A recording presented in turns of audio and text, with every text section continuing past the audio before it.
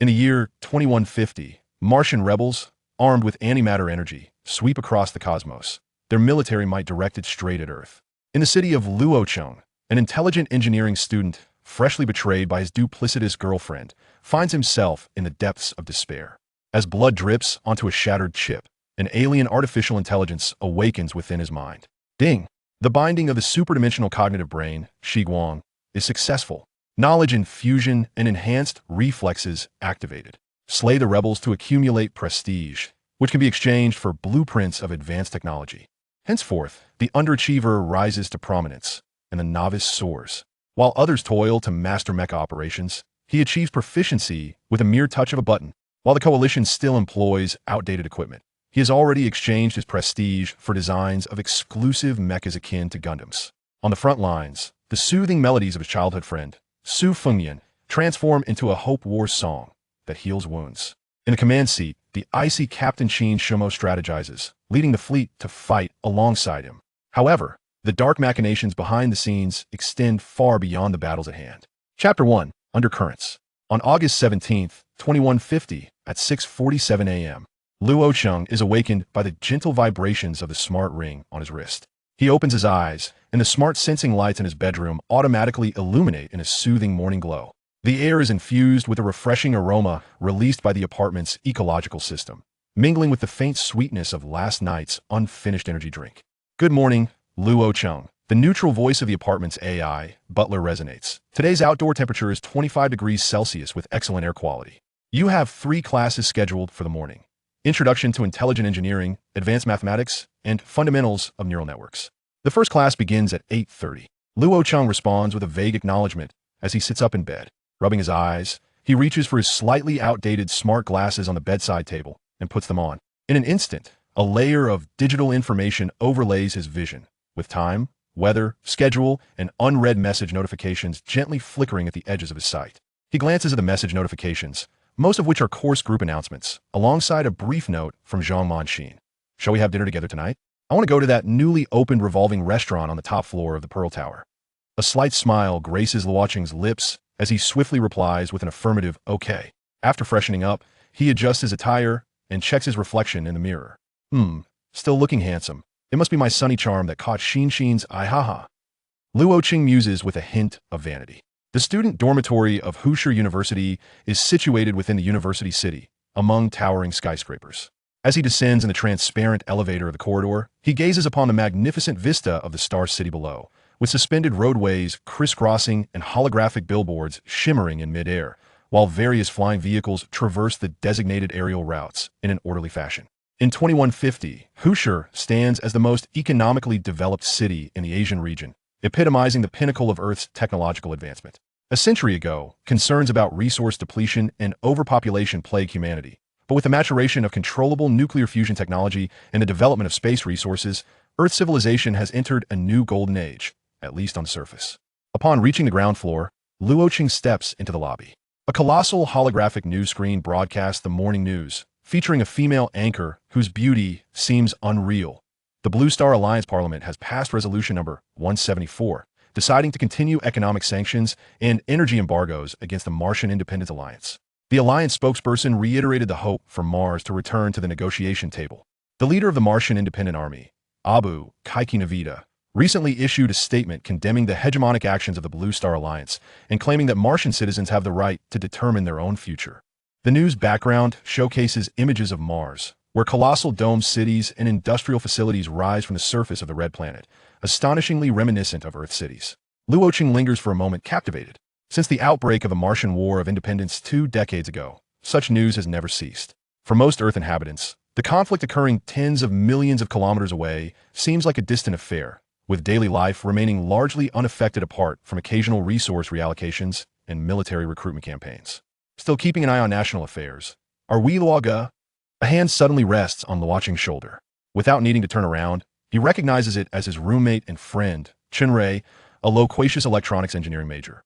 Just browsing, Luo Cheng replies nonchalantly as they exit the apartment building together. If you ask me, those Martian rebels are nothing but ingrates. How much resources did Earth invest in building their colonies? Now that they've grown wings, they wish to fly solo? I've heard they even idolize criminals and traitors as heroes. Chen Rue continues his relentless tirade. Luo Cheng responds with a non-committal hum. He harbors little interest in politics. Although many cutting-edge technologies within his field of intelligent engineering have initially found application in military domains, he prefers to delve into the development of civilian artificial intelligence. The two arrive at the suspended bus station and board line 127 towards the main campus of Xinjiang University. The carriage is nearly full, predominantly with students rushing to early classes. Luo Cheng finds a window seat and directs his gaze towards the rapidly passing cityscape outside. Husher University is one of the foremost institutions of higher learning in Asia, renowned for its pioneering technological research and innovative educational models. The campus sprawls over a vast area, blending traditional architectural styles with futuristic designs, where tree-lined paths are flanked by glass-walled intelligent classrooms and ancient libraries stand in contrast to cutting-edge holographic learning centers.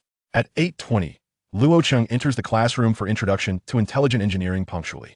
It is a circular, tiered classroom with a central holographic projection area, and each seat is equipped with a multi-touch screen and a brainwave sensing interface. He selects a seat in the middle row, and just as he settles in, he hears a familiar voice. Luo Cheng, over here. He looks up to see Su Fengmian waving to him from the opposite side of the classroom. She is adorned in a light blue dress, her long hair loosely tied back, revealing her fair neck. Luo Cheng smiles and waves back, but shows no intention of changing seats. The class is about to commence, and the professor has already stepped into the central holographic projection area. Su Fengmian is Luo Cheng's childhood companion. They grew up in the same community and attended school together until they chose different majors in university. She is now a student at the conservatory, majoring in classical instruments and vocal performance.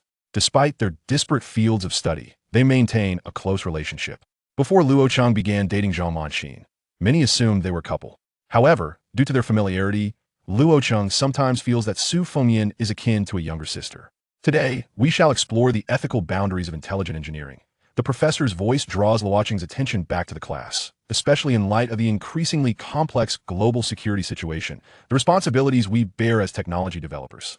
The holographic projection area materialized with a plethora of AI application cases, ranging from medical robots to military drones, from emotional support AIs to cyber defense systems. Luo Cheng listened attentively, occasionally jotting down key points on the touchscreen.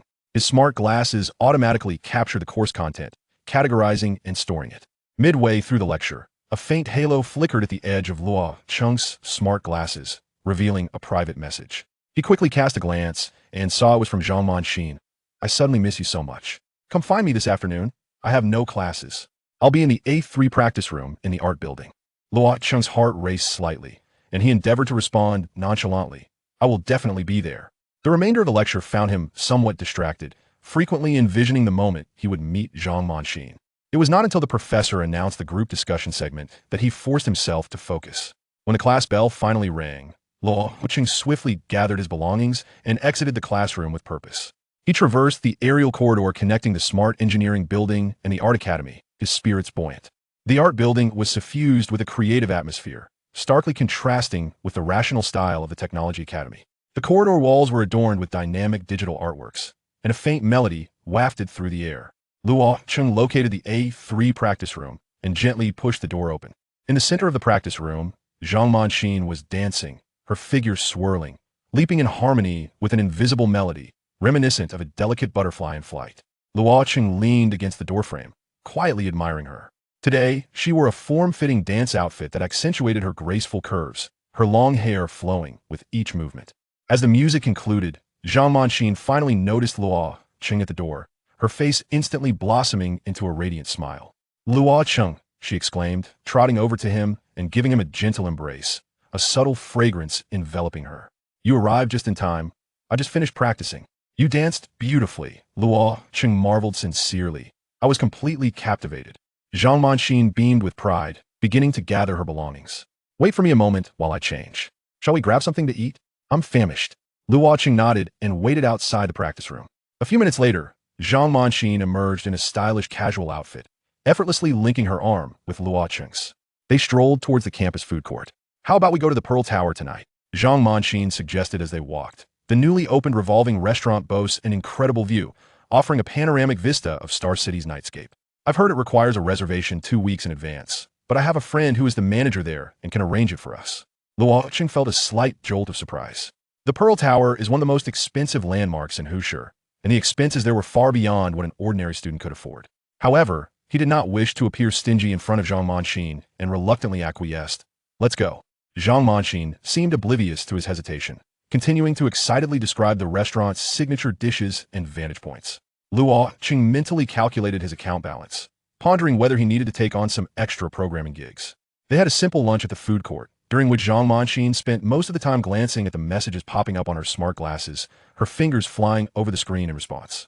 Luo Cheng attempted to share amusing anecdotes from class, but she merely nodded absently in agreement. Oh, by the way, Zhang Manqin suddenly said as they parted ways after lunch, a few friends might join us tonight. You don't mind, do you? They're all really interesting people. Luo Cheng felt a twinge of disappointment. He had been looking forward to a date for just the two of them, yet he forced a smile. Of course I don't mind. The more, the merrier. On the way back to the Technology Academy, Luo Cheng felt somewhat gloomy. Passing by the management school building, he caught sight of a familiar figure. Qin Shumo stood at the podium in the square, addressing a group of students. Qin Shumo was a prominent figure in the management school, renowned for her outstanding grades and leadership abilities. Dressed in a crisp suit, she stood tall, exuding a maturity and confidence beyond her years. Luo Cheng had collaborated with her on an interdisciplinary project before and was impressed by her rigorous thinking and efficient execution. Though we cannot solely focus on commercial interests, we must also consider how the shifting landscape of interstellar politics impacts the global economic system. Qin Shumo's voice resonated clearly through the amplifier. The Martian independence movement has persisted for 20 years, and the situation has recently escalated significantly. As future managers, we must anticipate various possibilities. Luo Cheng paused to listen for a moment. Unlike most university students indifferent to politics, Qin Shumo appeared to possess a profound understanding and unique insights into interstellar affairs.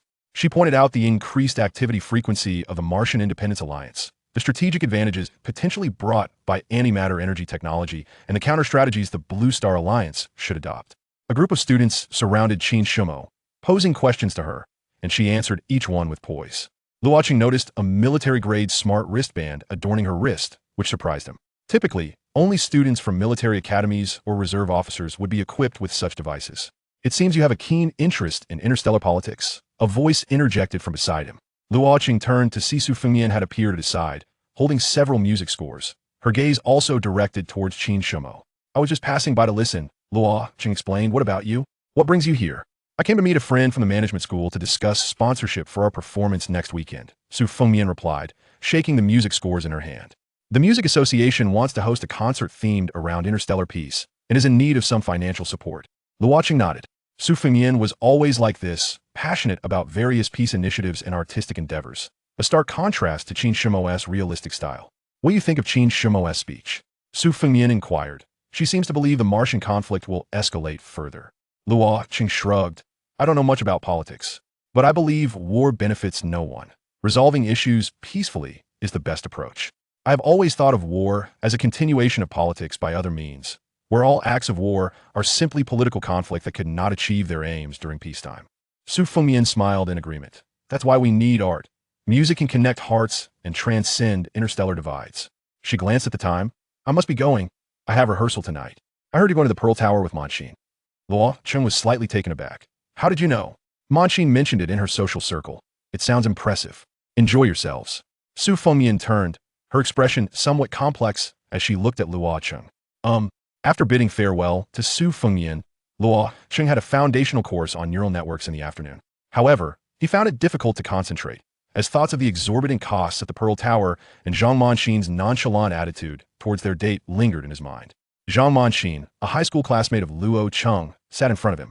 From a young age, she harbored a passion for dance, later gaining admission to the prestigious arts department of Hu City University. During their high school years, a subtle romantic tension blossomed between them. At that time, Zhang Manqin was still a girl with eyes full of dreams in Luo City. It was during the summer break that they solidified their relationship. However, everything changed once they entered university. Although for the most part, Luo Cheng perceived her as the girl he had once known, filled with affection for him. Upon deeper reflection, he realized the chasm between them was widening. After class, Luo Cheng returned to his apartment to prepare for their evening rendezvous.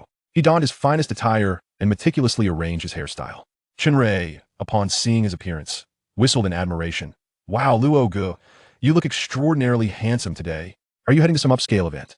The revolving restaurant at the Pearl Tower, Luo Cheng replied, striving to keep his tone casual. Chen Rui's eyes widened in disbelief. No way. That place is exorbitantly priced. Did you win the lottery? Luo Cheng managed a wry smile and refrained from answering. He glanced at his account balance, his brow furrowing slightly. At 7 in the evening, Luo Cheng arrived punctually at the lobby of the Pearl Tower. Zhang Manqin had yet to arrive, so he stood aside, waiting. The lobby was resplendent, with elegantly dressed guests in opulent evening gowns, making Luo Cheng, clad in formal attire that resembled a waiter's uniform, feel somewhat out of place. Fortunately, his innate charm prevented him from appearing overly awkward. 15 minutes later, Zhang Manqin finally made her entrance, but not alone. She was accompanied by 2 men and a woman, all unfamiliar to Luo Cheng. Adorned in a shimmering evening gown, she looked stunning. Luo Cheng, have you been waiting long? Zhang Manqin hurried over, affectionately linking her arm with his. Then turning to her companions, this is my boyfriend, Luo Cheng, an outstanding student majoring in intelligent engineering. The trio greeted Luo Cheng politely. Zhang Manqin briefly introduced them as her friends from the Arts Academy, one of whom, a man named Li Wei, was the son of the restaurant manager at the Pearl Tower. The group took the high-speed elevator straight to the top-level revolving restaurant. With its transparent walls, the restaurant offered a 360-degree view of the starry cityscape. The dazzling city lights reflected on the floor like a starry sky, while in the distance, occasional aircraft glided across the night sky, leaving trails of light. After being seated, Luo Cheng discreetly glanced at the menu prices, his heart sinking. The cheapest dish was nearly equivalent to his weekly living expenses. Meanwhile, Zhang Manqin and her friends effortlessly ordered the most extravagant set menu and beverages. Don't worry, Li Wei seemed to notice Luo Cheng's discomfort and smiled reassuringly. I'll treat you today. My father is the manager here, so we get a staff discount. Luo Cheng breathed a sigh of relief, yet the youthful pride within him felt a twinge of humiliation over the matter of face. However, he soon dismissed it, considering it a gesture from new friends. Throughout dinner, Zhang Manqin primarily engaged in conversation with Li Wei and the others, discussing gossip from the art world and luxury goods, leaving Luo Cheng feeling sidelined. He attempted to join the dialogue, but found himself woefully uninformed on the topics at hand. Midway through the meal, Luo Cheng's smart glasses received an urgent news notification. He cast a quick glance, and the headline left him stunned. The Mars Independence Alliance suddenly attacks Blue Star Alliance vessels. Both parties engage in combat in lunar orbit. Just as he was about to delve into the details, Zhang Manqin abruptly expressed her displeasure. Luo Cheng, can you please stop staring at your stupid glasses while we eat? It's quite disrespectful. Luo Cheng had no choice but to dismiss the news alert, forcing a smile as he rejoined the conversation, though an unsettling feeling gnawed at him, echoing the words of Qin Shumo from earlier that day. After dinner, Li Wei indeed insisted on paying the bill. The group left the restaurant and bid farewell at the lobby of the Pearl Tower. Zhang Manqin mentioned she would be heading to an after-party with her friends, suggesting that Luo Cheng should return home alone. Aren't you coming back with me? Luo Cheng couldn't help but inquire. Zhang Manqin dismissively patted his face. Be good now. They're all friends from the art world. You wouldn't know them. I'll take you out to play next time. With that, she departed, surrounded by her companions, leaving Luo Cheng standing alone in the opulent lobby of the Pearl Tower. He watched Zhang Manqin's retreating figure, a wave of disappointment and doubt welling up within him. On the floating bus back to his apartment, Luo Cheng finally had the opportunity to read the news in detail. The report stated that the Mars Independence Alliance had launched a surprise attack on the Blue Star Alliance's patrol fleet in lunar orbit, utilizing some unprecedentedly effective weaponry, severely damaging 3 vessels. The Blue Star Alliance Parliament was convening an emergency meeting to discuss countermeasures. The comments section of the article was rife with anger and concern. Many called for a more aggressive stance against Mars, while others urged a calm approach to avoid a full-scale war. Luo Cheng fell into deep contemplation.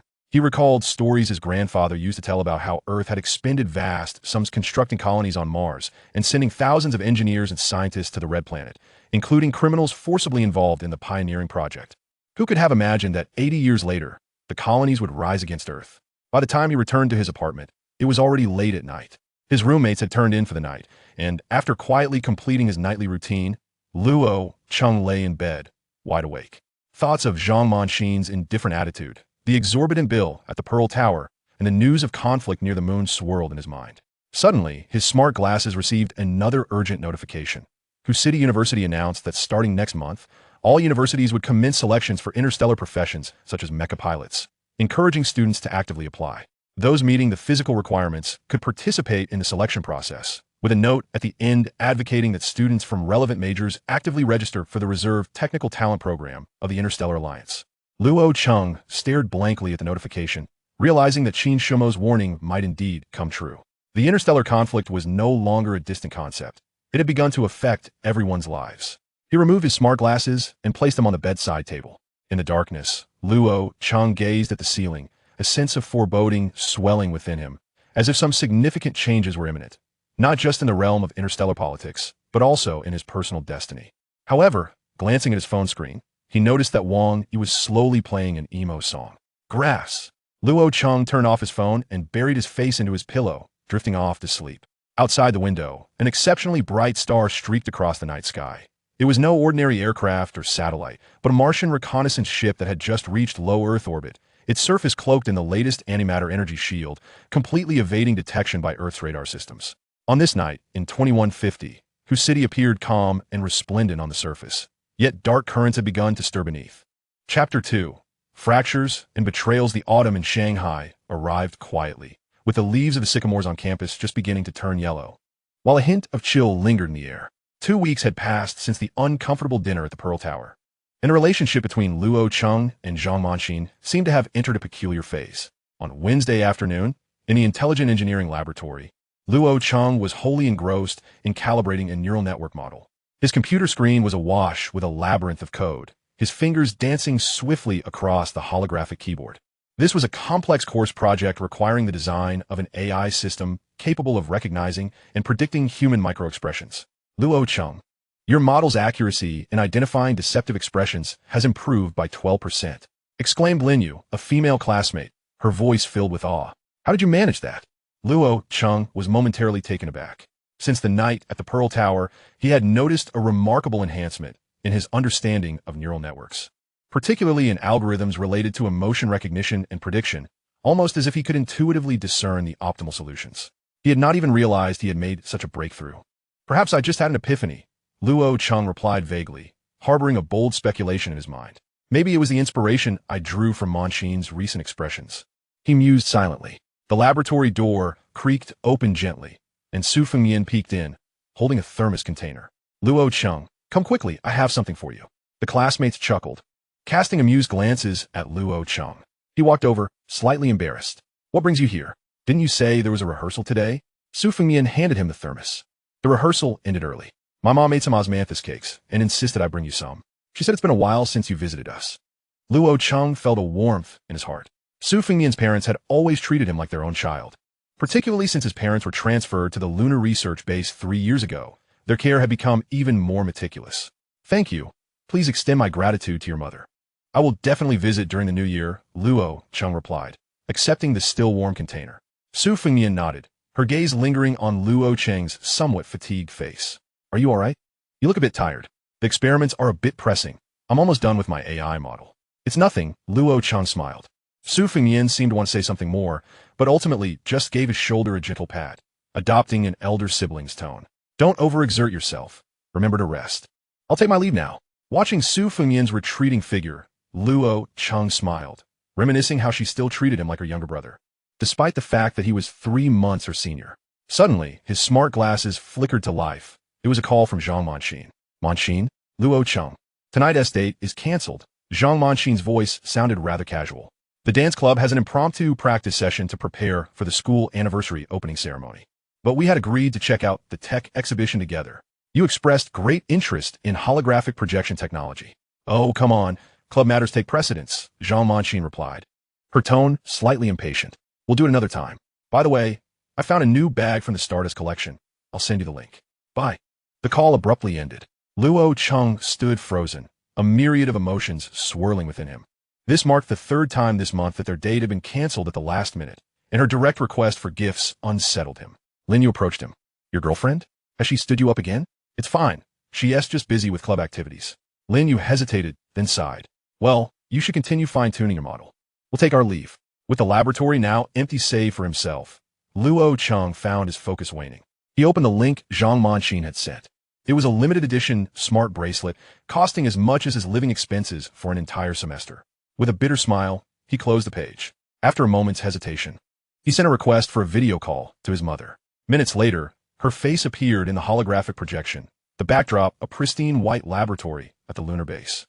Chung.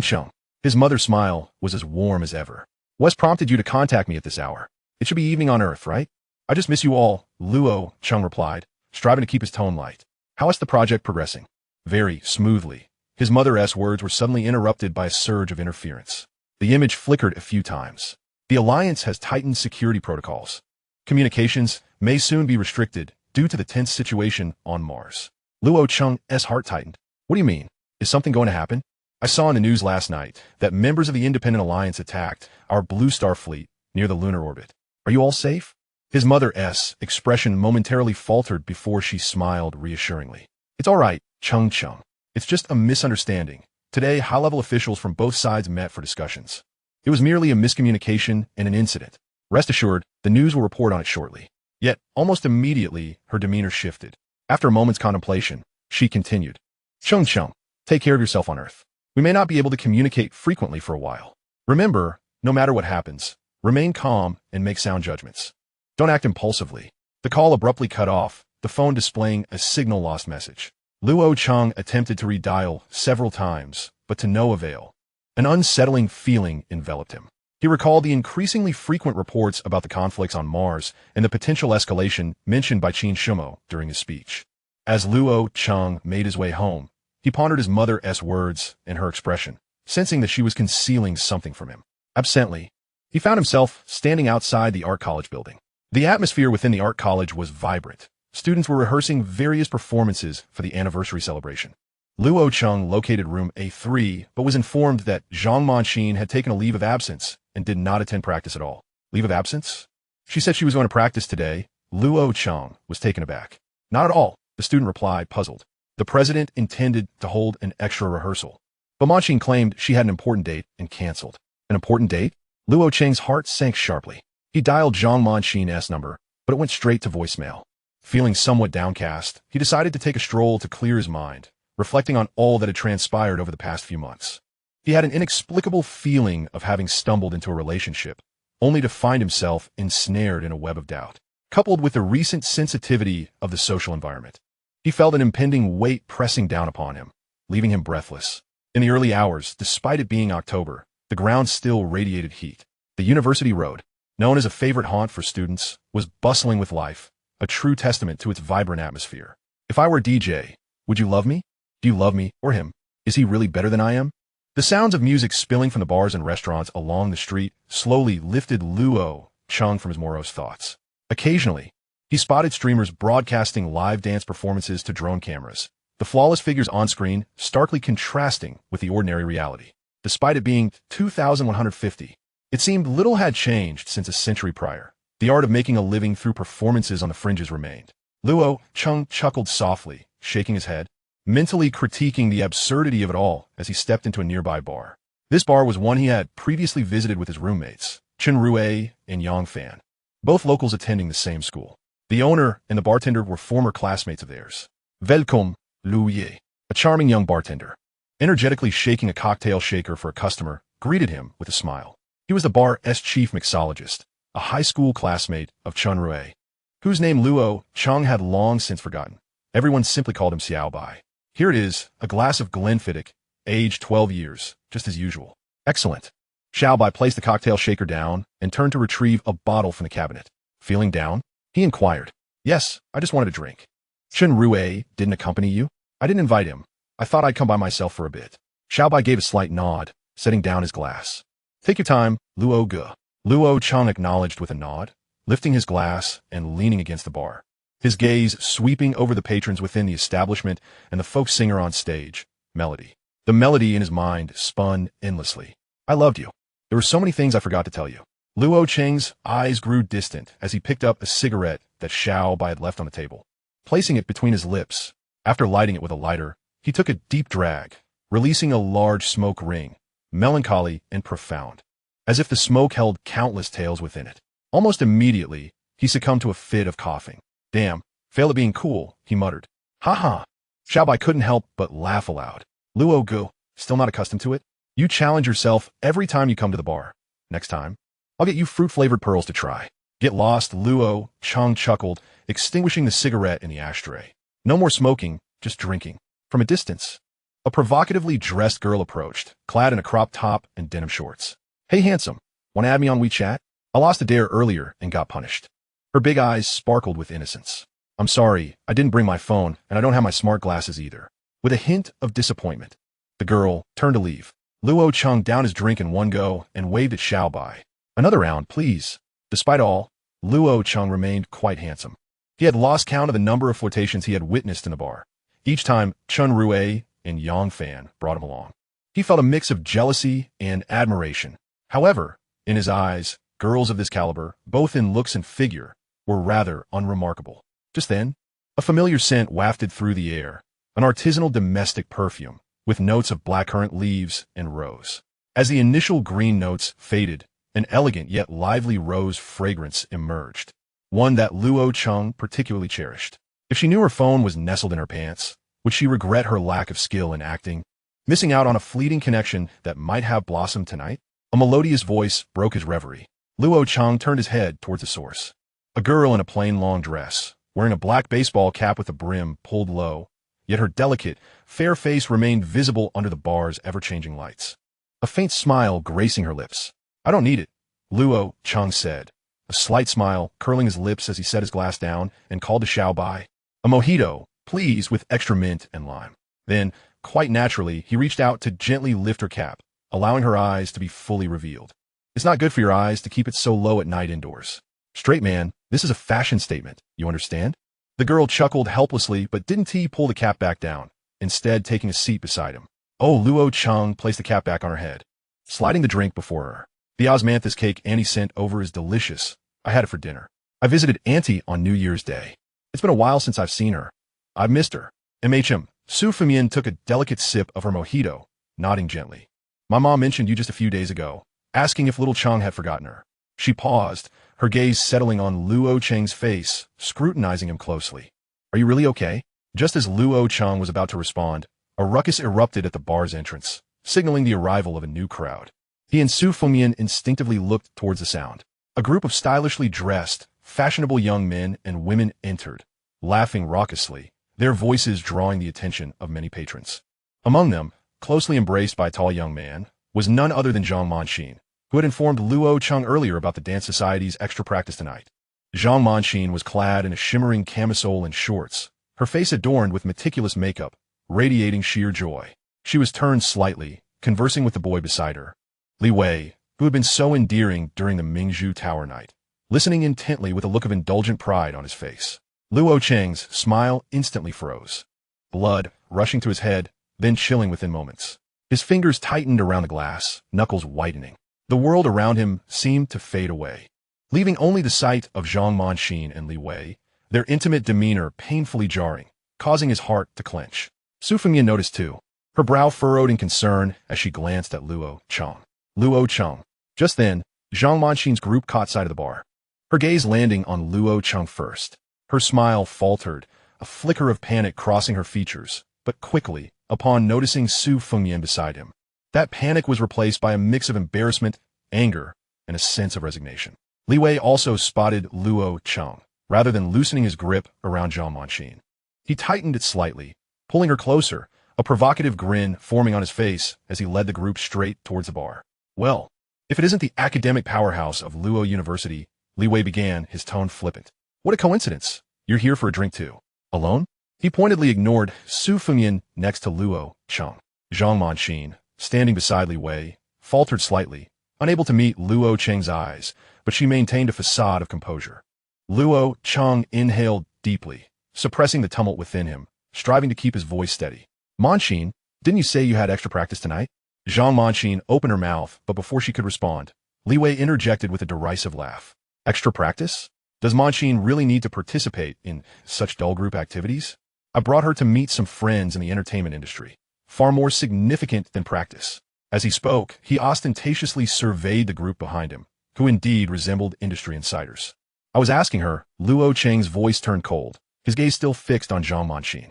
Feeling the weight of Luo Cheng's scrutiny, Martian grew uncomfortable, defiantly raising her chin. Luo Cheng, we're just dating. It's not like we signed a contract. I'm out having fun with friends. Do I need to report everything to you? Aren't you out drinking with other girls too? Her glance pointedly flicked towards Su Fengmian. Su Fengmian's expression darkened. Li Wei fanned the flames. Exactly. We're all adults here. We should enjoy ourselves. What Martian chooses to do is her business. Some people are too nosy and should consider whether they can provide the life she desires. He patted the luxurious limited edition starry bag at his waist. A blatant display of wealth. These words struck Luo Cheng like a sharp thorn, piercing deep into his heart. Rage and humiliation surged, overwhelming his reason. He abruptly stood, glaring at Zhang Manxin. So, this is your excuse for deceiving me time and again? Is this your idea of being busy? What do you truly think of me? His voice rose, capturing the attention of those around them. Zhang Manxin's composure shattered as she faced his public accusation, her voice rising in response. Luo Cheng, why are you being so aggressive? Who do you think you are? I was with you out of kindness. Look at yourself. What do you have beside your books? You can't even afford a decent gift. What is the point of being with you? I wanted to break up with you for ages. The words struck like a bucket of ice water, leaving Luo Cheng utterly stunned, as if his heart had been rent open, cold winds rushing in. It turned out that in her eyes, he had always been such a ridiculous existence. Manxin was right. Li Wei smugly tightened his embrace around her, thinking that a penniless youth like him should refrain from attempting romance, lest he waste others' time. Just as Luo Cheng trembled with rage, nearly losing control, a sharp, resounding slap echoed, abruptly silencing the ruckus. Everyone froze, including Luo Cheng. Su Fengmian had risen at some point, standing protectively in front of Luo Cheng. She shook her hand, which had just delivered the slap, her expression as cold as frost as she glared at Zhang Manxin, her voice icy and clear, infused with unprecedented fury. Zhang Manxin, mind your tongue. What happens to Luo Cheng is none of your business. The slap and her words left Zhang Manxin dumbfounded, silencing Li Wei and his entourage as well. Zhang Manxin clutched her face, incredulously staring at the usually gentle Su Fengmian, her lips trembling with anger. Su Fengmian, you dare to hit me? What of it? Su Fengmian stood her ground, her eyes sharp. That slap was for Luo Cheng, for you being so ungrateful and not knowing how to cherish. How dare you? You're courting death. Li Wei, regaining his composure, stepped forward as if to confront Su Fengmian. What do you think you're doing? Xiao Bai, who had been observing the scene, slammed his hand on the table, his voice commanding. Meanwhile, several tall, burly security personnel in uniforms swiftly surrounded Li Wei and his group, their expressions unfriendly. Xiao Bai approached Luo Cheng and Su Fengmian, his face stern as he addressed Li Wei and Zhang Manxin. You are not welcome in our Li bar. Please leave. Li Wei's complexion shifted between hues of green and white as he assessed the number and demeanor of those confronting him, along with the growing crowd around them. Realizing that he was not going to have a good day, he shot a fierce glare at Luo Cheng and Su Fengmian, muttering, just you wait. He then hurriedly dragged the still dazed and tearful Zhang Manxin away, his friends forming a protective circle around them as they exited the bar in disgrace. A murmur of hushed voices and gossip filled the bar. The farce had finally come to an end. Xiao Bai turned to Luo Cheng, patting his shoulder. Luo, are you all right? It's better to see through such women early on. Luo Cheng shook his head, his emotions a tumultuous blend of anger, sorrow, embarrassment, and a tinge of relief. But what surprised him most was Su Fengmian's fierce defense of him in such a passionate manner. He gazed at her. Her chest still heaved slightly from the earlier excitement, her cheeks tinged with a faint blush, yet her gaze remained resolute. Su. Luo Cheng found himself at a loss for words. Su was the nickname he had affectionately given her since childhood. Su Fengmian took a deep breath, seemingly calming herself, then gently tugged at his arm and returned to her stool. It's all right now. Her voice regained its usual softness, yet carried an undeniable firmness. It's not worth getting angry over such trivial matters. Xiao Bai poured each of them a drink. To ease the shock, it's on me. I'll have to tell Rue Gu to reimburse me. The music in the bar resumed, as if the earlier conflict was merely a trivial interlude. Yet Luo Cheng understood that certain things had irrevocably changed from that night onward. His relationship with Zhang Manxin had come to an end. He looked at Su Fengmian, who quietly sipped her drink, her profile softened by the bar's enchanting lights, yet now bore a newly revealed sharpness and courage that felt unfamiliar. In some corner of his heart, it felt as though it had been gently prodded. By the way, how did you know I was at this bar? Were you following me? Chapter 3, The Old Curiosities. 2 days had passed since the bar incident, and the autumn rain drizzled over her city. Luo Cheng's mood mirrored the weather, gloomy and damp. The matter with Zhang Manxin felt like a thorn embedded in his heart. Although Su Fengmian's decisive slap had brought a peculiar sense of exhilaration, The humiliation and disappointment of betrayal lingered painfully. You really are too much of a straight man. He recalled Su Fengmian's last words, allowing a faint smile to escape. He resolved to move on. Life must go on, the earth continues to turn. An existence cannot come to a standstill. On Saturday morning, his roommate, Chun Rue, forcibly dragged him from bed. Stop playing the corpse, Luo Ge. Heartbreak is a badge of honor for a man. Wallowing is a breeding ground for weakness. Come on, let's go somewhere that will broaden your horizons and help you forget those unpleasant memories. Where to? Luo Cheng asked weakly, his eyes still half closed. The cyber graveyard. Ever heard of it? Yang Fen interjected excitedly. It's the largest second-hand electronics market in Hu City, also known as the technology junkyard. It's filled with treasures. From antique cathode ray tube televisions from a century ago to radar components retired from the last interstellar war. Everything you could imagine. You might stumble upon something useful for your project. Initially disinterested, Luo Cheng felt a flicker of curiosity at the mention of enhancing his project. His neural network model had indeed hit a bottleneck. Perhaps those random old hardware pieces could spark unexpected inspiration. More importantly, he needed to get out and clear his mind. All right. Luo Cheng relented, struggling to rise. Let me wash my face. An hour later, the three of them boarded the hovering bus to the cyber graveyard, located on the outskirts of Hu City. This place was less of a market and more of a vast, chaotic amalgamation of a steampunk and cyborg-style junkyard combined with a flea market.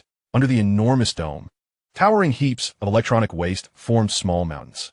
The air was thick with a peculiar blend of rust, machine oil, and ozone. Narrow pathways were crammed with stalls, where vendors of all kinds resided. Some donned retro overalls, hands smeared with grease as they disassembled parts, while others appeared as if they had stepped out of a futuristic world, sporting smart goggles and manipulating bizarre devices with mechanical limbs. Holographic billboards and neon lights flickered, broadcasting exaggerated advertisements. Starship navigation ships at a rock-bottom price. Alien technology, absolutely authentic. Buy with confidence, no regrets. Souvenirs from Mars. The background music was a cacophony of electronic beats, mingled with haggling voices, welding sounds, and the hum of unknown machinery. What do you think? Quite something, right? Chun Rue shouted with pride, his voice rising above the surrounding noise. Luo Cheng, momentarily forgetting his troubles, nodded in agreement. Indeed, it's quite an eye-opener. Yang Fan eagerly dove into a stall, inspecting what appeared to be a small energy cannon. Luo Cheng wandered aimlessly along the aisle, his gaze flitting over the myriad of bizarre items. Rusty robotic arms, circuit boards flashing aerolights, boxes of unidentified chips, and even a half-damaged astronaut helmet. He couldn't deny that this place radiated a chaotic yet vibrant vitality, easily drawing one in. As he meandered, he stumbled upon a relatively quiet corner. The stalls here were smaller, filled with more disheveled and worn-out items, resembling leftover scraps. An unkempt old man, wearing a single-sided augmented reality glasses, sat on a small stool, dozing, while his stall bore a haphazard arrangement of unidentifiable metal pieces and circuit boards. Luo Cheng's gaze inadvertently drifted to the corner of the stall, where an object caught his attention. It was a chip, approximately the size of a fingernail, yet its design was exceptionally peculiar.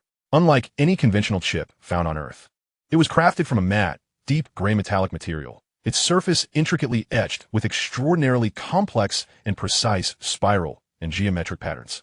In the dim light, these patterns seemed to flow with an almost imperceptible, languid motion, emanating a faint, elusive azure glow. Cast aside amidst a heap of rusted screws and broken data cables, it appeared utterly out of place. Driven by an instinctual curiosity inherent to a student of intelligent engineering, Luo Cheng crouched down and gingerly nudged it free with his fingertips. It felt icy to the touch, surprisingly lightweight. "Boss, what is this?" Luo Cheng inquired of the dozing old man. The old man opened one eye, glanced briefly, and mumbled, Just something I found, not familiar with it. Might have fallen off some toy. If you like it, take it for $10. $10? The price seemed absurdly cheap. Luo Cheng scrutinized the chip more closely. Its craftsmanship was of a caliber far beyond that of ordinary toy components. It bore no identifiable ports, seemingly incapable of interfacing with existing devices. "All right, I'll take it." Driven by an inexplicable intuition that this object held some significance, he readily paid the price, not bothering to haggle. Feeling as though he had stumbled upon a hidden treasure, his spirits inexplicably lifted. "Hey Luo, what treasure did you find?" Chun Rue approached, picking up the chip for a closer look. "Wow, these patterns are pretty cool. Which figurine is it from? It would make a nice keychain." Luo Cheng laughed as he snatched it back, Get out of here, it might be extraterrestrial technology. Then you've struck it rich. You bought an alien civilization for $10. Remember to bring me along when you conquer Earth. Young Fan chimed in, teasing. The three of them passed the chip among themselves, laughing as they departed the stall. The old man squinted at their retreating figures, murmuring to himself, the chosen one? Can the Shiguang civilization truly return to the world in your hands? With that, he slowly drifted back to sleep. The trio continued to stroll through the market, and Luo Cheng's mood noticeably lightened. They casually grabbed a bite to eat for lunch, and by the afternoon, Luo Cheng could hardly contain his excitement as he returned to his apartment. Eager to investigate the extraterrestrial technology he had acquired for a mere $10, he began by scanning it with various instruments. The material proved impossible to fully analyze, appearing to be an unknown alloy. The complexity of its surface patterns far exceeded the current standards of photolithography. Strangely, it possessed no standard pins or ports. What a puzzle. Luo Cheng mused, feeling invigorated. With both of his parents being engineers, he had always relished disassembling and assembling various devices. Challenges like this ignited his passion. He rummaged through his toolbox, filled with an assortment of peculiar custom adapters and interfaces he had crafted.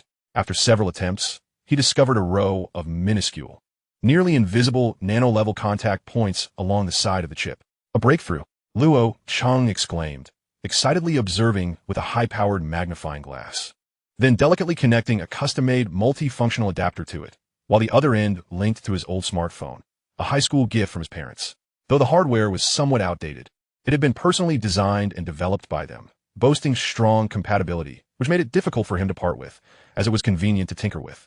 The moment he powered it on, the phone screen flickered violently, then a torrent of garbled text and error messages erupted. Incompatible, Luo Cheng mused. Undeterred and even more focused, he began crafting a temporary driver program and bridge protocol, leveraging the phone's processing power to attempt basic communication with the chip. This endeavor consumed the entire afternoon. After countless failures, his phone nearly succumbed to crashing and restarting. Just as he was about to give up, the screen suddenly stabilized, the background morphing into a profound dark blue, with an exceedingly simple white symbol gradually materializing at its center. It was a geometric pattern composed of two interwoven, rotating triangles, exuding an aura of mysterious sophistication. Initialization successful. A line of concise white text flashed beneath the symbol. Did I succeed? Luo Cheng felt an overwhelming rush of accomplishment. Nearly leaping from his seat, he cautiously attempted to interact with the minimalist interface on the touchscreen. The interface was stark, bordering on rudimentary, comprising merely an input box and a blinking cursor, devoid of any graphical menus or voice prompts, reminiscent of the primordial command line era of computing. Hello. Luo Cheng tentatively typed. No response. Who are you? He tried in Chinese. The cursor blinked a few times, and finally, a new line of text appeared on the screen. Still in the same simple white font. Can be regarded as an auxiliary unit. Please provide instructions. Luo Cheng chuckled. This AI had quite the aloof demeanor. After a moment's thought, he decided to test its fundamental capabilities. Help me solve this equation. He input a complex partial differential equation pertaining to neural networks that had perplexed him for several days. Almost instantaneously, as he pressed the enter key, a complete solution cascaded down the screen like a waterfall, with clear steps, logical rigor, and even three distinct approaches to the solution, culminating in an exquisitely elegant answer. Luo Cheng was left utterly astounded. This was a problem he had struggled to grasp despite extensive research. This mere $10 chip had produced an answer in a heartbeat? No way, did I really strike gold? He murmured in disbelief. For the next few hours, Luo Cheng was completely immersed in testing the formidable capabilities of this auxiliary unit.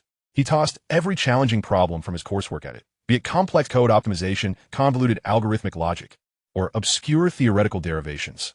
This enigmatic AI consistently delivered perfect or near-perfect solutions in remarkably short order. Its comprehension and computational prowess far surpassed any AI system he had previously encountered.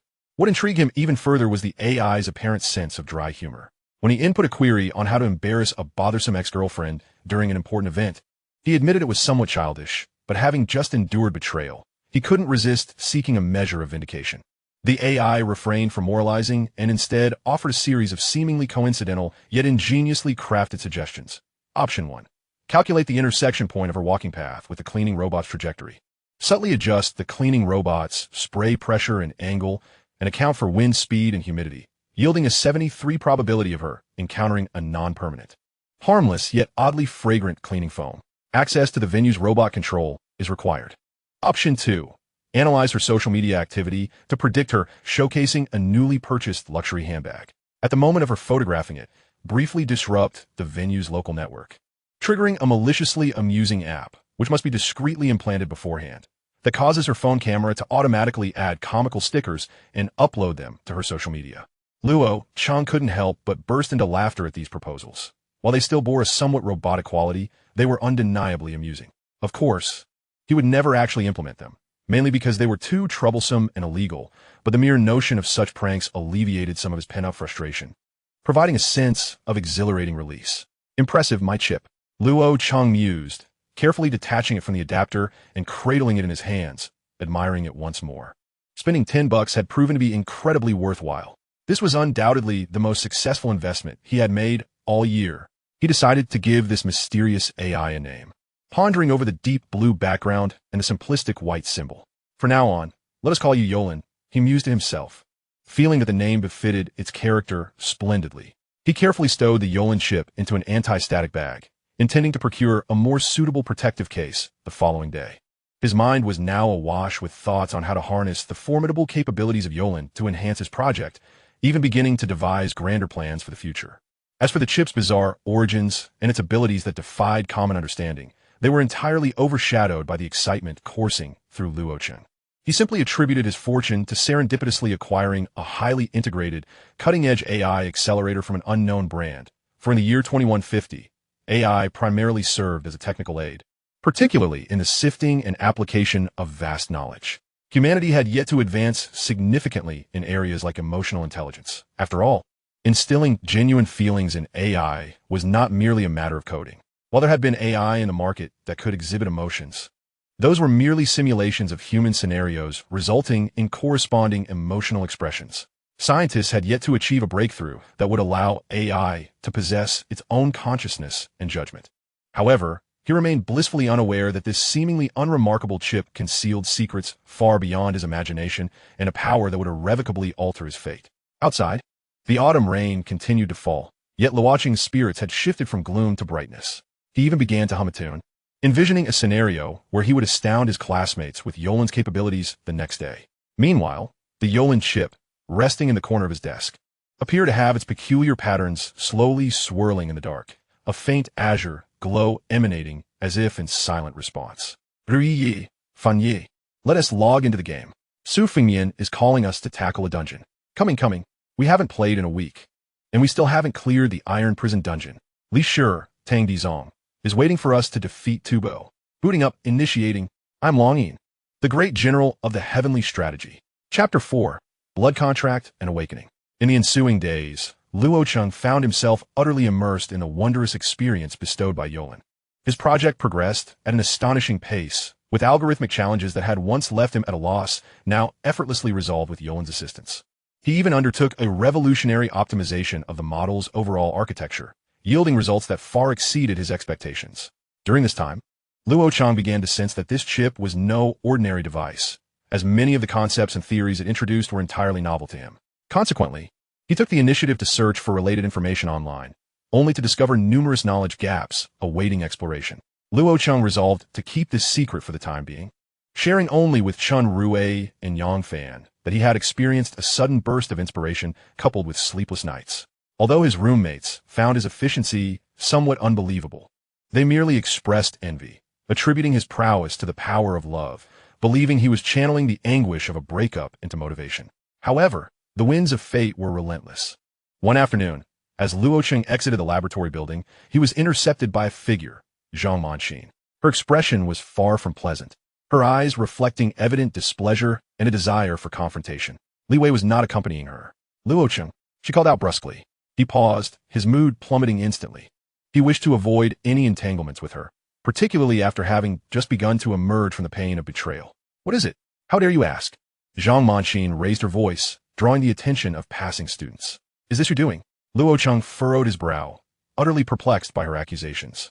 What do you mean by my doing? Stop pretending. Zhang Manxin's cheeks flushed with anger. During the rehearsal for the school anniversary, my heel suddenly broke when I was on stage. I nearly fell.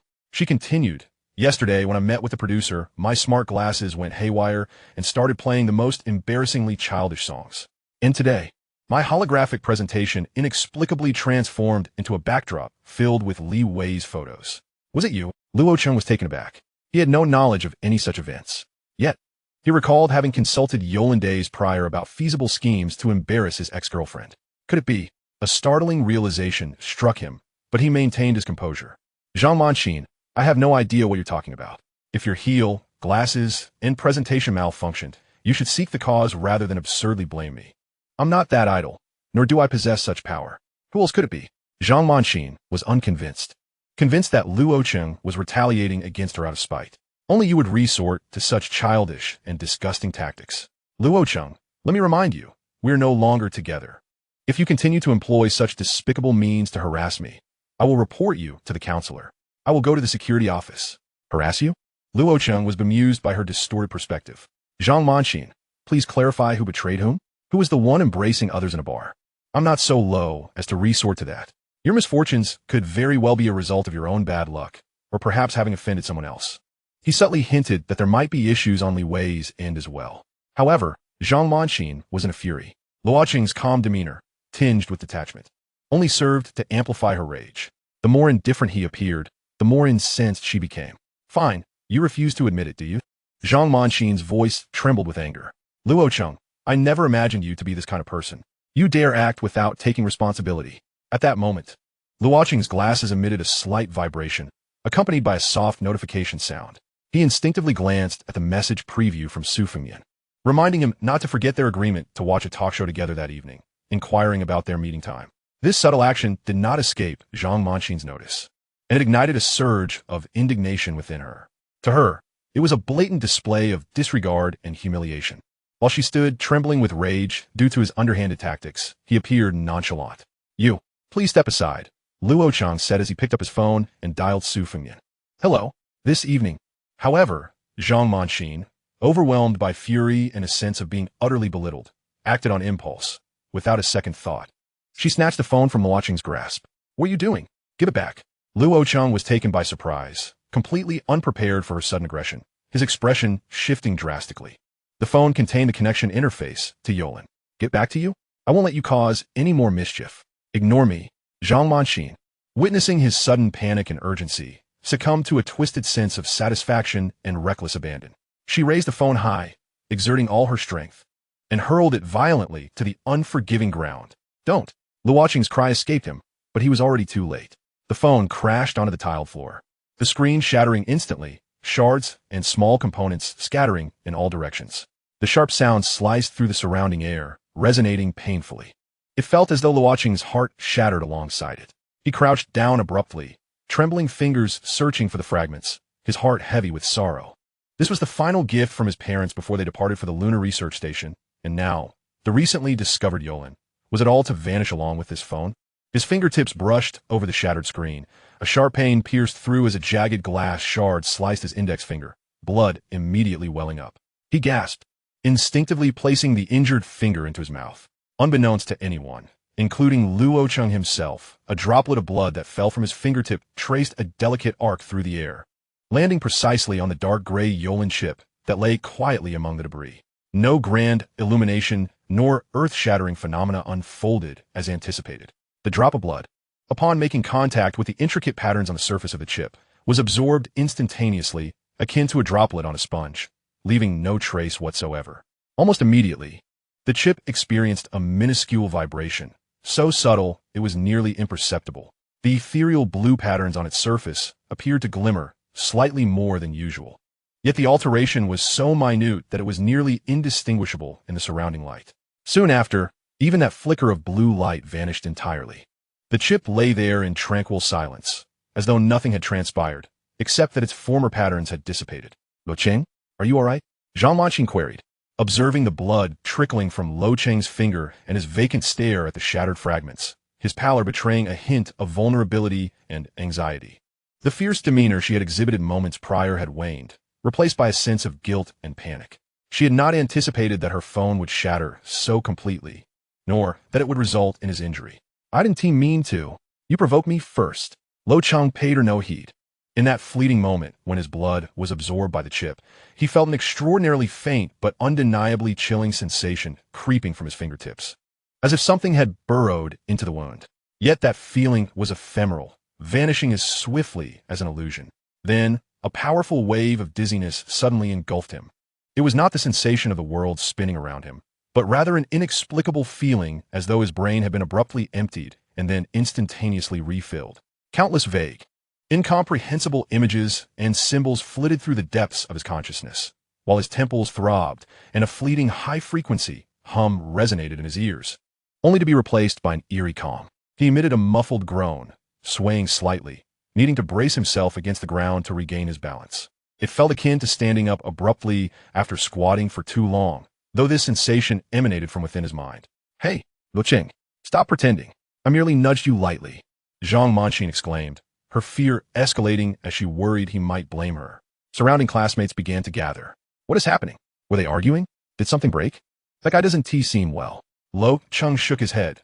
The sudden dizziness and buzzing had subsided, as though it were merely a momentary drop in blood sugar or an emotional surge. Yet he acutely sensed that something had changed. An ineffable clarity washed over him, as if a long dusty corner of his brain had been quietly polished. He inhaled deeply, suppressing the tumult of confusion within, and raised his gaze to Zhang Manqin. His expression now calm, even tinged with indifference. "I'm fine." He lowered his head once more, cautiously navigating the debris, intent on retrieving the most crucial chip. However, as his gaze fell upon the shards again, his movements abruptly froze. His vision seemed altered. Overlaying his normal sight were extremely faint, nearly transparent blue lines and symbols glowing softly. They formed an exceedingly simple framework interface, barely perceptible unless one concentrated intently. At the center of this interface, an almost imperceptibly faint geometric symbol composed of two interweaving, rotating triangles slowly spun before vanishing. A line of text, so minuscule it was nearly illegible, flickered at the bottom of his vision. Biometric verification passed, establishing connection. Luo Cheng's heart raced. He immediately held his breath, focusing intently.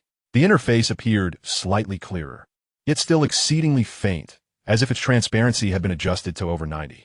Connection stable. Ethereal blue online. Another line of small text flashed by. It was not an illusion. It had entered. It truly had entered my body. A tempest of emotions surged within Luo Cheng, yet his countenance betrayed none of it. He forced himself to remain composed. This was not the moment for inquiry. He swiftly extended his hand, deftly grasping the now somewhat coarse, ethereal blue chip from the debris. Clutching it tightly in his palm, then methodically collected the remaining fragments of the phone, placing them one by one into his backpack. "You need to compensate for the phone." Luo Cheng's voice was unnaturally calm, even carrying a sense of unfamiliar detachment that unsettled Zhang Manqin. "From now on, we're even. Do not seek me out again." His gaze swept over Zhang Manqin, devoid of anger, sorrow, or longing. It held a calmness and depth that transcended the moment, as if he were gazing at an inconsequential stranger. Zhang Manqin felt an inexplicable tremor within her at that look, rendering her momentarily speechless. As Zhang Manqin watched Luo Cheng's resolute departure, her fleeting guilt swiftly morphed into a greater fury and resentment. She perceived herself as the victim. Luo Cheng's aloof demeanor, as if they were even, was utterly contemptible. "Luo Cheng, what do you mean by that? Clarify yourself," she shouted after his retreating figure, intent on pursuing him to entangle him further. Just then, a clear and urgent voice emerged from the outskirts of the crowd, bearing undeniable authority. "What do you mean? Clarify yourself." The crowd parted, revealing Su Fengmian, breathless and visibly worried, her forehead glistening with beads of perspiration. She had evidently rushed over, having heard only a sharp sound and Luo Cheng's startled cry over the phone before the connection was severed. Her attempts to reconnect were futile. Realizing something was amiss, she hurried from her own college, knowing Luo Cheng had mentioned he was conducting model experiments in the lab, and it wasn't too far from her location. As she squeezed into the throng, her eyes immediately fell upon the shattered remnants of the phone on the ground, then onto Luo Cheng, who appeared somewhat flustered and rigid, silently gathering the fragments, blood clearly visible on his hands, evidently cut by the shards of the phone screen. Her gaze then locked onto Zhang Manqin, whose expression was one of indignation, unwilling to relent. Su Fengmian's heart sank, comprehending the situation in an instant. She stepped forward, positioning herself between Zhang Manqin and Luo Cheng. Her typically gentle eyes, now sharp as blades, piercing through Zhang Manqin. Zhang Manqin, what have you done to Luo Cheng? Her voice was not loud, yet it resonated with an uncommon chill and an oppressive weight. Zhang Manqin flinched momentarily under Su Fengmian's intensity, but quickly succumbed to anger. Su Fengmian, you arrived just in time. Ask him. Inquire what despicable act he has committed. He played tricks and embarrassed me, and when I exposed him, he shattered his phone to feign pity. Played tricks? Embarrassed you? Su Fengmian was nearly incredulous with rage, pointing at the fragments on the ground, her voice trembling with indignation. Is this what you deem an exposure? Destroying something left behind by someone's parents to unveil the truth? Zhang Manqin, do you even comprehend what this phone signifies to him? Her agitation escalated, her delicate fingers, usually adept at playing the piano, clenched tightly, as if striving to rein in her emotions. Do you think everyone is like you, perpetually scheming and toying with emotions? Luo Cheng is genuinely simple-hearted. Apart from his studies and experiments, how much complexity can he possibly harbor? You claim he played tricks and embarrassed you? I must ask you, who was it that initially approached him? Who offered him a semblance of warmth after his parents left Earth, only to have him lay his heart bare? And who, in turn, was found embracing another man in a bar, only to turn around and accuse him unjustly when he caught her? Each of Su Fengmian's words struck like resounding slaps, echoing in the hearts of all present. She had laid bare the unspoken truths of that night at the bar before everyone, tearing through the facade completely. Zhang Manqin's face turned pale as she was berated, her lips trembling, yet she could not utter a single coherent word. The stares of her classmates pierced through her like needles. Su Fengmian, however, averted her gaze, as if even a fleeting glance would tarnish her. Drawing a deep breath, she bent down, disregarding the paralyzed Zhang Manqin, and cautiously followed Luo Cheng, meticulously collecting the shards of the shattered phone scattered across the ground. Among these fragments was the now-broken phone case adorned with childhood photographs of Luo Cheng with his parents, which she gently wrapped in her handkerchief. Her movements were tender and focused, imbued with an indescribable sense of compassion and gravity. This scene stood in stark contrast to the earlier chaotic display of Zhang Manqin violently smashing her phone. Among the onlookers, whispers circulated, fingers pointed at Zhang Manqin, while many regarded Su Fengmian with sympathy and admiration. At some point, Yang Fan had squeezed his way into the scene, having previously been lost in his own world watching short videos in the classroom, fantasizing about dominating the battlefield in his evening games. Upon hearing the commotion outside, he rushed out. Zhang Manqin, that's enough. Do we not know what kind of person Luo Cheng is?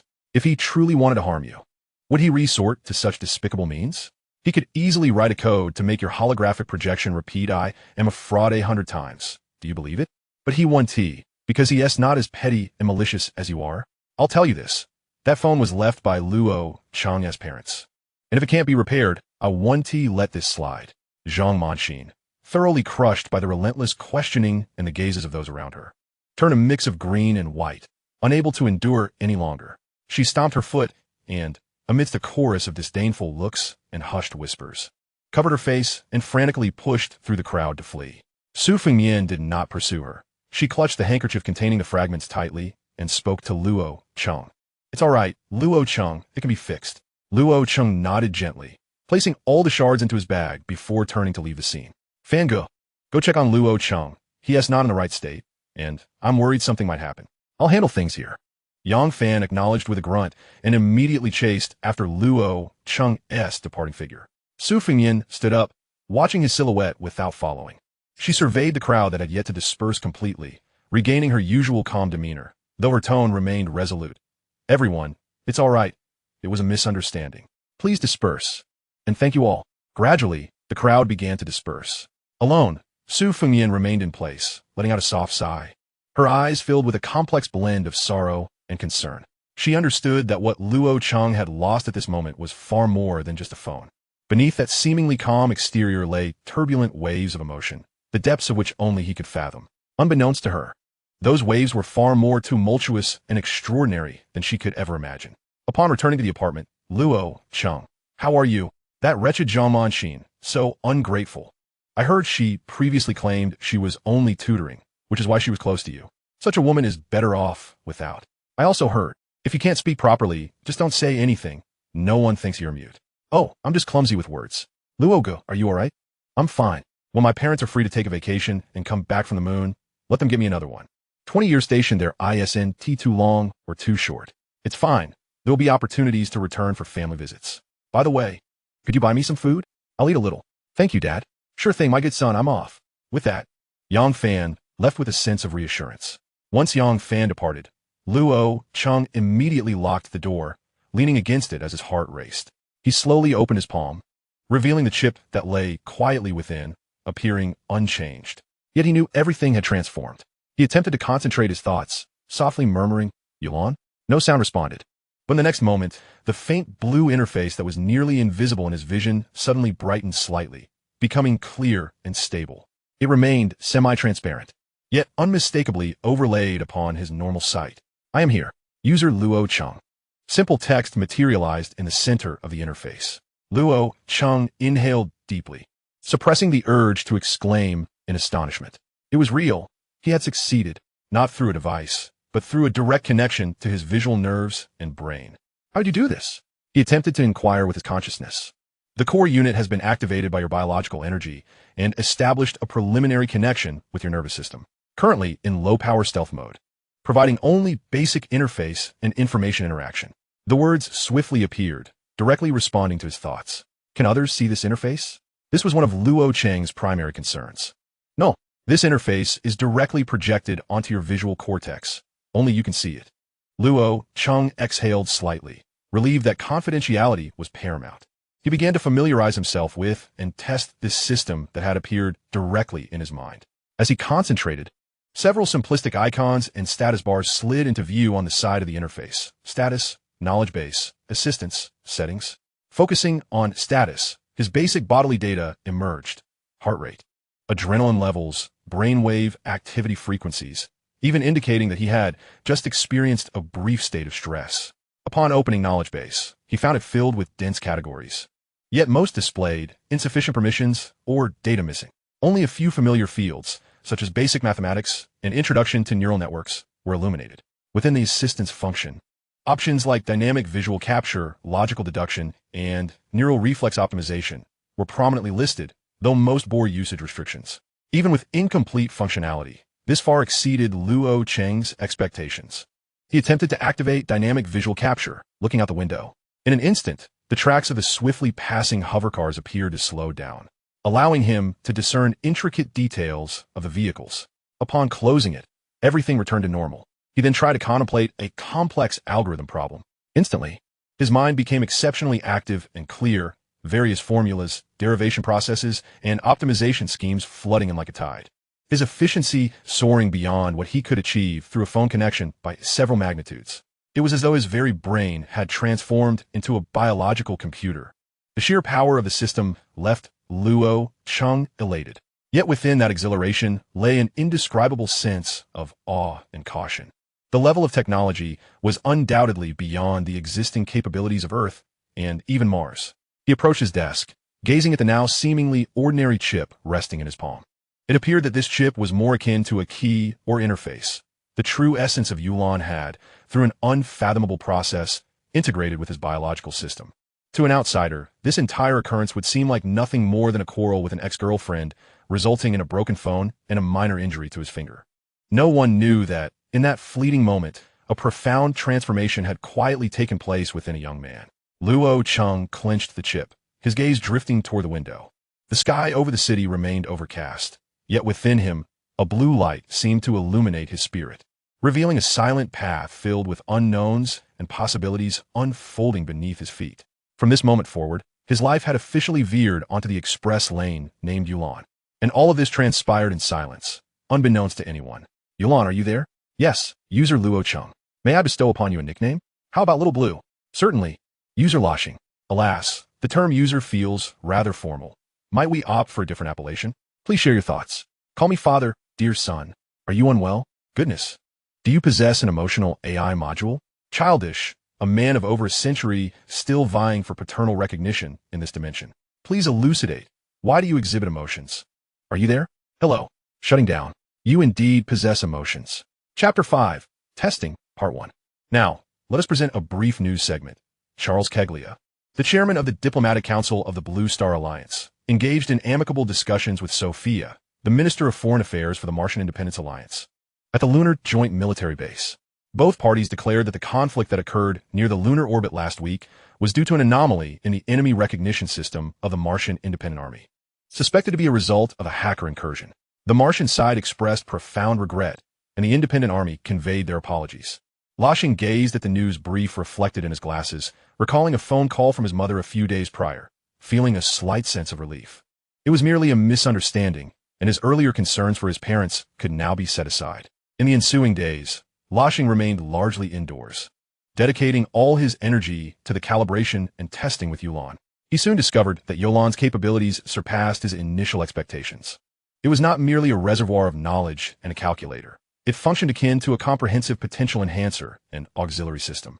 Neural reflex optimization astonishingly accelerated his reaction speed, enabling him to effortlessly track the trajectory of rapidly moving objects, even predicting their subsequent movements.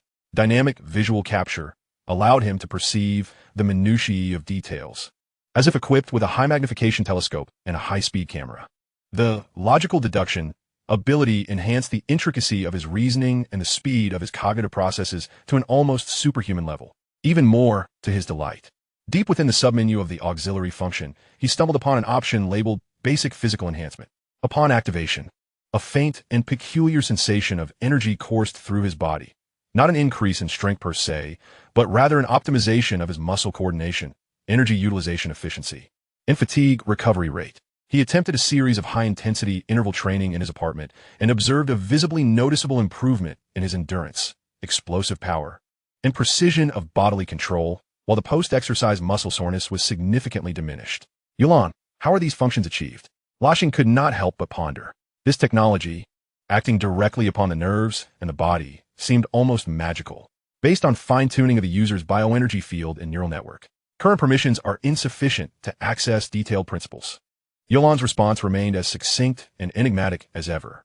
Luo Cheng suppressed his astonishment, realizing that the technology encapsulated within this chip was likely more profound than he had imagined.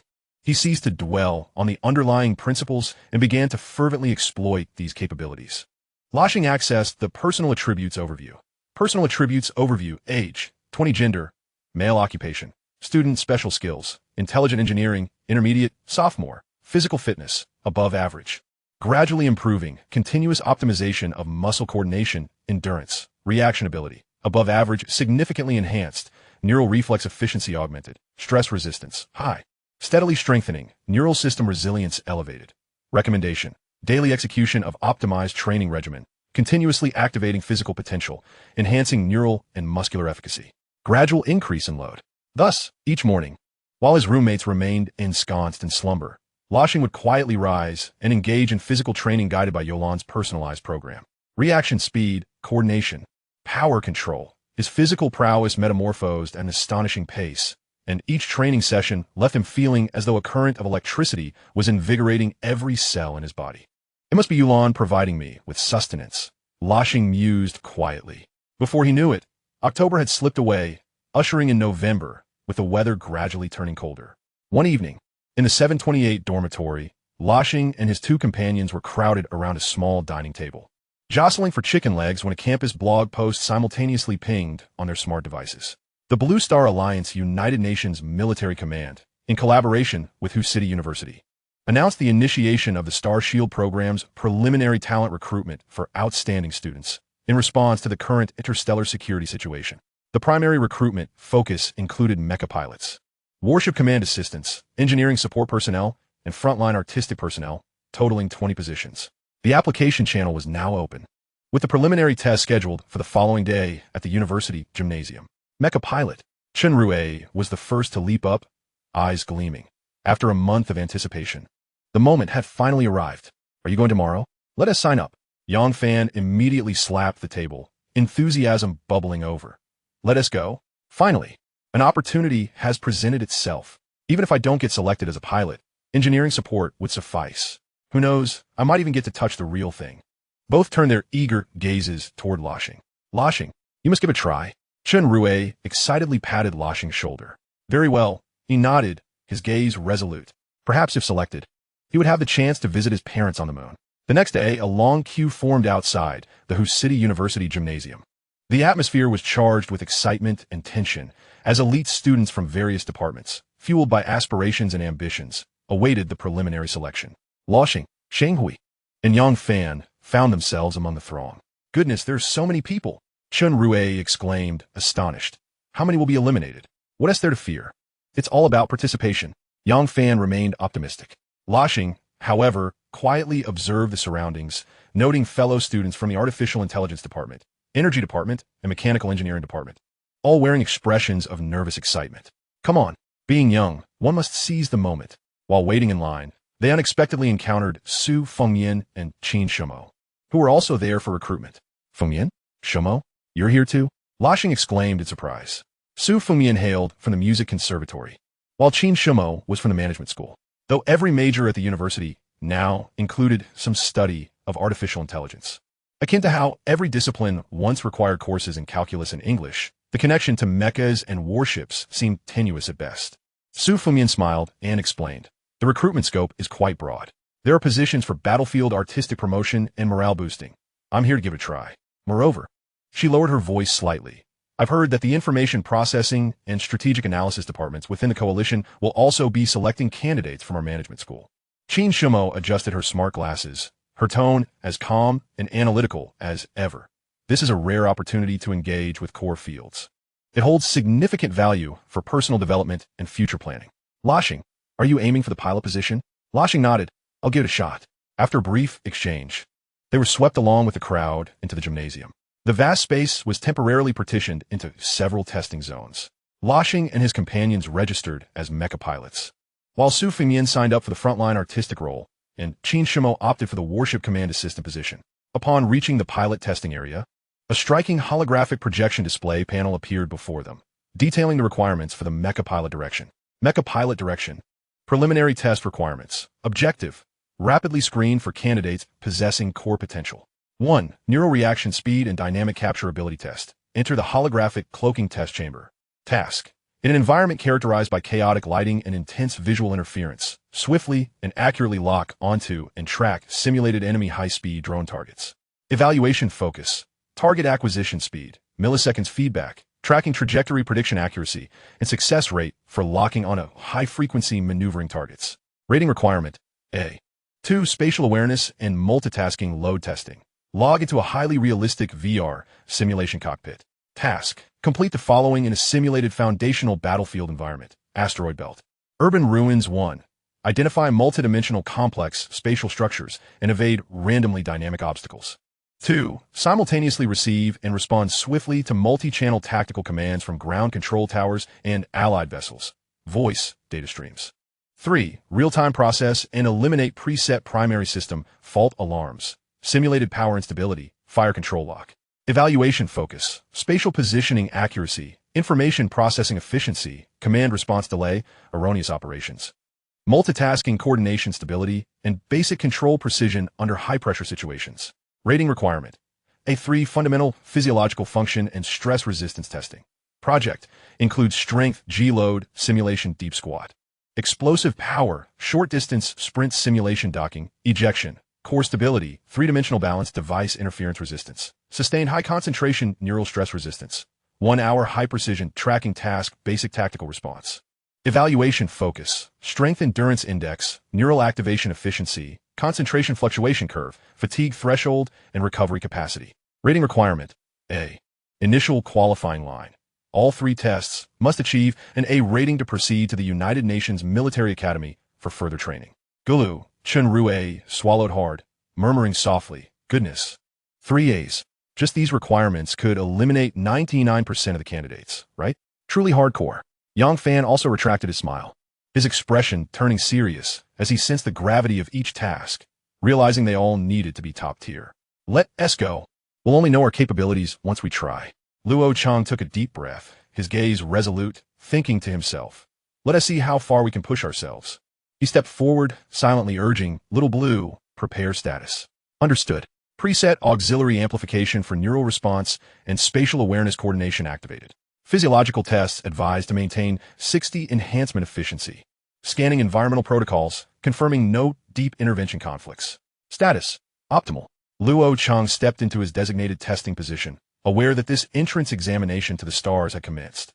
Chapter 6 Testing Middle. Hello.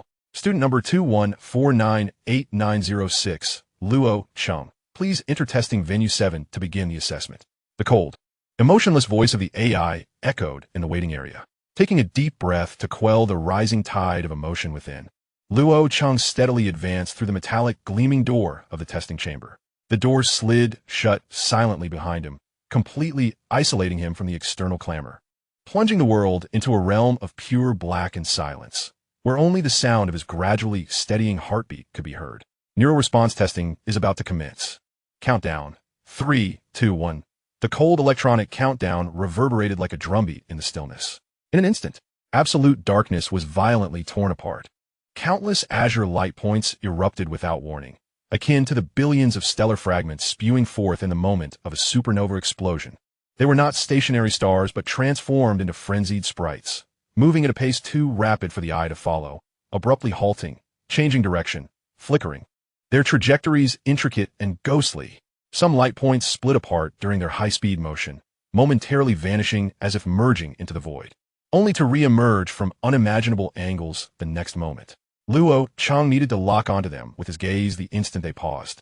Even with prior mental preparation and neural enhancement, he found his pupils constricting and breath momentarily stalling, overwhelmed by the sheer torrent of pure information rushing towards him.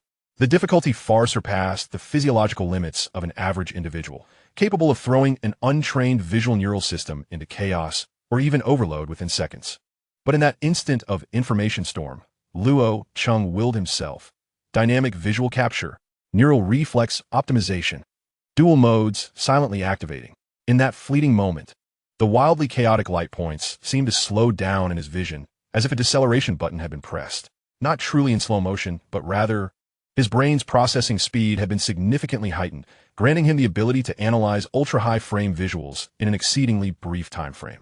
Those erratic trajectories became discernible, and even their movement trends and the most probable next positions materialized in his consciousness, overlaid with a faint, translucent predictive path illuminated by azure calculations.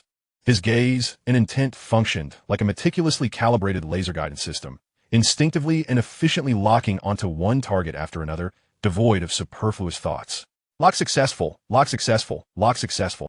On the periphery of his field of vision, the miniature status interface provided by Azure erupted with green markers representing successful locks, cascading like a waterfall. The glaring error rate, 0, firmly stabilizing there. However, the testing AI seemed to have keenly detected this unusually outstanding feedback, and the dynamic difficulty engine began to roar silently. The speed of the light points surged once more, almost leaving afterimages in their wake. Their numbers suddenly multiplied, filling the entire field of vision. Adding to the complexity, numerous disruptive phantom images, differing only in color and outline, began to intermingle, making it difficult to discern reality from illusion. Luo Cheng felt a slight throbbing in his temples as the burden of extreme concentration began to manifest. A few times, the extraordinarily realistic phantoms nearly tricked his immediate reactions, causing his fingertips to twitch, almost resulting in a misjudgment. Warning: phantom target rate increased to 35. It is advisable to activate micro-level trajectory prediction filtering algorithm. Azure's prompt remained calm and unperturbed, surfacing at the right moment. Activate filtering, Luo Cheng urged in his mind. Instantly, those disruptive phantoms were significantly dulled in his visual perception, their edges blurred as if veiled in frosted glass. In contrast, the core trajectory lines of the real targets were highlighted, becoming exceptionally clear and prominent. His locking speed and accuracy ascended to an unprecedented level, strikingly precise. Outside, Officer Zhao Nian, monitoring the test, straightened in his chair, having been previously relaxed, with his mouth slightly agape as he observed the real-time data stream from Chamber 7. Peak reaction time, 0.087 seconds. Average reaction time, 0.034 seconds. Accuracy, 98.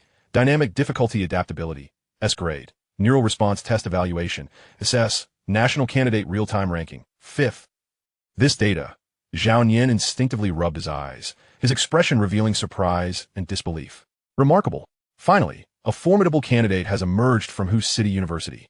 With such a vast base and technological foundation, there are bound to be hidden gems. He excitedly rubbed his hands, as if he had discovered a rare treasure. When a soft prompt signifying the end of the test sounded, the chamber's lighting gradually returned to normal, and Luo Cheng exhaled deeply, only then realizing that a thin sheen of sweat had formed on his brow. The entire process seemed effortless, yet the toll on his mental fortitude was immense. Simultaneously, a question arose in his mind. Why was he ranked only 5th with Azure's assistants? Who were the 4 ahead of him? Were they born prodigies, or did they possess undisclosed advantages? There was no time to ponder further as the scene shifted instantaneously. After a brief visual blackout and a slight sensation of weightlessness, Luo Cheng found himself seated within a highly realistic mecha simulation cockpit. The cold metallic touch emanating from the seat and control sticks sent a shiver through him, while the cabin vibrated gently with a deep, resonant hum, as if a slumbering giant were awakening. As the VR helmet descended, the scenery before him shifted dramatically, plunging him into a chaotic and fragmented asteroid belt. Massive meteors rolled silently, colliding and sending shards flying like lethal projectiles, while the backdrop was illuminated by the blinding flames of exploding warships. In an instant, he was inundated with a cacophony of dense communication static, tactical orders, and piercing alarm sounds. Task 1 initiated. Evade dynamic obstacles and navigate the asteroid belt. The enormous, irregularly tumbling meteors obscured his view, with deadly fragments scattering in every direction. Instinctively, Luo Cheng tightened his grip on the control sticks, his feet pressing firmly on the force feedback pedals. With spatial awareness assistance fully activated, his brain transformed into a hyper-accelerated navigation computer, instantly calculating the safest and most efficient path through the chaos. While dynamic vision ensured that he could clearly perceive the trajectory of every minuscule fragment. Under his command, the simulation mecha executed maneuvers that approached the very limits of physics. Its movements fluid and precise, akin to a graceful manta ray gliding through a steel jungle of death traps. Task 2 initiated. Multi-channel command response and processing. Pilot 7. Pay attention. An unidentified thermal source has been detected at a 45-degree angle to the left wing. Prioritize identification and reporting. 7. Immediately report the current energy core readings and stability status. Warning. A high-speed object is approaching from behind. Identified as a potential threat. Execute tactical evasive maneuvers immediately. Receiving encrypted tactical orders. 7. Please confirm and commence execution at once. The cold voice of the commanding officer and the urgent system prompts flooded in, requiring instantaneous decoding and comprehension of tactical codes, crashing upon him like a surging tide from multiple communication channels, overwhelming his information processing and filtering capabilities. Furrowing his brow, Luo Cheng remained focused. Logical deduction and multi-threaded processing assistance operated at peak efficiency. His mind seemed to segment into several parallel processing modules. One part concentrated on maneuvering the mecha for extreme evasions, another rapidly interpreted, filtered, and responded to various commands, while yet another continuously monitored the overall system status. The target was identified as the wreckage of a friendly drone, with the thermal source being the residual effects of an explosion. Energy reading stood at 78, and the core status was stable, with output fluctuations normal. Evasive maneuvers executed successfully. Confirming encrypted orders. 7. Execution commenced. His response transmitted through the communicator was clear, accurate, and nearly instantaneous. Even as he maneuvered the mecha into a sharp side slip to avoid a massive meteor, he managed to address and confirm 2 directives simultaneously, his thoughts remaining entirely unclouded. Task 3 initiated. Emergency handling of sudden system failures. Suddenly, a multitude of warning lights on the control panel began to flash frantically, their shrill alarms ripping through the cockpit's air. Warning, left thruster output unstable. Efficiency decreased by 40. Warning, weapon system overheating critical. Forced cooling protocol activated. Warning, main radar array undergoing high-intensity, unknown interference. Detection accuracy decreased by 70. The true test had abruptly arrived. He had to swiftly discern the authenticity of the faults amidst the extremely complex environment and the torrent of information, pinpoint the core module of the problem, and execute the most efficient emergency protocols. Luo Cheng's gaze sharpened, and his breathing became even steadier. The Azure interface in the corner of his vision flashed by with a waterfall of system logs and real-time data streams. Left thruster data, fluctuation abnormal. Pattern match, periodic sensor interference, non-entity mechanical failure. Recommendation, ignore anomalous data streams, trust actual thrust output, prioritize maneuverability. Weapon system overheating is a normal occurrence under high-load simulation. Cooling system has responded automatically, as per protocol. No additional intervention required. Radar interference source analysis. Spectral characteristics match asteroid belt high density mineral cloud interference pattern. Recommendation: activate backup filtering algorithm. Plan B, 7. Lower priority to maintain basic scanning only. Conserve processing power. Drawing upon his enhanced intuition and precise data support, he made optimized judgments and selections in the blink of an eye, wasting not a single ounce of unnecessary operation or focus. The mecha's movements remained fluid and unperturbed by the sudden failures, continuing to glide seamlessly through the chaos. As the VR environment ebbed away like a receding tide and the hum of the simulation cabin subsided, Luo Cheng released the control sticks, which were slightly damp with sweat, and exhaled a long-held breath of relief.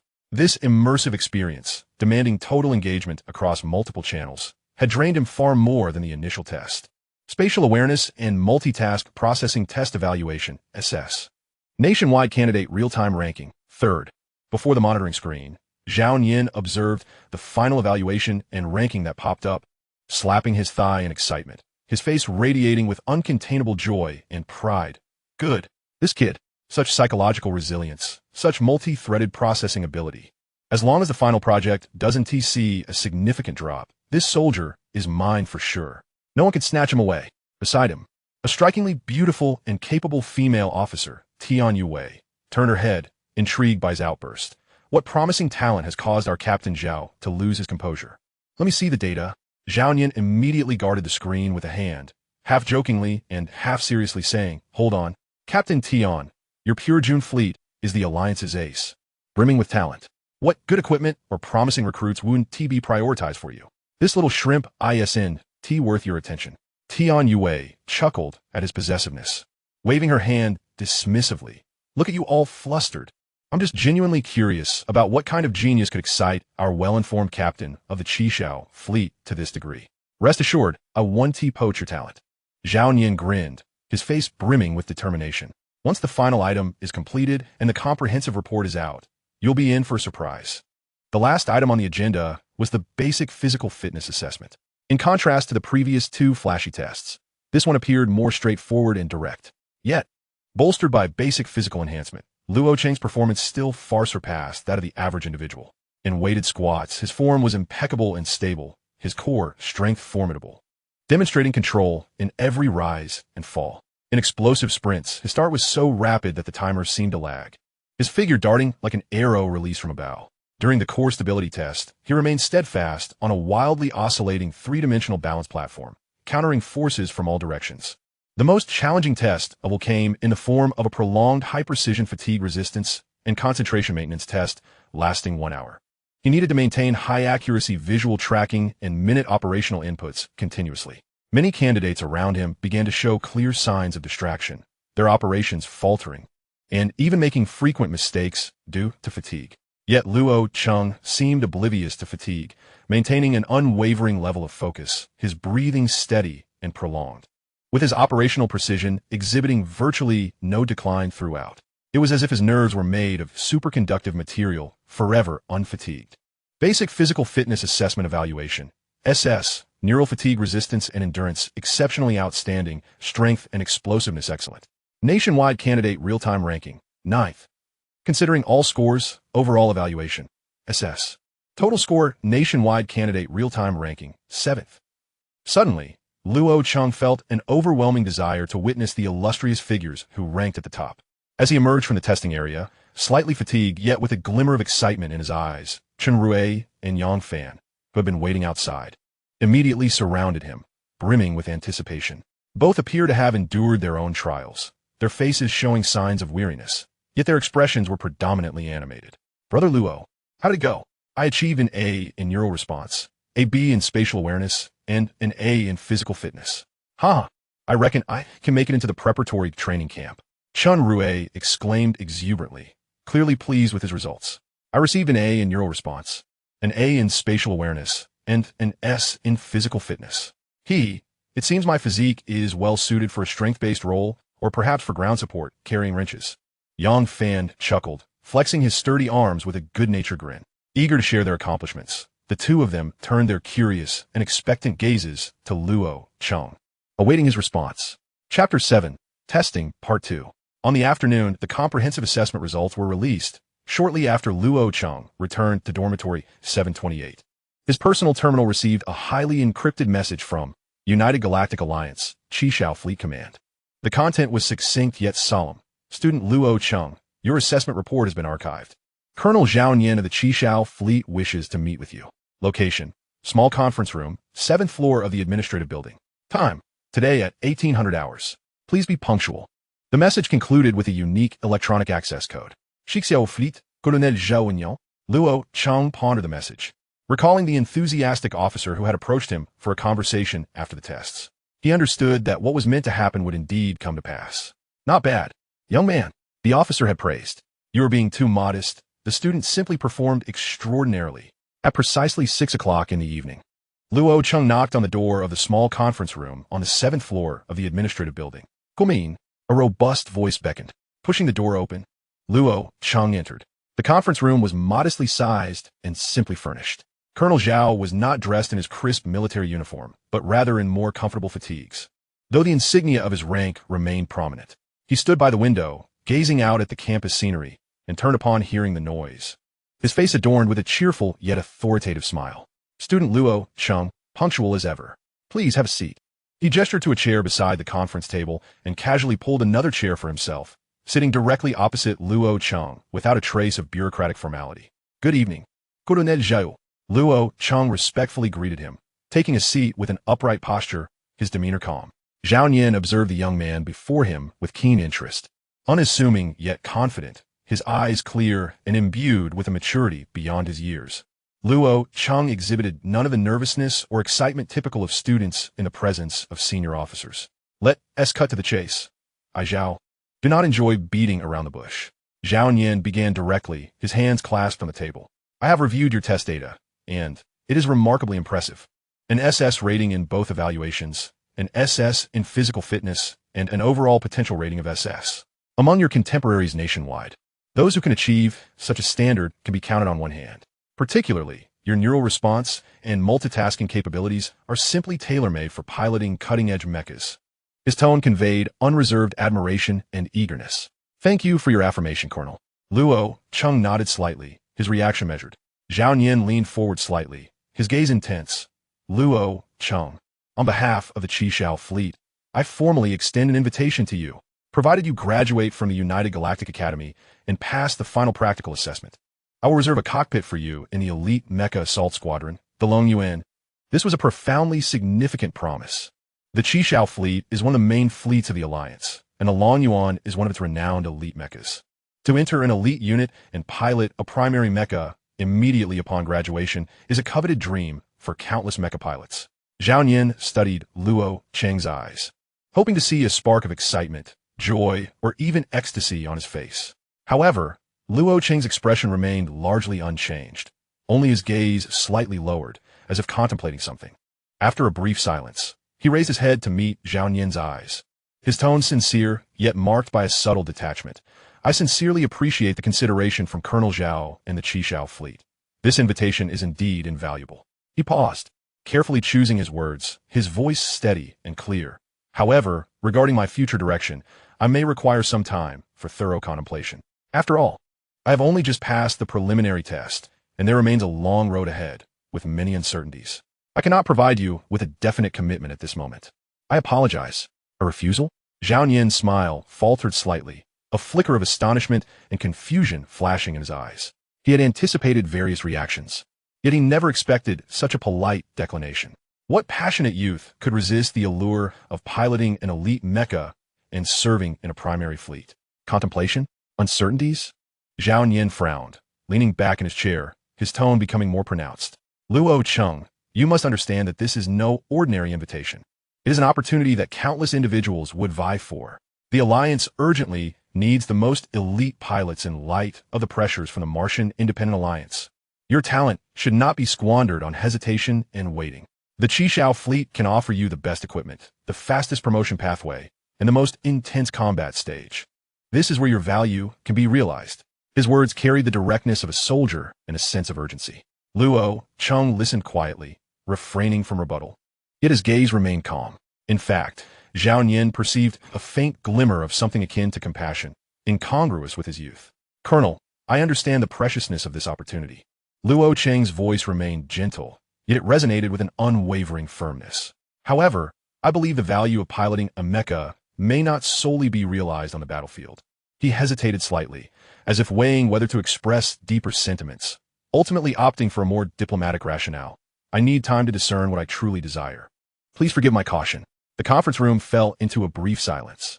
Zhao Yin's gaze was sharp as a blade, seemingly attempting to penetrate Luo Cheng's inner thoughts, striving to comprehend what he was truly contemplating. He simply could not fathom why such extraordinary talent would exhibit indifference towards embarking on a journey among the stars, achieving great deeds. After a long pause, Zhao Yin slowly exhaled, his tone softening yet still laced with undeniable authority. Very well, young man, caution is not a vice. But I hope you understand that war does not pause for individual preferences. When threats arise, what we need are the sharpest swords, not hesitant shields. He rose, retrieving a specially designed electronic business card from his fatigued jacket pocket and sliding across the table towards Luo Cheng. This is my direct contact information. The invitation remains valid indefinitely. During your period of contemplation, the doors of the Qi Shao fleet will always be open to you. I hope to ultimately hear your affirmative response. Thank you, Colonel Zhao. I will carefully consider your invitation. Luo Cheng accepted the card, its surface cool to the touch. The emblem of the Qi Shao fleet and Zhao Yin's encrypted communication code shimmering beneath the light. He too stood, politely bowing slightly. Go on. Zhao Yin waved his hand, returning to the window, his silhouette reflecting a mixture of disappointment and confusion. As Luo Cheng turned to leave the conference room, he gently closed the door behind him. Walking along the campus path in the evening, the cool breeze brushed against him. Yet, beneath his exterior calm, Luo Cheng's heart was anything but tranquil. Zhao Yin's words, the invitation from the Qi Shao fleet, felt like a boulder cast into the lake of his mind, stirring not waves, but deeper reflections. He raised his hand, gazing at the exquisite electronic business card nestled in his palm, the Qi Shao emblem glinting with a cold, hard sheen in the afterglow of the setting sun. Mecha pilots, fleet elites, interstellar battlefields. These terms resonate with fervor and honor. Yet, is this truly what he desires? No. From the very outset, his motivation for participating in the test diverged from that of Chun Rui and Yang Fan. He did not yearn to become a war hero, nor was he enamored with the might of mechas. He harbored a deep-seated aversion to war. In the depths of his soul, he consistently regarded war as the most brutal and foolish solution following political failure. It obliterates lives, rends civilizations asunder, and ensnares countless individuals like his parents in an endless cycle of separation and peril. His mother, once a brilliant interstellar navigation engineer dedicated to exploring the uncharted frontiers of the cosmos, dreamed of constructing vessels capable of traversing even more distant star seas. 3 years prior, a directive forced her research to pivot towards more efficient strategic deployment and logistical support aircraft, essentially swifter military transport and assault ships. Her dream of the stars was shrouded by the ominous clouds of war. His father, once the proud captain of the Shadow Fleet, was meant to lead the fleet in deep space, uncovering the secrets of the universe. Now, his responsibilities had devolved into safeguarding a lunar research base, perpetually vigilant against potential assault from the Martian Independence Alliance. His broad shoulders, once poised to embrace the stars, now bore the weight of a defensive shield. Were it not for the ongoing confrontation and conflict that had persisted for 2 decades and intensified over the last 5 years, perhaps his mother would be charting new star maps in some distant star realm, and his father might have been navigating the safe seas of stars with young him, recounting tales of each twinkling star. It was war that altered everything. His participation in the tests was partly due to the fervent encouragement of his roommates, Chun Rui and Yang Fan. He did not wish to dampen their spirits. More significantly, it stemmed from the curiosity and exploratory spirit of a student in intelligent engineering. He wished to uncover the limits of his abilities under the influence of the mysterious Azure. What did those transcendent data points truly feel like? More importantly, he had never ceased his investigations into the Azure itself, while embracing the formidable powers it bestowed. Luo Cheng had been quietly employing all his expertise to analyze and comprehend it. He crafted countless detection scripts, striving to capture any subtle data fluctuations during the interactions between the Azure and his nervous system. He posed complex queries, not merely to obtain answers, but to observe the operational patterns and information sources of the Azure. He even discreetly documented the physiological changes in his body each time he activated the enhancement features. This enigmatic chip from an unknown civilization possessed a technological prowess far beyond the current comprehension of humanity. Why had it chosen him? What was its ultimate purpose? Did the seemingly omnipotent assistance it provided conceal deeper logic or risks? These inquiries captivated Luo Cheng far more than the prospect of becoming an ace mecha pilot. What he truly yearned for was peace. Only in peace could his parents return from the moon and reclaim their genuine dreams.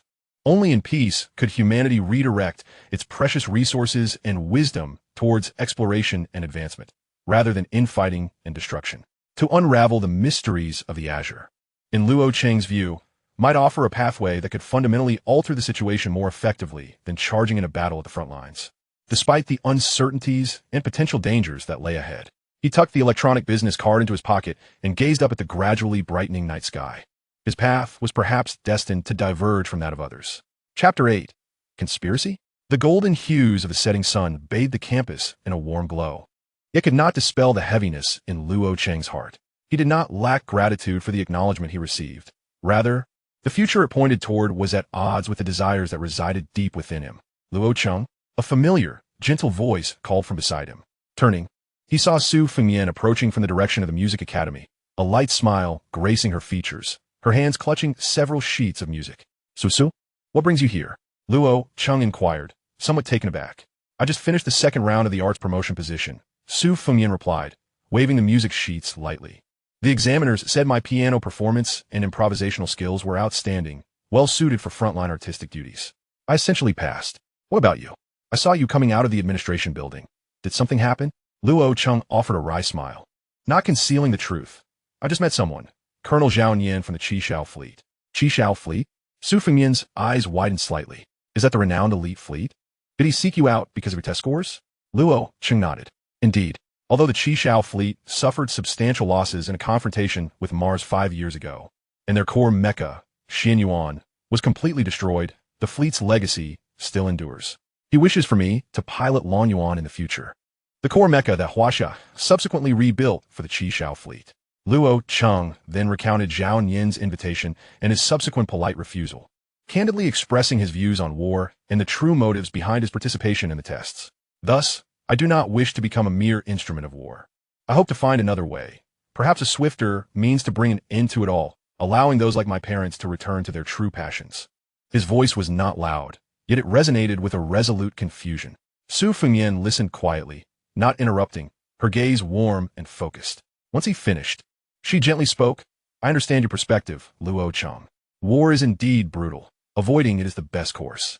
Yet sometimes, it may be necessary to possess the strength to safeguard against the possibility of war. She paused, her tone softening further. Regardless of the path you ultimately choose, whether to accept the invitation or to adhere to your convictions, I will support you. I trust your judgment. Her words flowed like a warm current, gently sweeping away some of the chill from Luo Cheng's heart. Thank you. Luo Cheng met her clear eyes, feeling a considerable alleviation of his inner turmoil. Haven't you eaten yet? Shall we head to the cafeteria together? Su Fengmian suggested. Sure. The two walked side by side toward the nearest fifth cafeteria. The bustling atmosphere of the cafeteria in the evening brimmed with youthful exuberance. Just as they filled their trays and began searching for a vacant seat, a calm and clear voice called out, Luo Cheng, Fengmian, over here. Following the voice, they spotted Qin Shumo seated alone at a 4-person table by the window. The beautiful sunset streamed through the glass, casting a soft golden hue upon her delicate profile and composed demeanor. Shumo, you're here too. Luo Cheng and Su Fengmian approached and took their seats. Yes, I just finished organizing some materials. Qin Shumo's gaze lingered on Luo Cheng's face for a moment, as if sensing something. But she refrained from probing further and instead stated directly, I passed the preliminary and final assessments for the Battleship Command Assistant position with a comprehensive rating of S. I will begin the preparatory officer training next week. Her tone was as calm as if she were stating an established fact. Yet those familiar with her could detect a subtle undercurrent of confidence and determination beneath her composure. Congratulations. Su Fengmian expressed her genuine happiness. Impressive. Luo Cheng nodded in acknowledgement. It was to be expected that Qin Shumo's logical and analytical acumen would be recognized. It's nothing, just the first step, Qin Shumo replied nonchalantly, then shifted her gaze to Luo Cheng and Su Fengmian. What about you two? From the looks on your faces, it seems you both have results as well. The two briefly shared their circumstances. After listening, Qin Shumo nodded and gently tapped her fingertips on the table, lowering her voice as her expression grew serious. Since we have all, to varying degrees, stepped into this system, I feel it is necessary to share my analysis on a particular matter. She deftly manipulated her portable computer, retrieving several encrypted news, snapshots, and data charts to present to them. Observe the recent maneuvers of the Mars Independent Alliance, particularly the so-called apologies and explanations regarding the October lunar orbital incident.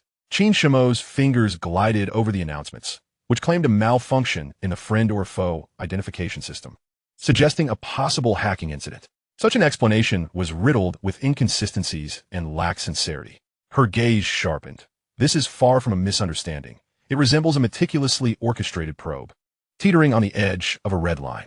They are testing the Blue Star Alliance's response time, the vulnerabilities in our defense systems, as well as the resolve and bottom line of our leadership. Continuing her analysis, her tone remained steady, yet imbued with a chilling clarity. Consider their actions following the announcement. While expressing regret through diplomatic channels, they can currently accelerate the deployment of new defense platforms in Martian orbit. Currently, our alliance's military has not acquired any useful information regarding these platforms. Simultaneously, while they profess a desire to avoid misjudgments, their subordinate guerrilla fleet, the Independent Wings, frequently harasses the Blue Star's deep space resource extraction vessels. This duplicitous tactic is hardly sophisticated. She paused, her gaze drifting to the deepening night outside, as if peering into the distant battlefield among the stars. This reminds me of certain historical moments preceding notable peace talks.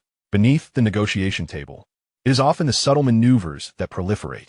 One party seeks to establish facts on the ground, engaging in tentative offensives and manipulating public opinion to seize bargaining chips before negotiations commence, thereby constraining the opponent's psychological expectations and strategic space. The so-called October Declaration is little more than a hollow document, buying time for both sides. Yet fundamentally, neither has truly ceased preparations for war. Our massive recruitment for the Starshield Initiative is the most direct response. Luo Cheng nodded thoughtfully. So, you believe the hope for peace is rather bleak? War is inevitable. Not entirely unavoidable, but the initiative does not lie in our hands, Qin Shumo replied coolly. Peace necessitates mutual sincerity and restraint from both parties. However, it appears that the leader of the Mars Independent Alliance, awakens, seems to place greater faith in the power derived from military might. We must brace ourselves for the worst. A formidable military force may not necessarily be aimed at instigating war, but it is undoubtedly the most robust safeguard against it, a bulwark for peace. This is one of the reasons I chose the path of a commanding aide, as curbing conflict at a strategic level may prove more meaningful than achieving tactical victories. Su Fengmian sighed softly, her voice tinged with concern. If it were to truly erupt, how many would be displaced? How many families shattered? I hope my songs can somewhat soothe the inner wounds of the soldiers, helping them remember why they fight, and allowing them to feel a glimmer of warmth and hope. Luo Cheng fell silent for a moment before speaking. I understand the importance of power. Yet I still believe that the essence of problem-solving should not rely solely on military deterrence. The advancement of technology, the opening of resources, and deeper communication and understanding may indeed hold the key to breaking the chain of suspicion. I simply do not wish to witness humanity's finest intellect and most precious resources ultimately devoted to a mutual destruction arms race. He recalled his mother's interrupted research and the heavy responsibilities borne by his father. The three fell into a brief silence, each contemplating the grave topic of war and peace, their perspectives differing yet unified in their apprehension for the future. Just as the atmosphere grew slightly tense, the large public holographic news screen on the cafeteria wall suddenly interrupted with an urgent rolling news bulletin. The anchor's voice imbued with a deliberately cultivated solemnity and uncertainty. Breaking news. The official communication agency of the Mars Independent Alliance has announced that leader Awakens' younger brother, Liam Nevada, will lead a delegation to Blue Star in mid-December, Earth time, for a 10-day formal consultation with the senior officials of the Blue Star Alliance on topics such as promoting bilateral understanding, reducing the risk of war, and exploring new paths for peaceful coexistence. The Martian side claimed that this visit aimed to inject new momentum into constructing stable and sustainable interstellar relations.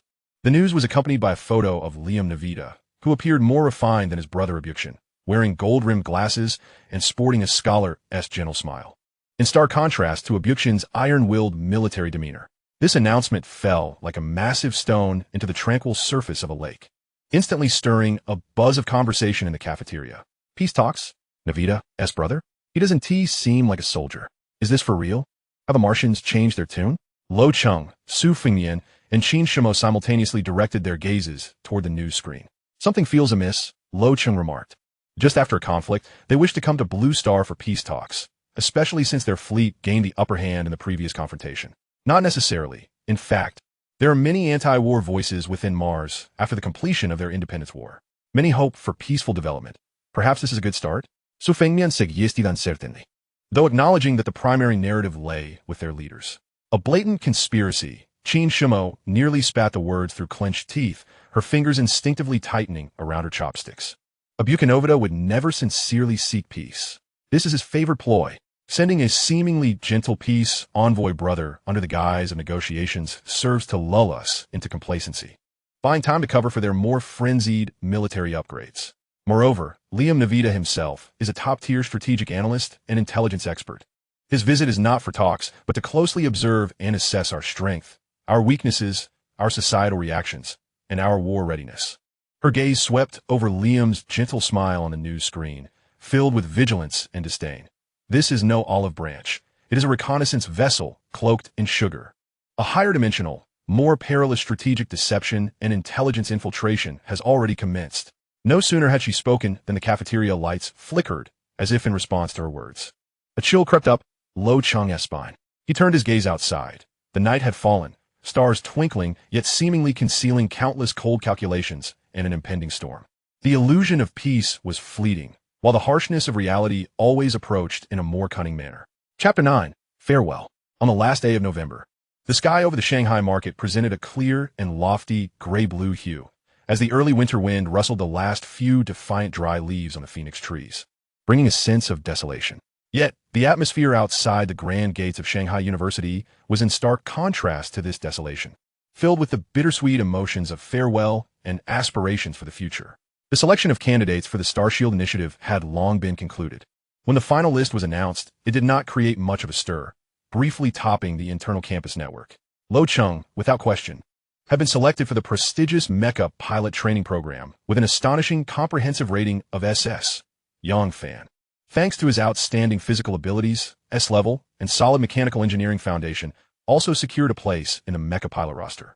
Although his neural reflexes and spatial perception ratings were slightly inferior to Luo Cheng's, he still achieved an A-level standard, demonstrating his potential. Chen Rue, with an A in neural reflexes but slightly weaker spatial perception and multitasking, B, was ultimately assigned to engineering and logistical support, which he accepted with enthusiasm, stating, "At least it's a core department. Repairing mechas is still a technical endeavor." Qin Shumo, with her rating as the commanding officer of warships classified as S, effortlessly entered the fleet command specialty, her poise and strategic analytical skills embodying the very essence required in this field. Meanwhile, Su Fengmian successfully passed the assessment for the frontline cultural propaganda position, allowing her to remain in her current school. She would only need to periodically travel to the capital's Joint Cultural Center for training, after which she would be assigned to various space stations and bases to perform, soothing the spirits of the troops with her melodious voice. Different paths signify divergent journeys. Luo Cheng, Yang Fen, Chen Rui, and Qin Shumo were all mandated to report to the esteemed military training school of the Blue Star Alliance, nestled in a province rich in revolutionary history and military tradition. By December 1st, they would undergo at least 2 years of rigorous, closed-off, specialized military training. Their student status would be temporarily transferred to the military academy, where every aspect of life, study, and training would adhere to stringent military management. The departure arrived more swiftly than anticipated. Several military hover vehicles awaited at the school gate, their robust design and the Alliance's insignia silently proclaiming their unique mission. Chen Rui was energetically patting the shoulders of Luo Cheng and Yang Fan, his voice booming. "Luo bro, Fan bro, make sure to breathe easy over there. Drive well. From now on, whether I can strut in logistics depends on the results you two achieve. If anyone dares to say that those of us from 728 lack skill, I will be the first to knock some sense into them with a wrench." Yang Fan chuckled amiably, returning Chen Rui's slap on the back. "Rest assured, Rui bro, we won't let you down. And you, our mech maintenance and upgrades will rely on you." "Absolutely." Chen Rui thumped his chest emphatically. On the other side, Qin Shumo had already packed her belongings, consisting solely of a streamlined military suitcase and a compact, encrypted digital device. Standing beside the vehicle, her expression remained as composed as ever. Her gaze fixed on her phone as she swiftly perused the latest interstellar situation report, as if the imminent departure for training was merely a routine journey. She glanced up at Luo Cheng, offering a slight nod, her words succinct. "See you at the training school. Stay sharp." Their exchanged looks conveyed an unspoken understanding and a shared anticipation for the future. Luo Cheng nodded in reply. "Yes, see you at school." Finally, his gaze fell on the somewhat distant Su Fengmian. Today, she wore a long, cream-colored coat, wrapped in a soft light gray scarf, appearing particularly delicate and serene against the initial chill of winter. Unlike Chun Rue's boisterous demeanor or Qin Shumo's composed reserve, she merely pressed her lips together, her clear eyes gazing at Luo Cheng, brimming with complex emotions, joy for her friend's success, reluctance to part ways, and a hint of unmasked concern. Luo Cheng approached her, pulling his suitcase along. The cold wind tousled a few strands of hair that brushed her forehead. "Are you leaving?" Su Fengmian inquired softly, her voice nearly lost in the breeze. "Yes, the vehicle is about to depart," Luo Cheng replied with a nod, feeling a tightness in his throat. He had countless words to express, yet at this moment, he was at a loss for where to begin. "I might miss our New Year's gathering again. Annie will surely nag me about it, haha." "No worries, I will speak to her," she assured him. A moment of silence enveloped them, punctuated only by the howling wind. "Take care of yourself," Su Fengmian finally spoke, forcing a smile. "I've heard the training there is quite grueling, much tougher than school assessments. Don't push too hard. Stay safe." "I know. And you too," Luo Cheng replied, his gaze steady on her. "The training requires frequent travel. Be cautious on the road.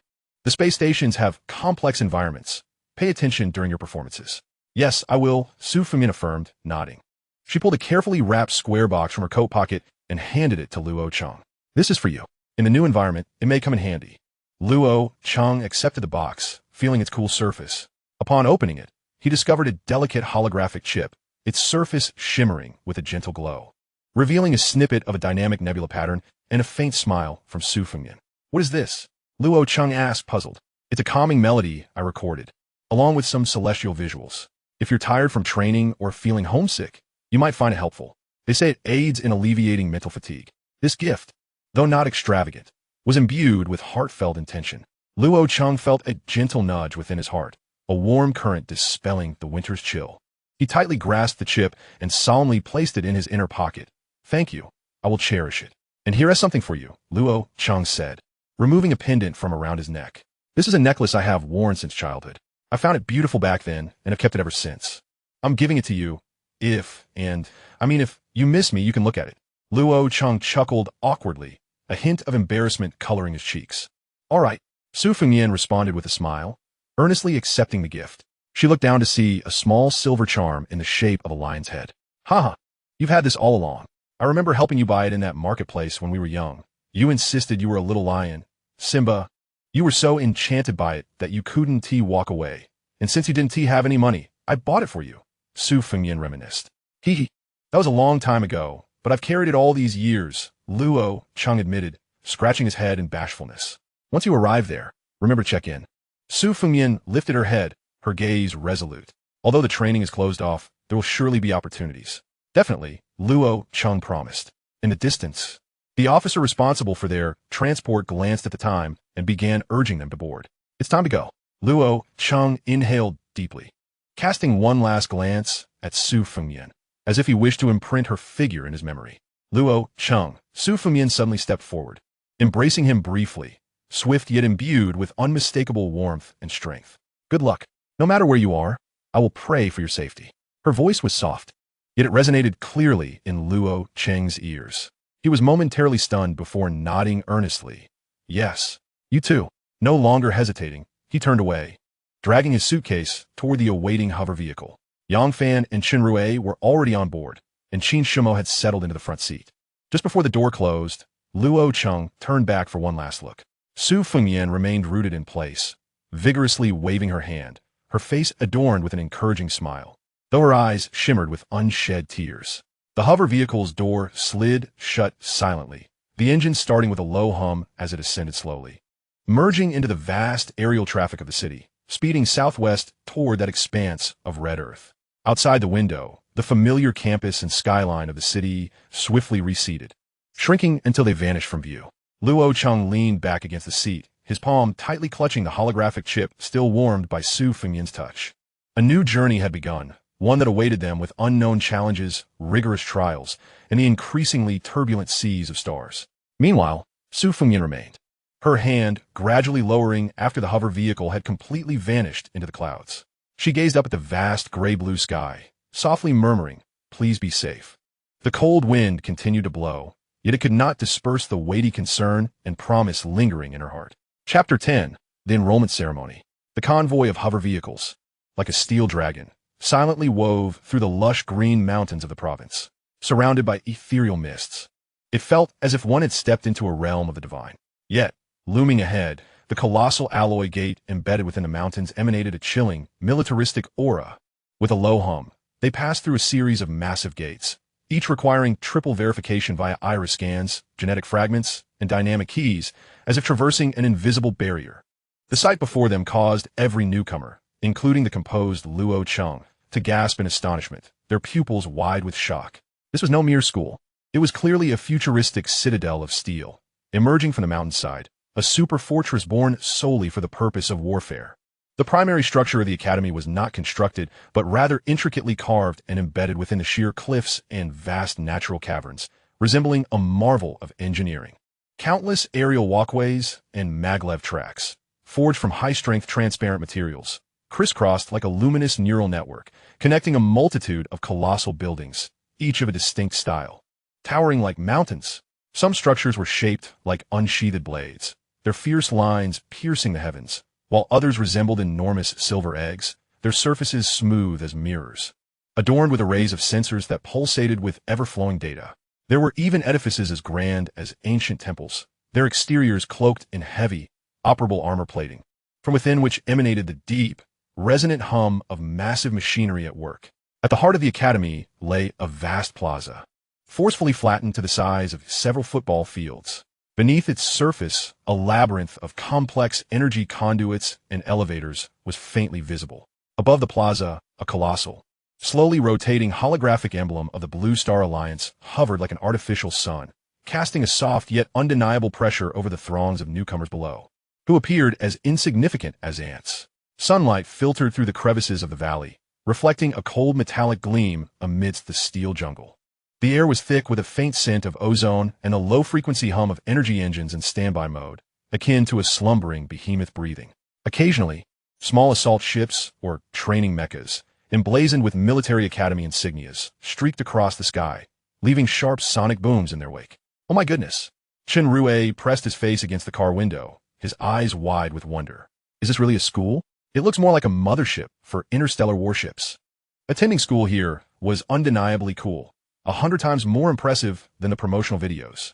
Even the usually earnest Yang fan stared in awe, muttering to himself about the exhilarating prospect of piloting mechas in this place. Even the icy beauty Qin Shumo, whose eyes were typically focused on analytical data, displayed a rare flicker of astonishment as she swiftly surveyed the Academy's defenses and layout, instinctively assessing its strategic significance, murmuring, "An astonishing engineering marvel." Luo Cheng silently observed, his heart racing uncontrollably. An indescribable surge of fervor and weighty pressure flooded his senses. This was the place he would soon challenge. "Xiao Lang," he instinctively communicated in his mind, scan and record the overall layout of the academy and the characteristics of energy flow, attempting to analyze its structure and potential weaknesses. Command received. Scanning initiated. High-intensity energy shielding detected. Partial areas are inaccessible for deeper probing. Preliminary modeling completed. The academy is primarily divided into 7 functional zones. The underground structure is exceptionally complex. Multiple high-intensity energy sources detected, suspected to be large power reactors or weapons testing grounds. Map data has been encrypted and archived. The calm response of the artificial intelligence echoed in his mind. As the hover vehicle smoothly descended into the designated area, the doors slid open and the newcomers disembarked, swiftly melding into a torrent of exceptional talents selected from elite institutions around the globe. Young faces of various skin tones and hair colors converged here, each marked by sharp gazes and extraordinary presence, as an invisible spark of competition crackled in the air, laden with the tension of rivalry. This was the crucible of genius. They followed the throng through the magnificent transparent walkways, arriving at the colossal Shihi Plaza at the Academy Center. At this moment, the plaza was eerily silent. Thousands of newcomers stood like towering pines, lined up with an unsettling degree of discipline. An intangible, suffocating pressure enveloped the entire area. Suddenly, a deep, melancholic yet piercingly powerful ancient bugle call shattered the silence, as if emanating from the annals of history itself. Everyone snapped to attention. A middle-aged general, adorned with the insignia of a major general and a golden pine branch, strode confidently onto the platform, flanked by several formidable academy officers. His gaze swept over the crowd like an eagle, and each individual who met his eyes felt as though they had been struck by a sword. "Stand at attention." The general's voice boomed through the loudspeakers, resonating like thunder in everyone's ears, infused with undeniable ironclad authority. In unison, thousands of voices erupted into a single, thunderous cry, shaking the ground beneath them. "I am Wu Shiqi, the head of Shihi Academy." The general's voice rang out, powerful and unyielding, devoid of pleasantries. "Welcome, you who have been selected from millions of youth across the nation, the elite." But his tone shifted abruptly, rising sharply as if drawing a weapon. "Standing here signifies only that you are deemed worthy to endure the trials of hell. From this day forth, forget your past glories. Here you hold but one identity, warrior. The sharpest sword and the strongest shield, defending the alliance against external threats, safeguarding our star territory. Lift your heads and behold the emblem above you. Remember the responsibility upon your shoulders. Remember that behind you lies the homeland of trillions. The cannons of the Martian Independent Alliance have never cooled. Their ambitions are glaringly evident. We have no time for gradual growth. Shihi Academy will thrust you into the most brutal crucible, forging you into super soldiers capable of facing the fires of interstellar war. Here, there is no comfort, only challenges and eliminations. Survival of the fittest is the only law. Only the most resilient, the most exceptional, and the most loyal wolves shall ultimately graduate and venture into the cosmos, spilling blood and vanquishing foes. Tell me, do you have the confidence? Do you have the courage to embrace all of this? Yes. Kill, kill, kill. The crowd erupted in a fervor, their passionate roars surging like a tsunami throughout the valley, the sound reverberating through the air. Even the atmosphere trembled. Major General Wu Shiqi nodded in satisfaction, his gaze sharp. "Excellent. Remember your fervor from today. Now all academies disperse." The mobilization assembly was brief, yet explosive, each word striking the heart like a hammer. The ranks of newcomers began to separate. Luo Cheng, Young Fen, and the other mecha pilots followed, a stern-faced instructor with a gaze as sharp as a blade toward the eastern side of the plaza. Where the most enormous structure loomed like a slumbering primordial beast, the Mecha Piloting Academy. Upon entering the academy, a blast of cold air infused with the scent of oil and energy fluids greeted them. The circular hall, soaring several dozen meters high, was immensely spacious, surrounded by ascending circular alloy stands, with a sunken assembly area at its center. Countless holographic screens floated in the air, displaying complex data and mecha schematics. A middle-aged officer, bearing the insignia of a colonel with 2 silver bars, stood before them, his demeanor sharp and composed, as if capable of piercing through anyone's facade. He was He Chao, the head of the Mecha Piloting Academy. "I am He Chao." His voice was as unyielding as Siberian permafrost. "Welcome to the gateway of hell. If you regret your decision now, you may still leave." Silence fell over the crowd. He wasted no time on pleasantries, diving straight into the matter. "This term, there are 487 mecha piloting students. According to your admission scores, the top 10 step forward." Buzz. Behind him, a colossal main holographic screen suddenly illuminated with 10 dazzling names and their respective details. First place, Li Mingwei overall rating, SSS, Xiangjiang National Defense University. Second place, Wang Ziwan overall rating, SSS, Capital National Defense University. Third place, Huang Yajing overall rating, SS, Su Province Institute of Technology. Seventh place, Luo Cheng overall rating, SS, Shanghai University. The 10 individuals promptly stepped forward in unison. In an instant, all gazes converged upon these 10 like searchlights, a tapestry of emotions. Envy, jealousy, scrutiny, defiance, intertwined in the air. Luo Cheng immediately felt several oppressive stares locking onto them, particularly from the top 3 contenders. Li Mingwei, the first-place finisher, stood tall and imposing. His features sharp and austere, his gaze calm and unruffled, yet exuding an overwhelming aura of strength that seemed to render the SSS rating merely a baseline. Wang Ziyuan, nearly 2 meters in height, his muscles bulging like those of a humanoid tyrannosaurus, appeared as an indomitable wall, radiating a palpable sense of pressure. Huang Yajing, with a strikingly beautiful appearance, possessed eyes that sparkled with an unnerving intensity, as if capable of piercing through the facades of others and discerning their innermost thoughts. Colonel He Chao's icy gaze swept over the 10. U-10 will serve as temporary class leaders. 487 individuals will be divided into 10 classes, with the class leaders taking charge. His tone suddenly turned more frigid. Class division is not a privilege. It marks the commencement of ruthless competition. Each of the 10 classes will engage in comprehensive theoretical, simulated, and practical confrontations. Resources, equipment, and elevated privileges will only be granted to the strong. At this juncture, his voice paused, akin to an ice pick piercing each heart. Only 20 individuals will remain in each class. The rest will be relegated to logistics, or, quite simply, dismissed. Shia seeks only monsters, not waste. A collective gasp echoed from the audience, stunned by the over 50 elimination rate. Now, we shall draw lots to assign you. He concluded without a hint of hesitation, turning sharply to leave, leaving behind a cold and unyielding silhouette. The 10 class leaders stepped forward to draw lots. Luo Cheng took a deep breath, maintaining his composure. The screen flickered, and the list was transmitted to the terminal, with Yang Fan's name prominently displayed. He exhaled softly in relief. Turning, he gazed at the team that would soon be his own. The expressions of his teammates were complex, a blend of anticipation, skepticism, and a fervent desire for challenge. His gaze swept once more over the other 9 class leaders, particularly the 3 formidable entities at the forefront. The path ahead loomed like a treacherous mountain of blades and a sea of flames. And this was merely the first day within Shiha. The true trials of hell had only just begun. Briefing on the top 10. Li Mingwei overall rating. SSS, Xiangjiang National Defense University. Traits, a quintessential all-around genius.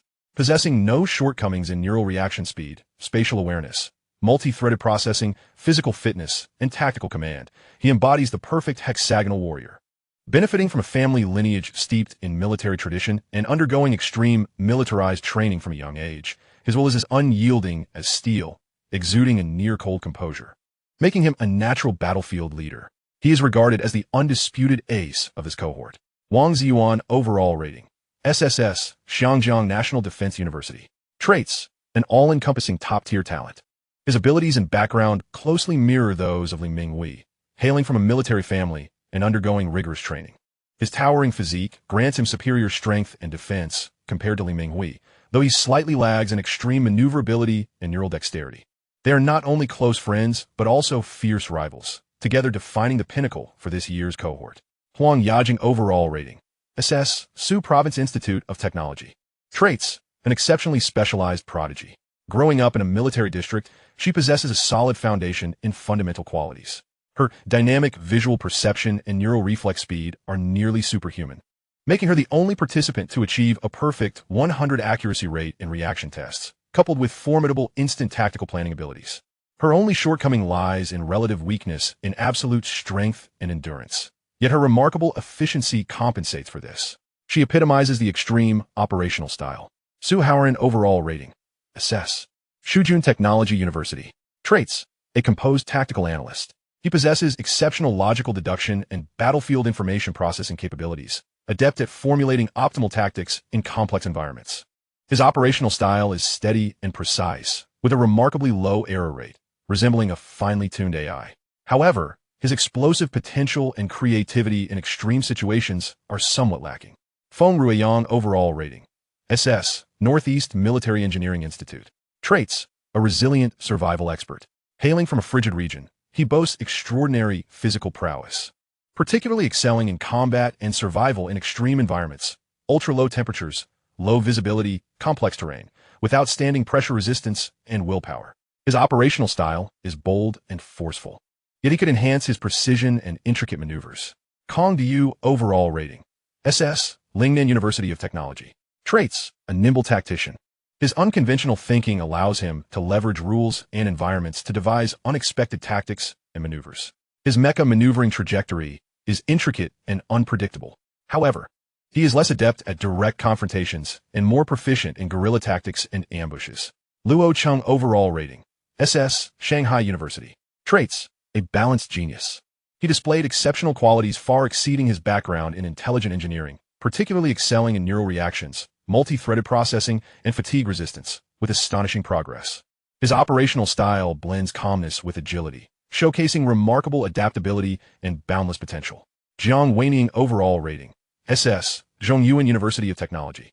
Traits: a master sniper with unparalleled focus and extraordinary long-range dynamic target locking abilities. Her precision with ranged weaponry surpasses all. She also possesses excellent battlefield stealth and intelligence analysis skills.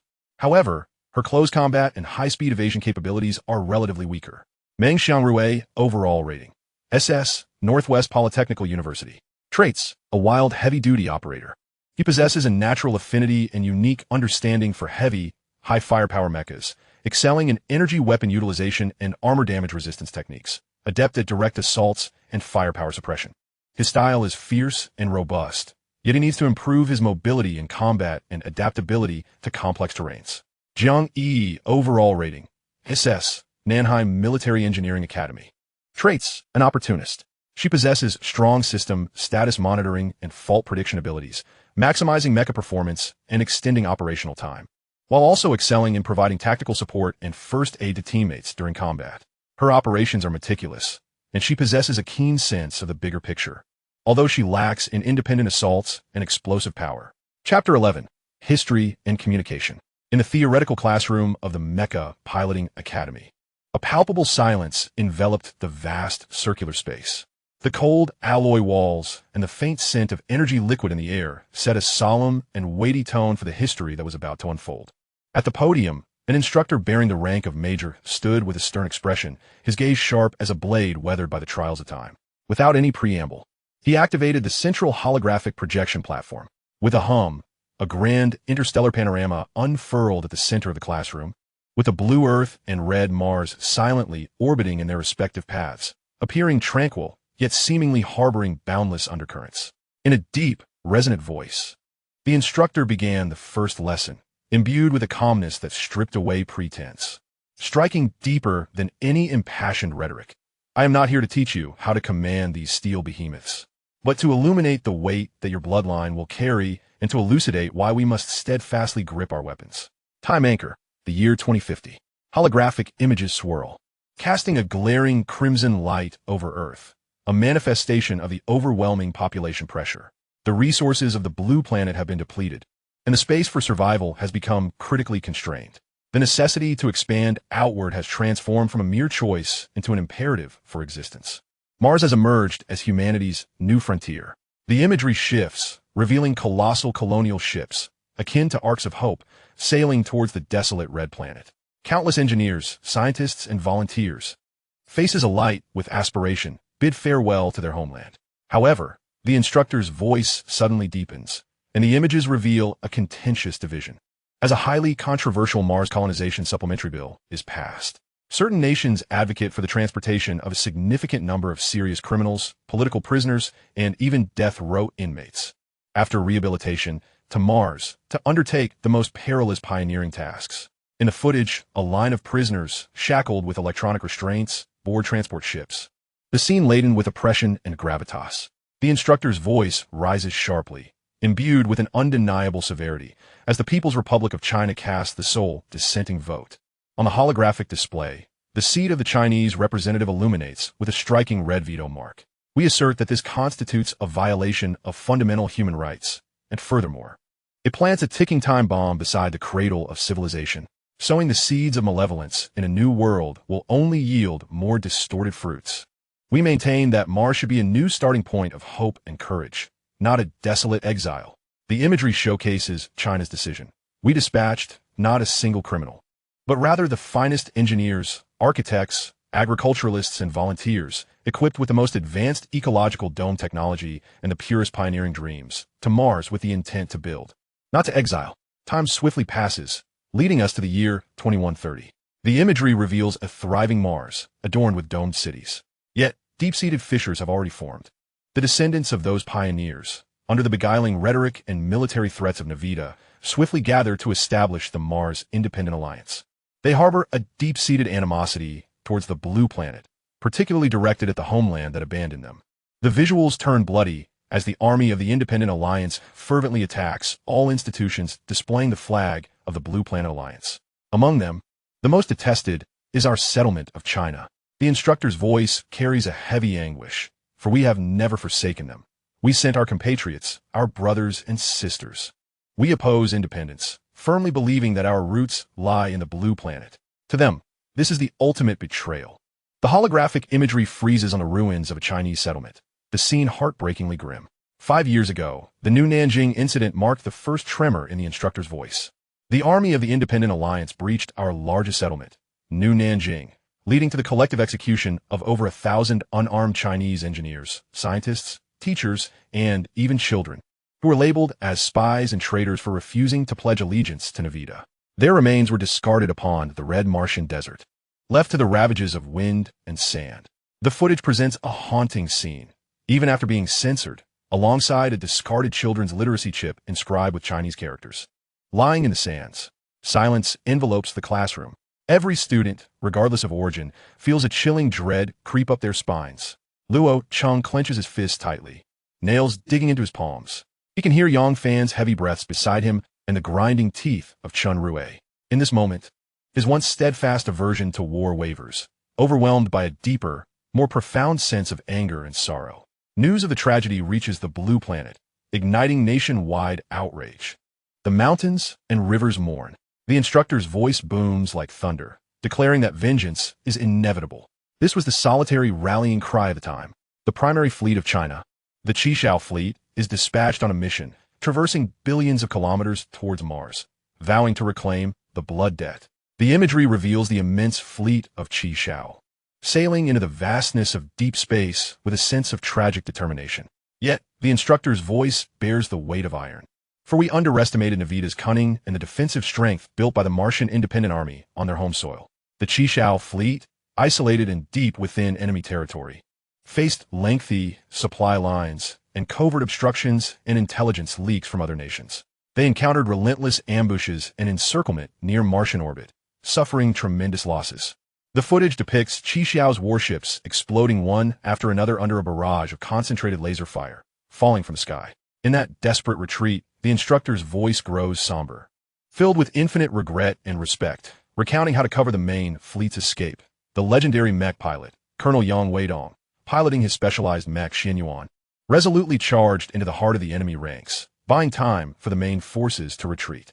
The imagery captures a battered yet defiant Chinese mech, akin to a moth drawn to the flame, surging towards the storm of artillery, carving a path to survival for its comrades. Ultimately, as Xuanyuan's energy reserves dwindled and its weapons were exhausted, Colonel Yang Weidong, in his final moments, crashed his mech into the engine exhaust of the enemy flagship, the Archangel, resulting in a heroic self-detonation. The footage freezes in the midst of the explosive conflagration, that dazzling fireball etched into the retinas of all who witnessed it, resembling a star that would never extinguish. In the classroom, muffled sobs and choked cries resonate, with many students' eyes glistening with unshed tears. Yet, the tragedy does not conclude here. The instructor's voice, laced with deeper pain, shifts the imagery to reveal a high-speed assault ship from the Qishao fleet suddenly breaking away from the retreating formation.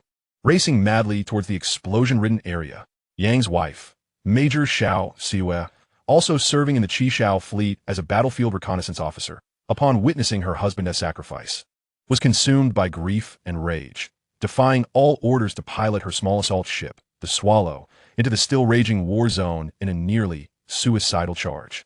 The footage simulates that heart-stopping scene. The petite Swallow weaves through immense wreckage and flying ordnance, causing all to hold their breath. The Martian forces are momentarily stunned by this sudden, almost frenzied act, their firepower hesitating. In that fleeting moment, the Swallow precisely locates the severely damaged cockpit wreckage of Xianyuan, securing it with a tractor beam. Then, without hesitation, it turns to speed back home. The imagery shows the Swallow dragging her husband's cockpit through a hail of gunfire. The Martian military quickly regains its composure, and a concentrated barrage envelopes it. Finally, A precise laser shot strikes the cockpit of the Swallow. The footage captures the small assault ship jolting violently, a blinding spark erupting from the cockpit area, losing all power, drifting silently in the cold void of space. Major Xiao Suyue sacrifices herself on the spot. The instructor's voice is hoarse, nearly faltering, but fortunately, that shot did not ignite the engine and energy core. The emergency autopilot system activated at the last moment, relying on inertia to guide the vessel, carrying the remains of the two heroes slowly and laboriously back to the final rendezvous point of the Qishao fleet, which was preparing for retreat. They returned home together. Silence. The entire classroom descends into a profound, suffocating sorrow. Countless students lower their heads, biting their lips tightly, shoulders trembling slightly. Luo Cheng feels his heart gripped by an icy hand, struggling to breathe. This chapter of history is too heavy, too harrowing. The instructor remained silent for a long while before speaking again, his voice hoarse yet burning with an indomitable flame.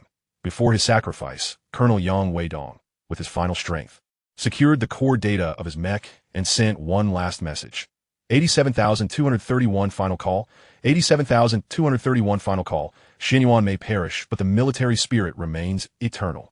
His mech identification code, 87231, has been permanently archived by the highest command. This codex shall no longer bestow any mechs, unless, one day, his bloodline descendants can personally step into the cockpit and reignite this legacy steeped in blood and fire. This is history. The instructor shut off the imagery, his gaze piercing as it swept across each face, still marked by tears, yet ignited by a fierce flame, etched with indelible hatred. No, it is a heavy responsibility, a determination to prevent the tragedy from recurring.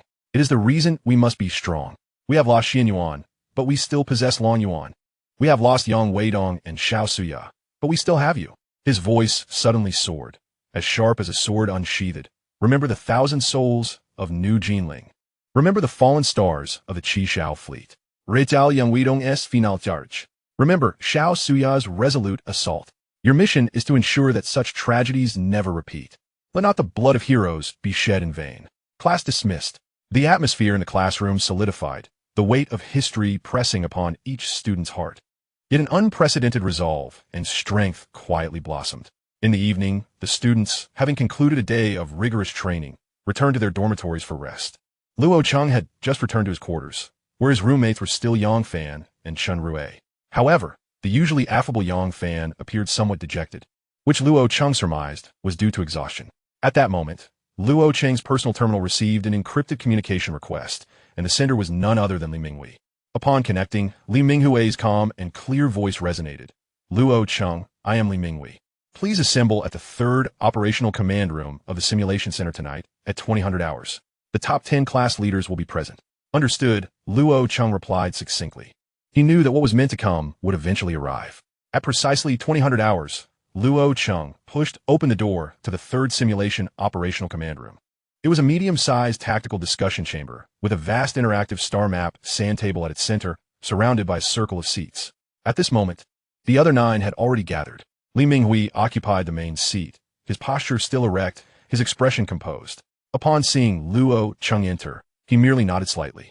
Wang Zuan sat beside him, relaxed and grinning, his gaze sweeping over the newcomers as if assessing prey. The 7th has arrived. Luo Cheng from Hu City University, right? I hear your reaction speed is exceptional. When shall we practice together? Wang Zuan's voice boomed, exuding a robust and spirited aura. Luo Cheng smiled. Neither humble nor arrogant. You flatter me, Wang. I would be glad to learn from you when the opportunity arises. He took a seat, casting a quick glance at the others. Huang Yajing sat quietly in a slightly remote corner, cradling an electronic notepad. Upon noticing Luo Cheng's gaze, she offered him a sweet, harmless smile. Hey, Luo Cheng, Hu City is a fantastic place. The food is delectable, and the girls are charming. Quite a different flavor from our Shu County. Su Haodang, living up to his reputation, quickly opened up the conversation. I tell you, the girls there are also captivating, just with a different flair. Shut up, Su Chatterbox. A sturdy, composed man from the northeast, Feng Ruyang, interrupted succinctly, cutting to the chase. He appeared as if he could sit still for 3 days and nights like an ancient tree. Come on, old Feng, you're just too dull. Su Howard attempted to retort. This is a meeting, not a market, remarked another young man, Kong Diu, clad in flamboyant casual attire with a few dyed strands of hair, casually lounging with his legs crossed. But speaking of which, this simulation command room has quite high privileges. Can we hack in and pull out a couple of advanced mech models to play with? Clearly, he was not one to conform easily. No, that would be against regulations. A soft voice piped up from across Luo Cheng. It was Jiang Weiniing, evidently startled by Kong Diyu's suggestion, her cheeks slightly flushed like a frightened rabbit. What's there to fear? Rules are meant to be broken, a rough voice declared, as Meng Xiangrui, muscles bared in a tank top, slammed the table, exuding a wild, untamed spirit. I say, let's just have a real fight. Simulation after simulation is tiresome. Brute, came a cool retort from across the table, as a poised young woman. Jiang Yi adjusted her frameless glasses and icily uttered those two words before returning her attention to her tactical board, disregarding the commotion. Li Minghui gently tapped the table. His voice not loud, yet it immediately brought the somewhat noisy meeting room to silence. All eyes turned to him. Now that we're all present, he began, his tone steady. Imbued with a natural aura of leadership, I convened this gathering for two reasons. First, to facilitate our acquaintance, as competition and cooperation are inevitable in the future. Second, Major He Chao disclosed some news after class today. He paused, surveying the attendees. In February of next year, the Academy will hold a joint competition for the top 10 classes. It will encompass theory, simulation, physical training, teamwork, and even real combat. The results will directly determine the resource allocation and authority levels for each class in the next semester. The atmosphere instantly grew tense. Competition was arriving sooner than anticipated. So, Li Minghui continued, his tone remaining calm. Before we become true rivals, I would like to hear your thoughts on this competition, as well as your previous experiences and areas of expertise. Perhaps we can glean insights into each other's styles. I'll start, he said, succinctly introducing himself and Wang Ziyuan's training background at the National Defense University, emphasizing comprehensive development and absolute execution. My goal is to lead my class to an indisputable overall first place. His words were calm, yet resonated with formidable confidence. Wang Ziyuan chuckled. I'm not as roundabout as old Li. I prefer action. Fighting. Oh no, I mean competing. I'll definitely be the first to charge in. Who dares to oppose? Let us have a go. His style was unmistakably bold. Huang Yajing continued to smile sweetly. Her voice gentle. I excel at handling complex information and quick reactions. I believe I can be of help in simulations. Yet a fleeting glint in her eyes suggested there was more than met the eye. Su Howard immediately chimed in, rambling about the arduous training in Shu County and the delicious food, eventually summarizing that he was proficient in data analysis and tactical prediction. Feng Ruiyang succinctly stated, I can endure and outlast. Kong Diyu expressed, unexpectedness within the rules is my style. Jiang Weiniing murmured, I can perform long-range precision strikes. Meng Xiangrui bellowed, frontline assault. Leave it to me. Jiang Yi adjusted her glasses, system stability management and battlefield emergency support. When it was Luo Cheng's turn, he pondered for a moment before saying, Whose City University emphasizes the application of intelligent engineering and neural networks. I may have some insights into adaptive learning within mech systems and multi-thread processing in complex environments. He cleverly sidestepped the mention of the ethereal blue presence, using his known professional background to lay a reasonable foundation. The exchange unfolded in a subtly intricate atmosphere. There was the confident display of strength, cautious probing, and quiet evaluations of the impending fierce competition. Li Minghui listened attentively to each speaker, his gaze profound, as if he was already constructing complex confrontation models in his mind, analyzing each individual's value and threat. This first informal class leader assembly was devoid of palpable tension, yet currents of intrigue flowed beneath the surface. Everyone understood that the grand competition in February would be their first true stage for confrontation. The individuals gathered here were not only temporary allies, but also formidable opponents that required their utmost effort to overcome. The history of Mars is a scar of the past, while the competition before them is the inaugural rehearsal for the battlefield of the future. Chapter 12, Training Mechas. After 2 weeks of rigorous theoretical study and neuroadaptive training, Los Angeles, Yangfan, and all the students of the mecha piloting class finally arrived at the moment they had longed for, their inaugural practical operation class. Passing through several heavy isolation gates, accompanied by the low hum of energizing pipelines and the hissing sound of hydraulic systems releasing pressure, the students entered the training mecha maintenance depot located deep within the mountainside. The sight before them was enough to take the breath away from any passionate youth. The vast space stretched infinitely, soaring over 100 meters high. Cold metal frameworks supported the dome, while numerous thick energy conduits and maintenance walkways crisscrossed like a spider's web.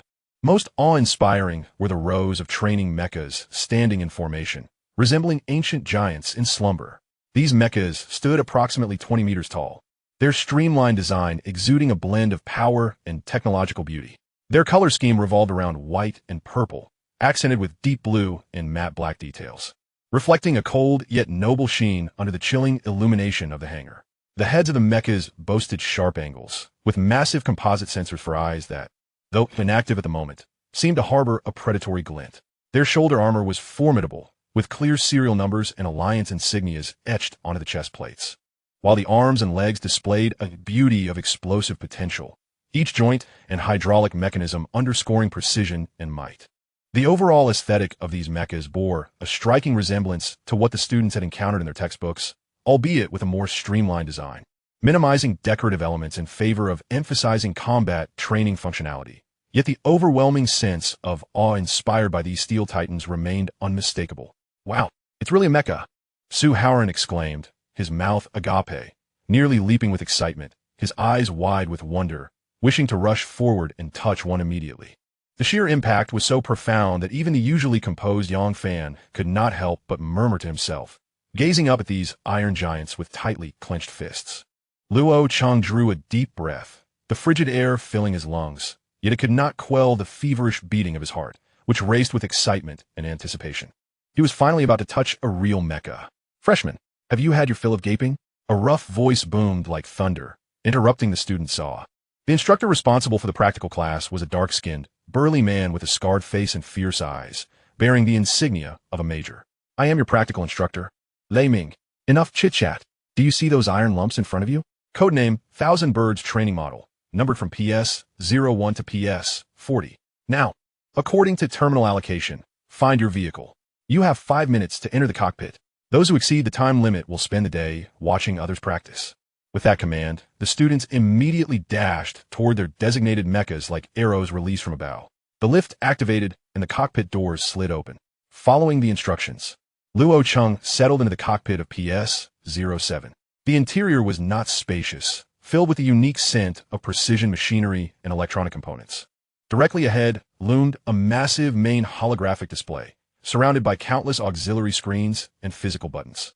The most striking features were the control sticks flanking the seat and the omnidirectional power pedals beneath his feet.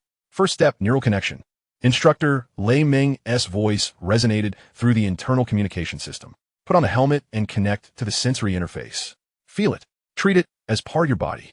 Those whose neural synchronization rate does not meet the baseline, get out and do foundational training. Luo Cheng took a deep breath and donned the sensor-laden helmet. The cool touch pressed against his forehead and temples. As the interface clicked into place, a gentle tingle coursed through his nerve endings. Neural connection initiated. Synchronization rate calibration in progress. Synchronization rate, 71, 75, 78, 85. Good synchronization rate. Kid, Lei Ming's voice seemed to carry a hint of unnoticeable approval. Maintain a steady mindset. Next, activate the energy core. Don't mix up the order. Grip the control sticks, feel the feedback. Thank you, Instructor, Luo Cheng replied, mentally calling out to the ethereal blue. Shaolon, assist with the connection, conceal your signal, optimize the neural synchronization rate. Command confirmed. Interference initiated, simulation, signal normal. Synchronization rate optimization in progress. Actual synchronization rate, 89, 92, stabilizing in the 95 range. Shielding layer activated, no anomalies detected externally. In that instant, Luo Cheng felt as though the mecha became a natural extension of his own body. A fluidity of movement far surpassing the awkwardness experienced by other students during their initial connections. He followed the protocol to activate the energy switch. A deep rumble resonated from within the mecha, causing the cockpit to vibrate slightly. The main screen illuminated, and he tightened his grip on the control sticks, feeling the heavy feedback of power. Shaolon, monitor energy flow in real time, preload the foundational motion parameter package, and provide fine-tuning assistance. Monitoring energy core status, output stable. Foundational motion parameter package loaded. Fine-tuning assistance ready. Excellent. Now, try moving your fingers. Feel the simulation, signal, transmission. Don't rush. First, absorb the sensation. Meanwhile, on the other side, wow, it moved. It moved. Inside the cockpit of PS-15, Kong Diu shouted with excitement. Recklessly twisting the control sticks as his synchronization rate barely met the standard. His mecha's right hand twitched violently, fingers splaying open before clenching into a fist. The movements awkward and uncoordinated, almost crashing into the maintenance rack. An alarm blared. PS-15. Gong du you fool. Do you want to dismantle the hangar? Immediately return to standby. Complete the calibration process 20 times. Lei Ming roared.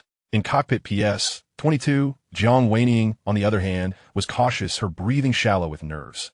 Synchronization rate. 65, 63, fluctuating. What's with this low synchronization rate? What should I do? She murmured to herself, sweating profusely as she trembled while attempting to activate the energy core. Once the mecha started, she became even more hesitant, merely resting her hands on the control sticks. P.S. 22. Jiang Weining. Relax. This is a mecha, not an antique. Move, even if it's just a finger. Lei Ming's booming voice only added to her pressure. All right, novices, for those with stable synchronization rates, now attempt the first command. Raise your right hand. Slowly. Feel the transmission. Pay attention to the feedback. Luo Cheng held his breath, focusing intently.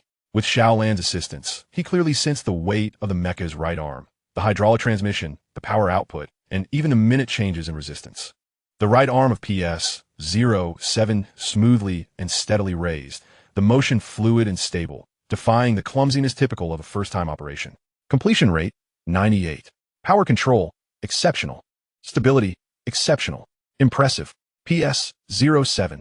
Luo Cheng, you've done remarkably well. Maintain that. Lei Ming praised loudly, a rare commendation. The other mechas began to move as well, albeit with noticeable awkwardness. Wang Zuan's mecha arm shot up with brute force, while Huang Yajing exhibited precision but hesitated slightly. Su Haoran appeared to mutter some analysis while manipulating his controls. Next, attempt to make a fist, then release. Repeat 5 times. Feel the precision of power output. Once again, Luo Cheng executed flawlessly. The metallic fingers closed, the force and rhythm perfectly calibrated.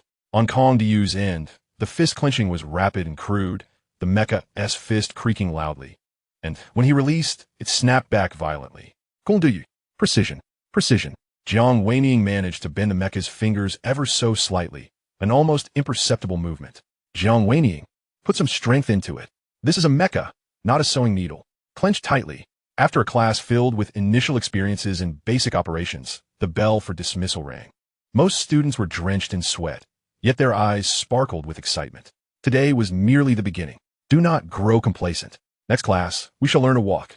Lei Ming Bilud. That will be the true test. Dismissed. The students reluctantly departed from a cockpit. Luo Cheng caressed the frigid armor of the PS-07. Xiao Lang. Meticulously record all data. Conduct a thorough analysis of the mecha's performance boundaries. Optimize the neural mapping model and endeavor to reverse engineer the core power engine's subtle energy characteristics. Command received. Data analysis in progress. Performance boundary model under construction. Encrypted barrier detected in the core power engine. Reverse engineering proved challenging, requiring additional high-frequency energy output data. The optimized neural mapping model has been updated. Luo Cheng comprehended the gravity of the situation. The enhancements provided by the ethereal blue were monumental. Yet this academy and its creations concealed profound secrets. Meanwhile, Kong Diu animatedly gestured, while Jiang Weining meticulously documented issues regarding synchronization rates. Su Haoran engaged Yang Fan in a discussion about operational specifics. Feng Reyang silently absorbed the recent feedback on power. Meng Xiangrui extolled the might of the mecha. And Zhang Yi calmly analyzed the system data. Li Minghui and Wang Ziyuan exchanged glances, both reflecting a hint of astonishment and a burgeoning sense of rivalry regarding Luo Cheng's earlier performance. During the inaugural operation, under the clandestine assistance of the ethereal blue, Luo Cheng achieved an exceptional start, far surpassing his peers. Yet, he understood that the genuine challenges and fiercer competitions were merely beginning. Chapter 13. Silent Signals and Hypocritical Peace. Time flew within the rigorous training at Shiha Academy. Luo Cheng gradually acclimated to the rhythm of mecha control, and with the ethereal blue's aid, his rate of advancement eclipsed that of his contemporaries, securing his position at the forefront and drawing the instructor's deeper attention. However, beneath the surface, an inexplicable unease began to coalesce like ominous clouds. Each night after training, he returned to his dormitory, weary, and the first thing he did was attempt to contact his parents at the Lunar Research Twin Star Base via the military's high-security satellite channel. Once, twice, thrice. The notification tone of the communication request echoed in the silence of his room, ultimately transforming into the monotonous busy signal or the cold system prompt. Target line busy. Please try again later. Or unable to establish a stable connection, possibly affected by interstellar communication storms. It had been over a month. His father, Luo Yunfan's communications had fallen silent entirely, and his mother, Su Wanhua's channel had rarely responded, until a week prior, when he finally received a pre-recorded video message from his mother. In the video, Su Wanhua donned an engineer's uniform, with the familiar white walls of the Guanghan Palace base in the background. She struggled to maintain a calm smile, her tone as lighthearted as possible. Cheng, do not worry about us. Focus on your studies at Shiha Academy. Your father and I are very proud of you. Your father also attended Shiha Academy. Everything is normal here on the moon. Our research tasks have entered a critical phase, and communication restrictions are quite strict, with few time slots available. Your father is leading perimeter patrols, which affects the signal quality. Concentrate on your studies and take care of yourself. Do not worry about us. Everything is fine. The message was brief, lasting only a few dozen seconds. Yet, Luo Cheng replayed it countless times. He keenly sensed the fatigue barely concealed in his mother's eyes and a hint of suppressed anxiety. Her smile appeared somewhat rigid, and her speech was slightly quicker than usual, as if she were hurried or perhaps concealing something. While the background was familiar, it seemed overly tidy and tranquil, lacking the usual vibrancy of the research base bustling with activity. Everything is fine? Luo Cheng murmured to himself, his fingers unconsciously tightening. This felt more like a rehearsed statement prepared to placate him rather than a genuine update. What was truly occurring at the lunar base? The strict communication restrictions? His father's patrol duties? These explanations were plausible, yet combined with his mother's demeanor and the prolonged silence, they did little to assuage his concerns. Xiao Lang. He instinctively communicated within his mind, analyzing the video's signal source path, compression rate, and background noise, attempting to discern any anomalies or signs of human editing. Command received. Analyzing. Signal path indicates it originated from the lunar relay station, with a compression rate of standard military grade. The background noise spectrum exhibits non-standard fluctuations, suggesting secondary filtering was applied, though the specific cause remains undetermined. No clear signs of human editing detected. Conclusion. The message itself may be genuine, but the transmission or recording environment contains unresolvable interference. Even the ethereal blue could not provide a definitive answer, further deepening Luo Cheng's unease. The moon appeared to be shrouded in an invisible fog. Meanwhile, on the red planet billions of kilometers away, the atmosphere in the capital of the Mars Independent Alliance, New Olympus, was starkly different. A sleek, luxurious interstellar diplomatic vessel adorned with the Mars Independent Alliance emblem, the Peace Envoy, was preparing for departure. In the confidential command room on the top floor of the spaceport, Alliance leader Abu Kaikanova was engaged in final discussions with his half-brother, Liam Navita, the key figure of the visiting delegation. Abu Kach was tall and imposing, his countenance stern, and his gaze, sharp as that of a hawk, exuded the oppressive presence of an iron-fisted ruler. In contrast, Liam appeared more elongated, wearing smart glasses, exuding a scholarly or diplomatic demeanor, though the occasional glint in his lenses revealed that he was far from simple. Liam, is everything ready? Abu Kach's voice resonated with authority. All is prepared, brother, Liam replied, slightly bowing, his tone respectful yet confident. The delegation members are carefully selected experts, their surface identities impeccable. The necessary gifts and documents are securely stowed in the ship's encrypted compartment. Excellent. Abu Kach approached the massive viewport, gazing down at the bustling spaceport and the distant crimson horizon. Remember the true purpose of your journey. The peace treaty, is merely a sugar-coated pill to pacify those fools on Blue Star. His expression sharpened. We need time. The stability of the furnace core is more troublesome than anticipated, and the energy fluctuation curve of the antimatter confinement field remains far from smooth. We require at least 12 to 18 months before we can truly master this divine power and equip our fleet and mechas with it on a large scale and with stability. He turned to face Liam, fixing him with an intense stare. Your mission is to buy us this precious time. Exploit the foolish politicians and merchants within the Blue Star Alliance who yearn for peace. Take advantage of their suspicions and conflicting interests, and create chaos to delay their preparations. Ideally, we can make them cripple their own military capabilities. Liam adjusted his glasses, a cold smile creeping onto his lips. Rest assured, brother. The Blue Star Alliance is not a monolith. The Akali nation has persistently sought to dominate the alliance, but is constantly thwarted by Huaxia and the Euro-Balkan Federation. Several resource-deprived member states have grown weary of the exorbitant arms race, and many commercial giants are eager to rekindle trade with us for Mars's rare minerals and unique antimatter technology. These are fissures we can exploit, he continued, his tone filled with calculation. I will make them believe that we genuinely desire peace and are willing to make substantial concessions. We will propose some seemingly enticing collaboration projects and technology sharing initiatives. Of course, processed backward technologies that will ensnare them in endless debates and internal squabbles. Meanwhile, the seeds we have sown will bear fruit at the right moment, sowing doubt and inciting division. Abu Kh nodded in satisfaction. As for that relic hidden within the dormant volcano, we must not allow the blue star side to catch even a glimpse.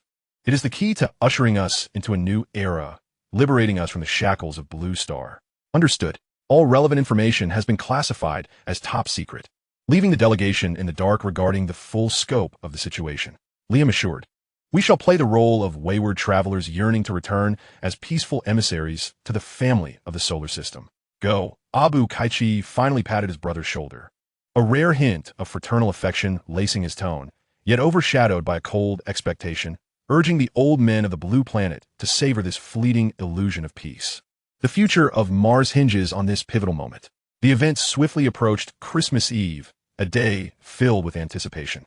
The peace emissary vessel traversed interstellar space, gradually entering the orbit of the blue planet, and amidst widespread attention, it descended upon the capital airport of the Akali nation. A grand welcoming ceremony was broadcasted live globally. Liam Navita descended the gangway, his signature, deceptively gentle smile illuminating his countenance as he warmly shook hands with the president of the Akali nation and other high-ranking officials of the alliance, delivering a speech imbued with messages of peace and hope. In the lounge of the Shiha Academy, students gathered to watch the live broadcast. What a disingenuous smile. Wang Ziyuan scoffed, crossing his arms. He certainly presents himself well, Chen Rue murmured. Qin Shumo adjusted his glasses, calmly analyzing. The Akali nation's eagerness to host them is evident. They aspire to seize diplomatic dominance and probe the differences in stance between us and the Europa Federation. Navita is astute, targeting the most accessible vulnerabilities. Li Minghui silently scrutinized the screen, his gaze sharp as if assessing a battlefield adversary. Huang Yajing furrowed her brow slightly, her intuition warning her that Liam's smile concealed a labyrinth of complexities. Luo Cheng refrained from engaging in discussion, silently observing the lively spectacle on the screen. The seemingly sincere smile of Liam Navita starkly contrasted with his deep-seated concerns for his parents on the moon, and his mother's slightly weary message formed a bizarre juxtaposition. The louder the anthem of peace resonated, the clearer his unease became.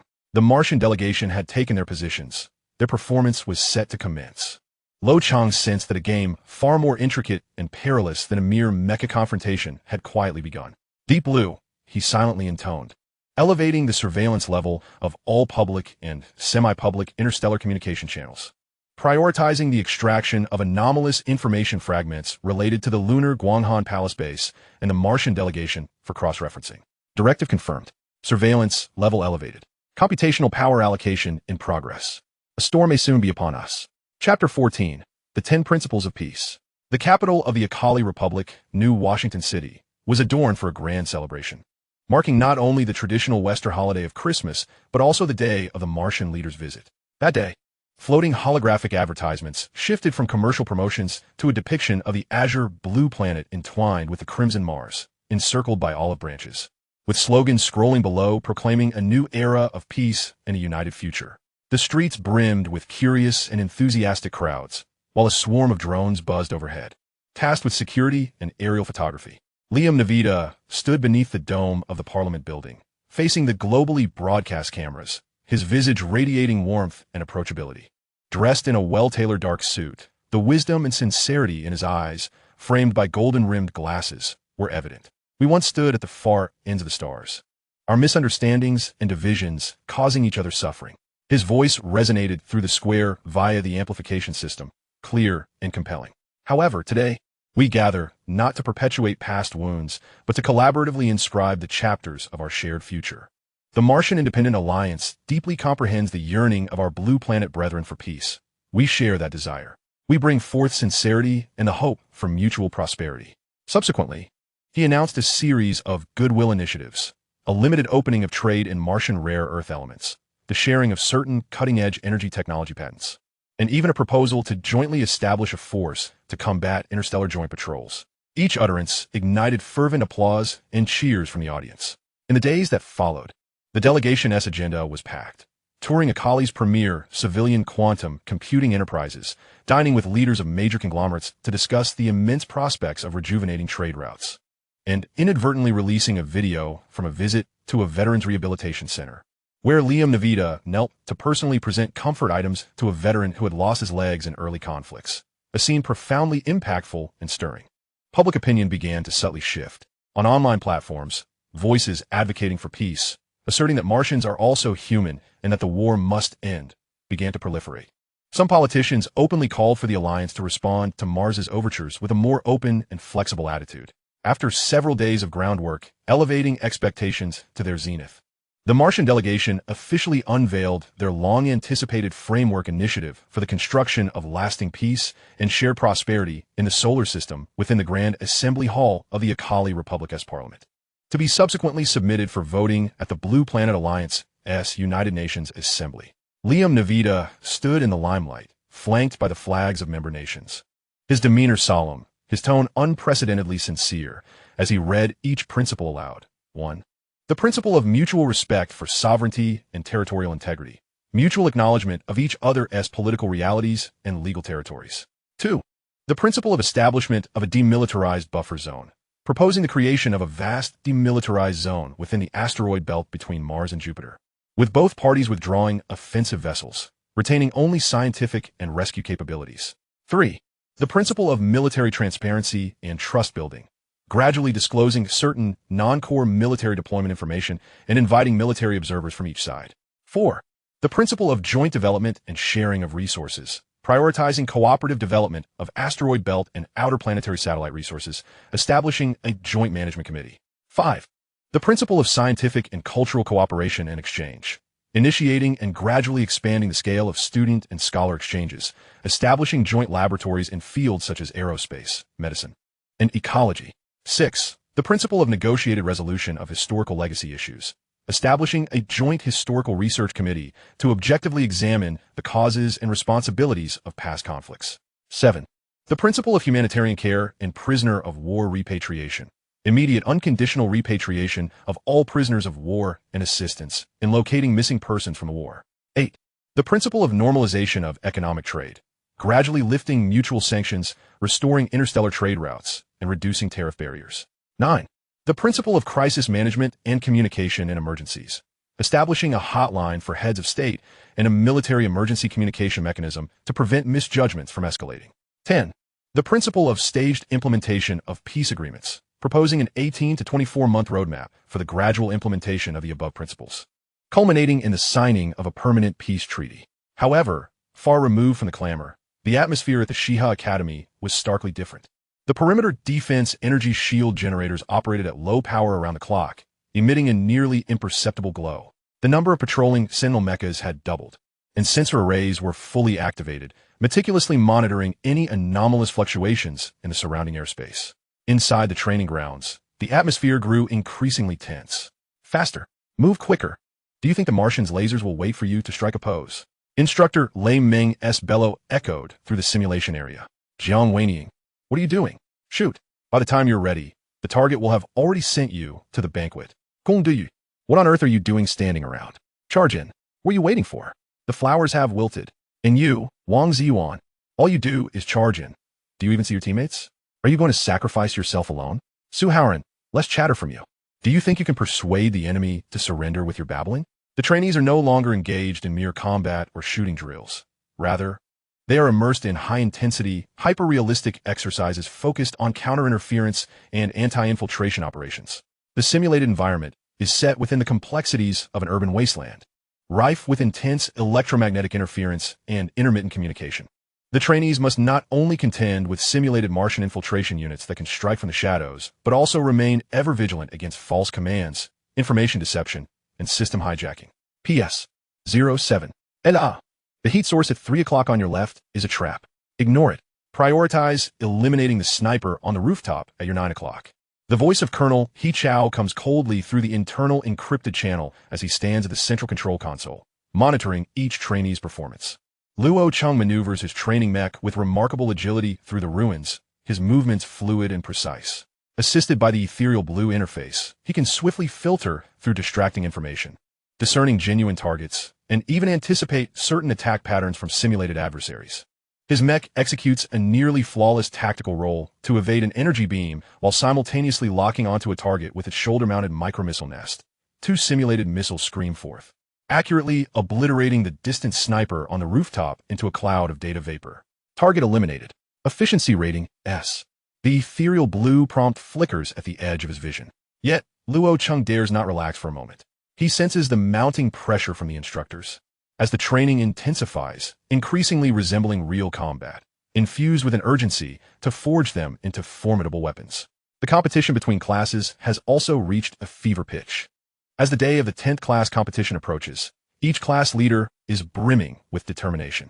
In the training field, Li Minghui's class functions like a finely tuned machine, seamlessly integrated in both offense and defense, devoid of vulnerabilities, while Wang Ziyuan's class resembles a heavy hammer, delivering powerful strikes, and Huang Yajing's class is agile and unpredictable, often catching opponents off guard. As the leader of the 7th class, Luo Cheng bears immense pressure.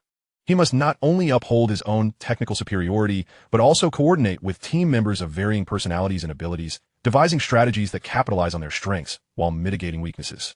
Each night, he meticulously rehearses tactics under the guidance of the ethereal blue interface, optimizing collaborative processes. The blue interface itself is evolving rapidly. It no longer merely enhances mech operations, but has begun to simulate potential strategies employed by Martian mechs based on publicly available information and scattered data, identifying their possible vulnerabilities. Luo Cheng feels both reliant on and wary of this advancement. He perceives himself as riding a beast whose growth exceeds all expectations, its power magnifying exponentially. In the dead of night, the dormitory area is enveloped in silence. Luo Cheng sits alone at his desk, brow furrowed. The terminal screen before him remains devoid of any new messages from the moon. His mother's communication channel has fallen utterly silent, as if it has been swallowed by the depths of the sea. He takes a deep breath and closes his eyes. Xiao Lan. Attempt a deep scan of all public and semi-public communication frequencies from the moon's Guanghan Palace base, filtering out all non-standard encrypted signals. And try to match the residual biometric identification codes of my parents. Command confirmed. Scanning has encountered the Alliance's highest-level encryption barrier, Guanghan Palace Xuanwu. Attempting to breach poses extreme risk. Multiple countermeasures detected. Recommendation: physical access to the Lunar Relay Ground Station or acquisition of Xuanwu key fragments. Otherwise, further penetration is impossible. Another failure. The cold prompt sends a wave of despondence through Luo Cheng's heart. The Xuanwu barrier is typically a level of communication blockade activated only during wartime or extreme emergencies. What on earth has transpired on the moon? Physical access to the key, Luo Cheng murmurs. For a mere trainee, this notion is almost fantastical. A surge of frustration and helplessness washes over him. At that moment, his personal terminal lights up with a communication request from Su Fengmian. Su, Luo Cheng answers, striving to keep his voice steady. In the holographic image, Su Fengmian appears to have just concluded a rehearsal, beads of perspiration glistening on her brow, yet her eyes shine with clarity. Luo Cheng. Am I interrupting you? I have good news. Our cultural promotion team is headed to Shiha Academy next week for a New Year's performance. I can finally come see you, along with Yang Fan and Chun Rue. Hearing her voice seems to lift the shadow from Luo Cheng's heart, and a genuine smile breaks across his face. Really? That's wonderful. You're most welcome. I've been feeling quite overwhelmed with training lately, so this is just what I need to unwind. Then it's settled. See you then. But don't overexert yourself. Remember to rest. Su Fengmian admonishes, her eyes reflecting concern. Yes, you too, Luo Cheng nods. After ending the communication, the anxiousness stemming from the moon does not fully dissipate. He needs to engage in something to divert his attention. Glancing at the time on the terminal, is still relatively early. Tomorrow is a rare New Year's holiday, with the Academy granting them a day off. He rises and knocks on the bunk above him. Su morning, Yang Fan. Yang Fan, tousle-haired, pokes his head out. Luo Ge, what is up? Feeling a bit stifled. How about we head to the rookie bar for a bit? Luo Cheng suggests. The Academy has established several recreational areas within the mountains, one of which is the rookie bar, designed for trainees to relax and socialize. Let us go. Yang Fan replies without hesitation, quickly donning his jacket to join him. The rookie bar at the base is not the extravagant scene one might imagine. Instead, It resembles a spacious lounge infused with industrial aesthetics. Antique aircraft parts and star maps adorn the alloy walls, and soft lighting replaces the harsh glare of the training grounds. The air is filled with the subtle scent of synthetic alcoholic beverages and fruity electronic cigarettes. Many trainees gather here in small clusters, savoring the rare leisure time. As Luo Cheng and Yang Fan settle at the bar and order 2 low-alcohol synthetic beers, they hear a familiar voice nearby. Shumo, your analysis is far too pessimistic. The Martians seem quite earnest this time. Perhaps they genuinely have good intentions? Booms Wang Ziyuan's voice. Ziyuan, appearances are always deceptive, especially when it comes to the Navita family. Responds a calm female voice, none other than Qin Shumo. Luo Cheng and Yang Fan turn to see Li Minghui, Wang Ziyuan, and Qin Shumo seated at a nearby booth. Li Minghui lounges comfortably against the back of his chair, while Wang Ziyuan gestures animatedly as if embroiled in a debate, and Qin Shumo sits upright, her untouched drink before her. Hey, Luo Cheng, Yang Fan, over here. Wang Ziyuan spots them and waves them over. The two approach, drinks in hand. As Li Minghui nods slightly in acknowledgement, Qin Shumo adjusts her glasses and looks at Luo Cheng. You've come too. What is all the commotion about? Yang Fan inquires curiously. Are you all acquainted? We 3 grew up in the same military compound. We've known each other since childhood. Li Minghui replies with a smile. What do we possibly discuss? The Martians' 10-piece initiatives, of course. Wang Ziyuan interjects eagerly. If you ask me, the conditions they propose are quite appealing. Demilitarized zones, joint development, and trade resumption all sound plausible. Qin Shumo snorts softly. Each item is laden with hidden agendas. The definition of the demilitarized zone is vague. There is no mention of who will lead the joint development, and the resumption of trade is merely a guise for them to offload resources while acquiring our technology. Most importantly, they remain silent on their accelerated deployment of the furnace defense platforms and new fleets in Martian orbit. This is not peace, it is merely a stalling tactic. Li Minghui gently swirls his drink, adding, Shumo's analyses are consistently precise. The Navita brothers play their roles well. One takes on the warm face while the other plays the cold. Their intent is clear, to buy time and sow discord within the alliance. Many voices within Akali have already been swayed. Luo Cheng listens quietly, finding deep resonance with the judgments expressed by Qin Shumo and Li Minghui. Behind a Martian's facade of goodwill, there indeed lurks an unsettling enigma. Li Minghui suddenly shifted the tone of the conversation, a rare smirk tinged with teasing, curling at the corners of his mouth as he turned to the solemn Qin Shumo beside him. But Shumo, has anyone ever told you that your rigid demeanor and meticulous analyses may render you unable to find a partner? Qin Shumo momentarily froze, her fair cheeks flushing slightly. With a glare directed at Li Minghui, she raised her combat boot-clad foot and delivered a light kick to his calf. Mind your own business. You should worry about yourself, Mr. Academic Overachiever. Seemingly unsatisfied, she pivoted sharply, fixing her gaze on Luo Cheng, who had just taken a seat, her eyes carrying an implication of both displeasure and challenge. Luo Cheng, what do you think? Do you agree? Luo Cheng, caught off guard while sipping from his cup, nearly choked as he was suddenly named. He met Qin Shumo's fierce gaze, which seemed to promise dire consequences for any careless remarks, and glanced at Li Minghui's expectant expression, feeling a chill run down his spine. Hastily setting down his cup, he cleared his throat and forced a smile. Well, I think the synthetic beer today has a rather pleasant taste. This one's on me. He attempted to divert the conversation with an offer to treat. Puffed. Wang Ziyuan was the first to crack, bursting into laughter. Old Luo, your topic-shifting skills are far inferior to your mech piloting. Li Minghui chuckled softly, shaking his head. Qin Shumo shot a glare at Luo Cheng. Yet the blush on her face had subsided somewhat, as if reluctantly accepting his clumsy response. Having had his fill of laughter, Wang Ziyuan rummaged through his pocket and produced a pack of cigarettes, taking one for himself and offering another to Luo Cheng. Here, give it a try. This Stardust flavor was all the rage in Xinjiang province, mild and quite relaxing. Although Luo Cheng typically refrained from smoking, the worries of the moon loomed in his mind, compelling him to accept. Wang Ziyuan lit it for him. Luo Cheng inhaled, the cool, slightly sweet smoke filling his lungs without the anticipated harshness, instead providing a strange, soothing sensation that seemed to ease his tense mood. Slowly, he exhaled, feeling his stress dissipate with the smoke. What do you think? Not bad, right? Wang Ziyuan raised an eyebrow. Yeah, it's all right. Luo Cheng nodded, taking another puff. Just then, a raucous noise erupted at the bar's entrance as Huang Yajing, Su Haoran, and a few others entered. Huang Yajing wore her signature sweet, harmless smile, while Su Howard ambled in, animatedly chatting with Kong Diu, who was curiously scanning his surroundings. "Hey, over here," Wang Ziyuan called out loudly. "Oh, everyone's here. Who's this lovely lady? Let us connect on WeChat." Su Howard approached eagerly, aiming to sit beside Qin Shumo, only to be yanked back by Meng Xiangrui, who gripped the collar of his shirt. "Get back here." Before long, the booth was alive with chatter. Everyone jostled for space, pulling in extra chairs. The conversation shifted from the heavy topic of Martian conspiracies to lighter subjects. Su Howard began recounting a humorous incident from his time at Shujun University of Science and Technology, when he attempted to modify the cafeteria as automated cooking robot into a makeshift mech, resulting in an explosion in the kitchen.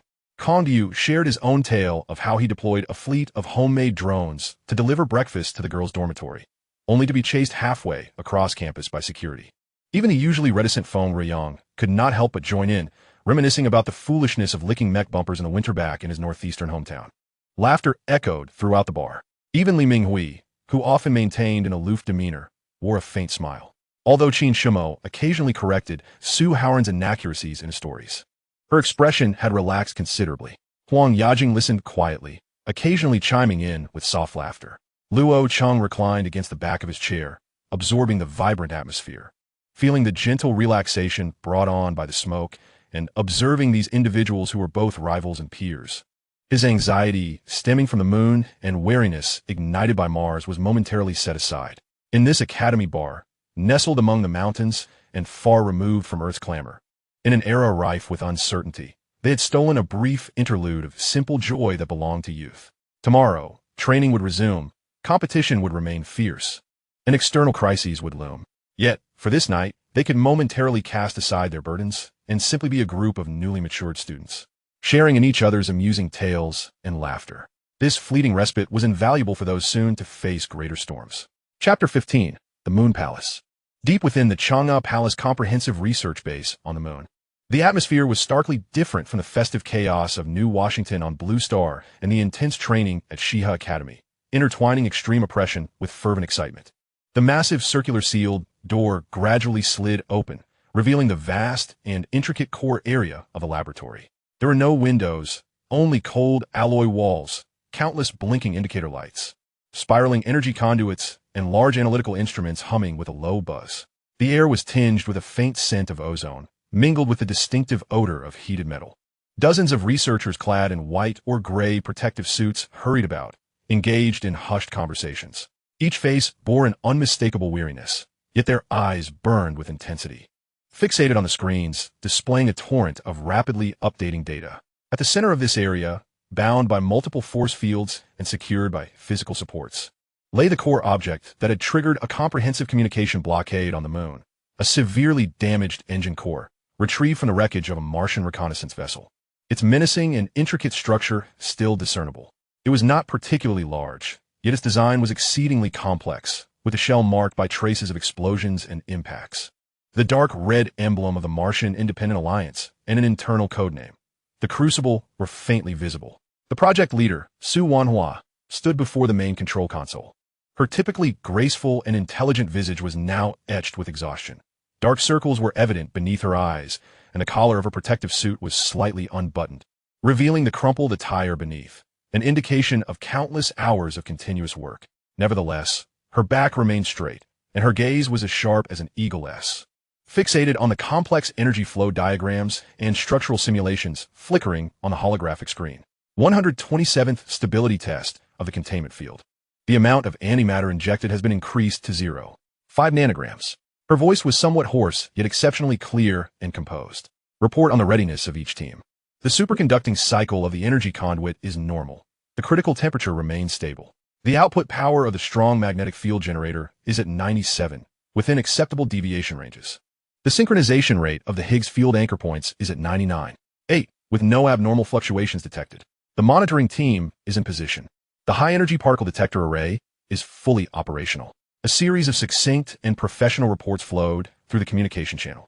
Commencing diction, Suvanwa Kemandiv. Her finger gently tapping on the virtual interface. A low rumble emanated from the core of the Crucible at the center of the laboratory, as if a deep blue lightning storm raged within. The intricate inner structures began to accelerate, producing a high-frequency vibration that nearly surpassed the limits of human hearing. The light of the force field containing it became blinding, and the readings on the instruments began to fluctuate wildly. All researchers held their breath.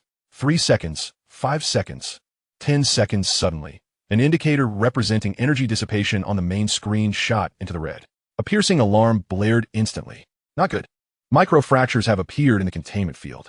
Antimatter is beginning to come into contact with matter. A young researcher shouted, his voice laced with terror. Emergency venting. Decrease the injection amount. Quickly. Su Wanhua ordered sharply, though her tone remained calm. The operators responded with remarkable alacrity, initiating a series of emergency protocols. A torrent of ferocious energy, guided by an unusual magnetic field, was forcibly extracted from the core's lateral venting channel and channeled into a colossal dissipation well, emitting a disconcerting roar and blinding light. A few minutes later, the alarms were silenced, and the core of the furnace gradually returned to a relative tranquility. Yet the laboratory was suffused with the acrid scent of singed materials and a palpable atmosphere of post-catastrophe despair. Another failure, someone sighed softly, a note of frustration coloring their voice. Su Wanhua rubbed her temples, the weight of fatigue deepening, but her eyes sparkled with an unwavering focus rather than defeat. She called up all the data from the moments before and after the failure, swiftly scanning through it. No, this is not a failure, she suddenly proclaimed, capturing everyone's attention.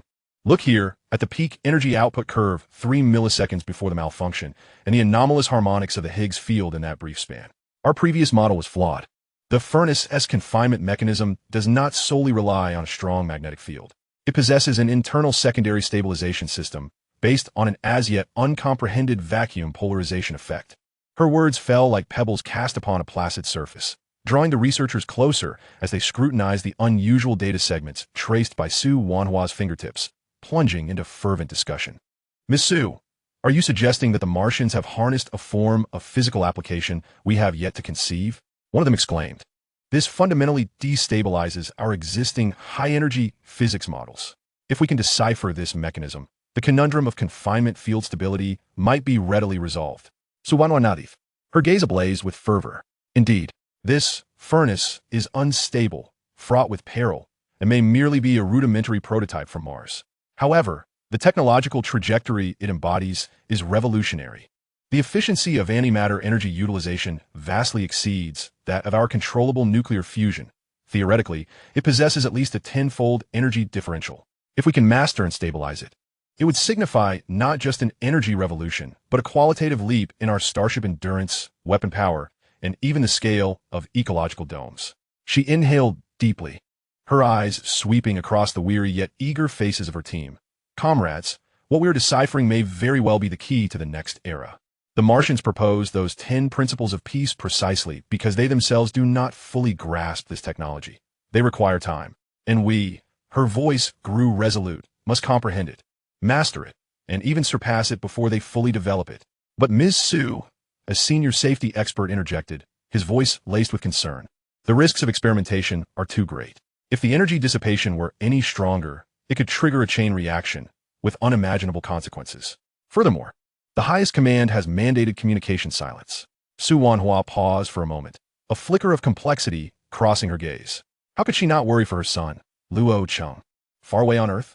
How could she not wish to reassure her family? Yet, she knew the safety protocols must be stringently adhered to, the protective measures raised to their highest level. As for communication silence, her tone was unwavering. This is a direct order from the highest command. The Xuanwu encryption barrier must be maintained. The value of this technology is immense, and the risks are equally significant. We cannot allow even the slightest hint of information to escape, nor can we afford any risk of detection by Martian intelligence. Until we achieve a decisive breakthrough or receive alternative orders from headquarters, the Guanghan Palace must remain silent. She hesitated, her voice softening slightly, imbued with a barely perceptible tenderness and guilt. Our families will understand. Every effort we are making now is not only for the future of the Alliance, but also for the hope that they, all the inhabitants of Blue Planet, may one day live in a safer and more formidable home. Silence enveloped the laboratory once more, but this time it was filled with a resolute determination. All right, Su Wanhua clapped her hands, dispelling the heavy atmosphere. Data analysis team, focus on the anomalous harmonics we just discovered. I want a preliminary model within 4 hours. Materials team, Sample and analyze the burn points in the venting channel to assess the safety threshold for the next test. The rest of you take shifts for a 2-hour rest. We cannot falter just before the finish line. The 10 principles are not only a stalling tactic from the Martian Independent Alliance, but also our window of opportunity. With the orders issued, the researchers resumed their work with the precision of gears in a finely tuned machine. Su Wanhua approached the observation window, gazing at the now quiet yet power-laden core of the furnace, her expression a tapestry of emotions. There was an obsession with cutting-edge technology, a reverence for the immense risks, a yearning to break through the bottleneck, and a profound longing and guilt for her distant son. Chung, she silently whispered to herself, hold on a little longer. I will soon have results. Perhaps the day this technology succeeds will herald the dawn of genuine peace. In the vast and silent expanse of lunar orbit, stars sparkled like cold diamonds embedded in a black velvet sky. A patrol fleet of 3 warships from Huaxia was quietly cruising in a standard defensive formation around the outer airspace of the Guanghan Palace base. Leading them was the light frigate Chang'e, part of the Cheng'e fleet commanded by Colonel Luo Yunfan, the fleet's overall commander. Standing on the bridge of the Chang'e, Luo Yunfan held a commanding posture, his gaze sharply scanning the tactical holographic star map. On the map, the green dots representing their vessels moved steadily, with a blue marker denoting the lunar base in the distance, and even farther were the sparse yellow dots representing civilian spacecraft or deep space probes. Everything appeared tranquil, yet the tension within him remained taut. Report to the captain. Long-range sensors have detected an anomalous jump signal. Azimuth 734, elevation 18, distance 32 astronomical units. The signal characteristics match those of a Martian Windstorm-class reconnaissance ship. The voice of the sensor operator abruptly shattered the stillness of the bridge. Finally, it has arrived. Luo Yunfan's gaze sharpened, showing no surprise.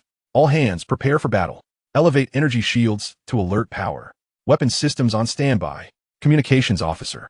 Immediately encrypt and report the situation to the Lunar Defense Command and Guanghan Palace Base. Yes, in an instant, the Chang'e and the 2 other frigates shifted from soft lighting to dark red warning lights, a low battle alert buzzing through the air. The heavy composite armor plating on the exterior of the ship slowly adjusted its angles. Missile launch bay covers slid open, and energy turrets began to fine-tune their aim. The invisible energy shield generator activated efficiently, forming a faint barrier of distorted light around the vessel. Minutes later, a blinding red suddenly appeared on the star map, rapidly approaching the moon. It was a sleek reconnaissance ship adorned with the insignia of the Martian Independent Alliance, brazenly revealing its presence and even amplifying its signal strength in a provocative manner. Captain, the other party requests to enter the public communications channel. The communications officer reported. Let them in, Luo Yunfan replied in a measured tone, adjusting the collar of his military uniform. The main screen flickered, revealing an image of a middle-aged man in a Martian officer's uniform, exuding an air of arrogance. His shoulder insignia indicated he was a captain. This is Captain Qin of the 7th Reconnaissance Fleet of the Martian Independent Alliance, the Hound. To the Huaxia Federal vessel ahead, please state your identity and intentions. Luo Yunfan maintained his composure, responding neither submissively nor arrogantly. This is Colonel Luo Yunfan of the Huaxia People's Republic, commanding the Chang'e frigate. We are conducting a routine patrol within our lunar jurisdiction. Your vessel has approached our designated security zone. Please immediately declare your intentions and maintain a safe distance. A faint, sardonic smile curled at the corner of Captain Qin's mouth as he dispensed with any pretense. Routine patrol? Captain Luo, we need not squander time on such futile diplomatic niceties. One of our Stardust-class research reconnaissance vessels went missing in proximity to this area prior to Standard Calendar Day 37. We possess substantial evidence indicating that the wreckage of that vessel, along with components of the highest patented technology belonging to the Mars Alliance, is currently being unlawfully detained at your Guanghan Palace base. He paused, his tone growing increasingly aggressive, by the authority of the Supreme Command of the Mars Independent Alliance. I hereby formally demand that you immediately and unconditionally return all wreckage and equipment. Furthermore, grant our personnel access to Guanghan Palace for verification. Captain Luo Yunfan concealed a smirk within, but his expression exhibited the perfect blend of feigned confusion and gravity. Lieutenant Qin, I express my regret regarding the disappearance of your vessel. However, the accusations you level are exceedingly grave and utterly unfounded. We have never encountered any so-called Martian vessel wreckage. Guanghan Palace is the core research base of our Huaxia, integral to national security. There is no possible way we could permit foreign personnel entry. Your demands not only violate interstellar diplomatic conventions, but also lack the most basic evidentiary support. Evidence? Lieutenant Carrick's voice escalated. We intercepted a faint distress signal that last located nearby. Our deep space monitoring network detected abnormal energy disturbances. This is evidence. Captain Luo, I advise against attempting to obscure the truth or engage in evasion. Otherwise, his gaze sharpened, laden with menace. Otherwise, this will be construed as the Huaxia Federation brazenly stealing the highest military secrets of the Mars Alliance, intent on inciting a new wave of conflict. And we shall be compelled to reassess the feasibility of the recently signed 10 principles. We will publicize this incident, revealing to the entire Blue Star Alliance who is truly undermining the hard-won peace. At that point, all consequences will rest upon your shoulders. Such blatant extortion. Anger surged within Luo Yunfan, yet his visage remained composed. He understood that the opposing side was not concerned with the truth. They aimed to exploit the situation, either coercing Huaxia into surrendering the furnace or using this as a pretext to tear up the agreement and potentially launch an offensive. Lieutenant Carrick. Luo Yunfan's voice emanated with unwavering resolve. Your accusations constitute a severe slander against the sovereignty and credibility of the Republic of Huaxia. All activities conducted in this zone adhere to international law and the relevant conventions of the Blue Star Alliance. The so-called evidence is merely your unilateral conjecture and fabrication. If the Mars Alliance genuinely seeks to uphold peace, it should not dispatch armed vessels encroaching upon critical facilities of another nation based on such baseless speculation, without engaging in any formal diplomatic channels. This, in itself, constitutes a grave violation of the spirit of the 10 principles. He slightly slowed his tempo, but his tone grew more grave. I reiterate, I request your vessels to immediately vacate our security zone and to submit negotiations through official diplomatic channels. Any further approach without permission will be regarded as a hostile act, and we will respond with all necessary measures under the principle of self-defense. Consider this a forewarning. The communication channel fell into a brief silence, pierced only by the static of electrical interference. Lieutenant Carrick's countenance darkened ominously. He clearly had not anticipated the firmness of Huaxia's stance. At that moment, Luo Yunfan's private encrypted channel received a direct order from the Supreme Commander of the Lunar Defense Command, succinct yet resolute. Yunfan, headquarters, is aware. Uphold principles. Yield not an inch. Do everything possible to delay and prevent their further actions. Guang Palace has initiated the highest emergency protocol, if necessary. The Xuanwu transfer plan may be executed. You're authorized to make critical decisions to ensure the absolute safety of the base. Repeat, ensure the absolute safety of the base. Luo Yunfan's pupils contracted imperceptibly. The Xuanwu transfer plan is the highest level emergency protocol, indicating that under extreme circumstances, it may be necessary to relocate the furnace core and even some key researchers through secret channels or emergency transport vessels to more discreet backup facilities or to evacuate directly from Moon. As the situation escalated to this severity, he inhaled deeply, clearing his mind, and fixed his gaze with renewed intensity upon Colonel Carrick on the main screen. Captain Luo. Colonel Carrick finally spoke again, his voice frigid as ice. It seems you are determined to obscure the truth and stand against peace. Very well. I shall report your response verbatim to Leader Novid. I hope you do not come to regret today's decision. The communication was unilaterally severed. On the star chart, the red dot representing the hound began to linger in a provocative, erratic trajectory, like a snake stalking its prey, fixating on the Chang'e and the moon behind it. Luo Yunfan recognized that this confrontation was merely the beginning. He must remain steadfast, like a nail embedded in place, to secure sufficient time for his wife and colleagues within Guang Palace, whether for research breakthroughs or for relocation. This is troublesome indeed. Chapter 16. The Chessboard. Muffs. Deep within Olympus Mons, the leader's residence command center, a massive holographic star map floated in the center of the room, with the orbits of Blue Star, the Moon, and Mars clearly visible, countless points of light representing various vessels and space stations. Abukaji Novid stood with his back to the entrance, hands clasped behind him, like a silent red rock, gazing at the 2 points of light on the star map, the green point representing Huaxia's Chang'e and the red point representing Mars's Hound. As they faced off, in the encrypted communication channel, Lieutenant Carrick's voice carried a note of reluctance and urgency. Leader, the Huaxia side is adopting an extremely rigid stance, completely denying any contact with our vessel wreckage, rejecting all our verification requests, and threatening to regard our proximity as a hostile act. Should we take further persuasive measures? Or Should we reinforce the area with additional forces? No need for that, Lieutenant Carrick. Abokaji's voice was low and calm, interrupting his subordinate's plea for action.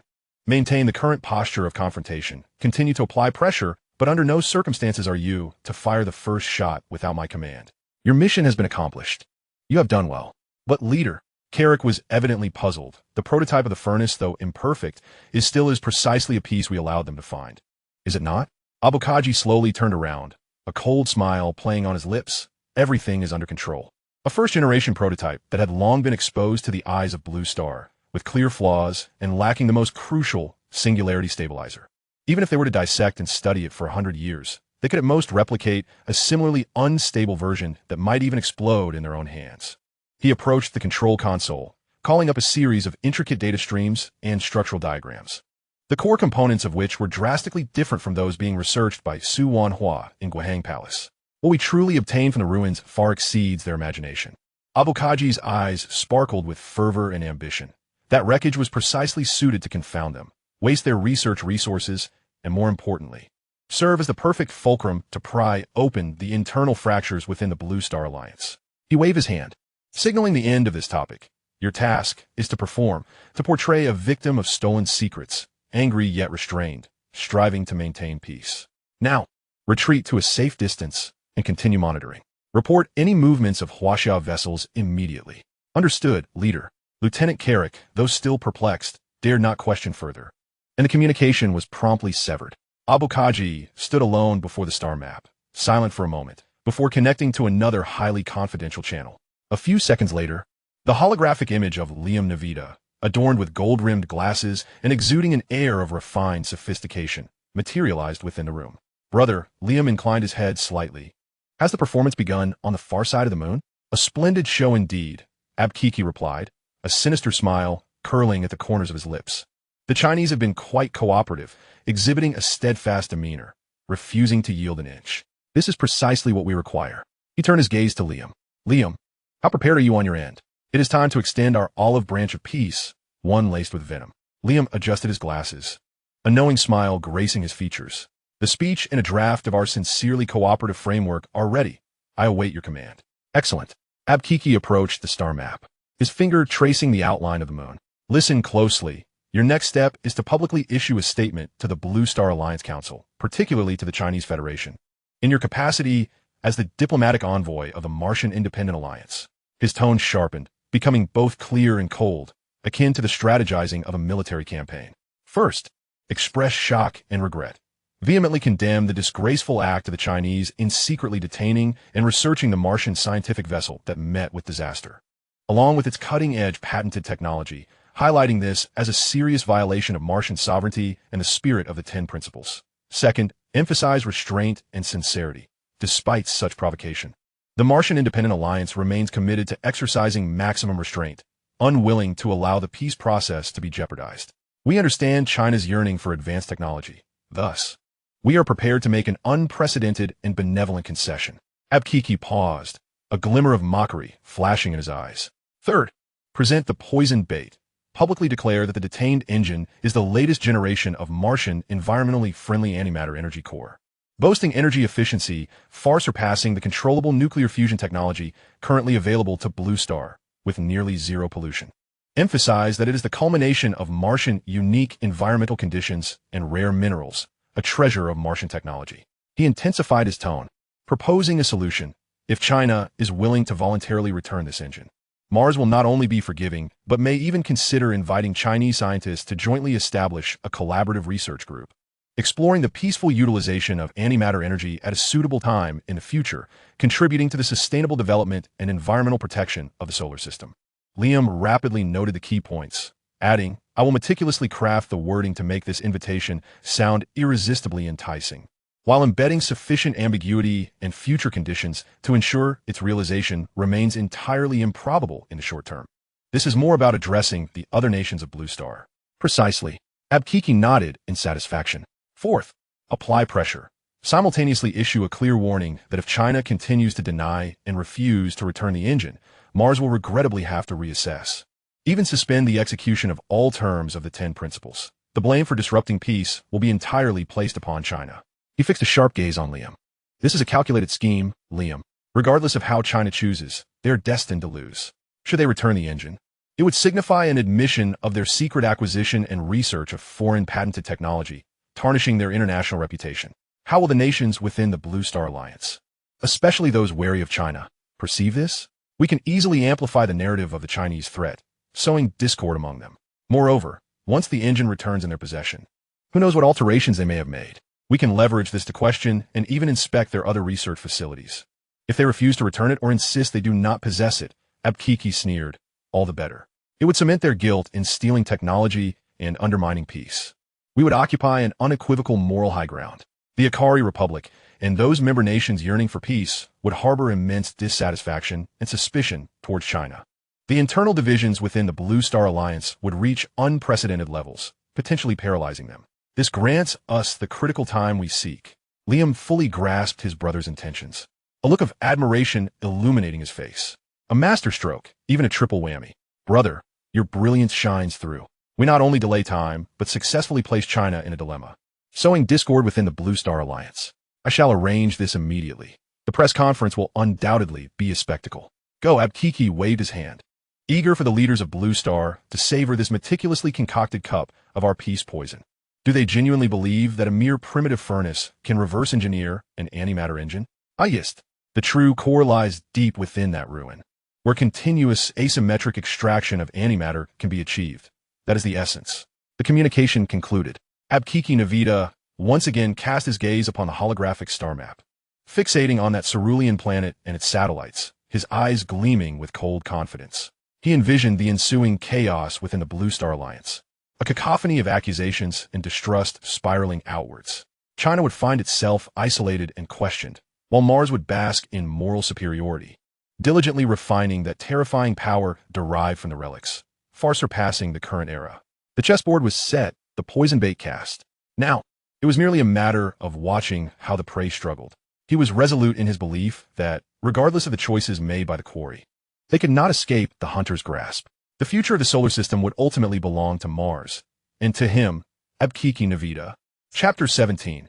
A calculated scheme. On January 1st, 2151, the very first day of the new year, the capital of the Akari Republic, New Washington, became the focal point of the world, as a meticulously arranged press conference unfolded. Suspended holographic cameras projected Liam Navita's figure onto screens in every corner of the solar system. Clad in a dignified dark suit, his eyes behind gold-rimmed glasses exuded wisdom and warmth, accompanied by a perfectly timed smile brimming with hope. As he commenced his speech, he refrained from diving into controversy immediately, instead painting a nearly poetic vision. Ladies and gentlemen, brethren of Blue Star and Mars, his voice resonated through the flawless sound system.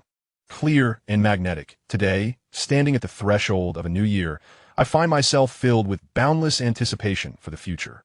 During my recent visits, I witnessed the enthusiasm and vitality of the Akari people, felt the profound yearning for peace within the Blue Star Alliance. This has solidified my conviction that the path we have chosen, dialogue rather than confrontation, cooperation instead of conflict, is the sole correct course. He opened his arms slightly, adopting an inclusive posture. We, the inhabitants of Mars and Blue Star, share a common origin, born beneath this magnificent starry sky. We have traversed the cosmic seas together, sowing the seeds of civilization upon the red planet. We once crafted a brilliant era of interstellar colonization. Though the march of history has led us to a painful separation, marred by misunderstandings and wounds, the ties of our blood have never severed. His tone deepened, imbued with sincerity as he continued. In Mars, our children study the majestic mountains and vast oceans of Blue Star in their schools. Our artists draw inspiration from Blue Star's rich culture. Our scientists have never ceased to monitor every breakthrough made by Blue Star in the realms of ecology and energy. We are acutely aware that the 80 years of estrangement and confrontation have borne only the fruits of squandered resources, the decay of talent, and the tears of countless families. The shadow of war has loomed over the youth of 2 generations. We cannot allow the 3rd and 4th generations to continue living in fear and suspicion. At this juncture, his eyes seemed to shimmer with emotion, his voice rising slightly, infused with infectious fervor. I envision a brand new future. A future where the routes between Mars and Blue Star are re-established, where trade flourishes. A future where our scientists can stand shoulder to shoulder in the same laboratory. collaboratively conquering diseases and delving into the mysteries of the cosmos. A future where our youth can freely traverse between planets to learn, travel, and even settle, experiencing the dawn and dusk under varying gravitational forces.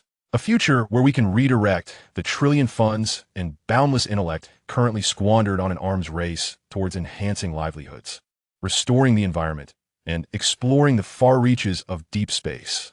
He paused momentarily, allowing this beautiful vision to resonate within everyone's hearts. Before continuing in an exceedingly sincere tone, the Mars Independent Alliance and I, Abukikinovida, its leader, harbor the most genuine and fervent desire for this. We are willing to cast aside the burdens of history and extend a hand of friendship.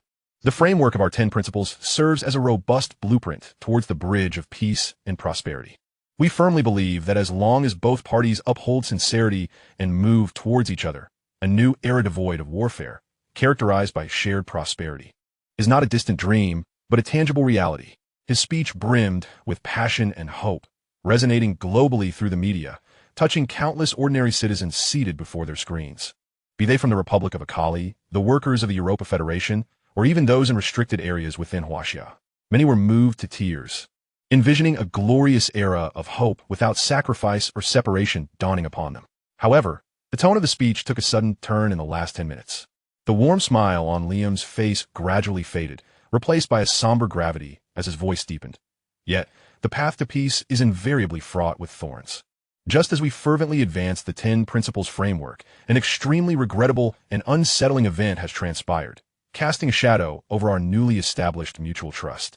He paused, seemingly struggling to voice the next words, before continuing in a clear and heavy tone. According to irrefutable evidence we obtained yesterday, the People's Republic of Huaxia has secretly detained and is currently studying a scientific reconnaissance vessel belonging to the Mars Independent Alliance, which went missing near the moon several months ago due to an unfortunate incident, along with its core equipment. This equipment, the latest generation of Prometheus pollution-free energy core, represents the future of clean energy, a culmination of decades of effort by our Martian scientists, developed uniquely due to Mars' environment. Its technological principles and special material composition are the highest patents and absolute secrets of Mars. The screen appropriately interjected with blurred images, data fragments, and the anguished testimonies of Martian scientists. We understand the pursuit of advanced technology, Liam said, his tone earnest yet piercingly heartfelt. Yet we cannot condone acquiring it through such disreputable means. This act egregiously violates the fundamental principles of interstellar relations and delivers a heavy blow to the nascent peace process. Despite enduring such injustice, the Mars Independent Alliance remains steadfast in its restraint and sincerity towards peace. We formally and publicly urge. We hope Huaxia will act with a sense of responsibility and immediately return our property, allowing an international third party to verify the situation. In return, for the shared future of the solar system, we are even willing to consider inviting Huaxia scientists to participate in subsequent peaceful utilization research, provided the security of the technology is assured. His voice suddenly rose, laced with an undeniable warning. However, if our goodwill and restraint are met with continued denial and delay, then the Mars Independent Alliance will regrettably have to indefinitely postpone the subsequent implementation of the 10 principles and reassess all our security strategies. The flicker of hope for peace is so faint, we cannot stand idly by as it is extinguished by greed and deceit. The speech concluded amidst a heavy atmosphere laden with suspense. An uproar ensued. Public opinion across the solar system erupted instantaneously. Online platforms crashed. Major news agencies interrupted their broadcasts, and discussions erupted in the streets. Media from the Republic of Akali and certain pro-Akali factions were the first to strike, vehemently condemning Huaxia for undermining peace and stealing technology, demanding immediate accountability from Huaxia to the world. Some smaller alliance member states, motivated by a desire for the promising prospects of collaborative research proposed by Mars, or simply out of fear of a renewed outbreak of war, also voiced demands for Huaxia to return the engine to maintain the broader peace. Others superficially echoed the condemnation, while secretly attempting to establish clandestine connections with Huaxia or dispatching elite intelligence operatives, desperately trying to ascertain the true capabilities of the so-called Prometheus core, even considering if they could secure a share for themselves. Ordinary citizens found themselves in a state of profound confusion and division. Some vehemently denounced Huaxia as a destroyer of peace, Others suspected a Martian conspiracy, while many harbored fears that the hard-won dawn of peace might be extinguished. Meanwhile, the Blue Star Alliance Council was engulfed in unprecedented quarrels and chaos. The foundation of trust was violently shaken. At the Shiha Academy, in the central study room, the immense holographic screen displayed the conclusion of Liam's speech. The room fell into a deathly silence, which soon erupted like a volcanic explosion, with waves of anger threatening to lift the roof. Nonsense. Utter nonsense. Wang Zuan was the first to leap to his feet, slamming his fist onto the alloy table, producing a thunderous noise. They were the aggressors first. They were the ones who initiated the reconnaissance vessel. Shameless. Despicable. Jiang Weiniang's face flushed with rage, her voice trembling. This is clearly a trap, Su Howard exclaimed, gesticulating wildly. They seek an excuse to tear up the agreement. And what about Prometheus? What a charming name. To hell with them. Let us fight back. Do they really think we fear them? Meng Xiangrui roared, his muscles tensed. Even the usually composed Li Minghui furrowed his brow tightly, his gaze icy. Feng Ruiyang silently clenched his fists. Huang Yajing's sweet smile vanished, replaced by a sharp scrutiny. The crowd was incensed, their youthful fervor ignited. Everyone quiet down. A cool voice cut through the clamor. Qin Shumo adjusted her glasses, her gaze sweeping over the group. Anger resolves nothing. Can't you see? This is a meticulously orchestrated scheme. She approached the holographic screen, highlighting the critical segments of the speech. Every word from Liam Navita has been carefully calculated. He preemptively defined the nature of the incident as theft, casting a highly tempting bait, joint research, and perfectly shifting the responsibility for disrupting peace onto us. Whether we acknowledge or deny it, return the engine or not, we will find ourselves in a passive position, leading to division within the alliance and international scrutiny. Their true aim is not to reclaim that engine, but to sow discord and buy time.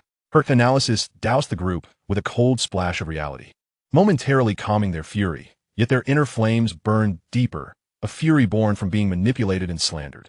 Luo Cheng stood at the back of the crowd, his hands clenched into fists. His anger was equally intense. But Qin Shumo's words and Liam's accusations unexpectedly provided a cruel explanation for his concern over his parents' disappearance. The terms Mars, scientific reconnaissance vessel, near the moon, and core equipment echoed wildly in his mind.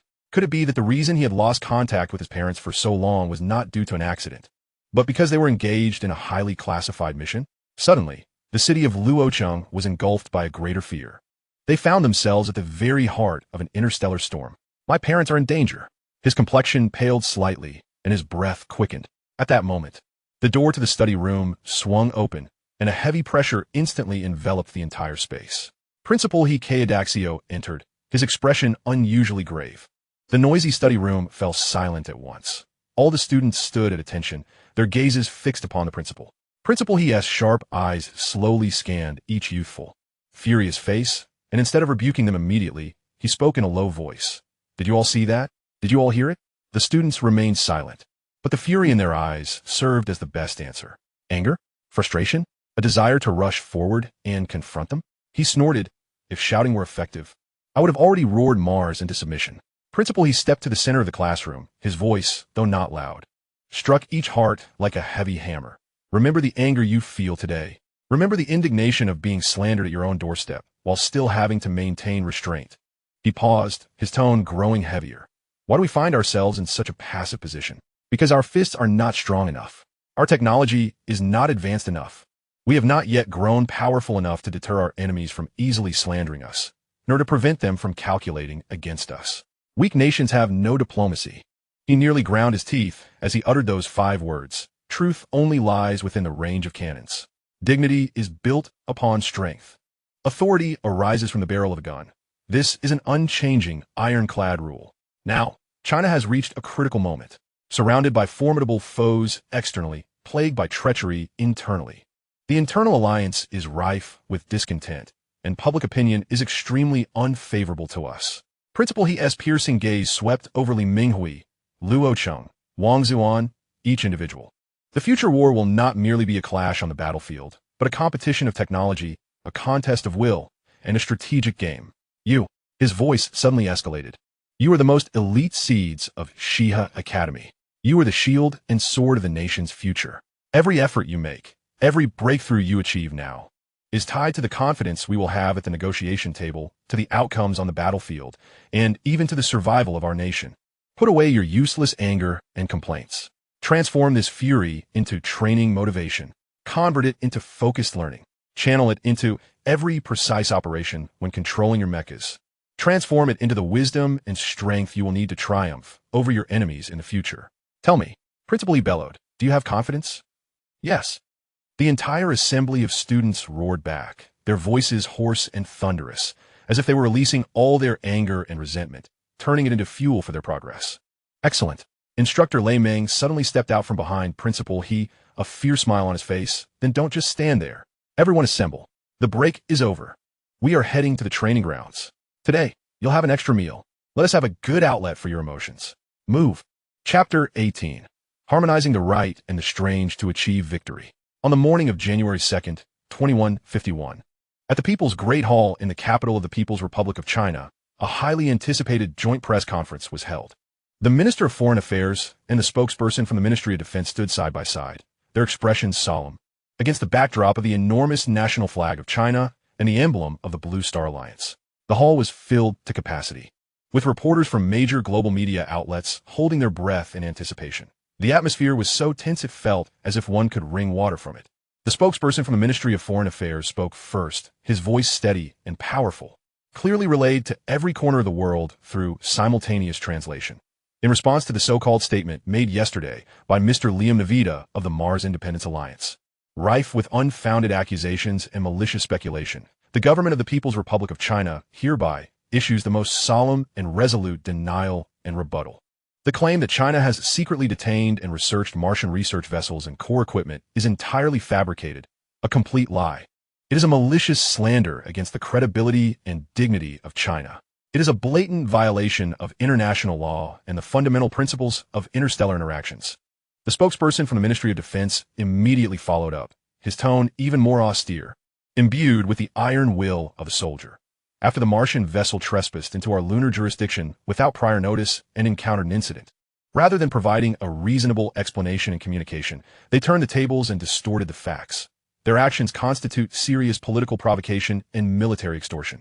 This behavior fully exposes certain factions within the Mars Independence Alliance's hypocritical attitude towards the 10 principles. Their true intent is not peace, but to use this as an excuse to reignite conflict and create discord within the Blue Star Alliance. The foreign minister's sharp gaze swept across the room. The Martian side claims to possess irrefutable evidence. Very well, we formally request the Mars Independence Alliance to immediately, publicly, and comprehensively disclose all evidence they possess to the world. This includes, but is not limited to, the final accurate coordinates of the ill-fated vessel, navigational logs, anomalous energy signature data, and any images or signals that can prove the existence of their vessels and equipment at our Guanghan Palace base. Simultaneously, he emphasized, to thoroughly clarify the facts and uphold transparency and mutual trust in interstellar relations, China solemnly proposes that the Blue Star Alliance Council take the lead in inviting authoritative experts from the Russo-Bond Federation, the Euro-Bond Federation, and other nations to form an international third-party joint investigation team to conduct an open, transparent, and scientific on-site verification at the relevant lunar airspace and our Guanghan Palace base. China will fully cooperate with the investigation, opening necessary airspace and peripheral facilities for inspection. As these words were spoken, a low murmur rippled through the audience. This maneuver directly returned the ball to Mars and occupied the moral high ground in demanding a transparent investigation.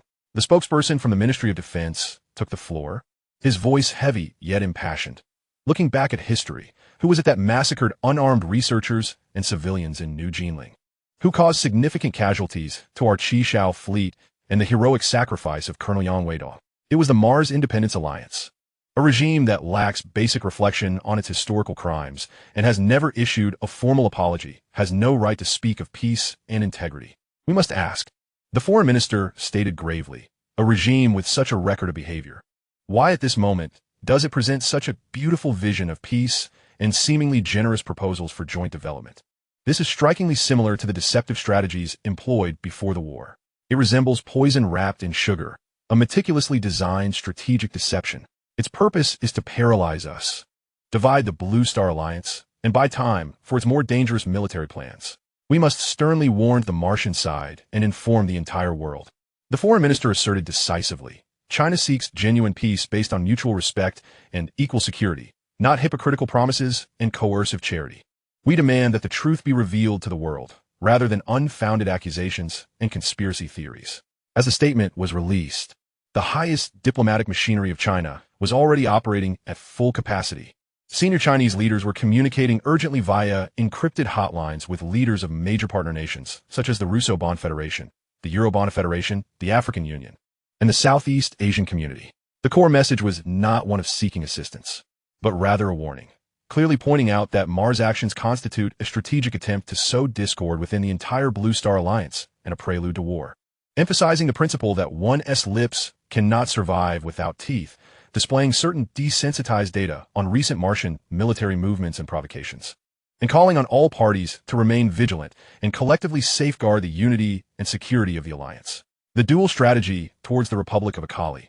On one hand, through diplomatic channels, a stern warning is issued to the Akali authorities, cautioning them that colluding with Mars will only lead to self-inflicted harm, jeopardizing their long-term interests and security. On the other hand, clandestine contacts are made with the domestic opposition and business leaders in Akali, proposing enticing prospects for expanding technological cooperation and investment in fields such as quantum computing, antimatter research, deep space mining, and ecological recycling, in an attempt to internally restrain Akali from fully aligning with Mars. Mars's actions come swiftly, seemingly anticipating the response from Huaxia. Liam Navita reappears, his face etched with grievance and disappointment. It is regrettable, though entirely expected, Liam remarks. We have submitted evidence to the Blue Star Alliance Council and our trusted international partners. Given the involvement of Mars's highest military secrets and security, we refuse to accept a third-party investigation composed of numerous nations with questionable impartiality. We seek a small, trustworthy team of experts from Mars and the Republic of Akali for verification. Mars's sincerity is as evident as the heavens. Yet despite our concessions, Huaxia remains unyielding and opaque, which is truly alarming. Should other Blue Star nations risk everything for an inscrutable Huaxia? Such statements continue to sow seeds of distrust within the Blue Star Alliance. Huaxia's opacity, eroding trust, remain calm, exercise restraint, hand it over, do not conceal anything. A myriad of public opinions flood the internet. Mars's stratagem continues to fester, and the fissures within the Blue Star Alliance gradually become apparent under pressure. In lunar orbit, amidst the cold and desolate void of deep space, the Chang'e frigate stands resolutely like a silent reef, firmly anchored in the outer region of the Guanghan Palace base. Within the bridge, the lights are dimmed to a crimson hue, with only the instrument screens flickering with a ghostly blue glow, illuminating the resolute profile of Luo Yunfan as steadfast as iron. Captain, the Mars Hound is once again making a probing approach. It is now merely 3 astronomical units from the critical line. The sensor operator's voice is taut. Energy shields focused, all turrets unlocked and charged to standby status. Laser railguns entering preheat mode. Luo Yunfan's voice is as frigid as ice, devoid of any tremor, delivering a final warning. Withdraw immediately to a safe distance, or we shall consider it an act of aggression and respond with immediate countermeasures. His command spreads instantly through encrypted channels to the entire patrol formation. The 3 Huaxia warships awaken like feral beasts, their outer armor plates slightly adjusting angles, revealing the fearsome muzzles of cannons and missile launch bays beneath. The energy shield generators hum ominously, radiating a heart-stopping deterrence. The Hound appears momentarily daunted by this unwavering stance, its audacious demeanor faltering, retreating begrudgingly, yet still slithering like a venomous serpent in the distance, fixated on its prey.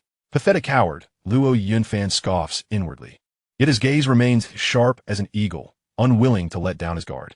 He understands that this is but a temporary retreat. The Martians will not relent easily. He is like a bowstring drawn to its utmost limit, straining at the forefront of the tempest. Each confrontation is a test of will and nerve at their extremes. He cannot retreat, not even an inch. Behind him lies his wife's laboratory, the future of a nation. Simultaneously, on Earth, across Huaxia. Below, somber wail of air raid sirens does not resonate over the cities of reality, but reverberates through encrypted networks, echoing in every military base, every warship, every strategic duty room. The highest state of combat readiness. Orders surge like an invisible current, instantly activating Huaxia's colossal war machine. In low Earth orbit, The flagship vessels of the Tai and Shishao fleets light up their engines, leading the vast armada as it slowly maneuvers into preordained defensive positions, akin to a moving steel great wall, safeguarding their azure homeland. The enormous cannons adjust their angles, coldly targeting the depths of space. Deep within the Guanghan Palace base on the moon, the atmosphere is one of extreme oppression and boiling tension, starkly contrasting the external standoff.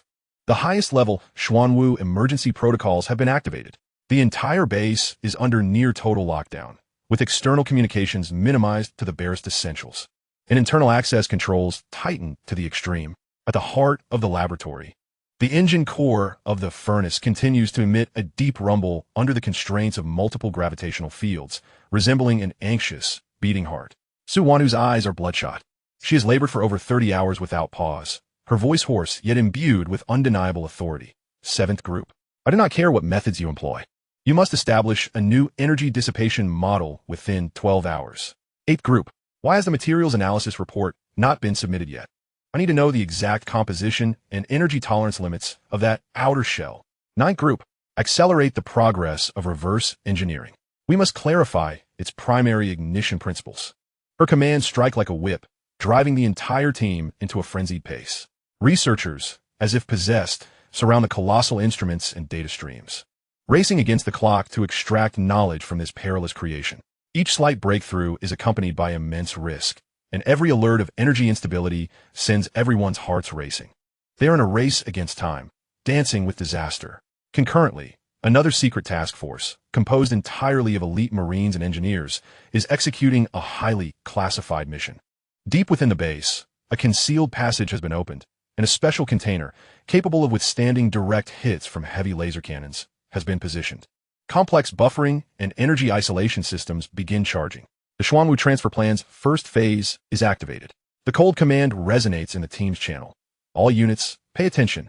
Upon receiving the order, you must complete the core loading within 15 minutes and transfer it through the designated emergency passage to the Yuhui high-speed transport vessel. At all costs, ensure the absolute safety of the target and the research personnel.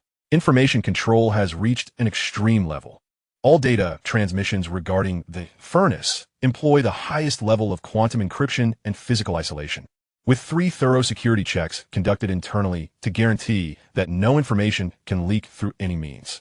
Everything occurring here must remain one of the deepest secrets in the universe. In the busy interludes, Su Wanhu unconsciously glances at the internal timer. She knows her husband's fleet is enduring immense pressure outside, buying her precious time for her research. She also understands that the work in her hands pertains to the future of the nation. Faster, faster, she murmurs, her gaze once again drawn to the perilous furnace.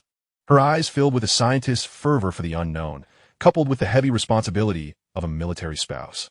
In lunar orbit, warships stand off, tensions palpable. Beneath the lunar surface, silent operations are underway, every second crucial. An undercurrent of covert warfare, pivotal to the fate of the nation, has quietly entered its most perilous phase in the silent cosmos. Chapter 19, Consolation. Time swiftly advances to mid-January. The core storm of Mars appears to be gradually calming on the surface.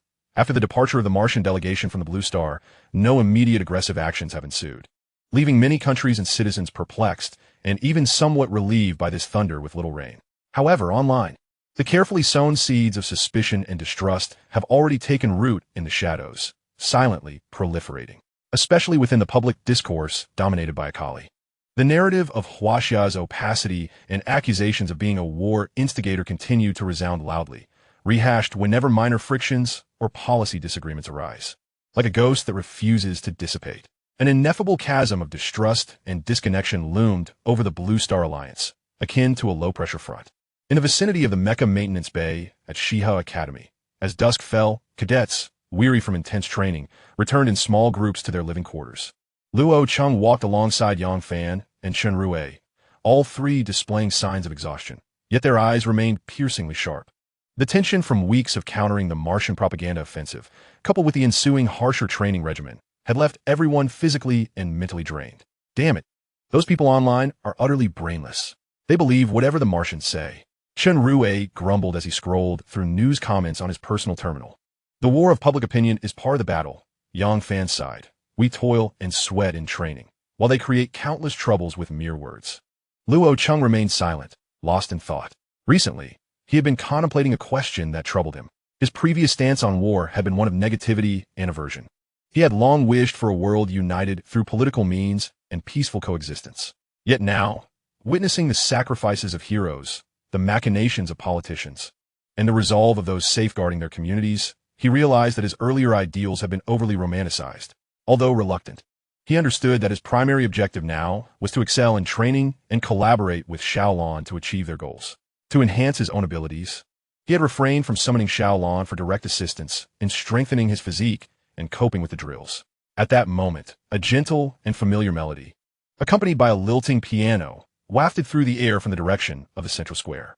The voice was ethereal and clear, reminiscent of a mountain spring, flowing through the dust and steel of the bass, bringing an unexpected sense of tranquility and solace.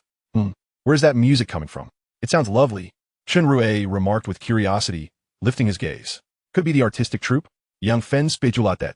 I heard there was a morale-boosting performance recently. Luo Cheng's heart stirred slightly. He recognized that voice. It was Su Fengmian. I'm going to take a look, he said to Yang Fan and Chen Rue, unconsciously quickening his pace toward the square. In the central square, a makeshift stage was illuminated by soft lights. A number of resting cadets and instructors gathered below, all listening quietly. On stage, Su Fengmian, clad in a simple white dress, sat before a white piano, her delicate fingers dancing over the keys. With her eyes gently closed, her long eyelashes brushed against her cheeks, and she sang with deep concentration. The song she performed was a soothing folk melody, tinged with nostalgia, its lyrics painting a picture of the moonlight and tranquil nights of her homeland. Her voice possessed a magical quality, effortlessly soothing the inner turmoil and fatigue of those who listened. Luo Cheng quietly approached the edge of the crowd, leaning against a cold alloy pillar, quietly observing the girl on stage. Sweat still clung to his brow from training, and his combat uniform bore marks of oil, making him feel as though he belonged to another world entirely compared to her pure and beautiful figure. Yet in that moment, her song strangely penetrated through all barriers, reaching deep into his taut nerves. As the final note faded, sincere yet subdued applause erupted from the audience. Su Fengmian opened her eyes, offering a slight bow. Her gaze swept across the crowd and met Luo Cheng's beneath the pillar. Instantly, her eyes sparkled with delight, and a gentle, radiant smile blossomed on her face, akin to the melting of ice and snow. After the performance concluded, the audience began to disperse. Su Fengmian quickly descended from the stage and approached Luo Cheng. Luo Cheng. Her voice was laced with excitement. I saw your training schedule, and guess you might be finishing up around now. How are you? Tired? Not too bad. I'm used to it, Luo Cheng replied with a smile, his mood inexplicably lightened by her presence. What brings you here? You didn't give us a heads up. I wanted to surprise you. Su Fengmian guinked bluffity. When the morale-boosting performances rotated to Shiha Academy, I volunteered to come. Did you like the song I just sang? Yes. It was beautiful. Luo Cheng nodded earnestly, feeling a sense of relief wash over him. Her smile widened, sweeter than before. That is wonderful to hear. Actually, I have another new song, one that I wrote, let's say for all of us. Would you like to be the first to hear it? For me? Luo Cheng was momentarily taken aback. Well, not just for you. Su Fengmian lowered her gaze, her cheeks flushing slightly. After seeing the recent news and thinking about how hard you all train here, I felt inspired. I believe everyone needs a bit of strength right now. She led Luo Cheng to a relatively quiet bench at the edge of the square. In the distance loomed the massive shadows of mechas and cold metallic structures, while overhead, the simulated sky projected a night filled with artificial starlight. Su Fengmian produced a guitar she had prepared in advance, and a hauntingly ethereal melody flowed forth, distinct from the folk songs and stirring battle hymns that preceded it. She closed her eyes briefly, and when she opened them again, her gaze was filled with complex emotions, concern, empathy, hope, and a profound understanding that transcended her years. She began to sing, her voice crystal clear and otherworldly, as if piercing through the cold steel dome above to reach the stars. You are the silver wing traversing the sea of stars. I am a singer gazing at the beacon of war. May the soil, once clouded by gunpowder, eventually yield flowers of peace. If the distant lands you once guarded echo with farewells day and night, let me kiss away the tears of time, and I will love the world you cherish. May your wishes be fulfilled. As I rush to the borders where you once stood, walking through the long nights you traversed, gazing at the dawn you long for. May the stars never extinguish for the sake of separation. You are the yearning that spans light years. I am the melody of promises made. May the light condensed in the dawn illuminate the path homeward. If I am destined to stand beside you, crossing the cold, shattered rings of stars, all dreams, let me realize them together with you. Will this flourishing age be as you wished? Will the sacrifices of the past be remembered? All that was given for a brighter tomorrow. Can we behold your once smiling face? Luo Cheng stood transfixed, gazing at her. In that moment, Su Fengmian seemed enveloped in a halo of sacred and gentle light. Her song transcended mere consolation or encouragement. It bore a profound understanding, silent companionship, and steadfast vows. She comprehended their sacrifices, prayed for their safety, and was willing to protect the world they cherished, striving to realize their unfinished dreams. An indescribable wave of emotion and resonance surged within him. He had never felt so acutely the richness and depth of this girl's inner world, filled with strength. She was not merely comforting him. She was engaging in a soulful dialogue, conveying, I understand you, I support you, and I wish to walk alongside you. As the final note faded into silence, the world around them fell still. Cadets passing by halted, drawn to the enchanting melody. Su Fengmian set down her guitar and looked at Luo Cheng, her gaze clear and gentle, tinged with inquiry. Luo Cheng took a deep breath and stepped forward, his voice slightly hoarse yet imbued with an unprecedented warmth and affirmation. What is the title of this song? Fulfilled Wishes. Su Fengmian replied softly, hoping that all sacrifices would not be in vain, that all guardianship would yield their desired outcomes, and that all battles would pave the way for the peaceful tomorrow they longed to see. Thank you, Luo Cheng said gently, his gaze penetrating as he looked at her. This song instills in me a sense of strength, an enduring warmth unlike that of battle. Su Fengmian smiled radiantly, like moonlight breaking through the clouds. I'm glad to be of help. I hope I can have my wishes fulfilled too, little lion, she reassured herself, her fingers clutching the pendant at her chest. Chapter 20, Choices of Characters. Su Fengmian's brief sojourn at Shiha Academy was akin to a warm pebble cast into a frigid steel world. Though the ripples eventually subsided, they left an indelible mark in Luo Cheng's heart. The melody of As You Wish often echoed in his mind during the intense training sessions, bringing a rare sense of tranquility and strength. 2 days later, she departed with the artistic promotion team. Just before leaving, at the majestic entrance of the academy's harbor, she found Luo Cheng, who had just concluded his morning training. Luo Cheng, she called out, jogging toward him, her breath forming white mist in the cold air. Her cheeks slightly flushed, yet her eyes sparkled brightly. I'm about to leave. Safe travels. Luo Cheng nodded, gazing at the girl who seemed to emanate a soft glow. Though reluctant, the soldier's restraint prevented him from expressing too much emotion. Su Fengmian bit her lip, as if making a firm decision, and looked up at him. Next month is the Spring Festival. Will your academy have a break? There should be a brief respite, Luo Cheng replied. Then, Su Fengmian's eyes shimmered with anticipation and timid hope. Would you come to my house for the Spring Festival this year? My parents often mention you, saying it's been a long time since they last saw you.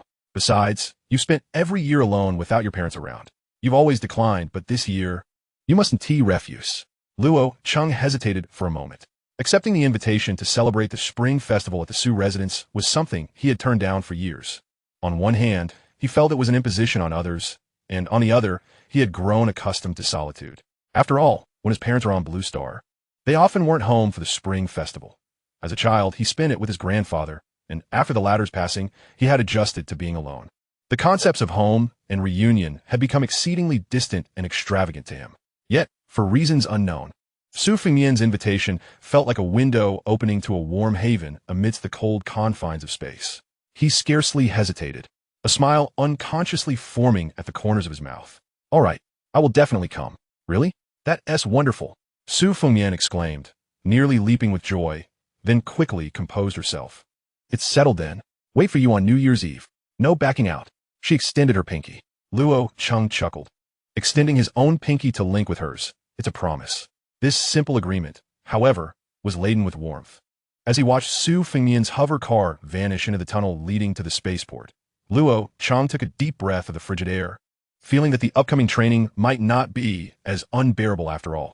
Following the ephemeral warmth, the training turned more brutal and realistic. In the mecha practical course, instructor Lei Meng stood before a colossal holographic sand table, demonstrating the collaborative operations of various mecha models in complex battlefield environments. His voice was gruff, devoid of superfluous words. Novices, pay attention. The battlefield is not a solo endeavor. It is a symphony of teamwork. Different mechas fulfill different roles, akin to the organs of a body, each indispensable. Today, I will elucidate the 5 fundamental roles of mecha combat. Listen closely. With a grand gesture, the holographic display transitioned to showcase 5 distinct mecha styles and their combat demonstrations. Assault mecha, the spear, Lei Ming Bilud, high mobility, explosive power, and formidable firepower. Its mission is to breach enemy lines, penetrate the rear, and annihilate key targets. It is the tip of the offensive spear. Those who engage in this role must possess extraordinary reflexes, a spirit of adventure, and precise striking capabilities. The mortality rate is highest, yet it also offers the greatest opportunities for glory. At that moment, the holographic image displayed an agile mecha dashing forward at high speed, using a pulse blade and laser sword to slice through enemy armor while simultaneously employing shoulder cannons to eliminate crucial targets.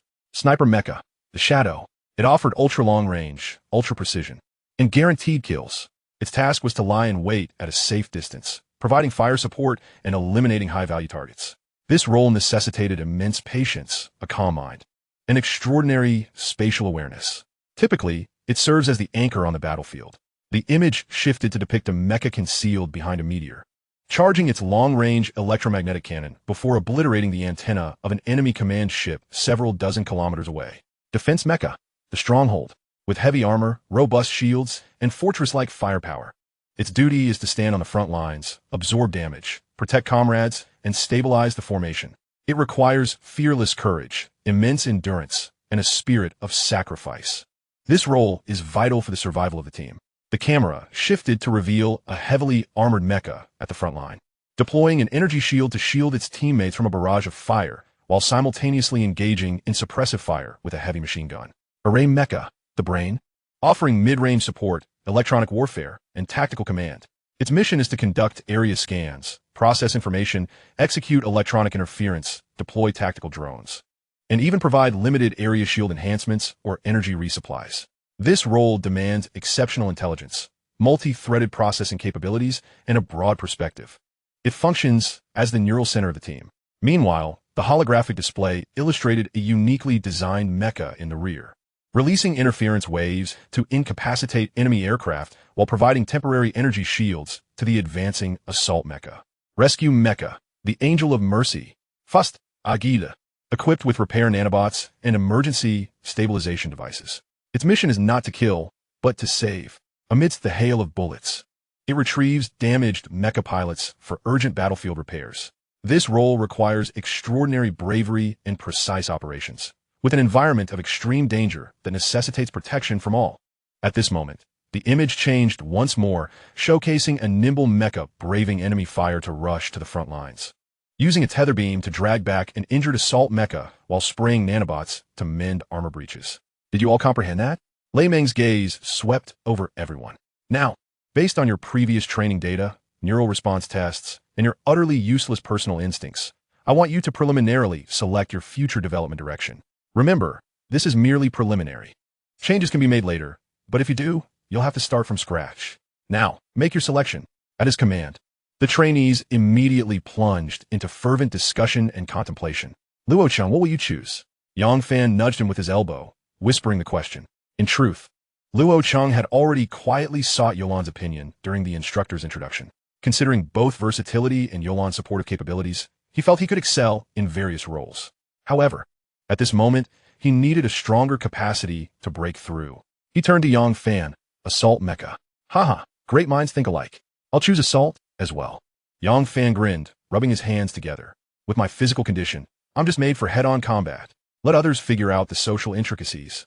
All right, Luo Cheng nodded, his tone serious. Then I'll entrust my back to you in the future. Rest assured.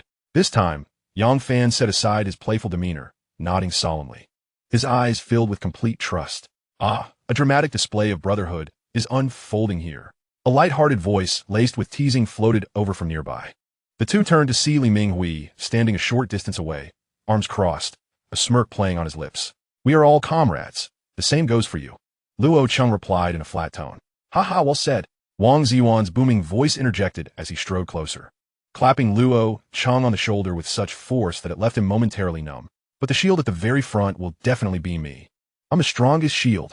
Anyone who dares to touch my brother must first step over my corpse. He chose the defensive mech, a choice that perfectly matched his imposing physique and grand demeanor. Li Minghui glanced at Wang Ziyuan, shaking his head with a smile. Seemingly, both resigned to and approving of his straightforward style. At this moment, the other students also made their selections based on their individual characteristics.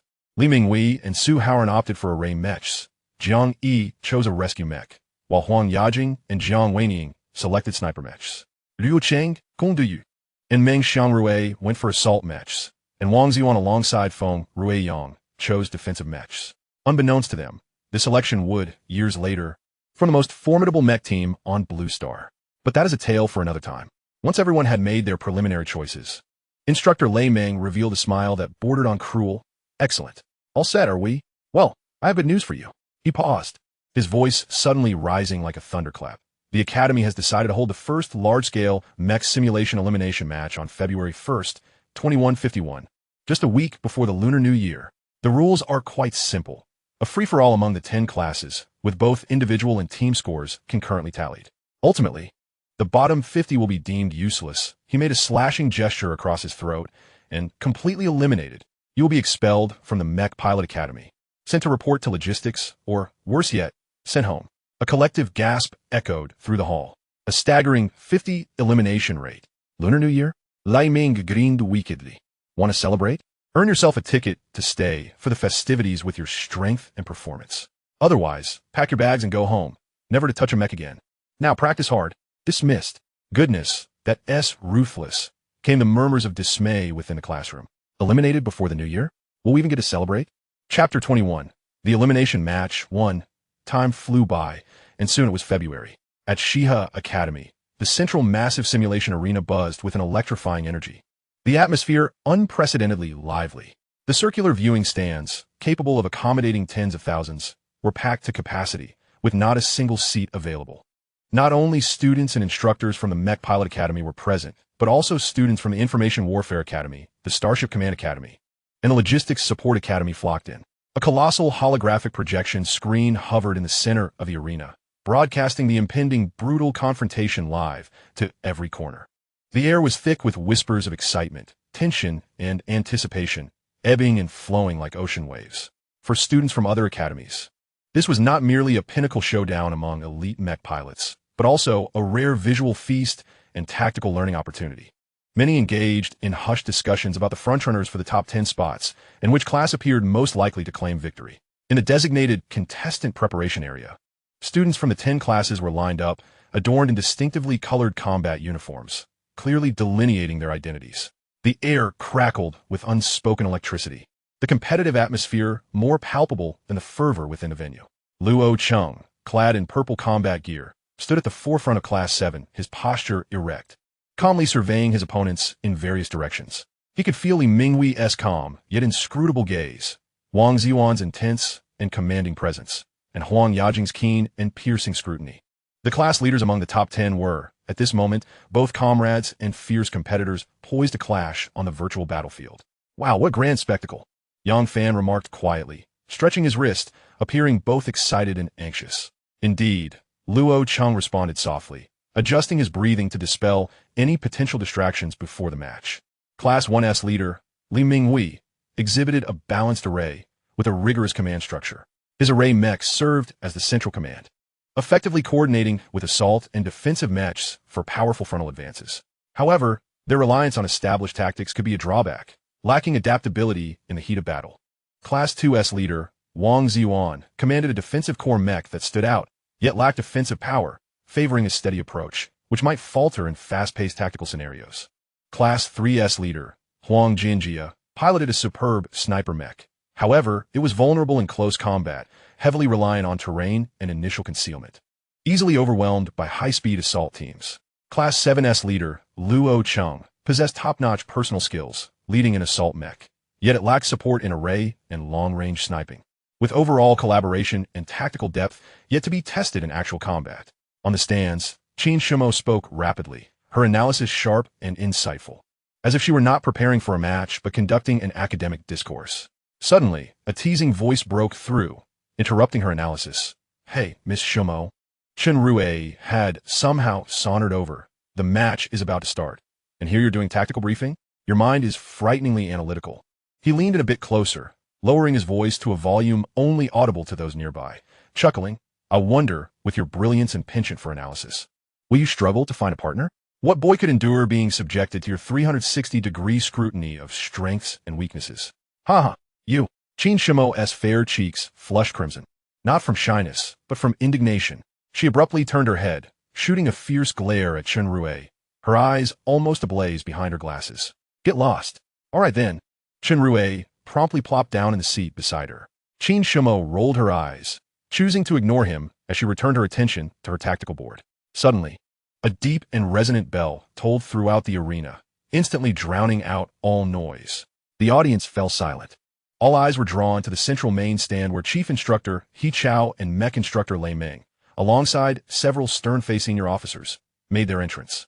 He Chao stepped forward, his gaze like that of a hawk, sweeping over the 10 formations below and the multitude of spectators surrounding the stands. He did not use a microphone, yet his cold and authoritative voice resonated clearly through the arena's sound system. "Attention." In an instant, the 10 classes, comprising over 400 students, snapped to attention, their movements synchronized. Today is the moment to assess the results of your training over the past months. It is also the moment that will determine your fate. He Chao's voice bore no emotional inflection. The rules were straightforward yet brutal. With a sweeping gesture, the central holographic screen instantly displayed the enormous competition rules. Academy Mech Simulation Elimination Match. Final rules. Battlefield environment. A super-large comprehensive virtual battlefield, measuring 300 kilometers by 300 kilometers. It includes various complex terrains, such as urban ruins, deserts, mountains, jungles, and lakes. Competition scale. A free-for-all among 10 classes, totaling 487 mechs entering simultaneously, with each student's mech position randomized. Equipment rules. Initial equipment. Each mech is equipped with only one standard melee weapon, pulse knife, chainsaw sword, and basic protection. Resource acquisition. Defeating opponents allows you to obtain their equipment and remaining energy. Special supplies. There are 10 hidden supply boxes randomly distributed across the battlefield, of which only 3 contain top-tier special weapons that could change the tide of battle: a high-power railgun, a phase-shifting shield generator, and a thermal axe. The remaining 7 are either traps or ordinary supplies. Victory conditions. Ultimate victory. The class that remains the last standing on the battlefield shall be declared the victor. Contraction mechanism. To prevent passive avoidance of combat, the boundaries of the battlefield will gradually shrink over time. Every 60 minutes, the diameter of the safe area will reduce by 30 kilometers. Final judgment. If, upon reaching the ultimate boundary, no class has achieved the condition for sole victory, the match will conclude immediately. Simulation level. Utilizing the latest generation of fully immersive sensory simulation chambers, pain, impact, and overload feedback are rendered with 100% realism. In safe mode, no actual physical harm will occur, yet the sensation of pain will feel excruciatingly genuine. The destruction of a mech results in immediate disqualification. Scoring system. Defeating a mech earns 2 points. Assisting another in defeating a mech grants 1 point. Rescuing a mech awards 15 points, with the top 200 competitors remaining. The top 30 scores will receive special rewards, and the top 3 will be granted the opportunity to participate in a real combat exercise in space. At the moment the rules were announced, the arena fell into a deathly silence, only to erupt into a cacophony of disbelief. My heavens! A chaotic brawl among 487 mechs? Only one class can survive? How ruthless! Starting with merely a broken blade? Is it permissible to seize others' weapons? Is this not a battle royale? And there's a shrinking boundary. It's forcing you to fight. If one cannot find special weapons, one is doomed.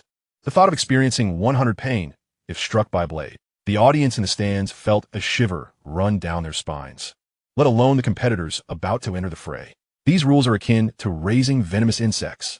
They compel everyone to slaughter and plunder. What tactics, what cooperation, could possibly take precedence over the most primal instinct of survival in these initial moments? Did everyone hear that clearly? The thunderous roar of Instructor Lei Meng followed, like a clap of thunder. This is the battlefield, the most authentic battlefield. There are no rules, only survival and victory. Want weapons? Seize them. Want energy? Take it. Want to be the last one standing? Eliminate everyone else. His gaze was palpable, slicing through the faces of each student. Now, all of you, enter the simulation chamber. The countdown begins in 10 minutes. The match will commence. Good luck to you all. I hope you possess that spirit. Disperse. The command was given. The atmosphere grew heavy, nearly solidifying. No one uttered a word. Each student wore a grave expression, some even pale, hastening towards their respective simulation chambers, resembling metallic coffins. Luo Cheng took a deep breath, casting one last glance at Yang Fan and his other teammates. Remember, he said solemnly, in the initial phase, avoid combat. Prioritize regrouping with teammates, gathering intelligence, and seeking supplies. Surviving is paramount for the later stages. Understood. The group nodded earnestly. The chamber door slid open slowly, and Luo Cheng stepped inside. He donned a helmet with utmost seriousness. The cold interface pressed against his nerve endings. Darkness enveloped him, followed by a sudden jolt of weightlessness and a torrent of data. A bloody brawl that would determine their fates commenced with a resounding crash. Chapter 22, Elimination Round 2, The Dawn of Civilization. Following the cold neural link, the heavy sensation of weightlessness abruptly vanished. Luo Cheng opened his eyes wide. The cockpit's holographic screen instantly illuminated, projecting the external environment onto the massive main screen. Before him lay an expanse of verdant darkness. He found himself deep within a primitive and dense jungle. Towering trees, several dozen meters high, loomed overhead, their gnarled trunks adorned with ancient moss, and roots jutting out from the earth like colossal serpents. Broad leaves layered upon one another filtered most of the sunlight into dim green speckles. The air was thick with the damp scent of decaying organic matter and foliage. This was not the core battlefield depicted in the simulation, but rather the farthest corner of the 300-kilometer arena. What sheer luck, Luo Cheng mused, quickly regulating his breathing.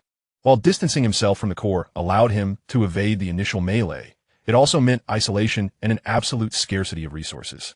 Xiao Lang, scan the battlefield map and surrounding life and energy signals, maximize the range. Luo Cheng silently commanded. Command confirmed. Environment scanning in progress, detecting high-intensity spatial encryption and interference fields. Scanning range limited, current maximum effective radius, 10 kilometers. The calm voice of the AI, Yulan, echoed in his mind. On the screen, a circular area centered around Luo Cheng's mech, with a radius of 10 kilometers, was clearly marked. A 3D map rapidly constructed itself, depicting the surrounding terrain, primarily undulating mountain valleys cloaked in dense foliage, with a small creek meandering through, devoid of any signs of human construction. Most striking was the absence of any identification signals representing mechs within this vast scanning circle. Luo Cheng furrowed his brow, quickly calculating. 300 by 300 square kilometers yields a total area of 90,000 square kilometers, with 487 mechs distributed evenly. That equates to approximately 185 square kilometers per unit. In a 10-kilometer range, the radius is 5 kilometers, with an area of around 785 square kilometers, making it indeed challenging to encounter other mechs. Is the opening phase a wilderness survival scenario? He promptly attempted to open the encrypted communication channel for Class 7. Yang Fan. Gaoshi Fan. This is Luo Cheng. Respond. Report your locations. The channel was met with nothing but a chaotic hiss. He quickly reviewed the system notifications and discovered a previously overlooked announcement. Attention, to simulate real battlefield communication interference and the initial absence of command nodes. Interclass communication is limited to a 3-kilometer visual range or via specific relay nodes. Prioritize battlefield regrouping. Damn, this exam is truly thorough. Luo Cheng couldn't help but curse. The inability to communicate over long distances meant that locating teammates would rely solely on luck or active exploration, significantly increasing the difficulty from the start. He hesitated no longer. Instead of waiting passively, it was better to take the initiative. Adjusting the engine power to low noise mode, the mech glided silently like a massive specter into the depths of the jungle. Luo Cheng maneuvered the 18-meter-tall behemoth with surprising agility and precision. The mech deftly turned between the thick trunks, its large metallic feet meticulously avoiding the dry twigs and protruding roots, each step taken in complete silence. He utilized the trees as natural cover, weaving through the dimly lit underbrush, sharp sensors sweeping the surroundings like radar, searching for not only teammates, but potentially enemies. Time passed in tense and silent stealth. Approximately half an hour later, Yulan's alert tone chimed once more, tinged with a faint warning. Warning, high-energy reactions and metallic impact sounds detected. Direction, 312 degrees, northwest. Distance, approximately 58 kilometers. Number of signal sources, 2. Non-friendly identification signals. Energy characteristics match. 99 probability of assault mechs. Luo Cheng's spirits surged. He immediately lowered the mech, crouching behind a hillock adorned with ferns. Cautiously, he magnified the target area using high-powered optical imaging. Target: 2 assault mechs. Their paint scheme did not align with Class 7's unified purple theme, but instead leaned towards a grayish-blue with a prominent 9 insignia on their shoulders, indicating they were members of Class 9, led by Meng Xiangrui. The two appear to have recently endured a minor skirmish, with slight energy scuffs along their sides. Currently taking a brief respite by a relatively open creek, seemingly vigilant as they scanned their surroundings. Known for their wildness, the members of Meng Xiangrui's class were nonetheless maintaining a defensive posture even while resting, their chainsaw swords gripped tightly. Target locked. 2 assault mech from Class 9. Status: alert. With minor damage. Luo Cheng's mind raced. 1v2, the odds of a frontal charge are less than 40. A sneak attack is essential, leveraging the environment. Preliminary battle plan generated based on jungle cover, approach from downwind to ambush the right side target. Prioritize the destruction of its rear cooling module or the engine energy core interface. Estimated success rate of the operation: 68. Shall we proceed? The ethereal blue swiftly provided the plan and data. Execute. Without hesitation, Luo Cheng commanded. The fighter jet was fleeting. The mech piloted by Luo Cheng resembled a true raptor.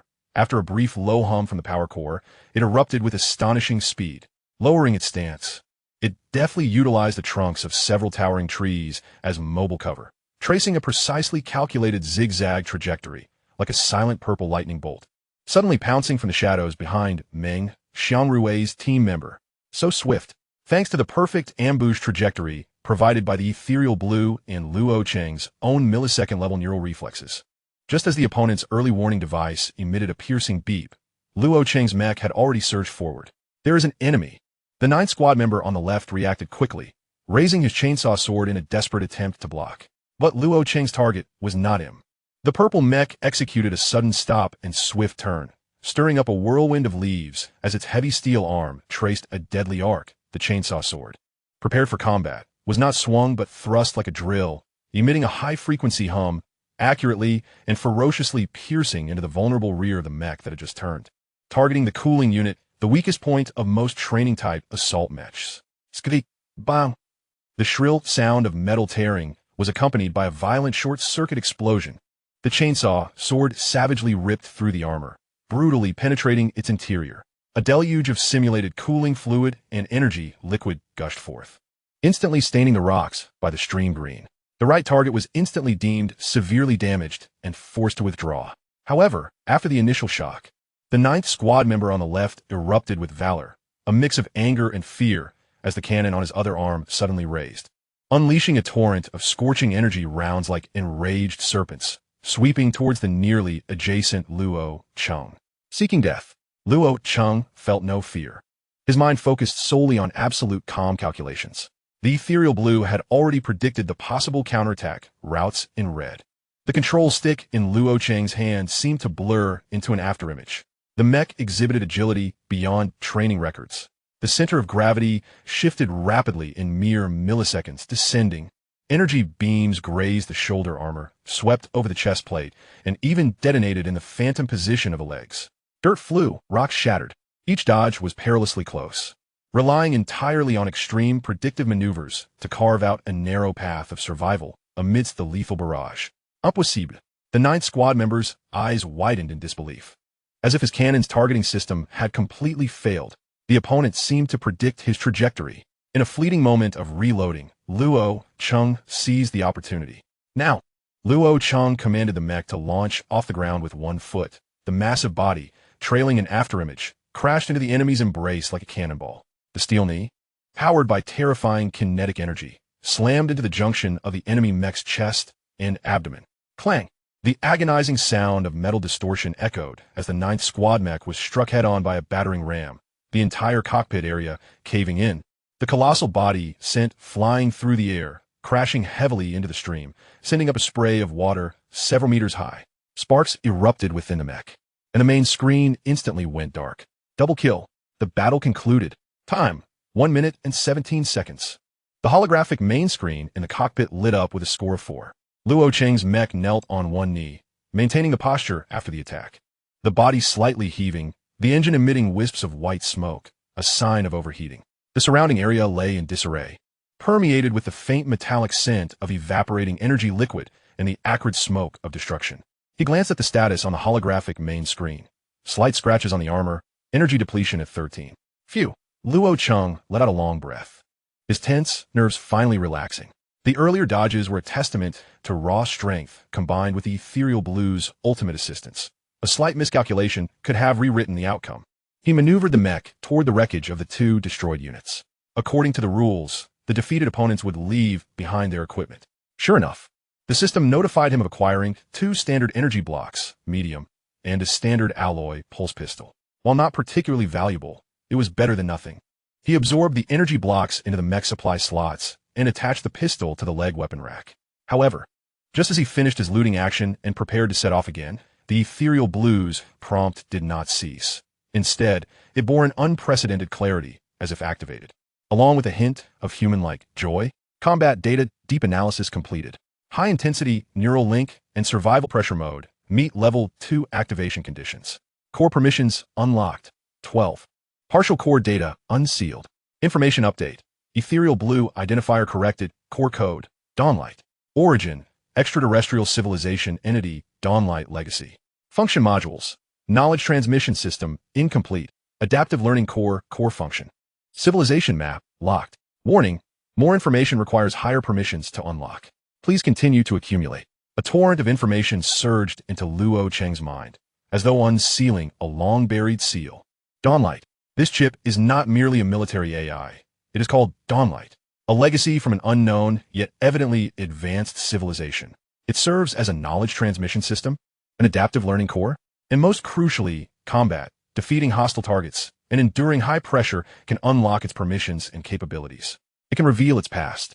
An immense thrill instantaneously dissipated the fatigue from the earlier battle and the pressure of the elimination round. Luo Cheng's heart raced, his breath quickening. So that's it. A fiery light ignited in Luo Cheng's eyes. Hunting is not only for survival and victory, but also for you, little blue.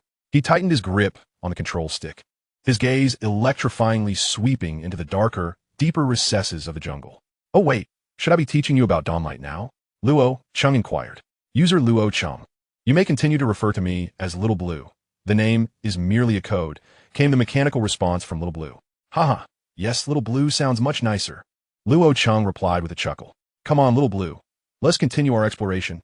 Luo Cheng straightened the mech's posture again, the engine emitting a deep, powerful hum as it actively submerged into this perilous steel jungle. The hunt was officially on. The identities of hunter and prey had subtly tilted in Luo Cheng's mind. Little Blue. Target. Initiate an offensive, seek out enemies, and engage in combat. Chapter 23. Elimination Round 3.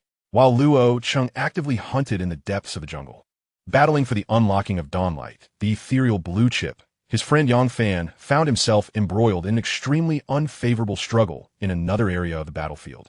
A semi-deserted zone covered by colossal weathered rock pillars and sparse dead trees. Yang Fan piloted an assault mech, which sacrificed some speed for a combination of defense and impact, boasting thick armor and formidable strength as his advantages. However, he was currently confronted with a cunning 6th Squad sniper mech, painted in a desert-friendly earthy yellow, darting like a specter among the distant rock formations. It never lingered in one spot for more than 5 seconds, continuously changing shooting points utilizing the complex terrain, launching precise and insidious high-energy particle beams from seemingly impossible angles. Damn it! If you have guts, don't run. Face your grandpa Yang head-on. Yang Fen roared, maneuvering the mech clumsily into a side roll, narrowly evading a searing beam, as the ground he had just occupied was blasted into a charred crater. The armor on the left shoulder of his mech had already been grazed once, and at this moment, wisps of white smoke were rising from it. The holographic main screen indicated that the overall armor integrity had diminished to 78. He had attempted multiple assaults, yet his opponent consistently anticipated his charge, using precise sniping to force him to divert or defend, making it impossible to close the distance. Inside the cockpit, Yang Fan wore an expression of grave intensity. Veins throbbed at his temples, and sweat soaked the lining of his combat suit. He could not afford to lose. He absolutely must not be eliminated here. Gritting his teeth, a flame of unprecedented determination ignited in his eyes. I cannot fall here. I must ascend to the stars. Buzz. A sensation of scorching heat suddenly enveloped his entire body. The physiological monitoring system within the mech emitted a sharp alert. Warning. Pilot's adrenaline levels are surging. Heart rate at 180. Neural response speed exceeds baseline by 125. Entering a state of extreme excitement. Risk of overload increased. Roar. Yang Fan let out a primal growl, his pupils constricting as everything in his field of vision seemed to slow down by half a beat. He could now discern every minute movement of the distant sniper mech, even predicting the faint glow of its shoulder-mounted sniper cannon as it prepared for its next charge. Now is the moment. The sniper mech had just completed a shot and was momentarily recharging and repositioning. Throw it, Yang Fan bellowed, flinging the outer layer of armor from his mech, simultaneously pushing the engine power to its red line. The colossal mech transformed from a cumbersome charge into a frenzy of zigzagging, high-frequency maneuvers. Each turn expertly utilized the rocky pillars for cover, and every step kicked up clouds of dust. What? The sniper from the 6th Squad clearly did not anticipate this iron tortoise shedding its shell and unleashing such terrifying speed and uncanny agility. In a panic, it fired twice, the shots narrowly grazing the mech's edges. 300 meters, 200 meters, 100 meters. The distance was rapidly closed in a heartbeat. The sniper mech's pilot panicked, attempting to retreat, but it was already too late. Death! Yang Fan's mech surged forth like a raging war chariot, leaping high and slamming its massive metallic foot down onto a rocky pillar, using the leverage to leap into the air. The heavy chainsaw sword in his hand roared with a desire to rend all as it came crashing down from above with the force of thunder. No! The sniper mech emitted a defiant roar. Click! Boom! The chainsaw sword effortlessly tore through the relatively fragile top armor and sensor array of the sniper mech. Cleaving it down the middle, a violent explosion erupted from within, reducing the mech to a fiery wreck. Target destroyed. The system's cold, emotionless notification sounded. Yang Fan's mech landed heavily, half kneeling on the ground, as he gasped for breath, his muscles trembling uncontrollably. The overload had brought immense fatigue, yet the joy of victory and the relief of survival filled his heart. I won, he murmured to himself, a weary yet exhilarated smile gracing his face. However, this smile lasted scarcely 3 seconds. Whoosh, whoosh, 2 rapid sounds of slicing air surged from behind. 2 enormous red warning symbols flashed on the screen. Warning, under enemy attack. 2 assault mechs are approaching at high speed. Positions at 245 degrees and 267 degrees. Yang Fan abruptly turned his head and through the billowing smoke and dust, he saw 2 assault mechs painted in the same earthy tone, adorned with a 6-character emblem on their shoulders, charging out from behind 2 massive rocks like hyenas scenting blood. Clearly, they were the comrades of the sniper he had just dispatched, drawn in by the sound of the explosion. This is bad. Yang Fan's heart plummeted. Having just endured a fierce battle and erupted with energy, his mech had little energy left, its armor was damaged, and its condition was far from optimal. Faced with 2 fully operational assault mechs known for their speed and melee prowess, victory was utterly unattainable. A deep sense of powerlessness and despair welled up within him. Had he fought so hard only to fall here? The 2 6th Squad assault mechs showed no hesitation, their engines roaring, the pulse blades and chainsaw swords in their hands glowing with deadly light, one to the left and one to the right, grinning cruelly as they advanced toward Yang Fan, who was half kneeling and seemingly defenseless. It's over. The opposing pilot's voice came through the public channel, brimming with confidence. Yang Fan closed his eyes in despair, gripping the control stick tightly, preparing for one last struggle. Just at that critical moment, clang, clang, 2 deafening sounds of metal colliding, akin to the tolling of a great bell, erupted simultaneously. The anticipated agony did not follow. Instead, 2 tremendous forces collided with the 2 assault mechs from either side, abruptly interrupting their lethal attacks. Yang Fan opened his eyes wide, the sight before him making him gasp in disbelief. A familiar, slightly outdated, yet towering purple mech had appeared before him, seemingly descending like a divine warrior. It held a chainsaw sword in each hand, crossing its arms to perfectly block the deadly strikes coming from both directions. Sparks flew wildly where the weapons met. Then, a voice he knew all too well, tinged with jest, yet imbued with unwavering reliability, rang out in his team's encrypted channel. Hey, Daddy S here. Aren't you touched? It was Luo Cheng. Luo.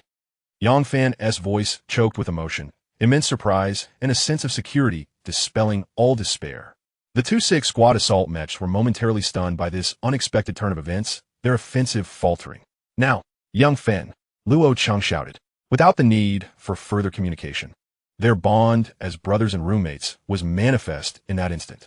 Young Fan roared, controlling his half-kneeling mech to suddenly rise and deliver a side kick.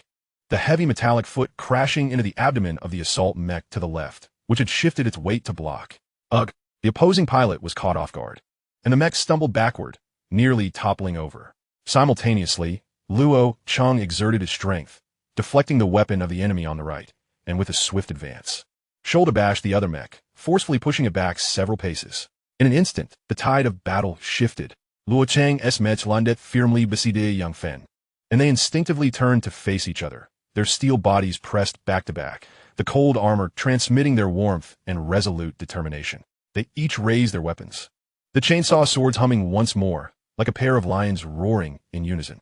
"I got your back, brother," they declared in unison, their voices resolute, filled with an unspoken trust and determination. The 2-6 squad assault mechs steadied themselves, gazing warily at the duo forming a defensive formation back-to-back. Particularly the sudden appearance of Luo Cheng, which instilled great pressure upon them. The previous arrogance dissipated in an instant, replaced by an overwhelming gravity. The desert winds swept through, stirring up dust. The four mechs stood resolutely in the storm. The battle was about to erupt. Chapter 24, Elimination Match 4. The desert winds whipped up dust, swirling around the four confronting steel giants, emitting a mournful sound. After a brief silence, the battle erupted once more with even greater ferocity. The two seasoned pilots of the Class 6 assault mechs, having initially been taken aback, swiftly recognized the necessity for rapid resolution. They could not afford to grant this newly united, high-spirited duo any respite. The warriors of Old Kong's squad were no ordinary fighters. Their morale, having suffered, had remarkably rebounded. Luo Cheng's expression darkened. We're not lacking either, with our illustrious squad leader here. Fear not. Let us charge ahead. Young Fen exclaimed, shaking off his earlier fatigue with palpable excitement. Upon hearing the rejuvenated voices over the team channel, Luo Cheng felt a sense of relief wash over him. Xiao Lang analyzed the situation. Luo Cheng mentally commanded. Received. High-threat targets identified. Left side target S attack trajectory predicted with a success rate of 98. 7. Energy focus point. Lumbar transmission node. Recommended evasion maneuver. Slide step 175 meters. Angle deviation 12 degrees. Synchronously prepare counter technique reverse blade thrust. Right side target attack mode analyzed. Strength-based sweep. With a change move probability below 5. Yang Fan's mech can counter it. A stream of cold, precise data flowed through Luo Cheng's consciousness, leaving little room for contemplation as his body instinctively responded. Seeking death. Luo Cheng is hardened. The violet mech executed an almost impossibly slight sidestep, deftly evading the deadly blade's tip. The pulse blade grazed the armor at his waist, sending sparks flying. Simultaneously, his right-hand chainsaw sword, following the momentum, sliced downward, striking accurately at the junction of the opponent's pulse blade handle. Clang! A sharp sound rang out. The tremendous force jolted the Class 6 pilot's arm, nearly dislodging the pulse blade from his grip. The offensive was instantly shattered. What? The opposing pilot was filled with horror. The precision of the millimeter-level parry and counterattack was utterly beyond his comprehension. Meanwhile, Yang Fan faced a sweeping assault, roaring in defiance as he demonstrated astonishing instinct. He executed a backward bridge maneuver, narrowly avoiding the chainsaw sword that swept over his chest armor. In that split second, he supported himself with one arm, his mechanical leg driving upward like a battle axe toward the hydraulic joint beneath his opponent's armpit. Bang! A heavy thud resonated. The opposing mech staggered. The window for a coordinated attack opened, lasting for 12 seconds. Target A's left side balance was compromised. The right arm joint was the prime strike point. Strike immediately. Xiaolan's consciousness flowed through Luo Cheng's mind. What an opportunity! Luo Cheng whispered, his focus unwavering from the enemy before him. In the instant he deflected the opponent's weapon, his left-hand chainsaw sword shot forth like a venomous snake, aimed directly at the right arm joint of the enemy's assault mech. Crack! Zzz. The chainsaw sword's serrated edge whirled violently, swiftly slicing through the armor at the joint, devastating the internal hydraulic system and nerve connections. My arm! A pained scream and system alarms echoed over the public channel. The opposing mech's right arm drooped limply, rendered utterly useless. First one. Luo Cheng's voice was cold as he propelled his mech forward, crashing his shoulder violently into the off-balance enemy's torso. Boom! The Class 6 mech was hurled backward, crashing heavily against a rock pillar, smoke billowing from the cockpit as the system assessed it as near death, consciousness fading. Almost simultaneously, the battle on Yang Fan's side intensified. The Class 6 team member, witnessing his companion's sudden devastation, was filled with rage and fear, launching a furious assault with a chainsaw sword. Damn it! Do they really think I'm easy to bully? Yang Fan ignited with fury, no longer evading. He infused the remaining energy into his left arm shield, bracing against a sweeping strike. Sparks erupted from his left arm armor as he retaliated with his right-hand chainsaw sword, thrusting directly at the opponent's head monitoring array. Thud! The chainsaw sword was blocked by the opponent's hastily raised left arm, yet still tore through its forearm armor. Target B's right side is completely distracted by Yang Fan. The rear engine compartment's defenses are at their lowest. Recommend coordinating with teammates for a decisive strike. Xiaolan's voice resonated at the opportune moment. Now is the time. Lo Fe, Yang Fen Shou dead. Without needing the reminder, Luo Cheng had already ghosted to the side. The dual swords in his mech's hands traced a lethal intersecting arc, striking with pinpoint accuracy at the rear engine compartment and cooling module of the Class 6 mech locked in a standoff with Yang Fan. No! The pilot emitted a desperate howl, realizing it was futile. Clang! Crack! Boom! The dual swords struck simultaneously. Armor was torn apart, penetrating straight to the core. A violent explosion erupted from within, obliterating the mech into a heap of burning scrap metal. Target destroyed. The system notification chimed. Luo Cheng, 7 points, Yang Fan, 4 points. Battle concluded. Silence once more enveloped the desolate landscape. The only sounds remaining were the wind whispering through the remnants of the mechs and the low rumble of the engines of the two standing mechs. Luo Cheng and Yang Fan, still back-to-back, could feel the fierce rise and fall of their mech's chassis, a testament to the intensity of the preceding battle. They slowly turned to face each other. Are you alright? Luo Cheng and Kirat, Lan Fans Bataradma. Hey, it's nothing major, just a bit of damaged armor. Yang Fan replied, flashing a green. Though separated by the cockpit, the excitement and relief of survival were unmistakable in his tone. Lo Fe, you arrived just in nick of time. A second later, and you'd have been collecting my remains. Cut the chatter. Can you still move? Luo Cheng assessed his energy and armor depletion, while Xiao Lan quickly scanned the surroundings for new threats. I can move. I must be able to. Yang Fan flexed his mech's arm. What is next? Together, we could conquer anything. Conquer anything? Luo Cheng shot him a sidelong glance, his tone turning serious. Don't forget the rules. This is a battle royale. Only one squad can survive in the end. Our immediate goal is to locate the others and gather our strength. Being isolated is perilous. We should quickly gather supplies to replenish our energy and armor. The commotion from earlier may have attracted others. We cannot linger here. Greater battles lie ahead. Understood? Yang Fan nodded earnestly, his earlier exuberance tempered by the gravity of their situation.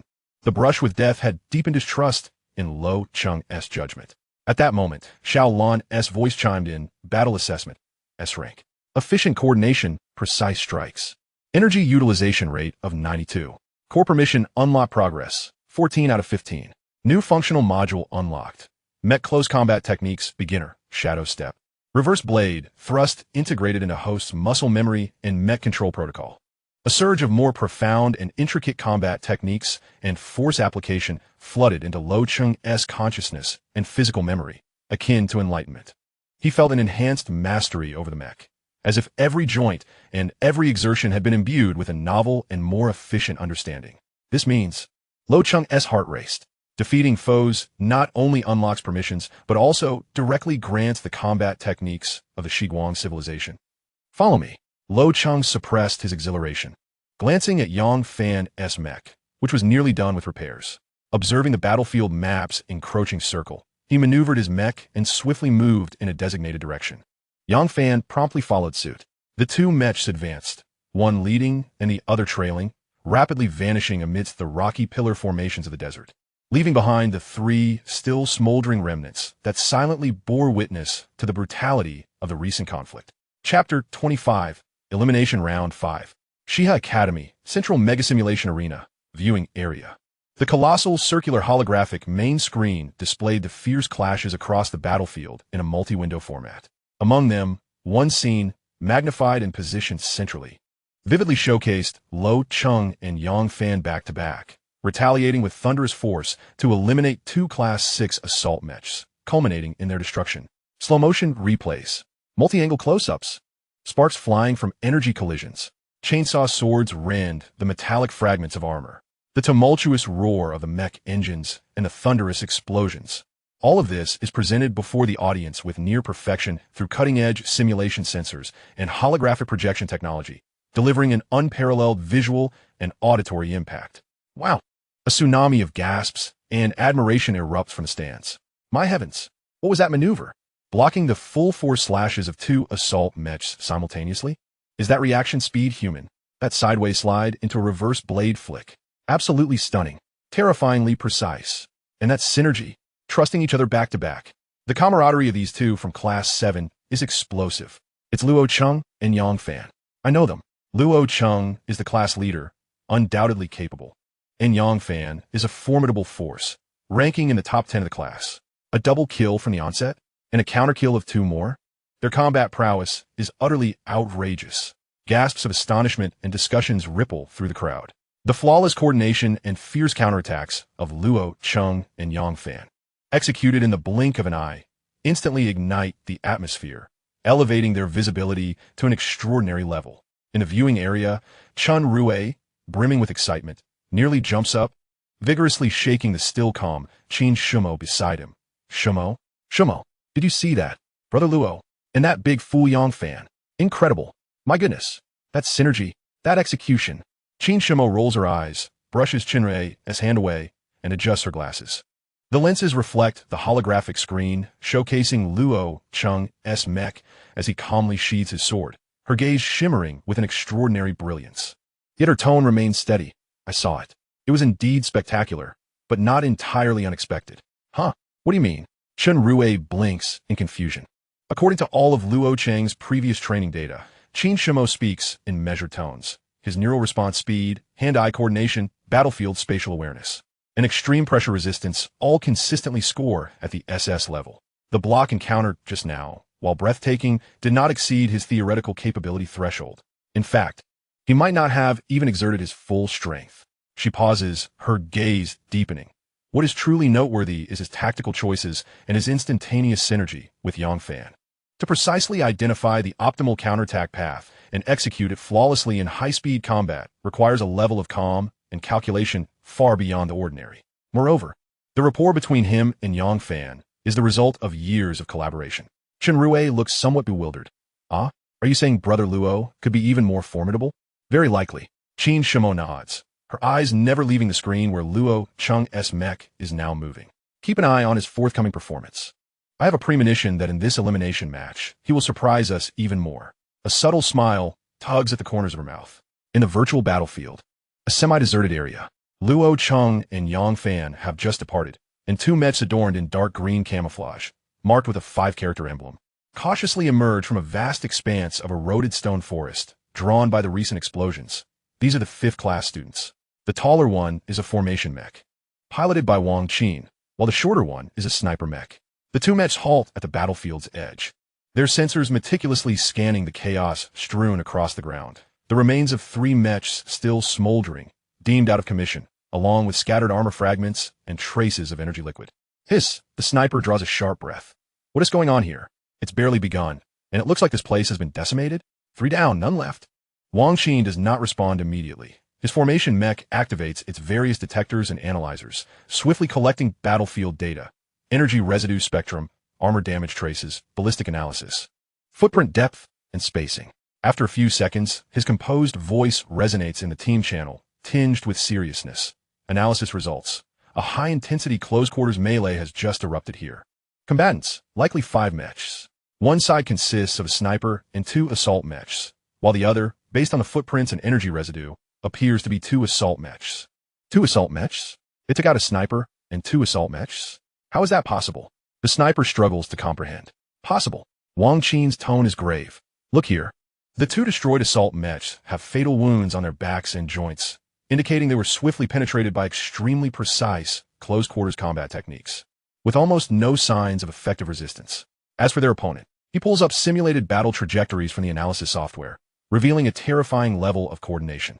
Especially one of them, whose movement efficiency is astonishing, displaying no redundant actions. Every move and attack precisely targets the opponent's weak points. This level of control is undoubtedly class leader caliber, perhaps even stronger. The two exchange glances, their expressions becoming exceedingly grave. Class leader caliber, 2 assault mechs. Who could it be? The sniper's voice is somewhat hoarse. Wang Qin promptly contacts their class leader, Fengmian, through the encrypted communications channel Class 5. Class leader. This is Wang Qin. We've discovered high-intensity combat traces in the coordinates 742. Analysis indicates 2 unknown assault mechs have efficiently annihilated 1 sniper and 2 assault mechs. Based on our paint scheme, they should belong to Class 6.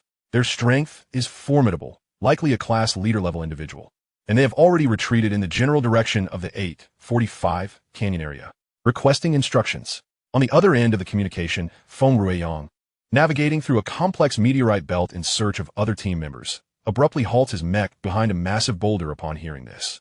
2 assault mechs? Annihilated a sniper team and 2 assault mechs? Class leader level?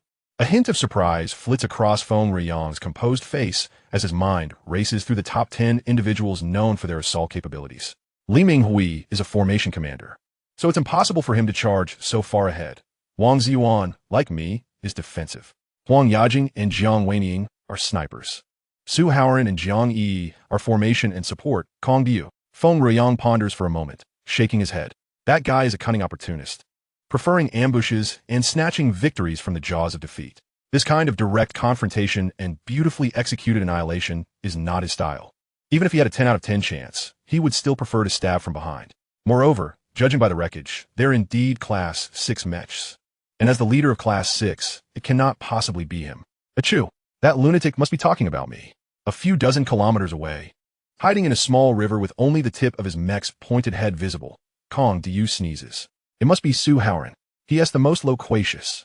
Kong Diu analyzes while continuing to observe the surroundings, preparing to set a trap, having successfully used various methods to eliminate 3 mechs. Meng Xiangrui? Fengmian considers the one who favors overwhelming firepower. He might be possible, but he tends to use heavy firepower for suppression. The residual energy spectrum on-site indicates minimal traces of high-energy particle beams and explosives, with more signs of close-quarters metal tearing and engine overload. This style. A name suddenly leaps into his mind. Luo Cheng. A glint of insight flashes in Fengmian's eyes. It must be him, with top-tier reaction speed and formidable close-quarters capabilities. His training results consistently rank at the top. Plus, his roommate Yang Fan is also an excellent assault specialist. Their synergy is more than sufficient. A smile, imbued with a mix of battle spirit and intrigue, curves his lips. Brother Luo, I didn't expect you to stir up such a commotion right from the start. You truly are impressive, but such intense combat must have taken its toll, right? Perhaps you've already sustained some hidden injuries? This is an opportunity, an exceptional chance to eliminate a powerful competitor ahead of time. Fengmian promptly issues orders with resolute authority. Wang Qin, Li Miao, you two immediately converge on my position. Rally at the coordinates 748, rock formation. At the same time, maintain vigilant surveillance on any movements in the canyon direction. 845. Squad leader, what do you mean? Pursue them. Fengmian's voice resonated with unwavering resolve. If it truly was Luo Cheng and Yang Fan, they must be at the end of their tether. We must take advantage of their weakness and seize the opportunity before they can recover or regroup with other members of the 7th Squad. We must concentrate our forces and eliminate them. He paused momentarily, his tone imbued with a hint of regret, yet more resolute. Luo, go. I apologize. Though it may seem cruel, this is the nature of the competition. For our 5th Squad to prevail, it may necessitate your exit. Understood. Wang Qin and Li Miao responded in unison, immediately maneuvering their mechs towards the rendezvous point indicated by Fengmian. While the sniper mech's high-powered sensors relentlessly locked onto the canyon direction where Luo Cheng and the others had vanished. Chapter 26, Elimination Round 6. Luo Cheng and Yang Fan piloted their mechs, cautiously navigating the vast and perilous virtual battlefield. Luo Fan employed the ethereal blue scanner to guard against potential ambushes while meticulously searching for any energy signals that might indicate the presence of supply crates. Lu Ye. Searching for those 10 crates feels like finding a needle in a haystack. Only 3 are genuine, and the odds are simply too low. Yang Fan murmured over the encrypted channel, his mech still in suboptimal condition, the scars on its armor glaring under the simulated sunlight. It's a matter of chance. We must seek out what we can, regardless of the odds, replied Luo Cheng steadily. We require more resources, particularly you, who need to repair the nanobots or replenish energy. If all else fails, we should locate our teammates. We must find that rescue mech from our squad. That Western girl, Gu Zili, is also quite adept at rescue operations. Luo Cheng's gaze swept sharply across the terrain. The ethereal blue scanner continued to scan within a radius of 10 kilometers. Although limited in range, its precision was remarkable, filtering out most environmental interferences. Suddenly, the ethereal blue scanner emitted a prompt. Weak but stable non-natural energy signal detected. Direction, 105 degrees. Distance, 87 kilometers. Signal characteristics match known supply, crate database with an 87 accuracy. A single mech life sign detected near the signal source. Energy fluctuations stable. Threat level, low. We have a situation. 105 degrees, follow me. Luo Cheng's spirits lifted as he maneuvered the mech to change direction, slightly increasing engine power while maintaining a low noise profile. Yang Fan quickly followed. Is it real? Luo Gu, your instincts are incredible. The duo traversed a vast expanse of sand dunes, and before them lay the remnants of a colossal city, long abandoned for countless years. The crumbling skyscrapers stood like tombstones of giants, rusted metal frames and collapsed concrete blocks piled high, streets half buried in yellow sand, a scene of desolation and silence. The faint energy signal source was located at the edge of the city center square. They stealthily infiltrated the city, using the ruins as cover to swiftly approach their target. Soon, they reached the entrance of a half-collapsed mall, where a metal box emanating a soft blue glow awaited them, a standard military supply crate. However, beside the box loomed a hefty, sky-blue defensive mech, its shoulder emblazoned with a 4-character emblem. The mech appeared to have only just arrived. Its back turned to the supply crate as it clumsily scanned the surroundings with sensors, its movements reflecting uncertainty and inexperience. Clearly, the pilot lacked proficiency and might even be somewhat anxious. It's a defensive mech from the 4th Squad. Judging by its movements, its skill level seems rather low. Yang Fen whispered. Indeed, its capabilities are mediocre, posing little threat. Luo Cheng quickly assessed. Xiaolan, analyze the weaknesses of the opposing armor and formulate a rapid assault plan. Target analysis completed. 4th Squad defensive mech. Advantages: thick frontal armor, adequate power for energy shield generator. Weaknesses: insufficient protection in the rear heat dissipation grill area. Sluggish hydraulic system response in the knee joints. Pilot's neural reaction predicted to be delayed by over 0.3 seconds. Recommended strategy: dual assault in close quarters. Flank from both sides. Prioritize immobilizing its leg movement and attack the heat dissipation area from behind. After hearing Xiaolan's analysis, Luo Cheng instructed Yang Fan. You take the left, I'll go right. Swift action is paramount. Let us keep the noise to a minimum. Understood. The two assault mechs sprang forth like leopards that had long been lying in wait, engines roaring to life as they kicked up clouds of sand, charging toward the oblivious 4th Squad mech with astonishing speed. Enemy attack. The pilot of the defensive mech only realized the imminent danger as they approached, panic setting in as he attempted to turn and raise a shield, but his actions were a beat too slow. Too slow, Yang Fen yelled, his mech executing a swift slide as the chainsaw sword decisively cleaved into the back of the opposing left knee joint. A simulated sound of ruptured hydraulics echoed.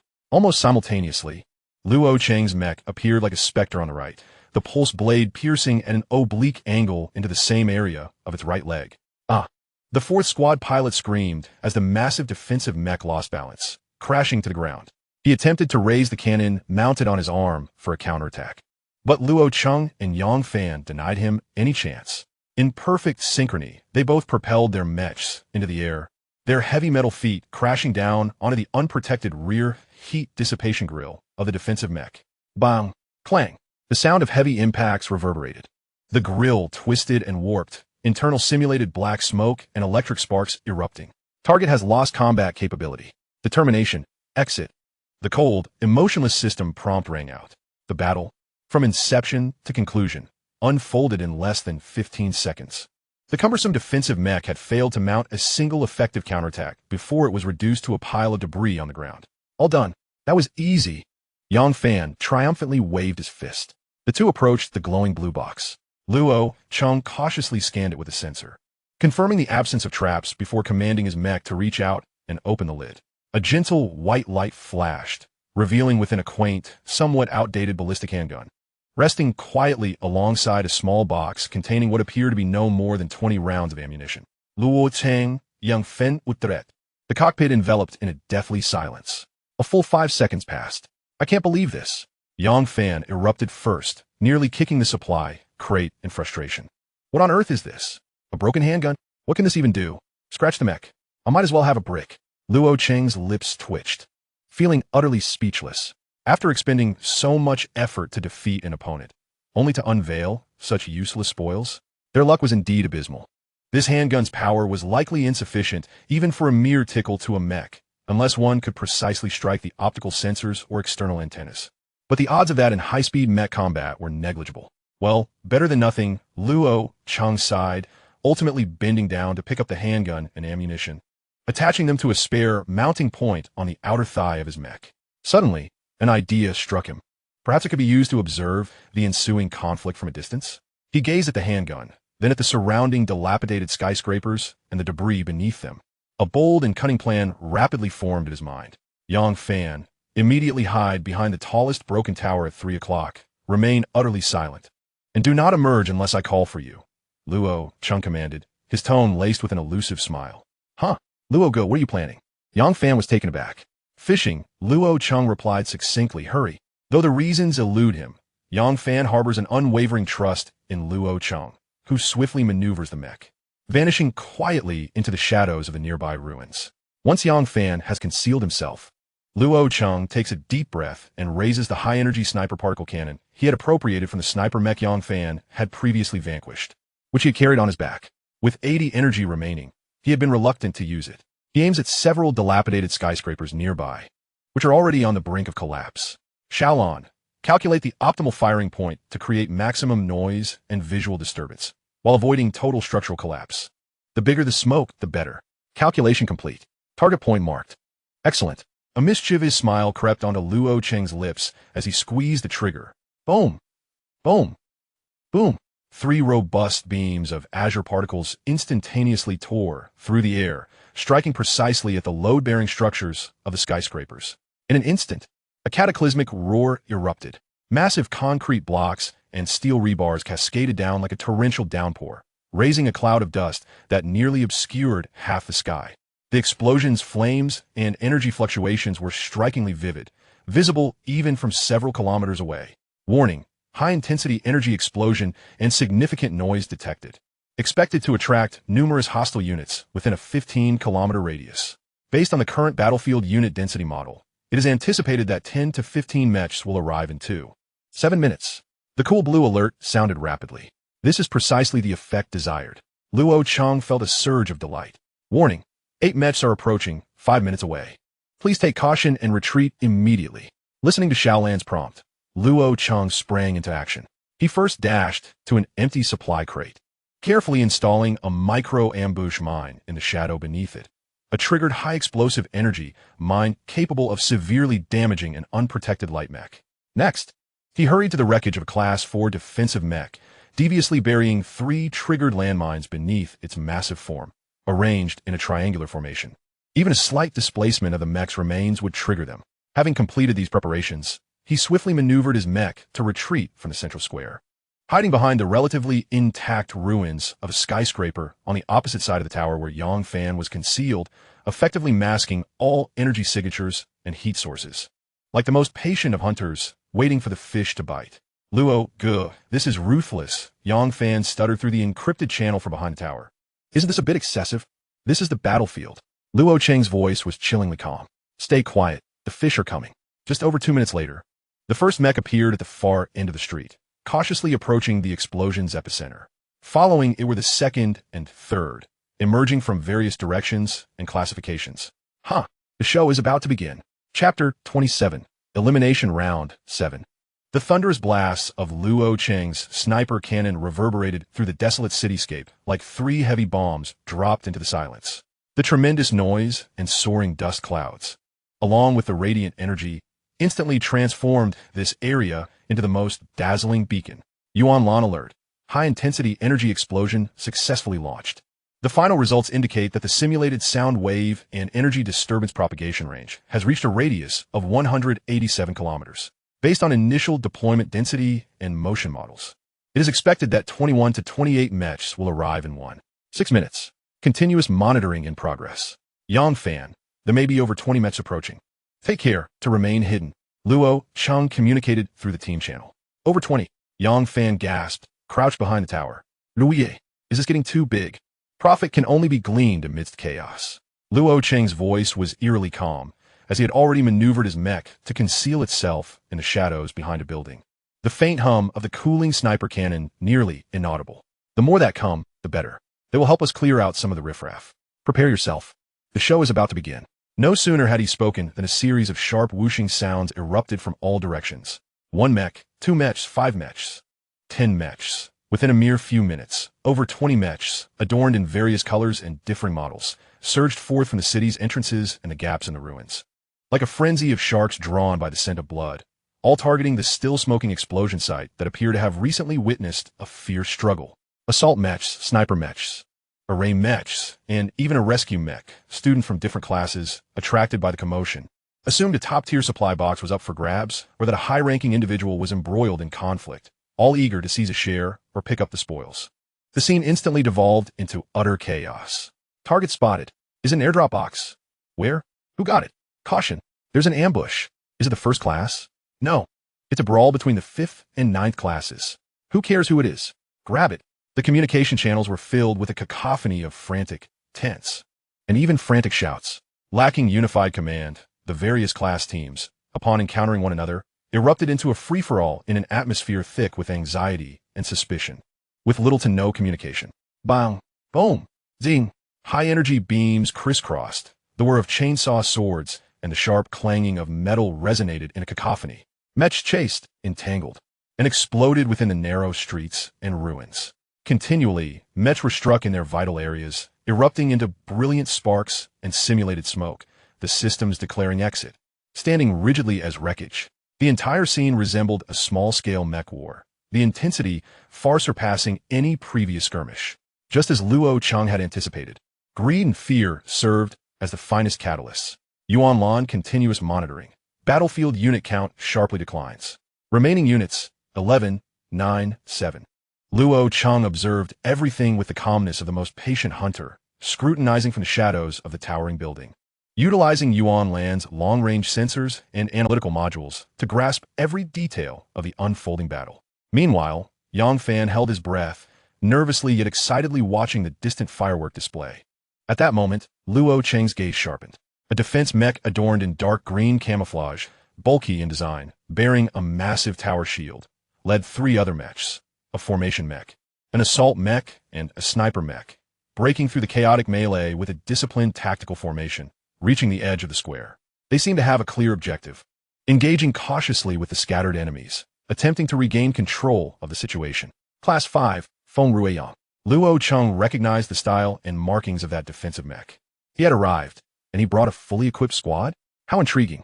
Concurrently, another small squad composed of 3 mechs, 2 assault mechs, and 1 formation mech, emerged from another direction, confronting Feng Ruiyang's team. They were remnants of Class 9. At this moment, after the harrowing melee and mutual exhaustion, the original 20-plus mechs had dwindled to just these 2 teams, along with a couple of lone wolves lingering at a distance, too wary to approach. Class 5, 4 members, versus Class 9, 3 members. The 2 sides faced off across the supply box in the square and the wreckage of the Class 4 defensive mech. Tense and poised, each locking onto the other with their sensors, neither daring to make the first move. Captain, the box is right there. It looks untouched. Lu Meng, the assault unit of Class 5, urgently spoke in the channel. The members of Class 9 were also watching intently, as the sniper Li Miao's voice came through. I know. Feng Ruiyang's calm voice resonated. Wang Qin, deploy interference waves to mask their sensors. Lu Meng, on the count of 3, charge with full force to open the box. Li Miao and I will provide covering fire to hold off Team 9. Understood? Acknowledged. Feng Ruiyang's strategy was straightforward and direct, leveraging the defensive mechs and the sniper suppressive fire. He compelled the assault troops to execute a forceful charge. 3, 2, 1, charge. Wang Qin's array mech unleashed a powerful electronic interference wave, instantly causing the sensors of Team 9's 3 mechs to flicker with static. Simultaneously, Li Miao's sniper cannon fired, precisely striking the ground in front of Team 9's assault mech, raising a cloud of dust as a form of intimidation. Lu Meng, the assault trooper of Team 5, let out a furious roar, pushing the engine's power to its maximum, propelling his mech like an arrow towards the supply box at the center of the square. Team 9's members, momentarily suppressed by the interference and sniper fire, reacted a beat too late. Success. A surge of exhilaration filled Lu Meng's heart as his mech slid to a stop in front of the box, its colossal metallic fingers forcefully flinging open the lid. Bastards. They want to hoard it all. The members of Team 9, regaining some visibility amidst the interference, charged recklessly towards Feng Ruiyang's team in a mix of fury and shock. At that moment, Lu Meng peered into the box, only to find it utterly empty. Just a nondescript, small disc at the bottom of the box, emitting a faint red glow. Captain, the box is empty. It's a trap. Lu Meng's terrified scream echoed through the channel, just as boom! The concealed explosive, meticulously placed by Luo Cheng at the bottom of the box, erupted with ferocity. A massive fireball and shockwave instantly engulfed Lu Meng's assault mech. The expensive alloy armor was torn apart as if made of paper, and the mech was shattered into countless pieces, debris scattering in all directions. Team 5, Lu Meng exited. The system's notification was cold and unfeeling. What? Feng Ruiyang's pupils constricted, his mind blank. A trap? This was an outright ambush. In that fleeting moment of shock, one of Team 9's assault mechs, being closer to the explosion's epicenter, was swept away by the residual shockwave, veering towards the remains of the defensive mech from Team 4, which had been dismantled by Luo Cheng and Yang Fan. Its metallic foot inadvertently stepped into the activation zone of a trigger mine set by Luo Cheng. Boom! Boom! Boom! A series of 3 muffled yet concentrated explosions erupted from beneath the wreckage of the Team 4 mech. Preset energy shrapnel erupted in a fan-like spray upwards. No! Cries of horror echoed. The 2 leading assault mechs of Team 9, along with Wang Qin's array mech from Team 5, were instantly consumed by this lethal trap beneath their feet. Legs were blown off, cockpits penetrated, and the system swiftly assessed critical damage and exited. The shockwave from the explosion even sent another Team 9 array mech flying, crashing heavily to the ground, struggling to rise. In a blink of an eye, the situation on the battlefield transformed dramatically. Team 5 had only Feng Ruiyang and Li Miao left standing. Team 9 was reduced to a single, severely damaged array mech lying helplessly on the ground, nearly devoid of combat capability.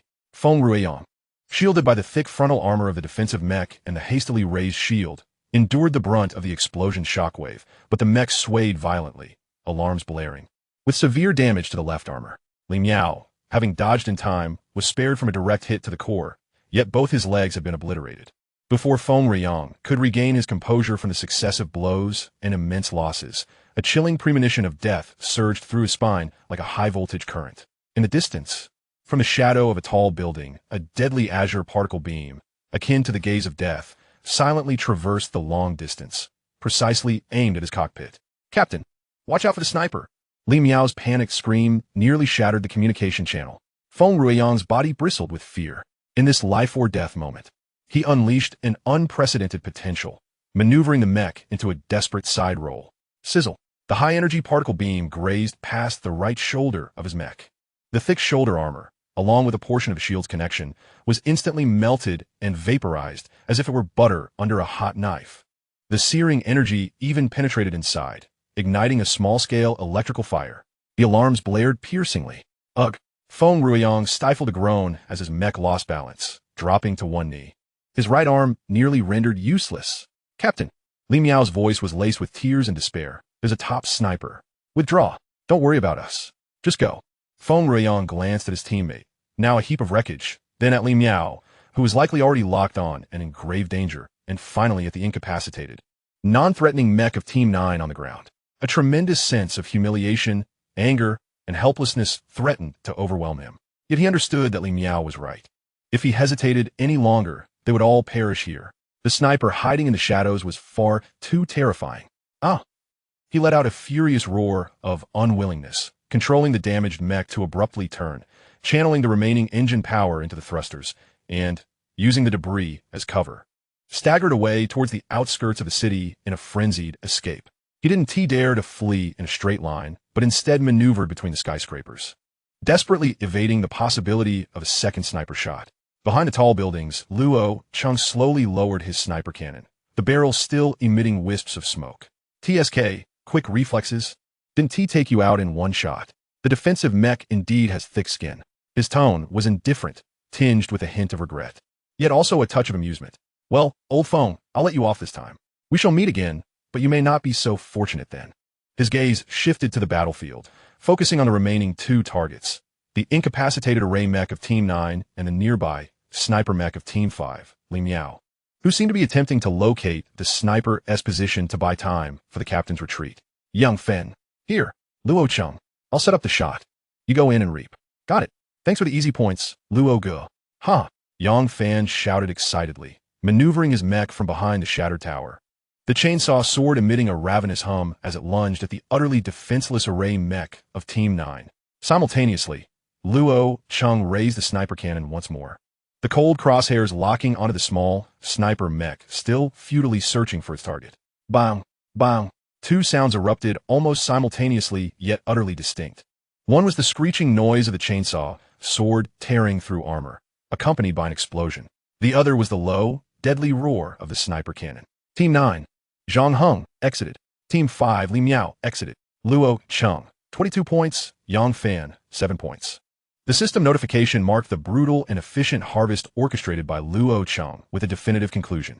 At the Shiha Academy, in the viewing area, silence enveloped the crowd. Everyone stood in stunned disbelief, gazing at the main screen, which presented a textbook-level depiction of conspiracy and slaughter, captured and edited from multiple angles. From Luo Cheng's initial shot that drew everyone's attention, to the chaotic melee of over 20 mechs, followed by the grim standoff between Feng Riyang and the remnants of Team 9, culminating in the deadly explosion of the series of traps. Feng Riyang being perilously driven back by the mysterious sniper, and finally the flawless collaboration between Yang Fan and Luo Cheng to reap the rewards. The entire sequence was a roller coaster of ups and downs, with conspiracy entwined in every layer, culminating in a conclusion that was both brutal and efficient. It took several seconds for the deafening uproar to erupt. What the hell? This is unbelievable. A trap. It's all a trap. The supply crate was merely a decoy. My heavens, over 20 mechs, and he toyed with them so effortlessly. Team 5 was nearly left without a leader. Feng Ruiyang fled in utter disarray. How treacherous his heart must be. Yet how formidable.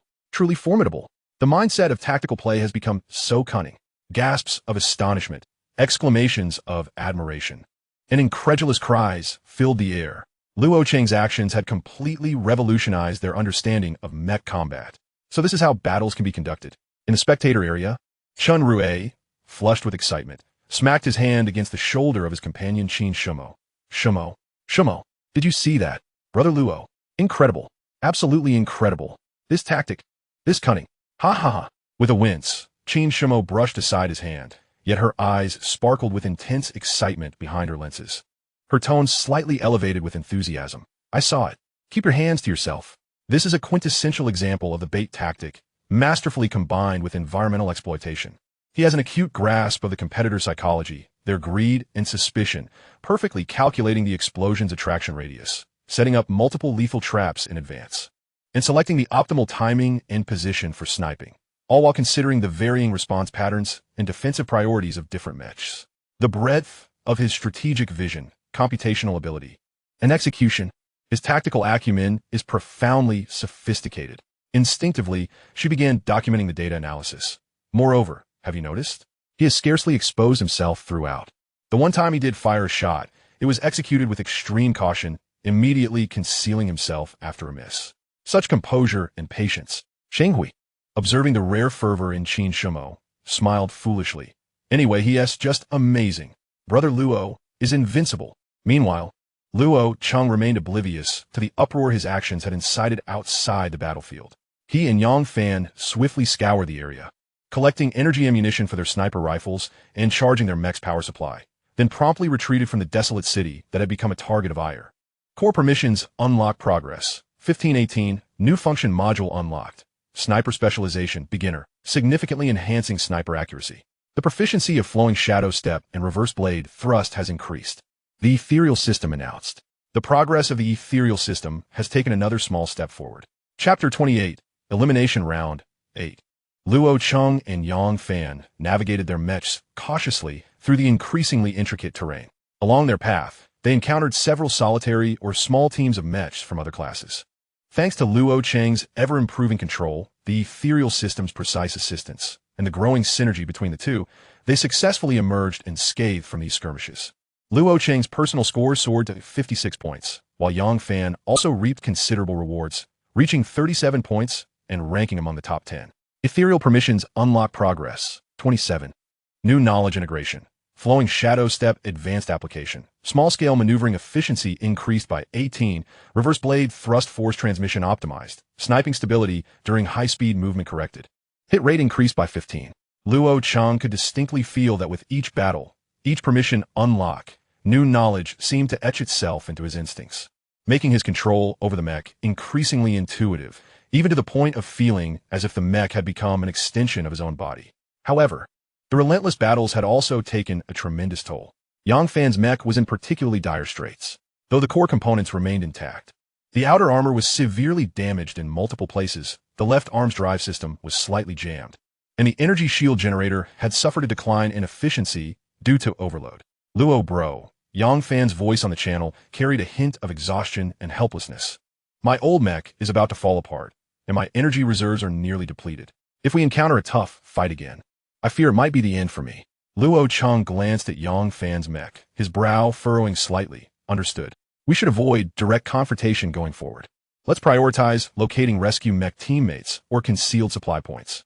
The two maneuvered their mechs into a denser, ancient forest. Towering trees obscured the sky, casting shadows that danced across the thick moss and decaying leaves on the forest floor, while the air was infused with the damp aroma of earth and greenery, momentarily washing away the scent of the battlefield. Let us take a moment to regroup here. Luo Cheng selected a relatively concealed hollow surrounded by enormous tree roots. As soon as they halted their mechs, preparing for basic energy circulation and system self-checks, emergency alert from the ethereal system. High-intensity energy fluctuations and metallic collision sounds detected. Direction, 217 degrees. Distance, 67 kilometers. Energy signature analysis. A rescue mech from Class 7 is being pursued by two mech from Class 8. Rescue mech energy level, 23, low. Armor integrity, 85, good. Pursuers have ample energy and clear intent to attack. Luo Cheng's spirits lifted, sensing that a rescue mech from their class was nearby. It's Gu Zili. Gu Zili? That girl from the western region? Yang Fan also perked up. Luo Cheng quickly assessed the situation.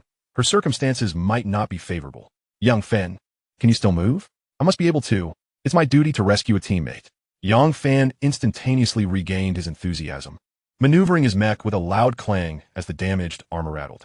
Let us go. Without hesitation, Luo Cheng ignited the PS-07 engine and surged out of the hollow, charging toward the direction of the battle, with Yang Fan close behind.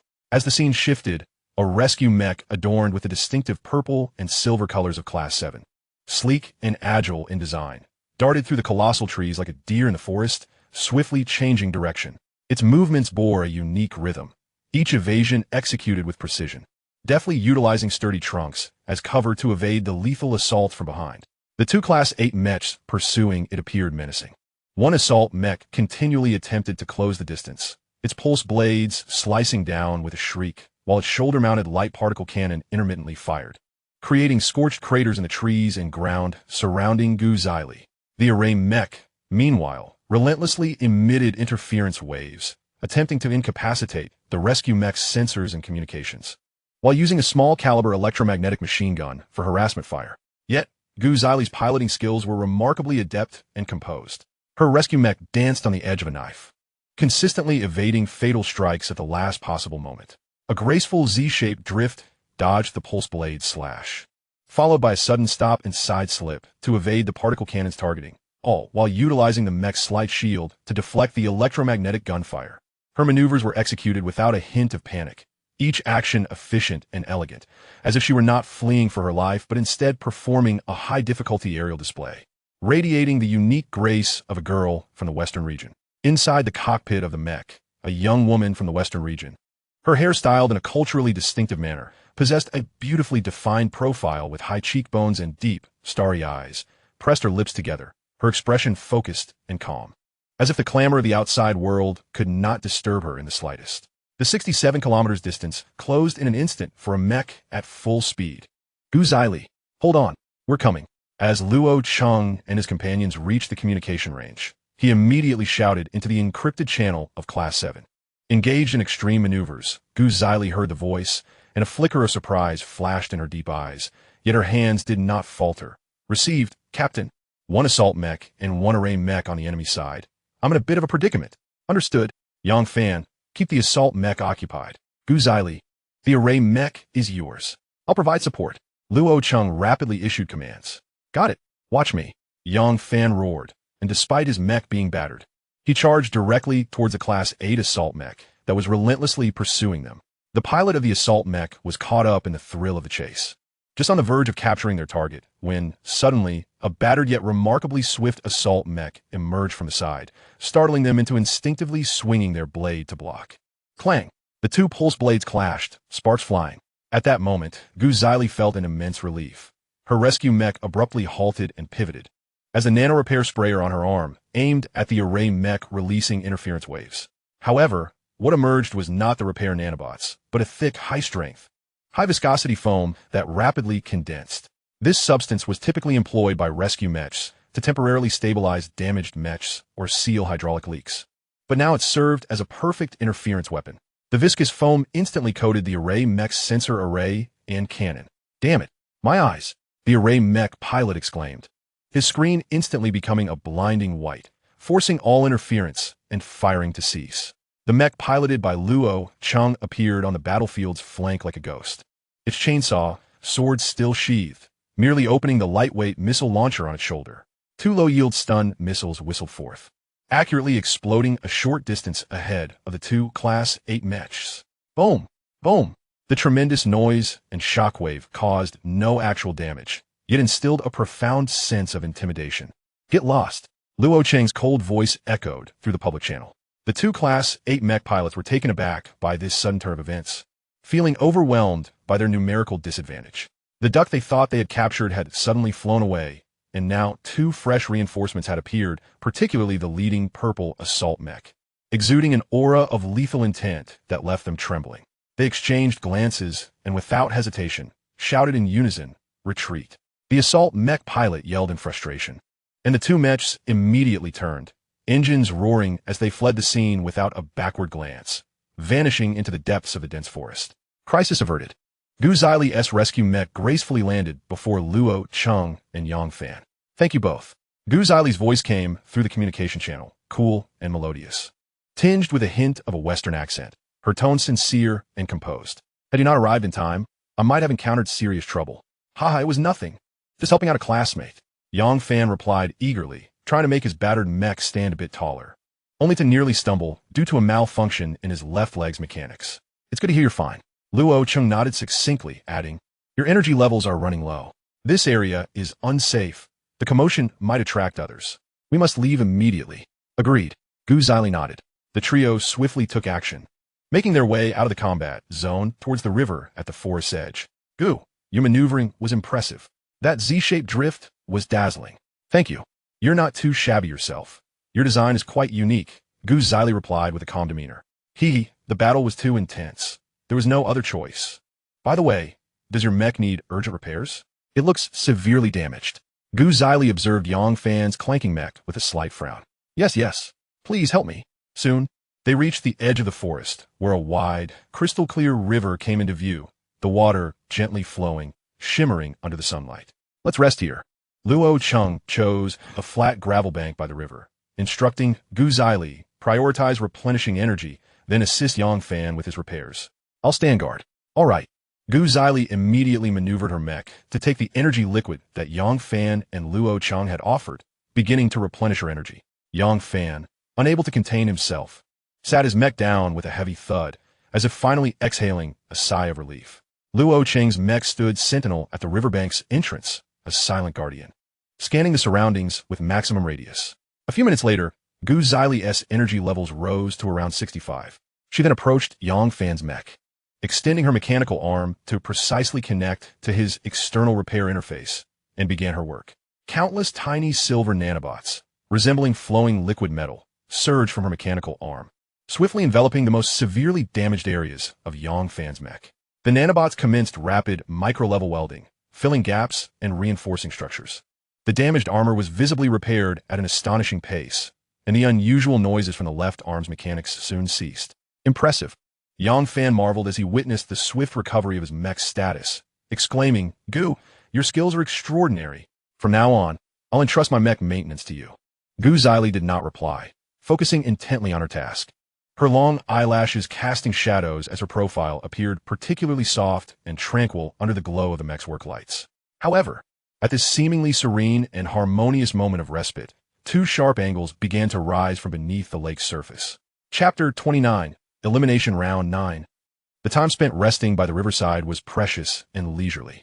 Gu Zili's rescue mech extended its mechanical arm as countless silver nanobots flowed like living creatures, meticulously repairing the battle-scarred armor and transmission system of Yang Fan's mech. Luo Cheng's mech stood resolutely at the riverbank's entrance, akin to a silent sentinel.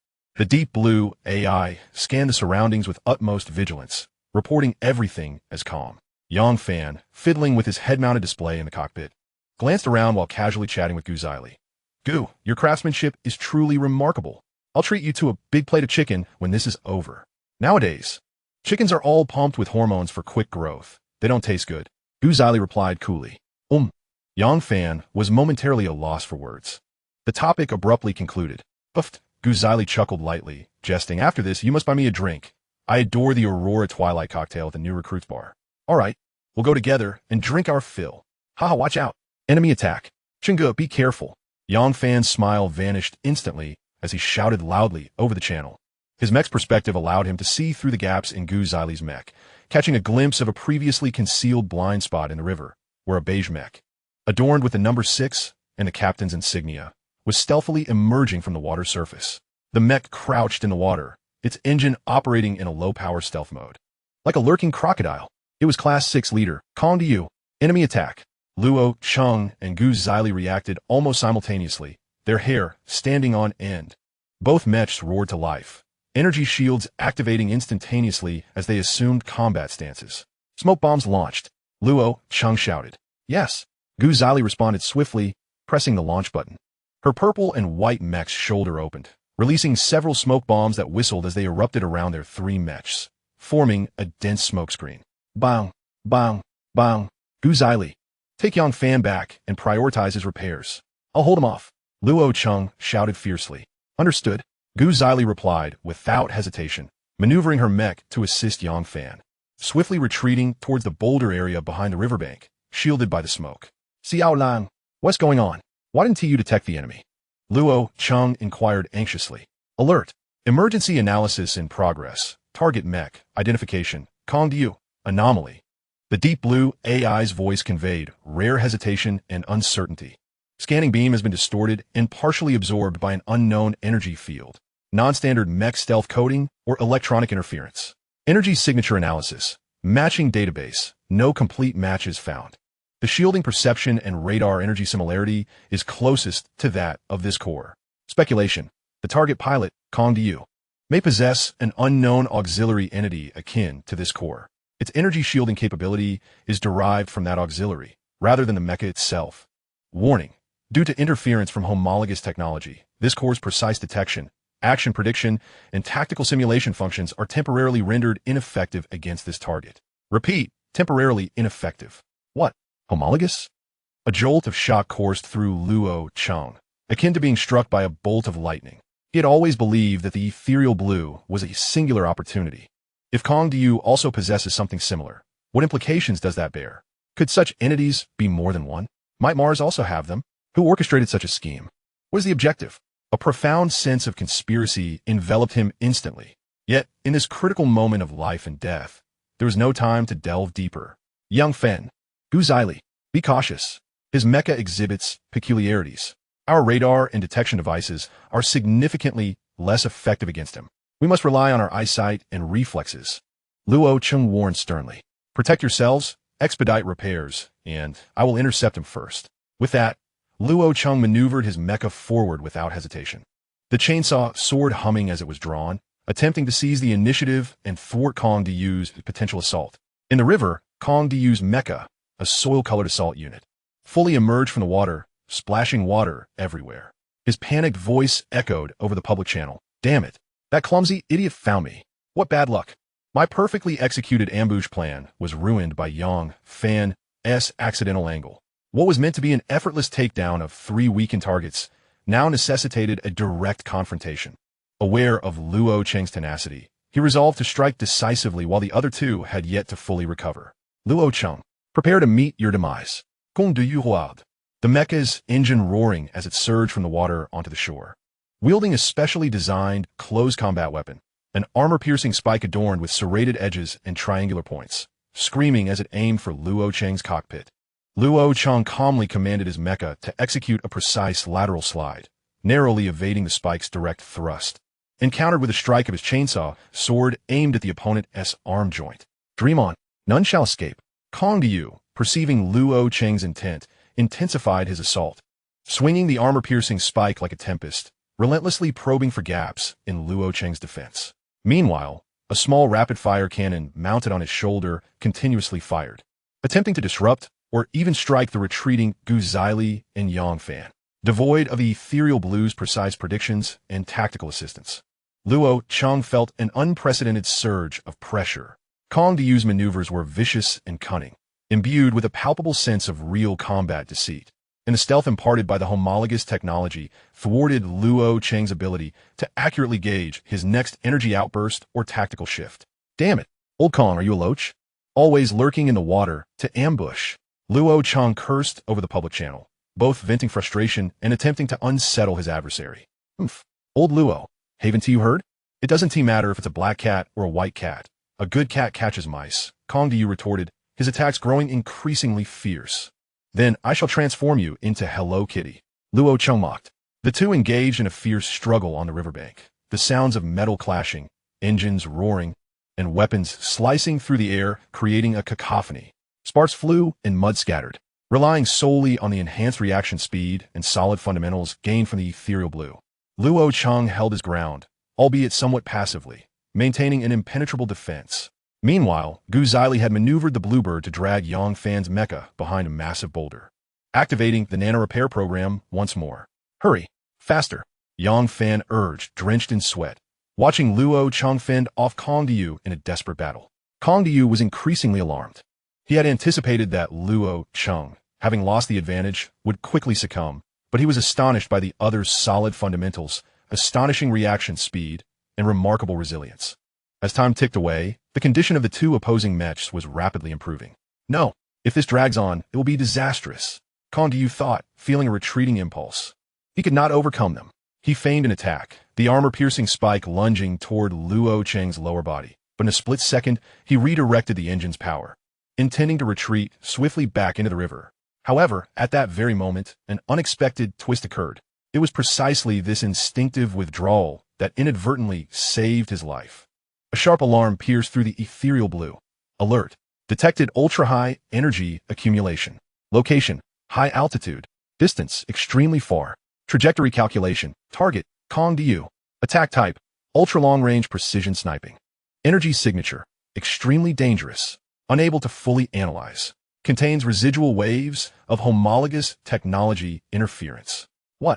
Another one. Luo Cheng's heart raced with shock. Almost simultaneously with the alarm, an exquisitely condensed energy beam, dark red in hue, seemingly tearing through the fabric of space, descended silently from the lofty heavens. Its speed was blinding, its trajectory aimed directly at the core engine compartment of Kong Diyu's mecha. Oh no! Kong Diyu's heart raced in terror. It was due to the feigned retreat that his mecha had made a slight lateral shift, allowing the lethal beam to narrowly graze the rear armor of his mech. Boom! The dark red beam struck the ground between the two, resulting in a colossal explosion that sent both tumbling. The terrifying shockwave hurled debris from the riverbank into the air. Flames and smoke erupted skyward. As the dust began to settle, Luo Cheng and Kong Diyu struggled to regain control of their mechs and rise from the ground. exchanging glances that revealed mutual horror at each other's disheveled state. Instinctively, they maneuvered their mechs to seek cover behind the nearest boulder. The riverbank fell into a deathly silence, the only sounds being the crackling remnants of the explosion. After a while, several seconds passed before Kong Du's trembling voice broke the silence on the public channel. Luo, what on earth was that just now? Did you see who fired it? Luo Cheng took a deep breath, suppressing the tumult within, striving to keep his voice steady. I don't know. The attack came from an extremely high altitude, impossible to visually identify. Cold sweat had already formed on his forehead inside the cockpit. Yang Fan and Gu Zili peered from behind the rock, staring at the charred explosion crater in stunned silence. That shot was terrifying. The timing, precision, and power reached unfathomable levels. Moreover, the ethereal blue detected residual interference from homologous technology. Another entity possessing an unknown homologous auxiliary had made its move. Who could it be? Friend or foe? Luo Cheng raised his head, his gaze piercing the open sky, filled with an unprecedented sense of vigilance and dread. Old Kong, let us temporarily join forces. An alliance, Luo Cheng proposed. Agreed. Let us form an alliance first and identify that rogue shooter. Kong Du responded. In the distance, a soft, melodious voice chimed. Oh, dear. It seems I failed. What good fortune, my first miss, Brother Kong. Chapter 30, Technology Briefing. Qin Shumo raised her head from the complex analysis of battlefield data streams. Adjusting her gold-rimmed glasses, her gaze sharp and composed behind the lenses. She glanced at Huang Lulu's, who was eagerly observing, and nodded slightly. For her, organizing and elucidating complex systems was an instinct and a pleasure. Hello, everyone. I am Qin Shumo. Next, I will briefly introduce some historical context. She closed her personal terminal, adjusted her sitting posture, and began her informative lecture in a calm tone. Approximately a decade ago, in the year 2050, due to rampant population growth and the depletion of resources on Blue Planet, coupled with the maturation of controllable nuclear fusion technology and a significant reduction in the cost of space travel, humanity embarked on an era of grand cosmic exploration. The ecological dome technology achieved pivotal breakthroughs, marking the commencement of the Mars colonization initiative. Initially, the government of the United Nations of Blue Planet, which was the precursor to the Blue Planet Alliance, ratified the Mars colonization proposal, dispatching numerous technicians and volunteers to Mars to initiate environmental transformation programs. As the initiative progressed, Mars ecology gradually became conducive to human habitation. However, the UN government, hindered by opposition votes from Huaxia, did not approve the proposal to send criminals as laborers to Mars for construction work. Despite this, several nations, driven by resource scarcity and dire needs, advocated for the humane management of criminals and repeatedly proposed to the UN government. Ultimately, during a comprehensive vote on the proposal, Huaxia opted for an abstention, allowing the plan to dispatch numerous criminals to Mars for construction work to pass, thus sowing the seeds of future discord. As the economy and military might of the Martian colonies expanded, alongside the intensification of conflicts over resource allocation and political influence, the sentiment for independence among Martian settlers surged. In 2130, a faction led by the Navita family successfully seized power on Mars after the Martian War of Independence. The leader, Abu K-Navita, proclaimed the establishment of the Martian Independent Alliance in the city of New Olympia on Mars, thereby severing ties with the UN government of Blue Planet, which later restructured into the Blue Planet Alliance. This event precipitated nearly 15 years of the Blue Fire conflict, marked by catastrophic incidents such as the New Jinling event and the tragedy of the Red Sky Fleet. It was not until 6 years ago, in 2145, that both sides, after immense attrition, signed a temporary ceasefire agreement, yet relations remained highly strained, entrenched in a state of Cold War. The People's Republic of Huaxia, as one of the most powerful member states of the Blue Planet Alliance, stands as a principal force opposing the Martian Independent Alliance. However, due to the presence of abundant rare earth resources and antimatter catalysts, specifically antideuterium and antitritium on Mars, certain nations on Blue Planet, driven by vested interests, clandestinely colluded with Mars, facilitating the rapid success of the Martian Independent Alliance in their war of independence. At this moment, beside Qin Shumo, Su Fengmian, clad in a simple long dress and resting her chin on her hands, blinked her large eyes in contemplation and remarked, "So, our relationship with Mars is one of a facade of peace, while both sides are secretly striving to bolster military capabilities, remaining ever vigilant of one another?" Precisely. Qin Shumo acknowledged with a nod of approval. This competitive pressure has directly catalyzed the rapid advancement of antimatter energy. Although controllable nuclear fusion was already well established on Blue Planet, it has made further strides during this period. What exactly is antimatter energy? Su Fengmian inquired, her eyes wide with curiosity. Antimatter has actually been under investigation on Blue Planet for quite some time, with a landmark achievement recorded as early as 2010, when an experimental team successfully captured antihydrogen atoms, composed of an antiproton and a positron, in a magnetic bottle for approximately 0.17 seconds using a particle accelerator. At that time, research on antimatter was still confined to the realm of fundamental physics, lacking practical application. In contrast, controllable nuclear fusion has undergone ignition experiments lasting over 100 seconds in Huaxia. Predictions indicated that within the next 30 to 50 years, controllable nuclear fusion could become the predominant energy source on Blue Planet. As anticipated, after 30 years, significant technological breakthroughs in controllable nuclear fusion enabled its gradual application in aerospace, industry, civilian use, and military endeavors. Qin Shumo adjusted his glasses, sipped from the thermos on the table, and continued. Following this, Blue Planet commenced research on antimatter. But the costs were prohibitively high. Despite its energy conversion efficiency being 100, the highest allowed by physics, the challenges of research and exorbitant costs rendered it unfeasible for many nations to support such scientific endeavors. At that time, the total amount of antimatter produced by all particle accelerators worldwide was insufficient to illuminate a single light bulb for even a few seconds, with costs reaching trillions of yuan per gram. To provide perspective on energy conversion efficiency, consider the following examples. Chemical energy, such as gasoline combustion, has a conversion efficiency of approximately 0.00000001. Nuclear fission, like nuclear power, has an efficiency of about 0.1. Nuclear fusion, as in the sun, has an efficiency of roughly 0.7. Hydrogen fusion into helium, whereas antimatter annihilation boasts a conversion efficiency of 100. The energy released from the annihilation of 1 gram of antimatter with 1 gram of matter is equivalent to that produced by 28 Hiroshima bombs. This illustrates the extraordinary potency of antimatter, which is also devoid of pollution, rendering it cleaner than nuclear fusion. However, around 2 decades ago, Mars unexpectedly discovered resources of antideuterium and antitritium, which could be preserved in specialized containers and subsequently sold to Blue Planet. These substances serve as optimal igniters for nuclear fusion, significantly reducing the costs associated with initiating fusion chain reactions. Consequently, a plethora of merchants from Blue Planet began engaging in trade with Mars, providing the latter with the financial and material resources necessary to sustain its war of independence. Now I understand, Su Fengmian exclaimed, grateful for Qin Shumo's insights. But what about mechas?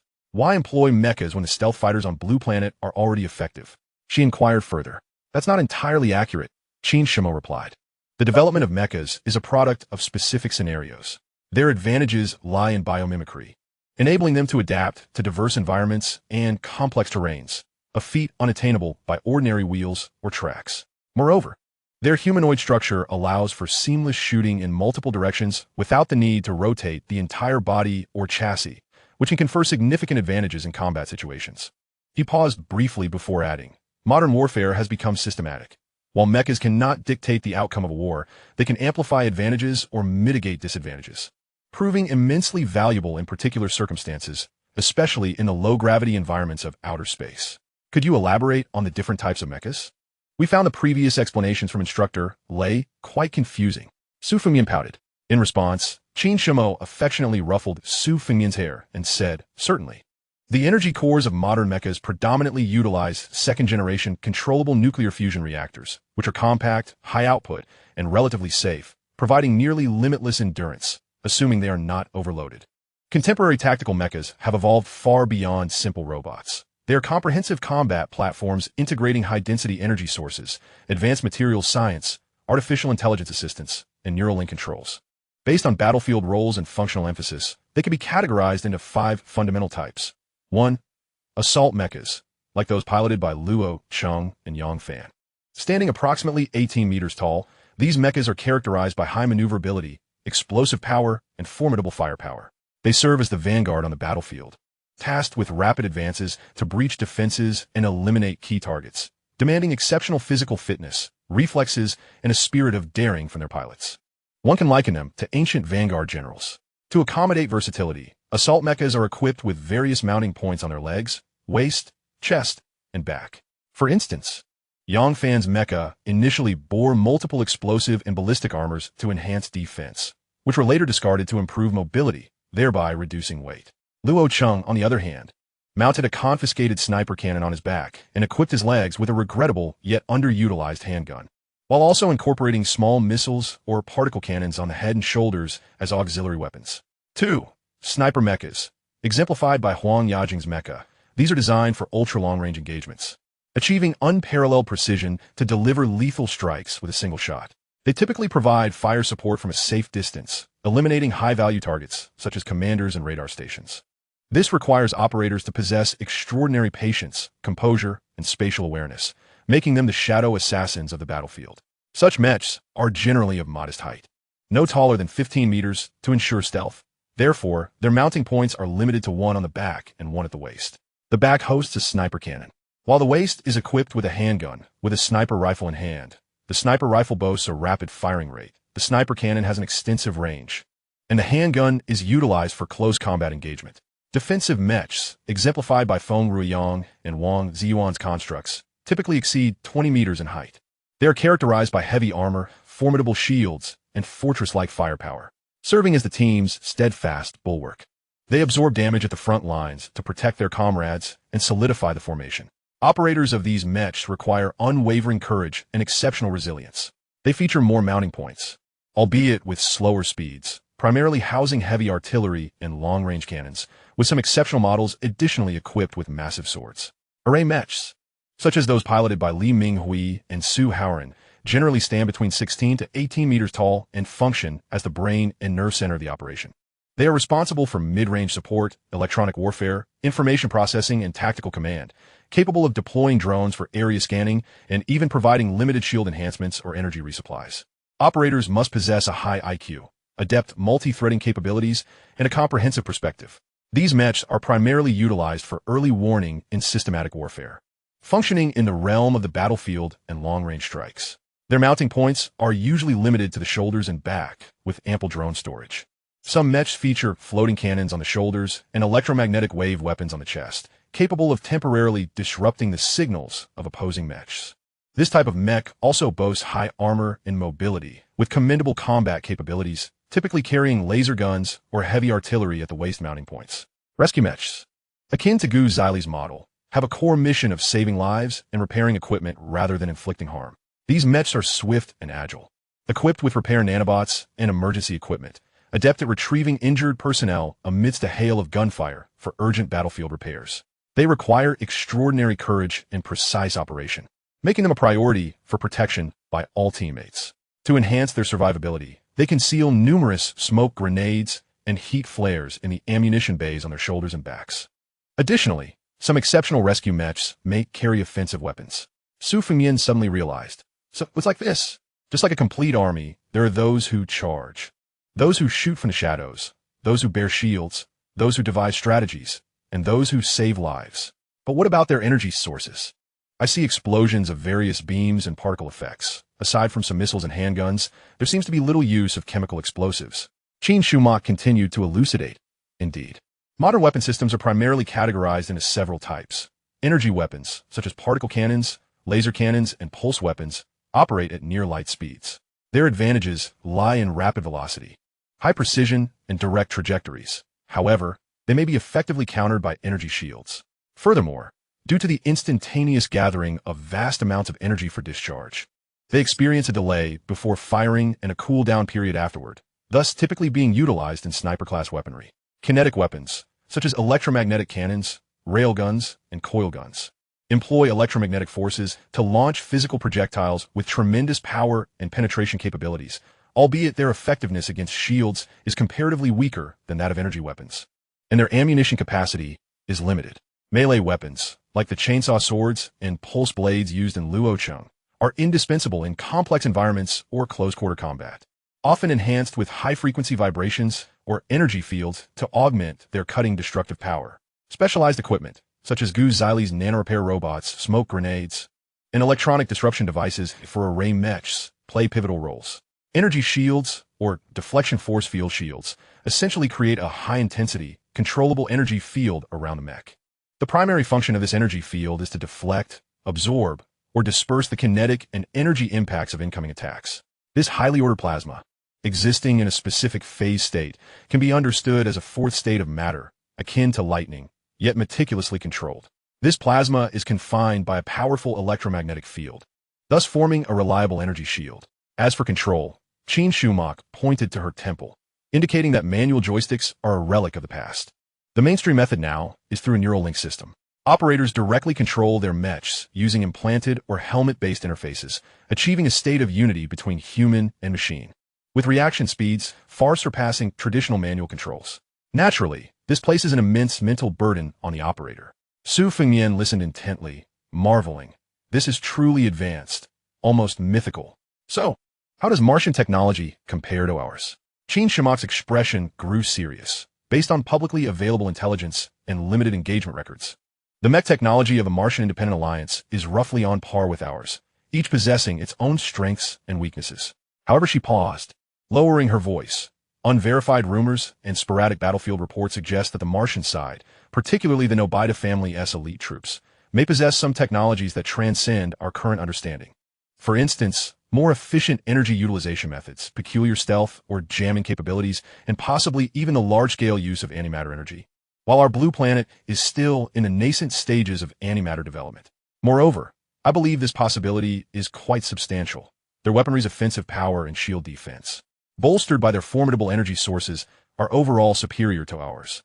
This is why the Blue Planet Alliance, particularly we in Huaxia, remain on high alert and are fully committed to research and development. So Mars is this formidable, Su Fengmian murmured, realizing the heavy burdens carried by Luo Cheng and his companions. Chapter 31. The Elimination Round, 10. Approximately 20 kilometers from the riverside battlefield, atop a steep hillside with a broad view.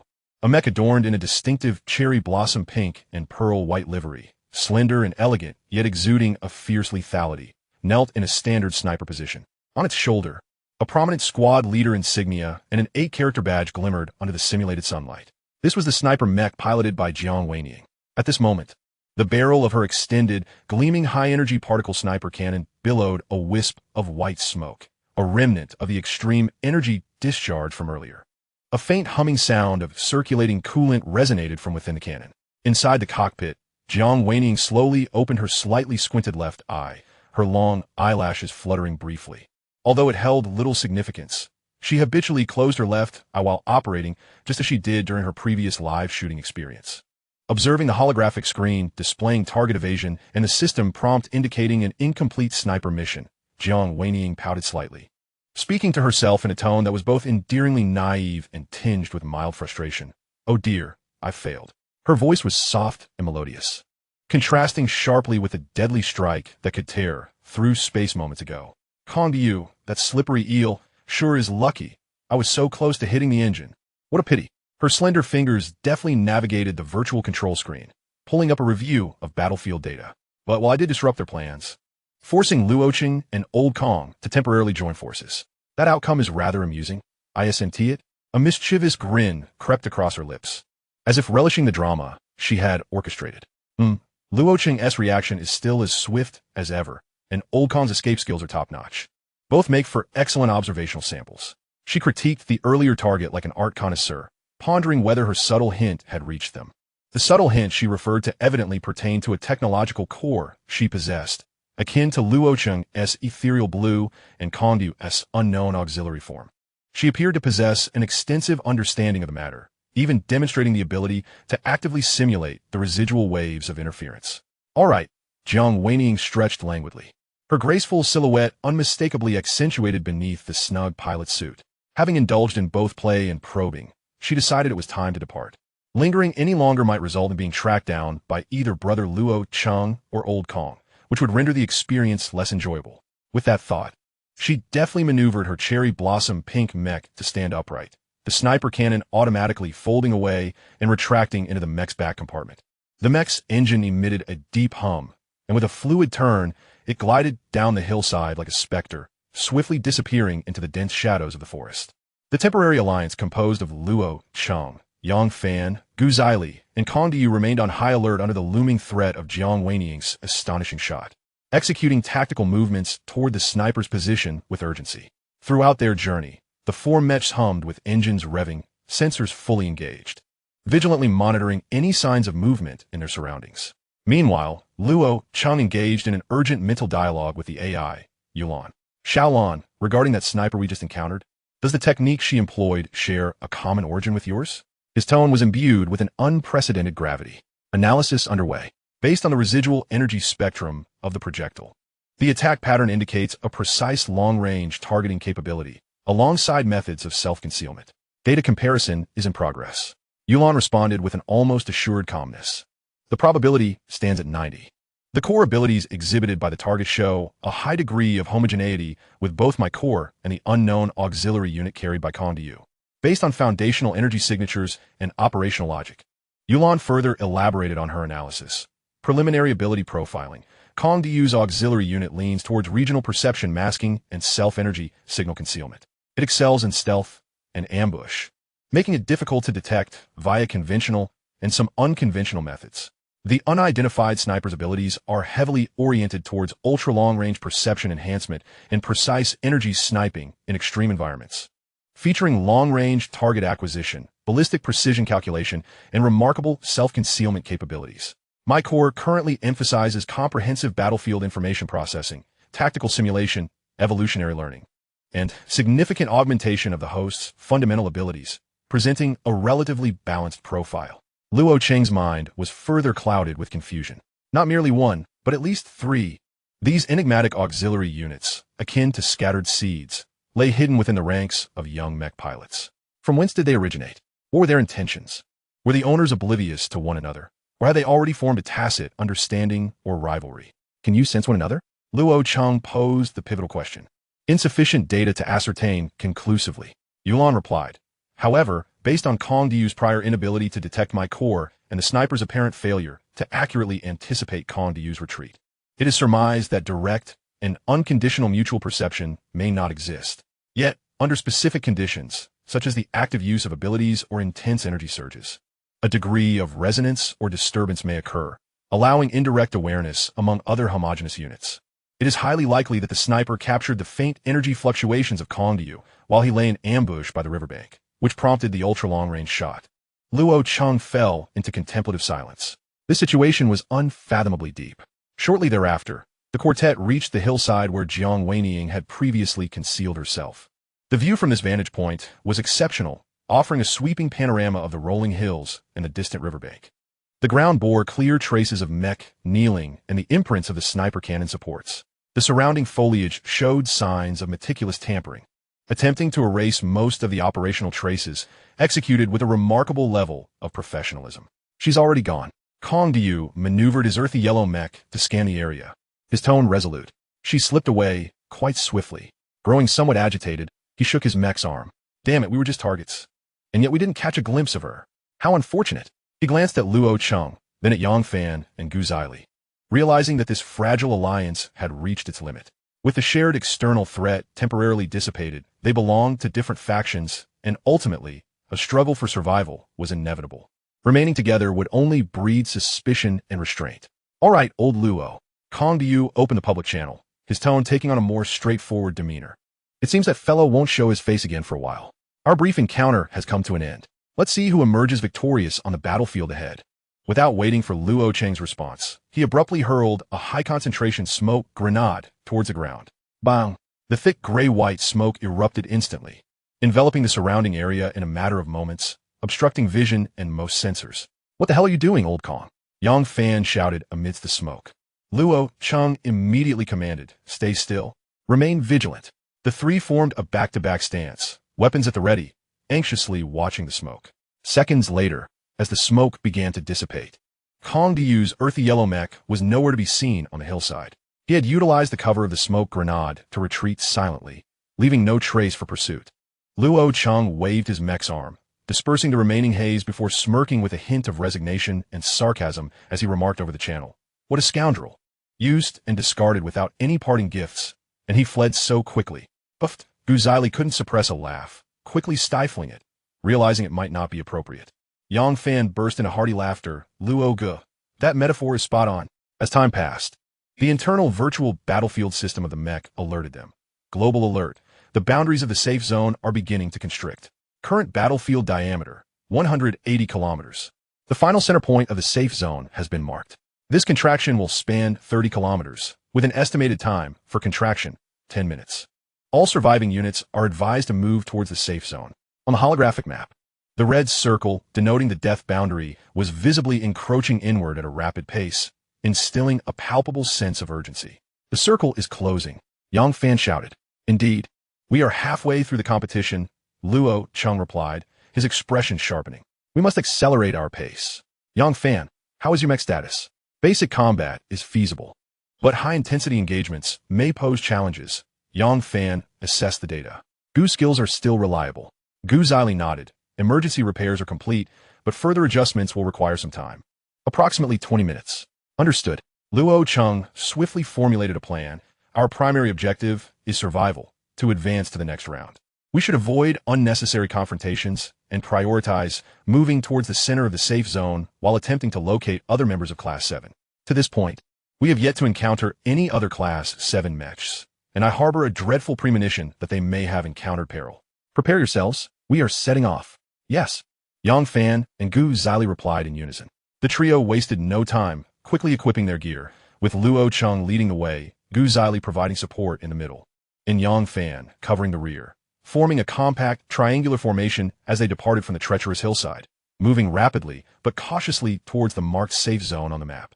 The ground beneath their feet felt scorching, and the silent pursuit of the death circle loomed ominously behind them. A new phase had commenced. Luo Cheng cast a glance back at the area gradually consumed by crimson, then forward towards the distant mountains that might serve as the final battleground. Tightening his grip on the controls. Let's go. It is time to confront them. Chapter 32, Elimination Round 11. The engines of the three mechs roared to life, stirring up a cloud of dust as they advanced in a compact, triangular formation into the more intricate forest terrain ahead. In the city of Los Angeles, the mecha advanced boldly, its keen sensors sweeping every conceivable corner where danger might lurk, akin to the vigilant gaze of a hawk.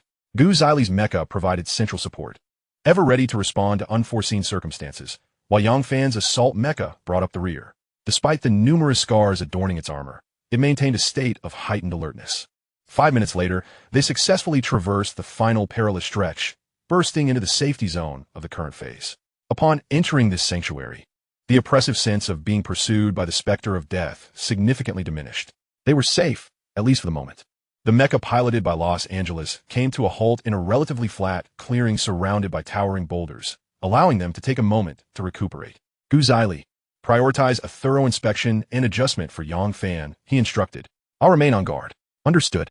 Gu Zili promptly approached Yang Fan's mecha, extending her mechanical arm as more sophisticated detectors and repair nanobots began a meticulous scan and precise restoration of the mecha's transmission system, energy circuits, and damaged armor. This was no mere battlefield patch-up. It was a comprehensive maintenance operation. Yang Fan exhaled in relief, stretching his somewhat stiff body within the cockpit.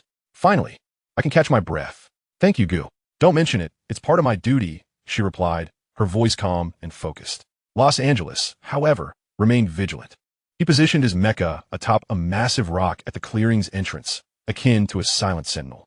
The deep blue mecha deployed its full capabilities, scanning the surroundings of the safety zone with maximum radius. Simultaneously, he summoned the holographic map, his brow furrowing as he began to contemplate the next course of action. The other members of Squad 7 remained unreachable. Gazing at the still grayed-out avatars on the communication list, unease swelled within him once more. What had happened to the missing team members? Had they been eliminated, or had they encountered misfortune?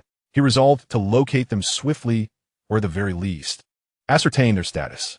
The safety zone was shrinking, and combat would inevitably converge towards the central area, relying solely on the three of them. Facing potentially multiple formidable foes with similar origins seemed a daunting prospect. Rallying the remaining members of their squad was paramount. Xiaolan, analyze all currently detectable active signal sources. Prioritizing areas marked by intense firefights or anomalous energy fluctuations, indicative of similar origins, he commanded. Command confirmed. Analysis in progress.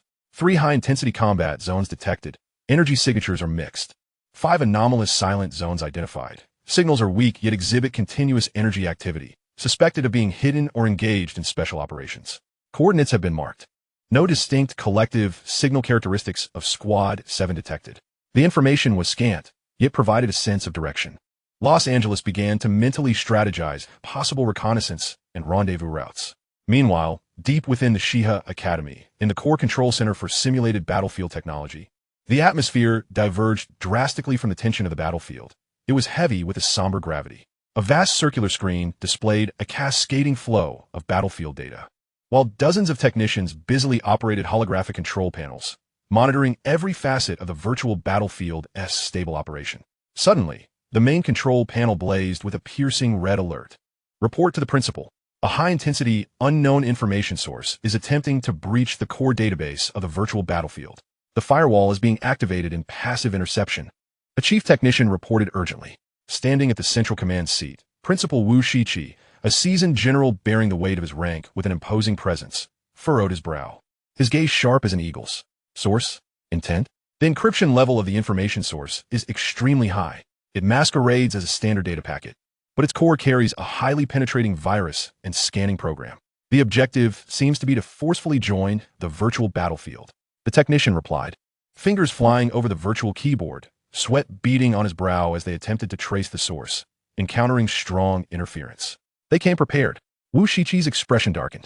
The timing of such an intrusion into the Academy's most vital simulation system was anything but ordinary.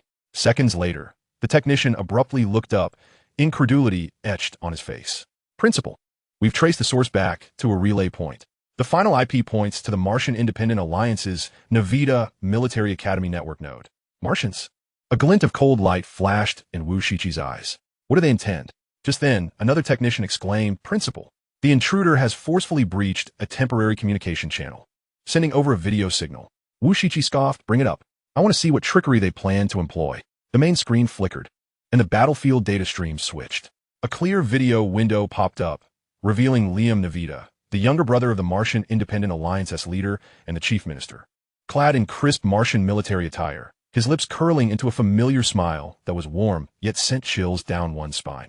Principal Wu, long time no see. Liam's voice, transmitted through the speakers, dripped with a feigned warmth. There's no need to rush to expel your guests. We come with the intent of cordial exchange. Suppressing his anger, Wu Shiqi replied coldly, Liam, invading our highest military academy system without permission. This is your notion of friendship? Spare me your hypocritical smile. Liam appeared unfazed by the reprimand. Maintaining his smile, Principal Wu, please do not be angry. We are merely curious to see how your proud young mecha pilots have progressed in their skills over the past few years. After all, compared to the astonishing Colonel Yang Weidong from 5 years ago. Enough. Wu Shiqi interjected forcefully, his voice thunderous. A flicker of pain and fury flashing in his eyes. Liam, having been rudely interrupted, retained his smile, though a glimmer of coldness crept into his eyes. Very well. Let's not dwell on the past. To be direct, we from Navita Military Academy have dispatched 20 of our finest graduates, hoping to join your little elimination competition for a friendly exchange. He deliberately emphasized the words friendly and exchange, the mockery in his tone barely concealed. 20 against your hundreds. Principal Wu, it seems you are at a distinct advantage, does it not? What, has the iron-willed and bold Chinese military academy now shrunk back? Are you afraid? Liam's tone brimmed with provocation. Wu Shiqi's gaze was fixed on Liam's image on the screen, his mind suddenly clear. What cordial exchange? This was plainly an opportunity to scrutinize the true strength and tactical style of China's new generation of elite students, preparing for future conflicts. Moreover, by sending just 20, they clearly harbored extreme confidence, aiming for a surgical strike to undermine China's morale. With this realization, Wu Shiqi regained his composure, a hint of derision appearing on his face. Liam, do you think such crude provocation will be effective? You cloak your intentions in the guise of friendly exchange merely to uncover our secrets. However, his tone shifted abruptly, taking on a fierce edge akin to a drawn sword. As a soldier of China, I have never feared any challenge. I am certainly not afraid of your scrutiny. If you wish for a contest, then let be so. I look forward to seeing if your carefully cultivated elites from Navita Academy can stir up any storm on the battlefield of Shiha Academy. Liam's smile faltered slightly, evidently caught off guard by Wu Shiqi's forthrightness and his insight into his intentions. The chill in his gaze intensified, his tone cooling further. Principal Wu, you are indeed forthright. In that case, it is settled. In a virtual battlefield, our 20 students will connect immediately. Let us see in the end whose students prevail, yours or our Martian elites. Oof. We shall see. Wu Shiqi scoffed, abruptly severing the communication video. The screen dimmed, leaving the control center enveloped in silence. Everyone could sense the gravity and murderous intent emanating from the principal. Warrior Qi fell silent for a moment, swiftly arriving at a decision. He turned to the technical officer and commanded, immediately assign temporary identification codes to the 20 Martian cadets, categorizing them as a third-party force from Mars, and deploy them to the battlefield. Their location should be in the chaotic zone at the edge of the current safe area. Understood. Moreover, a glimmer of determination flashed in Warrior Qi's eyes as he ordered, lift the long-distance communication restrictions within each class. Allow them to communicate and coordinate tactics across regions. The technical officer hesitated. Principal, this will fundamentally alter the dynamics of the battlefield and trigger unpredictable chain reactions. Precisely the effect we desire. Warrior Qi asserted with unwavering conviction. The waters have already been muddied. I am unconcerned about stirring them further. The Martians wish to take advantage of the chaos? Then I shall make the waters even murkier. Let all the cadets understand that the true enemy has arrived. Let them choose for themselves, continue their internal strife, or unite against a common foe. His gaze deepened as he fixed his eyes on the virtual battlefield displayed on the main screen. This is an unforeseen trial, a crucible. I trust that our cadets will not disappoint me. The command was executed with alacrity. Within the virtual battlefield, all surviving cadets' cockpits simultaneously echoed a system announcement. Emergency notification. The third-party entity, the Martian Navita Military Academy Observation Group, 20 units, has joined the current battlefield and is classified as an independent hostile unit. This message detonated like a bomb among the surviving participants, igniting a fervor. Luo Cheng, who had just mapped out a course of action, felt his pupils constrict in an instant upon hearing the announcement. The Martians have arrived. He gripped the control stick tightly, his gaze sharpening. Yang Fan, what's wrong? Came Gu Zili's voice over the channel. Martians, Yang Fan articulated each word with gravity. Miss Gu, please do everything in your power to repair my mech. Luo Gu, I wish to fight. Hearing such a serious and earnest tone, Luo Cheng and Gu Zili were momentarily taken aback, then replied, all right, let us go. Let us meet them. Chapter 33, Elimination Round 12. In the central arena of Shiha Academy, the spectator stands were abuzz. The massive, circular holographic screen, which had been displaying various battle scenes, was abruptly overlaid by a striking system announcement in warning red. Emergency notification. The third-party entity, the Martian Navita Military Academy Observation Group, 20 units, has joined the current battlefield and is classified as an independent hostile unit. Remaining cadets from Shiha Academy, 162. This announcement splashed like cold water into a boiling pot, instantly igniting uproar among the audience. What? Martians? How do they get in? The Navita Military Academy, that Mars elite. 20 of them? What do they intend to do? Provocation? Damn it. They're definitely here to probe our weaknesses. This is utterly intolerable. Gasp shouts and cries of disbelief surged through the stands like a tsunami, whether among the remaining students from other academies or those already eliminated. All were enveloped by a potent wave of anger and unity against a common adversary. The Martian incursion had escalated from a mere competition disruption to a matter of institutional honor, and even a confrontation between the younger generations of the two formidable forces. Let us take them down. Drive the Martians out. Yes. Make sure they don't return. Go, everyone. Unite against them. As emotions ran high, an invisible bond of solidarity swiftly formed among the spectators, all eagerly anticipating that the elites of Shiha would deliver a severe lesson to these unwelcome guests. In the virtual battlefield within the cockpit, Yang Fan took several deep breaths, gradually calming his racing heart. The almost overwhelming fury he felt upon hearing the name Martian was forcefully suppressed. He understood well that uncontrolled emotions are the greatest vulnerability in a duel of masters. Cautiously, he retrieved a cherished photograph from his combat suit's inner pocket, protected by an exquisite card sleeve. The photo had slightly yellowed with age, but was remarkably well preserved. It depicted a handsome man with a sunny smile, standing alongside a gentle, beautiful woman, both radiating happiness, the woman's head resting lightly on the man's shoulder. Before them stood a spirited little boy, exuberantly holding a model spaceship, mimicking a flying pose. This was a cherished family portrait from Yang Fan's childhood, the only one that remained. His gaze lingered on his parents' radiant smiles, his expression growing profoundly serious as his fingers gently caressed the photograph surface. Drawing a deep breath, he whispered, inaudible to all but himself, "Dad, Mom, I'm coming to collect some interest for you." When he lifted his gaze once more, Yang Fan's demeanor gradually transformed into one of unwavering resolve. Just then, Gu Zili's voice broke through. "Yang Fan, deep repairs are complete. The mecha status has been restored to a combat-ready level of 92, which is the maximum my mech can achieve." "Received. That will suffice. Thank you, Gu." Yang Fan's voice regained its usual robust timbre, now imbued with a newfound steadiness. Luo Cheng also received the completion signal. "Good. Prepare to move." Heading towards the center of the safe zone. Before he could finish, the encrypted communication channel for Class 7 abruptly illuminated with a flurry of previously dimmed avatars. Sun Hao, Feng Xiang, Luo Cheng, Wang Shui. Familiar names and faces reappeared in vibrant color, indicating a restored connection. Luo Cheng's heart leapt with joy, nearly prompting him to shout. "Sun Hao, Feng Xiang, Luo Cheng, are you there? Respond." The channel erupted with excited, overlapping voices from team members. "Squad leader? It's the squad leader. Wow, we finally made contact.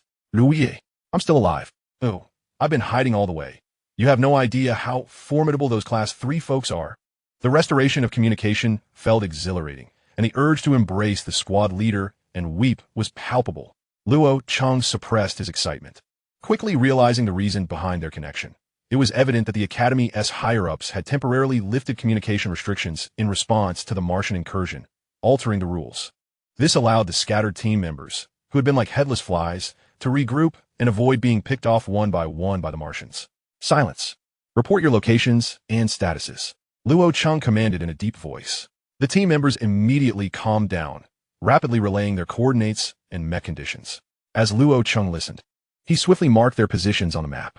Indeed, as he anticipated, the remaining members of Class 7 had been randomly dispersed across the battlefield, their luck abysmal.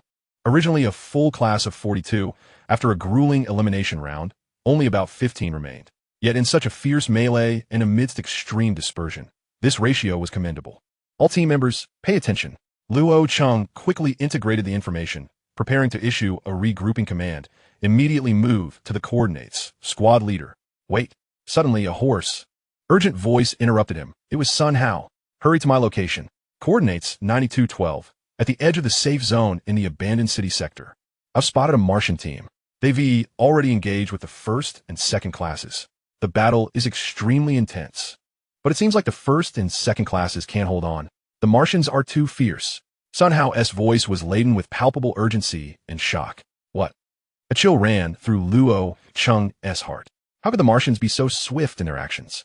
And their combat prowess was astonishingly formidable. Class 1 and Class 2 were renowned for housing top-tier experts like Ming Hui and Wang Ziyuan. Without a moment's hesitation, Luo Cheng immediately called up the map. The coordinates, 9212, were located at the southwestern edge of the current safe zone, amidst a labyrinth of urban ruins. He swiftly altered his orders and addressed the entire Class 7 channel. "All surviving members of Class 7, listen up. The objective has changed. Assemble at full speed towards the coordinates, 9212, in the city ruins. Sun Hao, maintain concealment and continue surveillance. Report any enemy movements immediately. The rest of you, upon reaching the perimeter of the combat zone, refrain from reckless engagement. First, regroup with me to assess the situation and await unified orders. I repeat, target coordinates, 9212. Advance at full speed. Understood. Received. Acknowledged." The channel echoed with a chorus of resolute responses. Without a trace of hesitation, the remaining Class 7 mechas scattered across the battlefield, roared to life almost simultaneously, pivoting in unison, like streams converging into a river, racing towards a singular coordinate. From the global map, the previously sparse dots of light began to chart clear trajectories, all pointing towards the city ruins, on the brink of erupting into a larger scale of conflict. Luo Cheng turned his mecha around, glancing at Yang Fan and Gu Zili. "We shall set off as well. At the utmost speed. It is time to let the Martians taste our might." Yang Fan bellowed, his fists clenched tightly. Gu Zili nodded with determination. "Let us go." The engines of the three mechas surged to their maximum output, shooting forth like arrows released from a bow, kicking up a cloud of dust as they sped towards the distant battlefield. Simultaneously, in other sectors of the battlefield, similar scenes unfolded. The communication channels of other classes also re-established connectivity, and news of the Martian invasion and the outbreak of intense conflict in a particular area spread rapidly. The remaining student teams, after a brief moment of shock and anger, made similar decisions to converge towards the combat zone, united against a common foe. Virum! Virum! Virum! The battlefield reverberated with the roar of engines as the previously opposing students, engaged in combat or hiding in corners, began hastily moving towards the firefight. Chapter 34, Elimination Round 13. In a virtual battlefield, at coordinates 9212, amidst the desolate urban ruins, the piercing hum of energy weapons and the clang of metal momentarily ceased, giving way to a suffocating silence. The acrid scent of charred material and metallic dust permeated the air between the shattered walls, where several mechas from Shiha Academy stood like iron birds with broken wings, frozen amidst the debris, emitting simulated electric sparks and black smoke that symbolized their fallen status. Silently recounting the brief, yet brutal clash that had just transpired.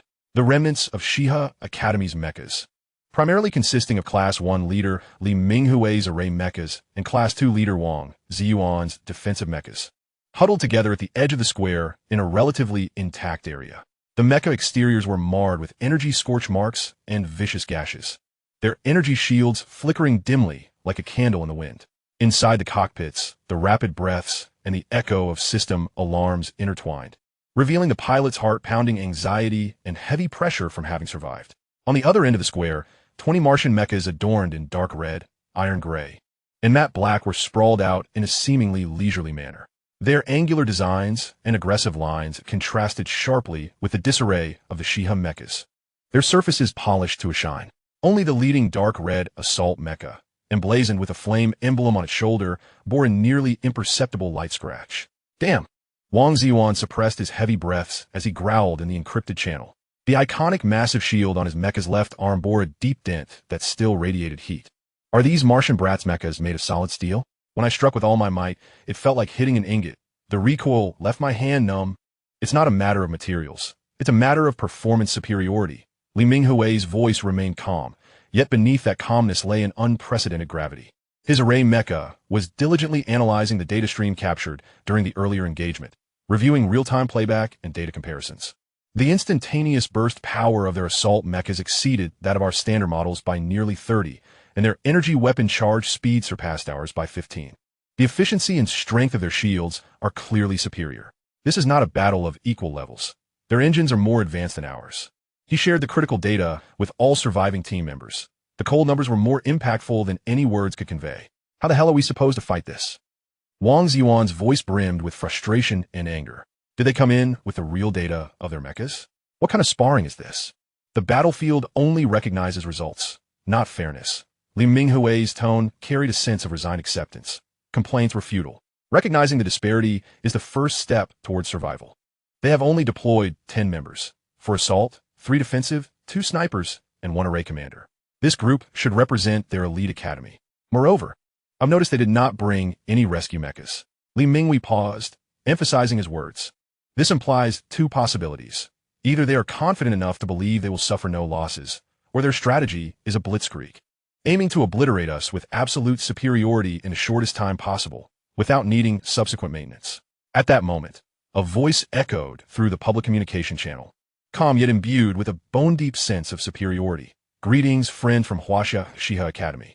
It seems that those who stand here are the cream of the crop from your esteemed institution. The voice emanated from the leading dark red assault mecha. As he spoke, the 20 Martian mechas synchronized their movements, advancing a few meters closer, their actions seamlessly choreographed, amplifying the psychological pressure they exerted. Is that all there is to it? The haughty voice resounded once more. Wang Ziyuan could no longer contain his fury. Friends, do not be hasty. We were attacked as soon as we entered the battlefield. Yet, the outcome remains the same. We are unscathed, while you have suffered significant losses. Ha ha ha. By the way, we haven't had the chance to introduce ourselves properly yet. The voice dripped with mockery. Upon hearing this, Li Minghui and Wang Ziyuan clenched their mecha's iron fists, the joints emitting faint metallic creaks. The other Shiha students also held their breath, their anger simmering in silence. Allow me to introduce myself first. I am Oliver Chesterfield, codename Fury, their captain. Now, let us have the others introduce themselves, shall we? Kai Schneider, codename Starting Wolf, Assault. Isabel Raphael, codename Lone Wolf, Sniper. Jack Morrison, codename Whale Shark, also an assault type. Anastasia Petrovna. Codename Ice Blade, Assault. Marcus Cranwell, codename Buffalo, Defensive Mecha. Ryan Marshall, codename Falcon, Sniper. The shield of your defensive mecha was shattered by me. Lucaro Rossi, codename Hunter. I'm also an assault type. Aside from the 2 captains up front, the rest are simply too weak. Sophia. You can only know my codename once you possess the capability to breach my defenses. Dyke Jones like Sophia. I wouldn't even want to share my name if it weren't for the captain's insistence. Prove yourself by breaking through my defenses first.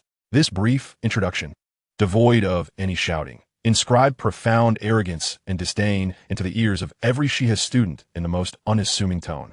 Li Minghui's face beneath his helmet was taut, but he forcibly suppressed his boiling emotions, stating solemnly in the encrypted channel, "Everyone hold steady. They are provoking us, driving us to the brink of madness. Do not be deceived. Tighten our formation, prioritize defense, and await reinforcements. What say you?" Oliver's voice resonated again, tinged with a barely perceptible interest, as if he were observing experimental subjects. Is our instructional demonstration still clear? If you find it difficult to accept, feel free to withdraw now. It would save you all precious time. Oh, and do not forget to mention that the youth of Huaxia cannot compare to us Martians. Damn it, how arrogant. Wang Zon nearly spat the words through clenched teeth, the heavy armor of his defense mech trembling slightly under the weight of its master's fury. Calm down. Li Minghui's voice was like cold water, instantly dousing the burgeoning turmoil within the encrypted class channel. They are trying to bait us. They want us to lose our reason and charge to our doom. Do not fall for it. At that moment, Oliver continued, "Come, I shall grant you Waxians an opportunity. I will give you 10 minutes to assemble your forces and arrange your tactics before we engage in battle." Hearing this confident and proud proclamation, Li Minghui's mind raced. The 10 minutes offered by the enemy, seemingly an arrogant concession, was in fact a cunning stratagem. This interval served not only as a time for assembly, but also a psychological ordeal. The adversary aimed to shatter their fighting spirit step by step with such overwhelming confidence. Yet, simultaneously, this 10 minutes represented their sole opportunity. Li Minghui immediately connected to the public channel of Shiha Academy, delivering his orders with as much calmness and conviction as he could muster. All surviving units, pay attention. This is Class 1, Li Minghui speaking. The enemy's strength far exceeds our estimates and is beyond our capacity to confront. Given the current situation, I implore everyone to unite. I hereby issue a request. All class leaders, rally to me immediately. Coordinates 9212. At the Central Plaza, our objective is to concentrate our strongest forces to directly engage and even attempt to breach their 10 elite mechs. The remaining members will be led by their respective ICE class leaders or designated representatives, organized by class or temporarily formed mixed squads, tasked with eliminating their other 10 non-elite mechs. Each squad is responsible for identifying and neutralizing one. Remember, our advantage lies in our numbers and familiarity with the terrain. Utilize the landscape, divide and encircle, and take them down one by one. Maintain open communications and share tactics in real time. Any squad that detects the movements of elite mechs or encounters difficulties must issue an immediate alert. Repeat, our primary target is the Martians. Fight for Huaxia. Li Minghui's orders were clear and resolute. Rather than being swept away by the onslaught of the enemy's 10 elites, it was preferable to actively divide their forces, utilizing their finest combatants to engage the enemy's elites while leveraging their numerical superiority to counterbalance the individual quality advantage of the adversary, thus achieving comprehensive victory. Understood. Received. The public channel was filled with rapid and firm responses from the class leaders. All Shiha mechs immediately sprang into action, swiftly moving to assemble according to the new directives. The Martian elite squad observed the movements of Shiha Academy. In the public channel, Oliver's voice, laced with intrigue, emerged. Oh, a strategy of division? Attempting to compensate for quality disparity with numerical advantage? Quite classic, and regrettably, a desperate choice. It seems our instructional session requires more interactive elements. No sooner had he finished speaking than the 10 Martian mechs, which had been standing like statues behind the elite squad, suddenly sprang into action. They did not maintain a rigid formation like the elite mechs. Instead, they scattered like phantoms. The engines roared with a low growl as the 10 mechs, exhibiting astonishing maneuverability, surged in different directions, some leaping onto the remnants of tall buildings, others diving into underground passages, and some weaving through the shadows of debris, their movements swift and uncanny, clearly well-trained and methodical. Simultaneously, a voice filled with mockery and the thrill of the hunt echoed through the public channel, not from the 10 elites, but from one of the ordinary Martian mechs in rapid motion. Hey, little lambs of Huaxia, the cat and mouse game has begun. Guess what this time? Who is the cat and who is the mouse? Come state uniti. This provocative taunt and the sudden initiative displayed by the enemy sent a jolt through the hearts of Ashiha students, who had only just begun to assemble. The adversary was not merely waiting passively. They had actively drawn the battle into a more complex and unpredictable guerrilla warfare mode. This meant that the division strategy formulated by Li Minghui would face enormous challenges and uncertainties. Each of those scattered Martian mechs could potentially be a lethal trap. All squads, pay attention. The enemy is breaking into smaller units, intending to disrupt our deployment.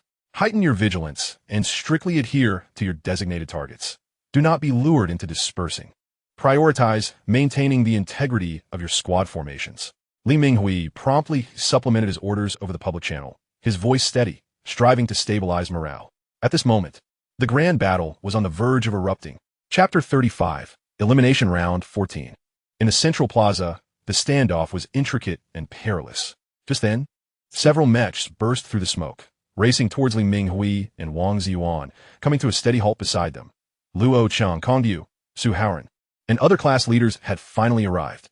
Li Minghui wasted no time on pleasantries and immediately established a highly encrypted channel exclusively for class leaders. The instant the channel connected, his voice, imbued with an unprecedented gravity and a slight tremor, seemed to signify a momentous decision. Everyone, we need to work together this time. This is our first collaboration, and I hope it is not our last.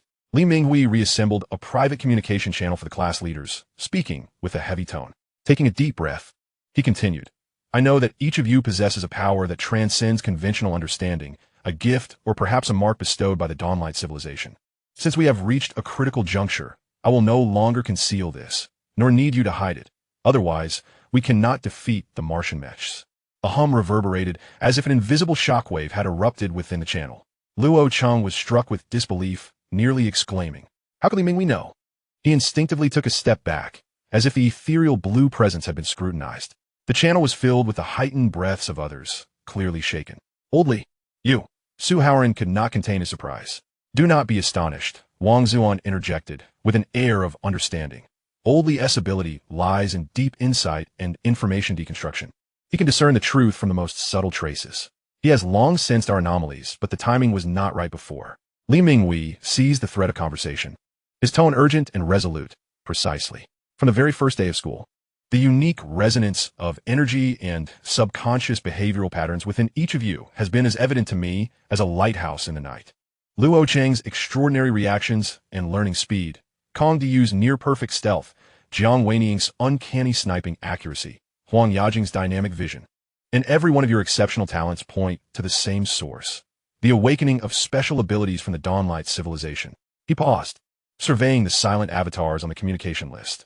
Now, at this life-and-death juncture, with formidable Martian foes surrounding us, concealment holds no value. We must trust one another and combine our strengths. Share your abilities with me. We need to devise a strategy that can genuinely counter the Martian elites. After a brief silence, Huang Yajing's timid voice broke through first. My ability is super-limited vision and enhanced neural reflexes, allowing me to track high-speed moving targets and react instantaneously. Su Fengmian followed suit. I specialize in logical deduction and battlefield information processing, adept at formulating optimal strategies in complex environments. Feng Riyang spoke in a low voice. Extreme environmental adaptation and willpower enhancement, coupled with formidable stress resistance. Kung Duyus Noted. Energy shielding allows for self-concealment and interference with enemy detection. As he spoke, the signal from his mech instantaneously vanished from everyone's radar. Jiang Weiniang whispered, super-distance dynamic locking. Brother Kong, I apologize for that shot earlier. It was my fault. Kung Duyu exclaimed, Dumb. It was you, little one. Enough. Li Minshui interjecta. Personal grudges can wait until after the battle. Let us proceed. Meng Xiangrui added, weapon master, possessing an extraordinary affinity and skill with various armaments. Jiang Yi remarked, system status monitoring and fault prediction, applicable solely to machinery and systems. Luo Cheng inhaled deeply and stated, comprehensive combat proficiency enhancement, encompassing reaction, learning, and martial skills among other facets. He deliberately withheld the details of the Azure intelligence assistance and evolutionary capabilities, summarizing only the external manifestations. Prior to this, Luo Cheng, through his teammates' descriptions, sensed that his abilities differed yet bore a striking resemblance to theirs.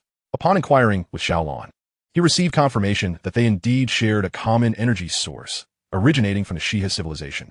However, based on the current information and their scan characteristics, their ability levels appeared inferior to the Azure, the similarity in sensations primarily stemming from the insufficient release of the Azure's potential.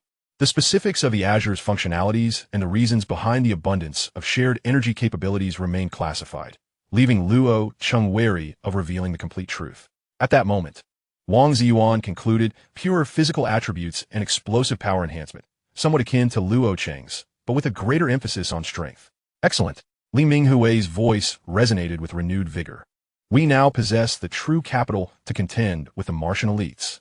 Their performance advantage lies in hardware, whereas our capabilities are rooted in software, transcending the conventional. He continued. Next, we must devise a combination tactic based on our respective abilities. Su Fengmian, you shall begin, utilize your powers, and I will provide information. Following this, the 10-minute countdown loomed like the sword of Damocles, each passing second laden with gravity. In the abandoned city square, the air seemed to solidify, leaving only the deep rumble of mech engines and the faint hum of energy weapons charging. How is the discussion proceeding? 10 minutes have elapsed. It's time for us to commence. Oliver Chesterfield remarked leisurely. On the side of Shiha Academy, 10 elite class leaders, spearheaded by Li Minghui, quickly formed a tight formation centered around defensive mechs, with assault mechs providing flank support and snipers arrayed centrally.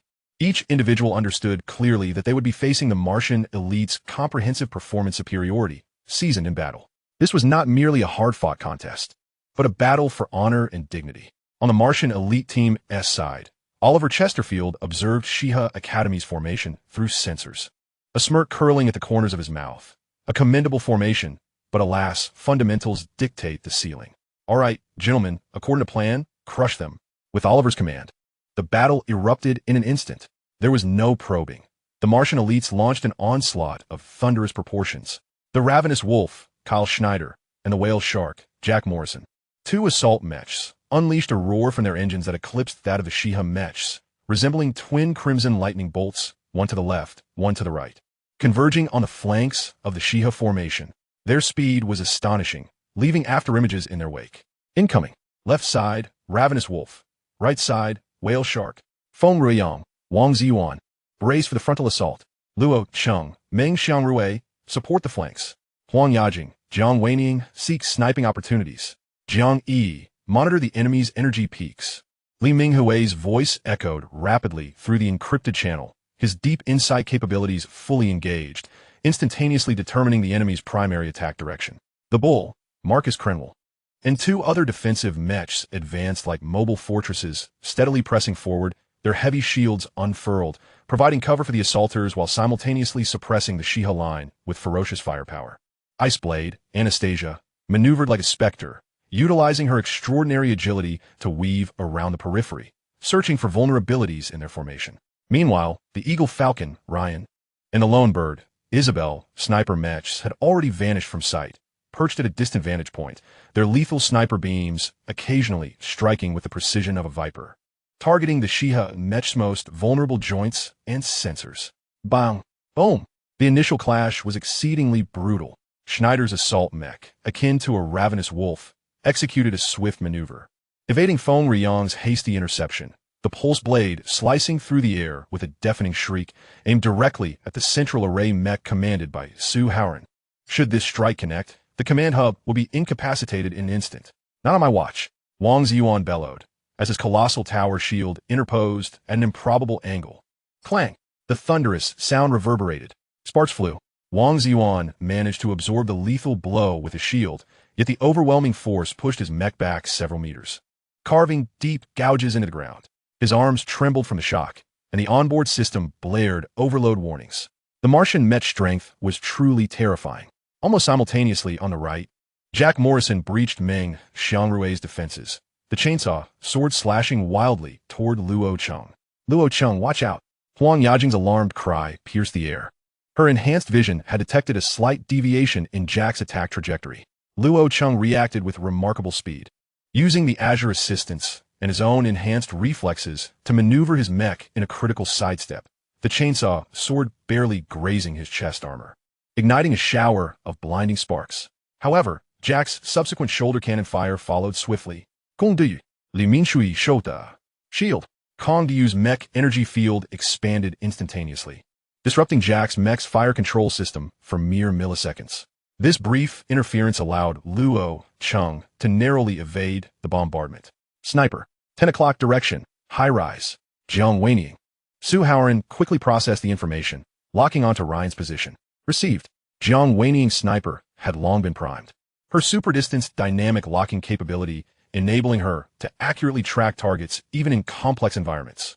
A silken emerald particle beam shot forth silently, almost simultaneously. Another sniper beam from Isabel also targeted Jiang Weiniang. Bang! Bang! Two overlapping explosions resounded. Jiang Weiniang's sniper struck the supporting pillar of Ryan's building, triggering a collapse that forced Ryan to relocate. Meanwhile, Isabel's sniper shot was anticipated in advance, and Wang Ziwan raised a shield just in time, absorbing the impact, leaving yet another charred pit on his shield.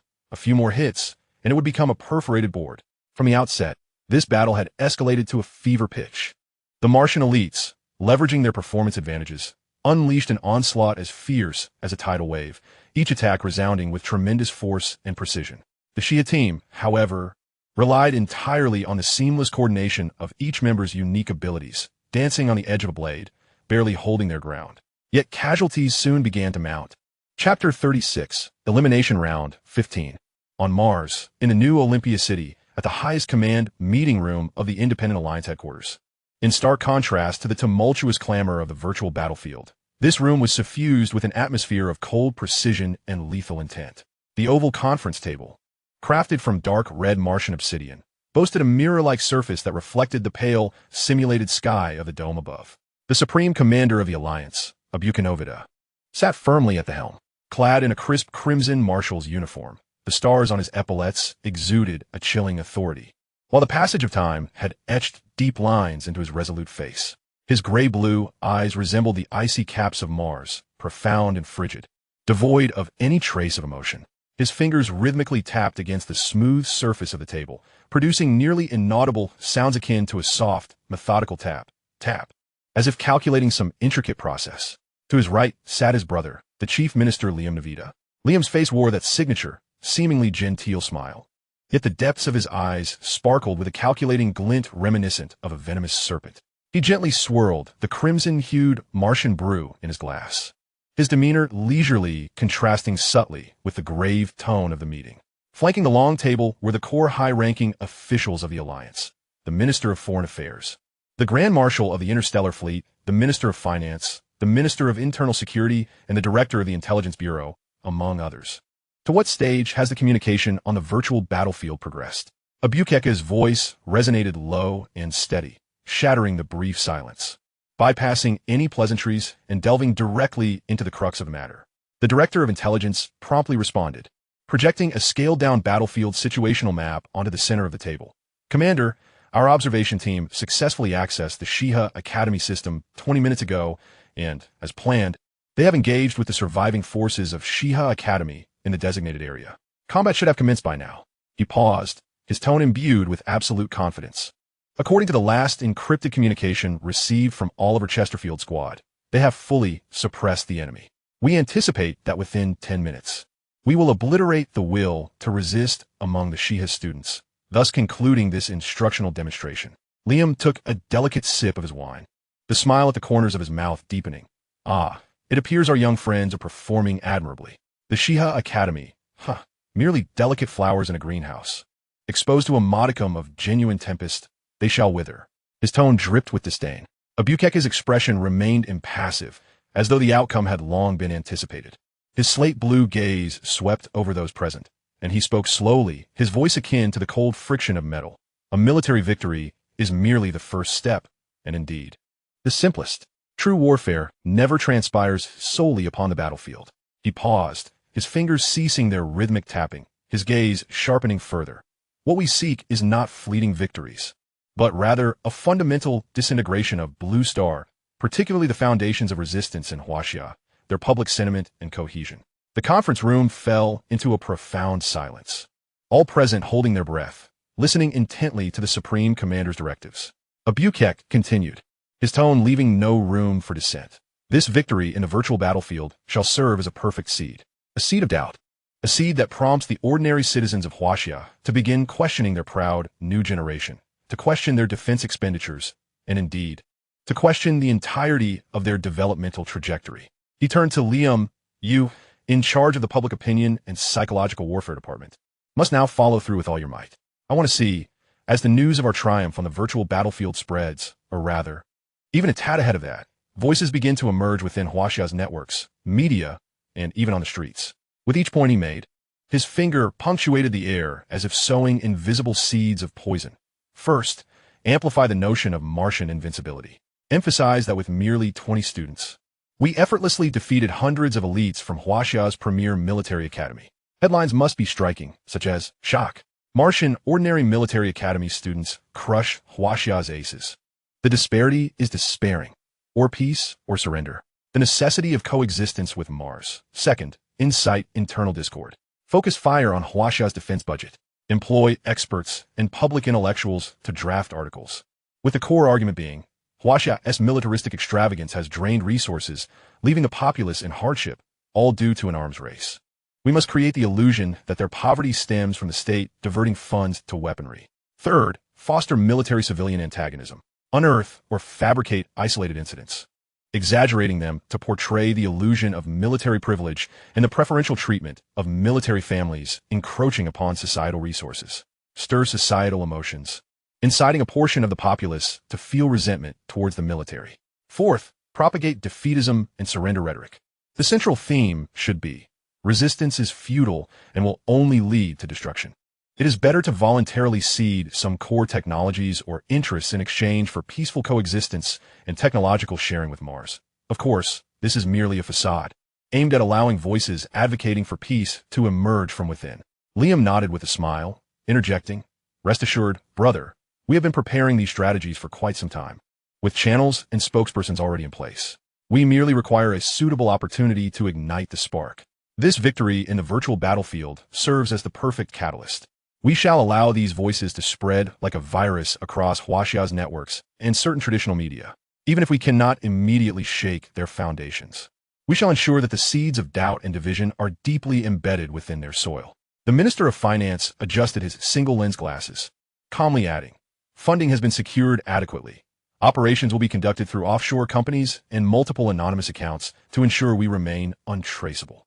The Minister of Internal Security ominously remarked, we have also positioned some insiders within Huaxia who could be activated at opportune moments to collaborate with public sentiment, disseminating feelings of discontent among specific groups. Albuquerque nodded in satisfaction, concluding with a voice as cold as steel. Excellent. Remember, our objective is to create fissures within the solid bastion of Huaxia. When their youth begin to doubt their own worth, when their populace begins to question the nation's choices, when discord and cracks arise internally, then shall we possess our true opportunity to strike. The outcome of the virtual battlefield is merely an appetizer in this grander game. He waved his hand, extinguishing the holographic projection. The meeting is adjourned. Proceed with your tasks. I expect to see preliminary results within 24 hours. The high-ranking officials rose solemnly, bowing before silently filing out of the conference room. The heavy alloy doors slowly closed, momentarily severing the cold machinations of Mars's highest decision-making body from the brutal realities unfolding in the virtual battlefield beyond. Liam lingered behind, approaching the vast viewport, gazing out at the desolate Martian landscape, marred by meteor craters, as his insincere smile gradually faded, replaced by an almost fervent ambition. The seed has been sown. It merely awaits its roots to take hold and corrupt that solid ground. He murmured to himself, finishing the remnants of wine in his glass. However, this time, they had miscalculated.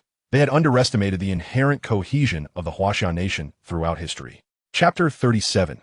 Elimination Round 16. Shiha Academy, Virtual Battlefield. The ferocity of the battle exceeded all expectations. The abandoned city square had transformed into a graveyard of steel, the charred remnants of mechas scattered about, the air thick with the acrid scent of ozone and burning metal. At that moment, Jiang Yi noticed that Huang Jingya's white mecha had sustained severe damage during the recent skirmish. with hydraulic fluids beginning to leak from the arm connections.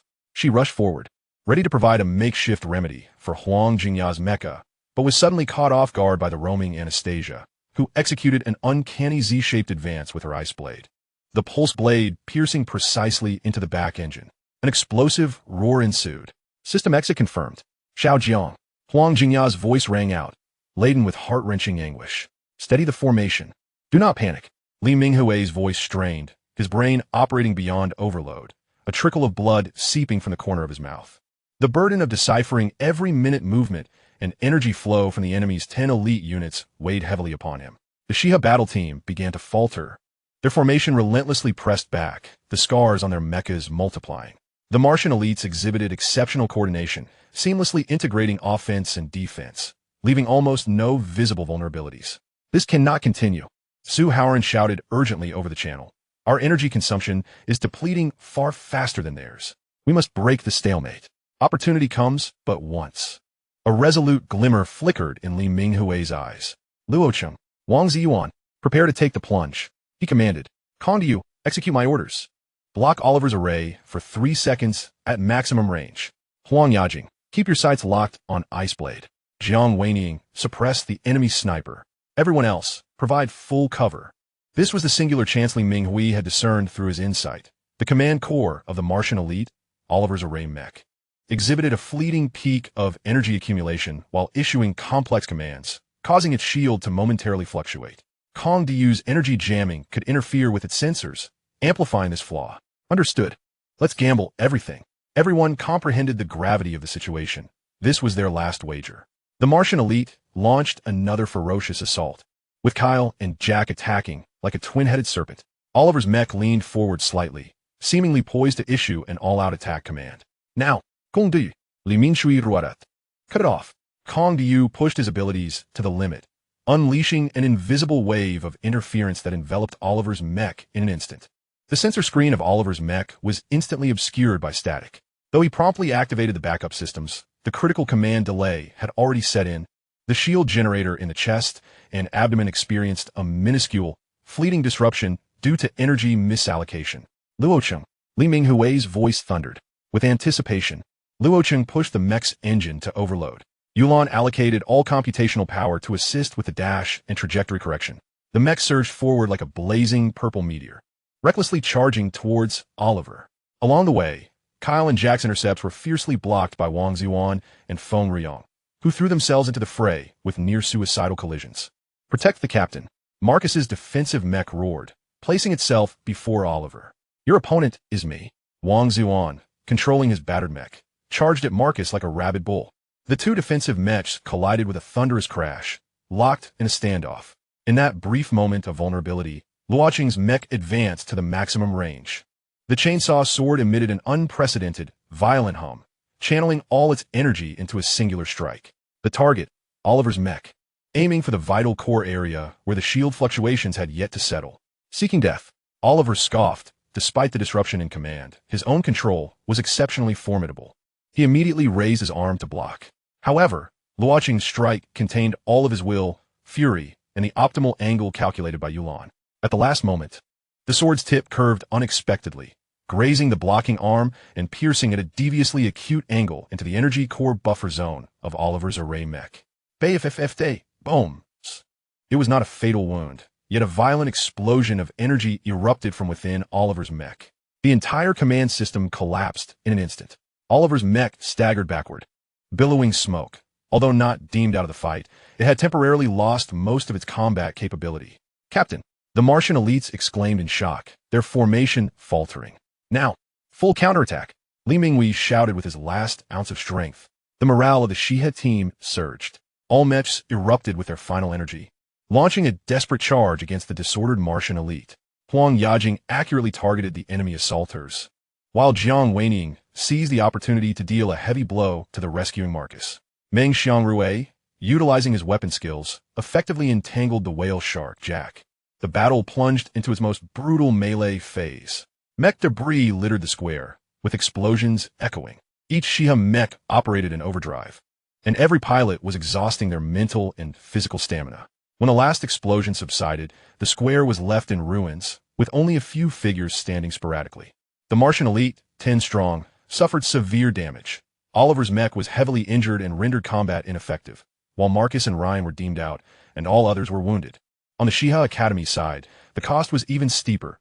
10 elite captains, Feng Riyang, Su Haoran, and Jiang Yi, had their mechs severely damaged and declared out of the fight. Wang Zuan, Kong Diu, and Meng Xiangrui's mechs were heavily injured, nearly incapacitated. Luo Cheng, Huang Yajing, and Jiang Weiniang's mechs sustained moderate damage, their energy nearing depletion. Only Li Mingwei, sheltered in a relatively safe position within the array mech and operating at the limits, suffered lesser damage, yet he had exhausted himself to the point of unconsciousness. Oliver, enduring the chaos of his mech's system and his own discomfort, glimpsed the dire state of the remaining Shiha team through the swirling smoke. His voice echoed through the public channel, weak yet laced with a hint of the victor's cold mockery. I must admit, you are more troublesome than anticipated. Especially that last strike. Quite impressive. He paused, his tone shifting to unmasked disdain. But look at you now. Only 3 rusted heaps can still move. Meanwhile, we still have 7 capable fighters. This demonstration must come to an end. Your tenacity has earned my respect, but it cannot alter the outcome. Ha! Wang Ziwan spat from the nearly paralyzed cockpit, cursing. Spare me your false sympathy. Even if I have to crawl, I will take a piece of you with me. Luo Cheng, controlling his battered mech, stepped forward. Though its chainsaw sword's glow had dimmed, it remained steadfastly pointed at Oliver. His voice resonated through the public channel. Calm, yet undeniably resolute. The Shiha Academy does not retreat without a fight. As long as there is one mech capable of movement, the battle shall not cease. He glanced at Huang Yajing and Jiang Weiniang as the 3 mechs moved in unison, forming a small yet unwavering triangular formation, shielding the unconscious Li Minghui and their severely injured comrades behind them. Despite their shattered armor and the shrill energy alarms, their posture resembled 3 wounded but unyielding lone wolves. Oliver scoffed, a futile struggle. Let me grant you your final valor. Dispose of them. The remaining Martian elites, Kyle, Jack, Anastasia, Isabel, and 4 others, revved their engines, oozing malevolence, and began to advance. Despite their own damages, their performance and numerical superiority remained evident. To deal with the 3 beleaguered Shiha mechs before them was, in their eyes, a mere formality. Luo Cheng took a deep breath, channeling the last of his energy into the weapon system, while Yulan operated in overdrive, calculating the most improbable path to survival. Huang Yajing and Jiang Weiniang tightened their grips on the controls, preparing for one final stand. At that critical moment, a rumble erupted. Thundering and dense engine roars approached from every direction of the city ruins, akin to rolling thunder. The sound intensified, and the ground began to tremble slightly. Everyone paused in astonishment. Then, from behind the crumbling walls of the square, atop the edges of abandoned skyscrapers, at every street entrance leading to the square, a multitude of mechs adorned with the emblems of various classes from Shiha Academy, bearing the scars of battle, emerged like warriors returning from hell. Some were riddled with bullet holes, others limped with smoking legs, some had damaged weapons, but each mech's sensors glowed with unwavering determination, their engines roaring defiantly. The number was astonishing, over 50. These were the students who had previously split off to pursue the other 10 ordinary Martian mechs. They had endured a brutal chase and ambush, paying a heavy price, and had finally eliminated those troublesome foes one by one.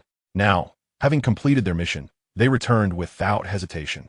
A leading assault mech, severely damaged, surged to the forefront, its external speakers booming with a thunderous roar. Captain, we have returned. It was Yang Fan. From an external perspective, Yang Fan evidently bore the scars of a fierce battle, yet he returned with unwavering resolve. Protect the squad leader. Safeguard our comrades. Annihilate these Martian scum. Avenge our fallen brothers. In an instant, the air was filled with a cacophony of roars and the thunderous growl of engines, sweeping across the plaza like a tsunami. Over 50 battle-hardened Shiha mechas surged from all directions, swiftly encircling the 7 Martian elites within the arena. Although the mechas of these cadets were in a poor state, the fervor of their shared hatred and willingness to embrace death coalesced into an intimidating force. All students of Shiha Academy, assemble. Prepare for the offensive, roared Luo Cheng. Yes. An echoing chorus of battle cries and fury reverberated throughout the venue. The Martian elites found themselves momentarily paralyzed. Oliver's countenance, concealed behind his faceplate, turned ashen. He had never anticipated that those whom he deemed mere fodder would not only decimate another 10 of his comrades, but would also regroup, at such a critical moment. The arrival of this fresh contingent had utterly shifted the balance of power on the battlefield. Luo Cheng, Huang Yajing, and Jiang Weinian gazed at their comrades, pouring in like a tidal wave, and a surge of elation and renewed fighting spirit filled their hearts. Luo Cheng raised his chainsaw sword, pointing it at the pallid Oliver, his voice resonating throughout the arena. Our reinforcements have arrived. Now, it is our turn to ask you, will you surrender or be crushed beneath our might? Oliver gritted his teeth, casting a glance at his equally bewildered teammates.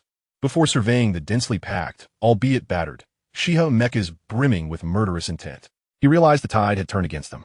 Continuing this fight would likely result in their 7 damaged elite mechas being completely overwhelmed by this frenzied horde of rabble.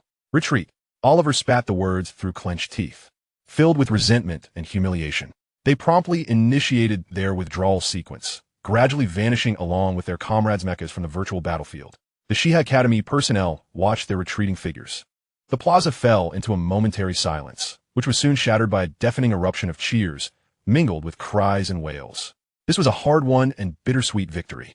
Luo Cheng did not join in the jubilation. Instead, he gazed at the spot where the Martian elites had disappeared, his expression contemplative. System notification. This match has concluded ahead of schedule. All students, prepare to return to reality in 321. Then, the system's voice resonated, signaling that, after the fierce battle, the remainder of the competition bore little significance. The conflict had ended, yet all understood that the true struggle might have only just begun. The might of the Martians, along with the potentially greater conspiracy lurking behind them, loomed like dark clouds over their minds. Chapter 38. The elimination round concludes. Mars? New Olympia City, headquarters of the Independent Alliance, Supreme War Conference Room. The heavy silence was abruptly shattered by a resounding crash. Bang! The iron fist of Supreme Commander Abukanovida slammed down upon the hard obsidian conference table, causing the entire surface to shudder. His gray-blue eyes blazed with cold fury, veins pulsing at his temples. Incompetence.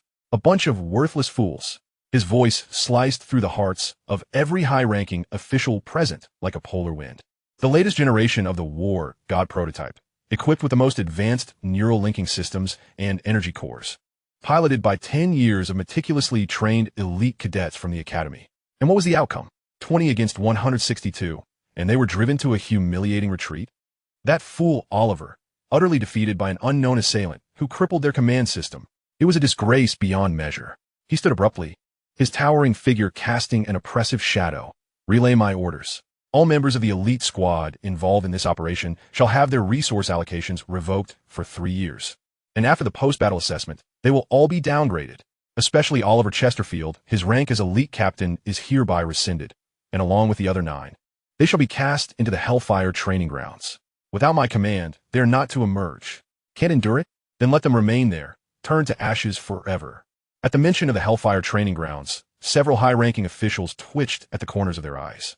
It was the most brutal and deadly extreme training base on Mars, specifically designed for punishing and refining failures, where those who entered had a mere 1 in 10 chance of surviving. The commander was truly incensed. Brother, temper your wrath. Liam Navita interjected, his inscrutable smile still adorning his face as he gently set down his wine glass. A momentary setback cannot dictate the entirety of the situation. Furthermore, we have not emerged empty-handed from this exchange. Abukichi's icy gaze fell upon him. Unfazed, Liam continued, although the outcome was less than perfectly favorable. The process revealed many significant issues. The students of Shiha Academy demonstrated astonishing resilience and capabilities that transcended the norm. This alone constitutes invaluable intelligence. I am particularly intrigued by these 10 individuals, and our technology department will conduct a more in-depth analysis of their combat performance. He paused, his tone becoming more insidious. As for the public perception, we need only make slight adjustments. He approached the vast interstellar strategic map. Lightly tapping the Blue Star region, we can steer public opinion in this direction, emphasizing that our side, with merely 20 observing cadets on Shiha Academy's home turf, faced over 8 times the enemy and ultimately inflicted significant damage before our strategic withdrawal. It must be underscored that we destroyed over 100 enemy mechas before retreating voluntarily. This way, we retain our deterrent capability while subtly implanting within the hearts of the Blue Star populace a notion that a Pyrrhic victory feels akin to defeat, as well as a subconscious awareness that considerable sacrifices are required to merely contend with Mars. Such an understanding will similarly breed doubt and fear. Abukichi inhaled deeply, repressing his fury, fully aware of Liam's talent for manipulation and deceit. He returned to his seat, rhythmically tapping his fingers on the table, his gaze regaining its customary cold calculation. Continue. Liam smiled slightly, elaborating on his insidious scheme. This minor military setback allows us to pivot our focus toward areas in which we excel, namely the more lethal domains of politics, economics, and the ideological infiltration and disintegration.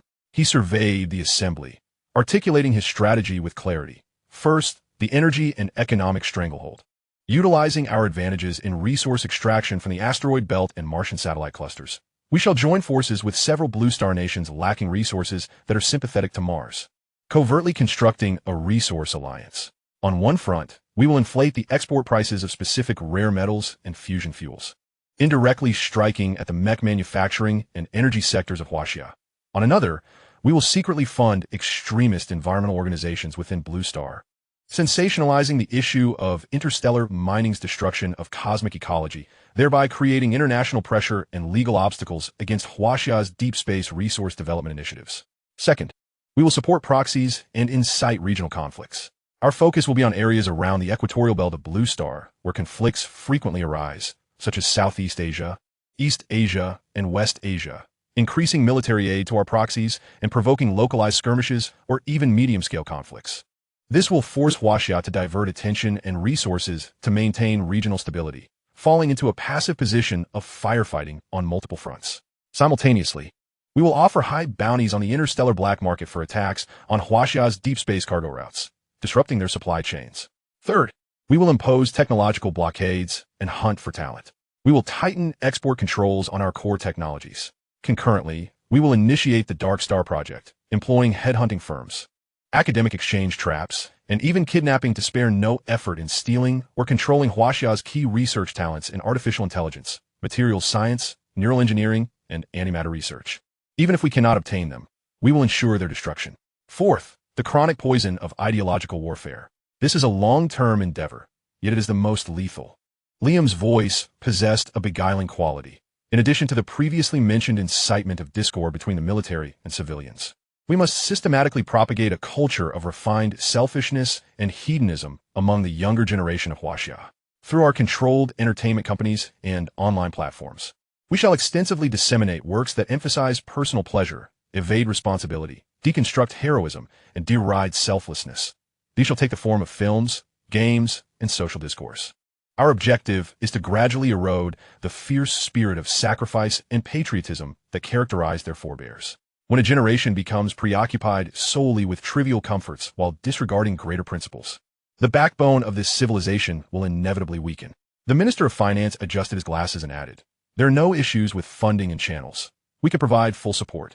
The Chief of Intelligence smirked ominously. "It is high time to activate some of our long-standing covert operations within Huaxia, particularly among notable figures and celebrities in the education and media sectors. Their influence often surpasses our direct propaganda." Upon hearing this, Abuki's expression of anger was gradually replaced by a deeper coldness. He nodded slowly. "Excellent. Liam, execute your plan." This minor military setback has provided us with an opportunity to recalibrate our strategy and launch a more comprehensive offensive. We must make the Huaxians aware that in their confrontation with Mars, they shall face an all-encompassing, relentless war. The meeting concluded, and immediate action was to be taken. Meanwhile, at the central arena of Shiha Academy, the deafening cheers threatened to topple the dome. As the image of Martian elites retreating in disarray appeared on the giant holographic screen, showcasing the surviving Shiha students embracing tightly, the crowd erupted in jubilation. Whether they were spectators or eliminated participants, everyone leaped in excitement, exchanging high-fives and hugs, with many moved to tears. This harrowing victory against the odds greatly intensified everyone's sense of honor and unity. However, amidst this euphoric atmosphere, a calm yet authoritative voice resonated through the sound system, silencing all commotion. Silence. All eyes turned to the podium, where Principal Wu Shiqi had, unbeknownst to them, taken his place. His expression was serene, exuding an aura of quiet authority. As the cheers gradually subsided, everyone gazed at him with anticipation and excitement, awaiting his commendation. Yet, the words that escaped Wu Shiqi's lips fell upon their fervent hearts like a bucket of cold water. Is a victory in a simulated battle truly worthy of such unrestrained elation? His gaze swept across the arena, sharp as a blade. Examine your data. Of the 162 participating students, fewer than 50 survived. The casualty rate exceeds 70. And what of the opposition? 20 infiltrators, yet nearly half their combat strength remains intact. What do you call this victory? This is a Pyrrhic victory, a result cobbled together through numerical advantage and the sacrifices of comrades. Have you considered that if this were not a drill, those 112 fallen compatriots would never return? Would their families and friends take solace in your cheers today? His voice grew increasingly stern. Moreover, recognize that the opposing force consisted solely of cadets from their military academy, piloting none of the most advanced mecha. Yet you are the pride of Shiha, the finest of Huaxia's current generation.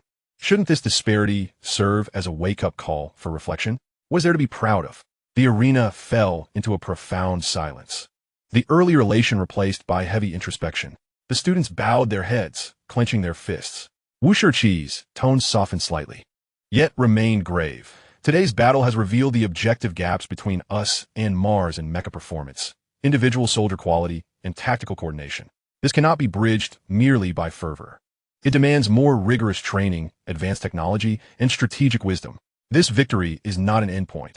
It is merely a beginning that clarifies our disparities and inspires us to strive earnestly. I command, all participating students shall immediately conduct post-battle summaries and psychological assessments. Instructors of each class, organize an in-depth review. I wish to see every error, every lesson learned. Dismissed. With that, Wu Shi decisively turned and descended from the podium. The students quietly began to leave the arena, the atmosphere heavy, yet in each gaze burned a fierce flame of defiance and renewed determination. When Wu Shi reached a secluded area backstage, the tension in his face softened, the corners of his mouth betraying the slightest upward curve. A glimmer of barely perceptible admiration and relief flickering in his eyes. A resilient bunch of little fighters, he murmured to himself, his voice barely audible, acknowledging their pain, yet noting their refusal to crumble. Instead, they grew more united. This is the spirit that our Huaxia soldiers should embody. Perhaps, in the storms to come, we can indeed rely on them to bear the burden. Wei Dong, your child is no weakling. Chapter 39, Celebration. At Shiha Academy, the central tactical briefing room. The atmosphere stood in stark contrast to the raucous arena, imbued with solemnity and gravity. Principal Wu Shi stood alongside He Chao, the head of the Mecha Piloting Academy. Facing 10 class leaders, Li Mingwei, Luo Cheng, Wang Zuan, Kong Biu, Su Haoren, Feng Riyang, Huang Yajing, Jiang Weining, Meng Xiangrui, and Jiang Yi. Wu Shi's gaze slowly traversed the young faces, each marked by the trials of life and death, though fatigue lingered. Their eyes radiated the fortitude forged in the crucible of battle. First, Wu Shi spoke, his voice steady and powerful. On behalf of the Academy, I extend my gratitude for your exceptional performances and immense sacrifices during this elimination round. You have defended the honor of Shiha and showcased the utmost courage and wisdom of Huaxia's youth. He shifted his tone, growing exceedingly serious. Regarding the extraordinary abilities you exhibited in battle, the Academy has taken note through our combat data recording systems. At this pronouncement, the 10 students felt a shiver run down their spines, instinctively tensing. This was their greatest secret. He Chao interjected at the opportune moment. His voice comparatively gentle, yet equally grave. There is no need for alarm. The Academy's stance is as follows. We shall not investigate, disseminate, support, or oppose. But we will tacitly permit and protect. Wu Shi nodded and continued. Each individual possesses their own opportunities. The Academy respects this. We will not inquire into the origins or details of your abilities, as long as they are employed for noble purposes, for protection. The relevant combat data has been classified as a national secret, strictly sealed. You need not worry about this. He surveyed the group, his gaze piercing. However, you must also understand the burden of possessing such gifts. This uniqueness is both a privilege and a responsibility, likely to attract unforeseen scrutiny. The path ahead requires you to be more cautious, more formidable. Yes, Principal, Dean. The 10 responded in unison.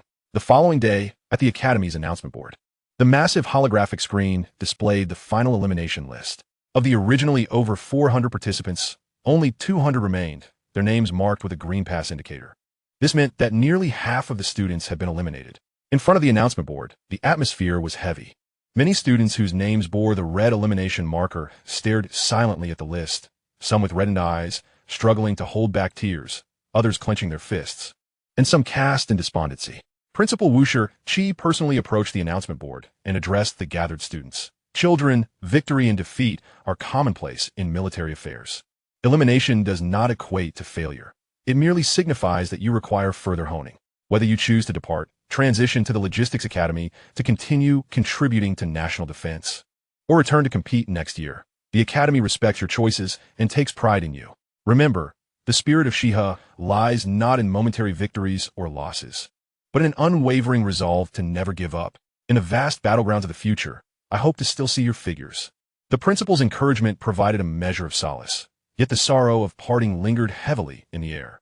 One by one, the eliminated trainees placed their tactical helmets before the national flag and the school emblem, silently turning away to pack their belongings in preparation for departure. That evening, in a secluded booth at the new recruits bar, the cacophony of music and chatter was muffled by thick soundproof curtains.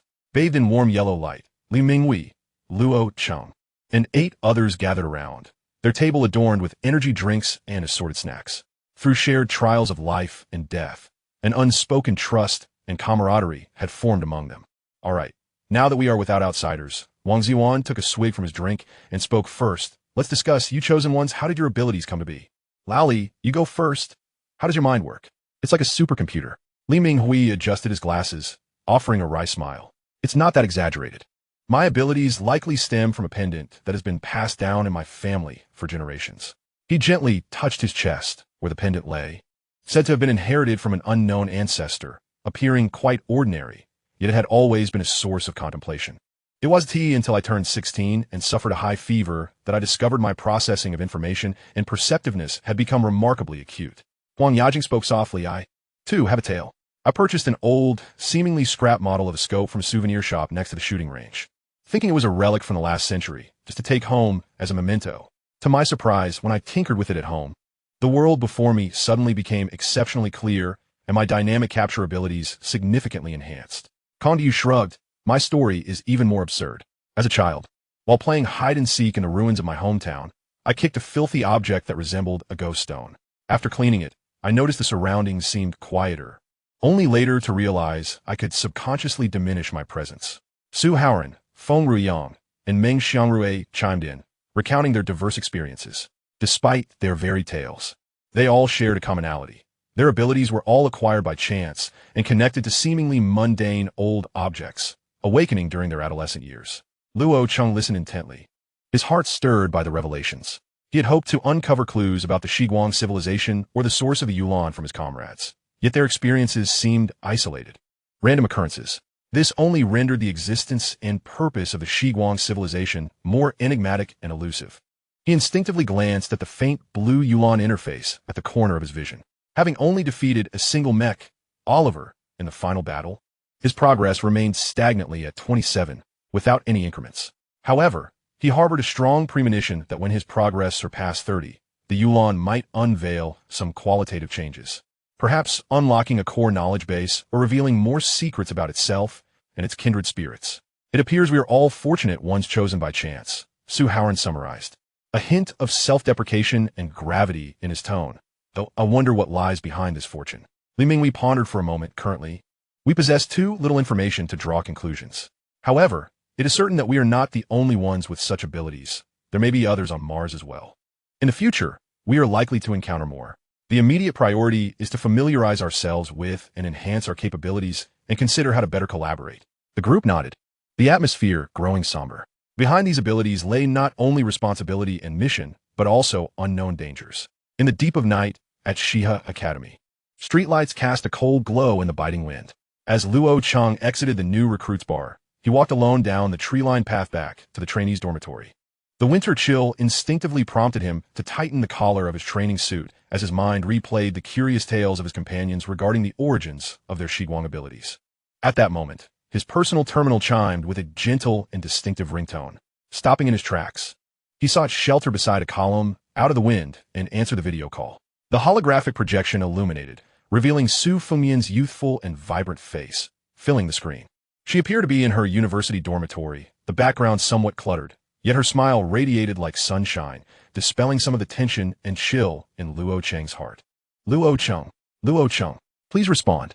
Su Fengmian playfully mimicked the communication call, her eyes crescent-shaped with laughter. So how's our big hero? Finished with the virtual battlefield? No injuries, I hope. Her tone was laced with unabashed concern. Seeing the familiar face on the screen, Luo Cheng instinctively relaxed, a gentle smile gracing his lips. Yes, it's over. I'm fine. It was all simulated combat. What injuries could I possibly sustain? He glossed over the brutalities of the ordeal. What about you? Still awake at this hour? I just finished packing. I've got a ticket home for tomorrow morning. Su Fengmian exclaimed excitedly, shaking the camera as if to showcase her neatly packed suitcase behind her. Our Arts Academy has an early break. What about you? When is your Mech Academy let out? You absolutely cannot flake on me this spring festival. Her tone brooked no dissent.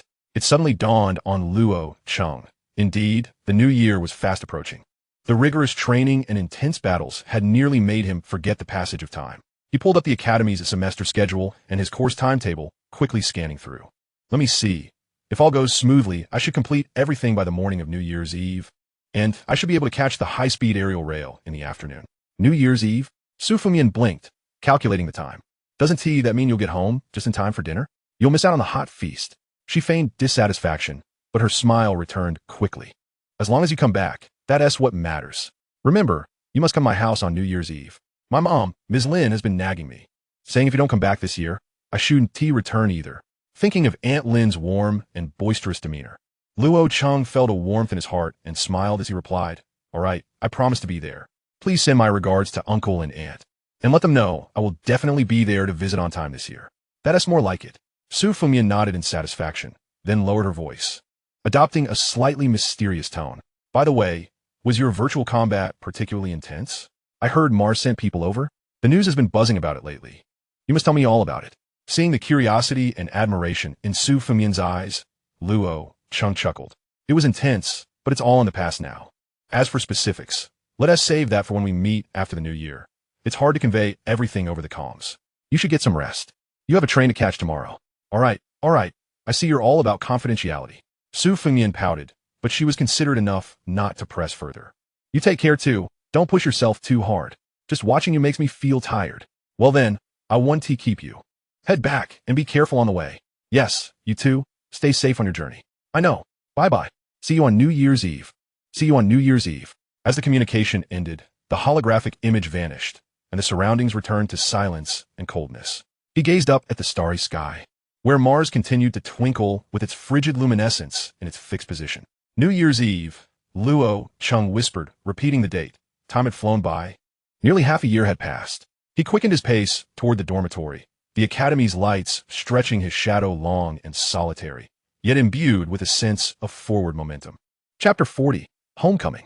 Time flowed like sand through fingers, racing past amid intense training, grueling battles, and quietly blooming friendships. In the blink of an eye, it was already the 29th day of the 12th lunar month. Shiha Academy was adorned with festive decorations, the rich atmosphere of the new year diminishing the usual somberness, truly embodying the most significant day in the Chinese calendar, with even the cold mech hangar doors adorned with celebratory couplets. Within the confines of the Academy dormitory, the warmth of the heating system and the humidifier rendered the interior as inviting as spring, standing in stark contrast to the chill outside. In this haven, Luo Cheng, Yang Fan, and Chun Rui were each busy packing their belongings for the journey home. Luo Ge, how do you plan to spend this spring festival? Still adhering to the old routine of spending it alone at home?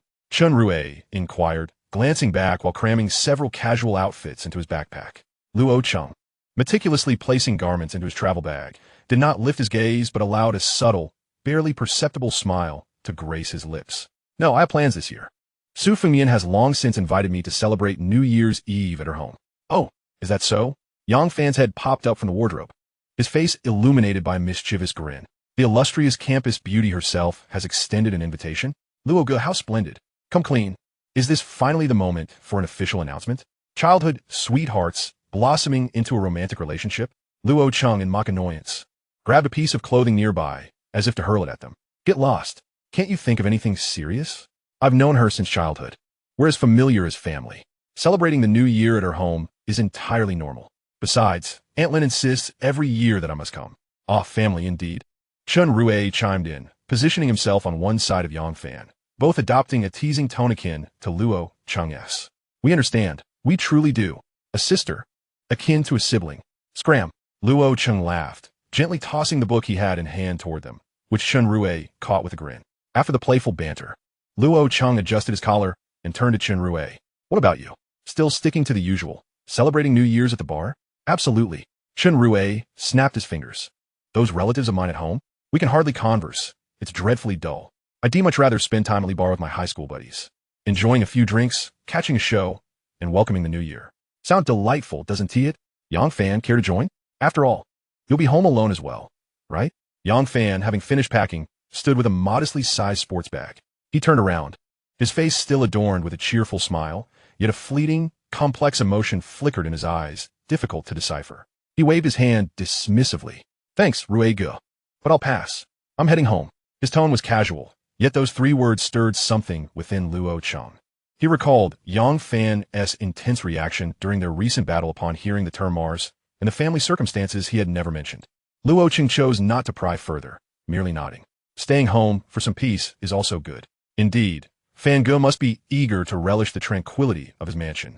Chen Rui remarked boisterously, patting Yang Fan on the shoulder, oblivious to any underlying tension. The trio soon completed their packing. Outside the dormitory, a multitude of hover cars and buses arranged by the academy awaited to transport students home. The air was filled with a cacophony of farewells, the roar of engines, and the sounds of rolling luggage wheels, all intermingling to create a unique atmosphere of year-end hustle and anticipation. Off we go. Until after the new year. Let us keep in touch. Happy New Year. Be sure to eat well and drink well at home. Forget about training and relax. If you return 10 pounds heavier, Instructor Lei will ramp up your training. Get lost. A dog can't spit out ivory. As the Shiha Academy faded into the distance, festive lights twinkled in the twilight, forming a warm river of light. Leaning back in his chair, Luo Cheng gently closed his eyes. The intense semester had finally concluded, and everything he had experienced during this term replayed in his mind like a movie. Going home for the new year, he silently repeated in his heart. These simple 4 characters held an extraordinary weight and warmth for him. An overwhelming sense of fatigue washed over him, and he succumbed to a deep slumber. The high-speed aerial train sped through the night, the scenery outside blurring into a stream of light. When the train finally glided smoothly into the Jinling City Airport hub, the city was aglow with lights, marking the official arrival of New Year's Eve. The airport buzzed with activity, even more bustling than usual, with travelers dragging their luggage and wearing smiles as they returned home. The air was infused with a unique atmosphere of festivity, blending aromas of food and the sounds of animated chatter. As Luo Cheng flowed with the crowd toward the exit, he quickly spotted a familiar figure among those waiting. Su Fengmian, clad in a warm white down jacket and a red scarf, stood out vividly against the winter night. She was on her tiptoes, peering through the throng. And the moment her eyes met Luo Cheng's, her face lit up with a radiant smile as she waved enthusiastically. Luo Cheng, over here. Luo Cheng hurried through the crowd, reaching her side. The cold air turned his breath into mist, yet Su Fengmian's smile radiated warmth like a little sun. Have you been waiting long? Luo Cheng asked, noticing her slightly reddened nose, feeling a twinge of guilt. Not all. I just arrived a short while ago. Su Fengmian cheerfully took a lighter bag from his hands and naturally walked beside him. Let us hurry. My mom has almost finished preparing the dishes and is just waiting for you to start the feast. My dad even brought out his treasure bottle of wine, saying he wants to share a couple of glasses with you. Listening to her chattering words and feeling the rich atmosphere of the festivities and the comforting sense of returning home, Luo Cheng experienced a long-lost feeling of belonging. He gazed at the bright-eyed girl before him, someone who had grown up alongside him and felt akin to family. An overwhelming surge of emotion prompted him to act impulsively. He stepped forward and gently embraced her, firmly yet cautiously. Su Fengmian was clearly taken aback by this sudden gesture, letting out a short, surprised gasp. Her shoulders instinctively quivered, and she froze, her fair cheeks quickly flushing a deep shade of crimson that spread to her ears. She stared wide-eyed at Luo Cheng, momentarily at a loss for words. Realizing his abruptness, Luo Cheng quickly stepped back, his own face burning with embarrassment as he stammered an apology. I'm sorry, I couldn't help myself. Seeing you is like reuniting with family, and I got a bit excited. He attempted to lighten the mood, scratching his nose awkwardly. After all, we grew up together. We used to walk hand in hand to school, right? Upon hearing this, Su Fengmian's face reddened even more as she lowered her gaze and whispered, "My dad is here too." "That's no problem," Luo Cheng began, but was abruptly interrupted. "Hey, what is going on with you, young man?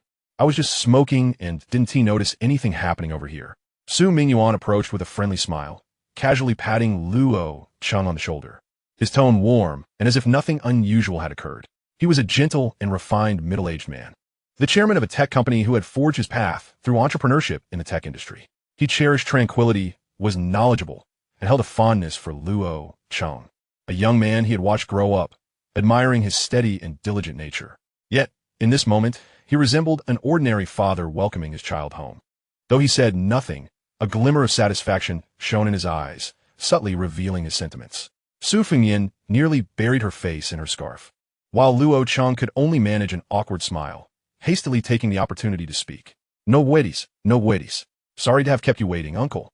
Su Mingyuan nodded with a smile, turning to lead the way, though the knowing smile on his lips deepened as he turned. Luo Cheng and Su Fengmian exchanged glances, both recognizing the awkwardness and an indescribable emotion reflected in each other's eyes. Su Fengmian quickly averted her gaze, softly urging, "Let us go." She then lowered her head and quickened her pace to catch up with her father. Luo Cheng took a deep breath, grabbed his luggage, and followed suit. Chapter 41, The Gift. Jinling City, Su family. The warm yellow light enveloped the restaurant, casting an ethereal glow reminiscent of a filter, while the tantalizing aromas of braised pork knuckle and steamed fish wafted through the air, making one's mouth water. Aunt Lin Wanqing's culinary skills could earn accolades even from Michelin 3-star chefs. "Come, Xiao Cheng, join me for a drink." Su Mingyuan beamed as he produced a bottle of his cherished aged liquor, which bore the marks of history. Luo Cheng's heart skipped a beat, yet he managed to maintain his smile. "Uncle, I have a low tolerance for alcohol." "Ah, you're young. It's all about practice." Su Papa's exuberance was impossible to decline. After a few rounds, the conversation shifted from the freshness of the fish to international affairs. Su Mingyuan sipped his drink, a frown creasing his brow, his tone imbued with concern. "Xiao Cheng, have you noticed the recent shift in the winds? It feels rather unsettling. The news is rife with polarizing topics, and many opinions seem quite extreme, as if some unseen force is deliberately stirring emotions." Director Lin Wanqing set down her chopsticks with a sigh. "Indeed, my war drama took 2 years to refine the script, and the blood prop was already ordered. Yet, a directive came from above, deeming it too bloody and unsuitable for children, claiming it contradicts the harmonious theme of global unity." She was incredulous, wondering if history lessons must now be transformed into fairy tales. Luo Cheng's expression turned grave. "Uncle and aunt, you are not mistaken. There are indeed those who do not wish for us to live peacefully. The court of public opinion has become a battlefield, but instead of artillery, it wields keyboards." Su Mingyuan nodded softly. "It seems my instincts were correct. The economic landscape is also exhibiting unusual fluctuations. The prices of certain key raw materials are being manipulated by unidentified funds, resulting in bizarre volatility. This situation is becoming increasingly murky." "Whatever." Su Papa suddenly raised his glass, his voice booming. "Happy New Year. May our country thrive. Happy New Year." With the sound of blessings echoing, everyone raised their glasses in unison. Su Fengmian joined her father and Luo Cheng, taking a few sips of the liquor. Not much, but enough to induce a slight intoxication. Initially, her mind felt a bit hazy, but after sitting for a while and stepping out onto the balcony where the cold wind hit her, she quickly regained her clarity. Returning to the dining table, she found Luo Cheng slumped over, utterly defeated. He had consumed quite a bit of alcohol courtesy of Su Papa, his handsome face slightly flushed, but his eyes were clearly struggling to remain open. "TSK, poor tolerance, Luo classmate," she teased, poking his head, but he remained unresponsive. Su Fengmian chuckled and shook her head, sitting beside him as he lay there in a stupor, while Su Papa, supported by Lin Mama, had already retreated to his room, still insisting he could drink more while embodying a stark contrast to his previous gentle and refined demeanor. After a considerable time had passed, the Spring Festival Gala on television had progressed well past the halfway mark. Suddenly, Luo Cheng resurrected, his head lifted from the table, his first sensation being the glaring light of the dining lamp piercing his eyes. It dawned on him that he had dozed off at the table. Instinctively, he tilted his head to look at the ceiling, bewildered by the brightness, only to forget that he was half-seated on a wheeled chair. As his body leaned too far, nearly causing him to topple over, he exclaimed, "Oh no!" Fortunately, his physical prowess prevented him from crashing to the floor in a chaotic heap. The girl beside him swiftly extended her hand, providing him with a crucial lifeline. Are you all right? You're awake? She inquired with a melodious voice. Upon hearing her clear and cool tone, Luo Cheng felt as though his hearing had returned alongside his vision. He shook his head to shake off the lingering fog, feeling slightly disoriented and achy, but not severely so. Your father is quite deceptive. I must be more cautious next time, Luo Cheng remarked with a resigned smile. His expression was somewhat dazed as he surveyed his surroundings. His first glance fell upon Su Fengmian's exquisite face. Then his gaze shifted to her phone screen resting on the table. Sword Hero Jianghu 3. A pink female character wielding dual swords was depicted, seated in a tea house. Si pink there. Playing a game, are we? Su Fengmian rasta finger. What is this? Luo Cheng chuckled wryly. I'm not drunk. Su Fengmian, unconvinced, repeated, what is it? It's a Luo, Cheng began, but Su Fengmian interrupted with a laugh, her eyes narrowing playfully. This is a finger. Do you only see ones and zeros? Luo Cheng was momentarily speechless.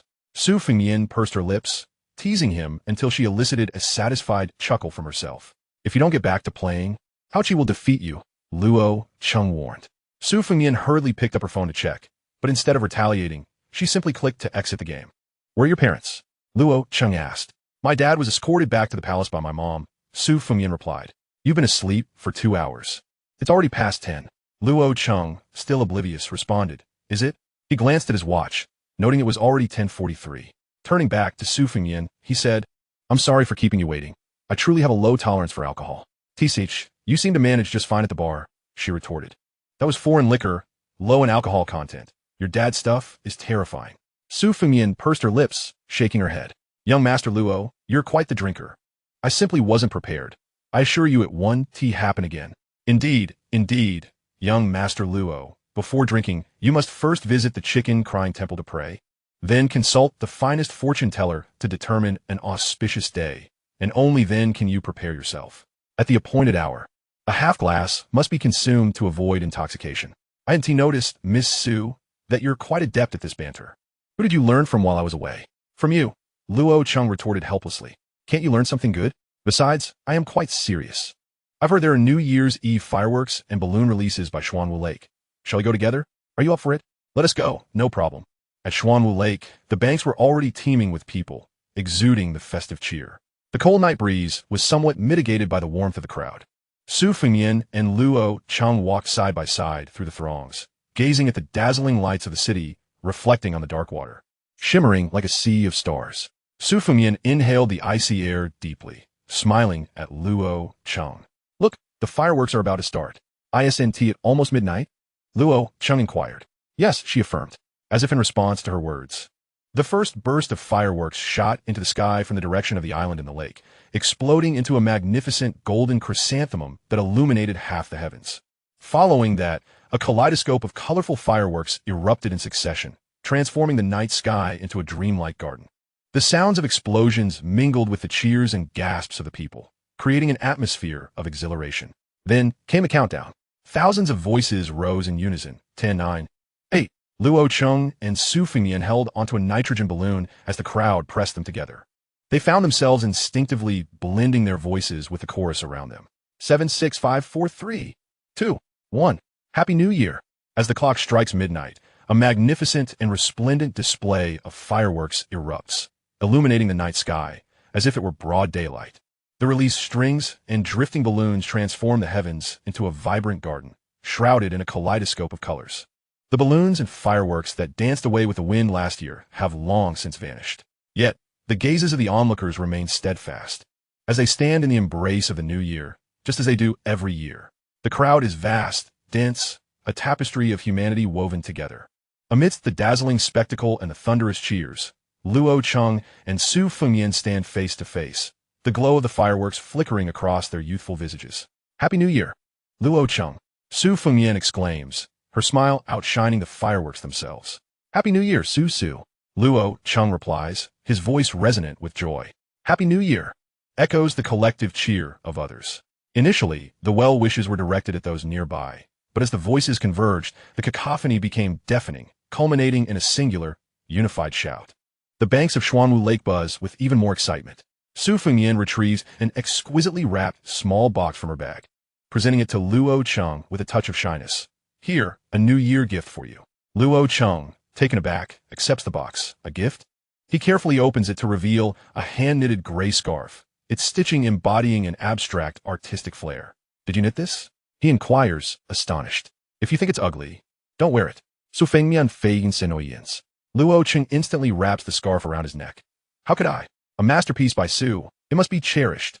However, he muses inwardly. With this length, I could wrap it around my neck 3 times with ease. The girl observes his reaction, suppressing a smile. Meanwhile, on Mars, in New Olympus, at the Supreme Command headquarters, the atmosphere stands in stark contrast to the festive spirit on Earth, enveloped in a chill of solemnity and gravity. Abuken Ovida stands before a colossal interstellar strategic map, his back turned to Liam, who has just concluded his report. Is today the new year of Huaxia? Abuken suddenly inquires, his tone betraying no hint of emotion. How lively it is. Should we not send them a rather unique gift? Liam bows slightly, a calculating smile gracing his features. Brother. According to the latest monitoring report, our prior deployment of public opinion manipulation has indeed generated some noise and controversy in Huaxia cyberspace after 2 weeks of fermentation. And the discussion heat of certain keywords meets our expectations. However, he shifts his tone, his smile fading slightly. The guidance from Huaxia's authorities and the spontaneous rebuttal forces from the public are remarkably robust, maintaining a predominantly positive and united narrative. To shake their foundations, mere infiltration of information will yield limited short-term effects. After all, Huaxia is the strongest nation in terms of power and cohesion on the blue planet. Abuken scoffs coldly, turning to reveal a glint of frost in his gray-blue eyes.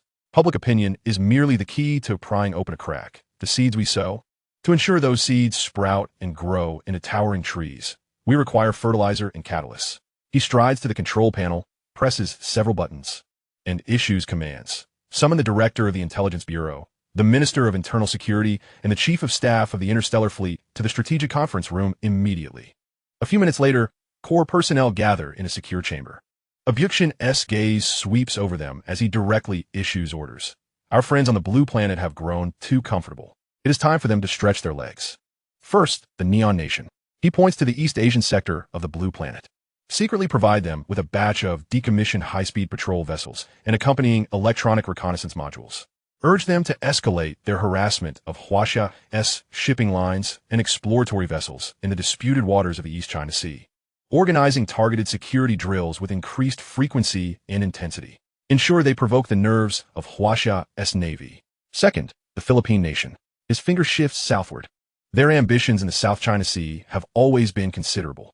Provide them with some coastal anti-ship missile technology and hydrographic reconnaissance data support. Encouraging them to strengthen their construction and patrol of illegally occupied reefs, creating friction points. Third, the Annam Nation. He gestures towards Southeast Asia. This nation is rife with internal factions, making it the easiest to incite. Although they share the same political system with Huaxia, their conflicts run deep. We can fund the domestic anti-government factions and supply them with weapons, enabling them to create incidents in border areas and accuse Huaxia of overstepping, thus diverting Huaxia's attention to the southwest. Fourth, the Indian Nation. His finger finally rests in the southwest. They have long harbored grievances over border issues. We will leak vague intelligence regarding troop rotations on the Huaxia Plateau, suggesting a weakened defense, inciting them to conduct a new round of high-profile mountain military exercises. Adopting a tough posture. Of course, whether there is actually a rotation of troops is of no concern to us. He pauses. His tone is cold as iron. Inform these partners that the Mars Independent Alliance appreciates their courage and stance, as long as they create sufficient commotion to distract Huaxia's attention. Mars will ensure they are not shortchanged in future resource distribution and interstellar discourse.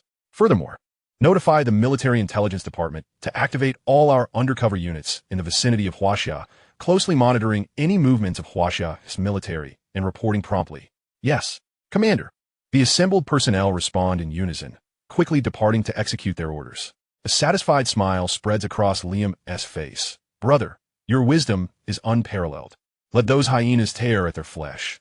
This will not only deplete Huaxia's strength, but also test their reactions and boundaries. Meanwhile, we shall remain on Mars, observing the unfolding events. This New Year's gift will surely make this spring festival particularly eventful for Huaxia. Abuken gazes at the strategically marked hotspots on the map, a cruel smirk curling at the corners of his mouth. While the night sky above Earth dazzles with fireworks celebrating the new year, Luo Cheng's scarf remains untested. For the true trial is already on the horizon. Chapter 42. New Year's Eve in the Palace of Eternal Cold. On New Year's Eve, on the far side of the moon, in the Guanghan Palace Research Base, the atmosphere stands in stark contrast to the vibrant celebrations on Earth. This silvery base, situated deep within the desolate lunar sea, seems to be muted, enveloped in an almost stagnant solemnity. There are no New Year decorations, no celebrations. Only the low hum of the life support system, the faint blinking lights of operational instruments, and the serious expressions of the researchers, their eyes bloodshot from fatigue. This is Huaxia's highest-level secret research center for deep space energy and propulsion technology, tasked with overcoming the key technologies of the Yanhuang Heart Fusion Furnace.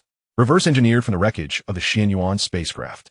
In the central main laboratory, at the circular control console, the project's chief engineer, Su Wanhua, stands before the main console. Her once elegant and knowledgeable visage now marred by exhaustion, dark circles clearly visible beneath her eyes. She is fixated on the holographic screen, where frantic data, streams, pulse wildly, and alarming graphs emit piercing alerts. Her white researcher uniform is crumpled, a testament to her prolonged hours of labor. This one T do. It's still one T do. She slams her fist on the control console, her voice hoarse, laden with deep fatigue and defeat. The output power curve quivers like a seizure. The core magnetic field fluctuation values are exceeding limits once again. If this continues, the entire prototype will collapse. Behind her, a group of equally drained researchers stands in silence. The air thick with a stifling sense of despair. They had tirelessly battled for months, striving to replicate or even surpass the miraculous technology of Mars. Yet the reality was brutally harsh. Su Gong, a young researcher, cautiously approached and presented a freshly minted analysis report. The latest particle flow, simulations, and energy decay spectrum analyses indicated that the root of the problem might not lie within the furnace structure itself, nor entirely within the magnetic confinement algorithms. Su Wanhua abruptly turned her head. Get to the point. The young researcher inhaled deeply, gesturing towards the critical data in the report. It is the extreme instability of fuel injection. We simulated the design of the Martian furnace and discovered that its peak energy output and stability rely on a nearly perfect continuous injection and annihilation control of antimatter flow. He paused, his tone heavy. However, the current technologies we possess for the production, storage, and controlled release of antimatter fall woefully short of the requirements. We are akin to attempting to quench the thirst of a super engine, which demands a high-pressure water supply with a leaky, broken ladle. That is why we cannot continuously provide fuel to the furnace. A profound silence enveloped the laboratory. Everyone comprehended the gravity of his words. Antimatter, the most potent energy source in the universe, also represented a devastating force. The Blue Star Alliance, including the technologically advanced Huaxia, could only industrially produce a minuscule and highly unstable quantity of antimatter, primarily utilized for high-energy physics experiments or as a trigger for controllable nuclear fusion, providing but a fleeting release of energy utterly incapable of serving as a conventional energy source for sustained, stable output. Su Wanhua sank into her chair, massaging her throbbing temples. So, the Martians not only created a furnace structure capable of withstanding antimatter annihilation, but more alarmingly, they may have mastered the technology for stable, large-scale production and safe manipulation of antimatter flow. How is that even possible? We have spent months merely proving this. This conclusion is far more chilling than the design of the furnace itself. What are we to do now? The young researcher inquired softly. Report it. This is beyond our decision-making capacity, Su Wanhua replied, furrowing her brow. Additionally, we must immediately convene an internal discussion to explore our next course of action. We cannot remain passive. We must consider the most perilous possibilities. The situation was promptly escalated and encrypted to the Blue Star, leading to an emergency meeting of the highest military technology committee of Huaxia. The atmosphere in the conference room was so tense it felt like one could wring water from it.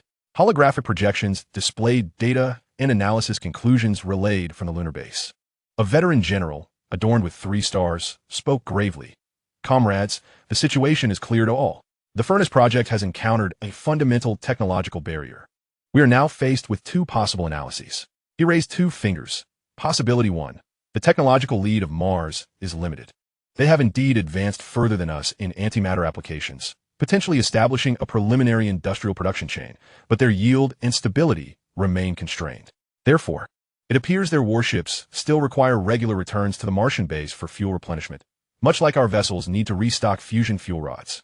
The small amount of antimatter they supply us may merely be byproducts of their production capacity or a controlled output for strategic purposes. If this is the case, while we may be behind, the gap is still bridgeable. The situation is dire, yet not insurmountable. He paused, his gaze sharpening. Possibility 2. This is the more perilous scenario. The Martians may have achieved miniaturization and self-sustaining cycles of antimatter energy. Their warships might not require external fuel replenishment at all, or they could fabricate fuel during their deep space voyages, rendering the need for resupply a mere smokescreen. Thus, the remnants and their furnace technology we have acquired could very well be a meticulously laid trap. A technological bomb. At this declaration, a collective gasp echoed through the conference room. Another seasoned technical expert added, if possibility 2 holds true, it would imply that Mars has established a generational leap in energy technology over us. They are deliberately showcasing a rudimentary version of their technology, leading us to expend vast resources on reverse engineering and chasing after them, thereby misdirecting our research efforts while concealing their true capabilities. Should conflict arise in the future, and they reveal their true trump cards, we would be utterly defenseless. Moreover, the old general continued gravely, if Martian warships indeed possess near unlimited endurance and energy advantages, then their strategic mobility, sustained firepower, and defensive strength would vastly surpass ours. The existing interstellar defense systems of the Blue Star Alliance could prove utterly ineffectual against them. A deathly silence enveloped the conference room. The chill brought on by such possibilities was colder than the vacuum of the moon. Immediate countermeasures must be enacted. The old general declared resolutely. First, adjust the research and development direction. The lunar base must halt the extreme optimization of the current furnace structure and concentrate all elite resources to establish a task force for controllable antimatter applications. Elevating this priority to the highest level.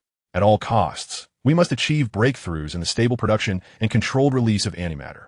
Second, enhance intelligence gathering. Mobilize every available resource, including deep space reconnaissance, technological infiltration, and human intelligence. We must ascertain Mars's true level in the field of antimatter energy at any cost. Focus on investigating the energy supply patterns of their warships and key information regarding their deep space operational durations. Third, activate contingency plans. Accelerate the development of the second generation of large-scale, controllable nuclear fusion technology. Although its energy density is far inferior to antimatter, the technology is relatively mature and can serve as a transitional and fallback solution. Simultaneously, secretly restart unconventional energy exploration projects. Fourth, maintain the highest level of secrecy. The true state of this technological bottleneck and the reassessment of Martian technology must be classified as top secret. Only personnel present in this conference room are to be informed. Externally, especially towards Mars, we must maintain all normal appearances. We must not alert them. Yes, Commander, everyone replied in unison. It seems this world will not remain tranquil for much longer. If possibility 2 is accurate, where will the Martians make their next move? The old general murmured to himself. Chapter 43. Why do I not have such a wonderful son? At this moment, in a master bedroom of the Su family villa, Su Mama glanced at her husband.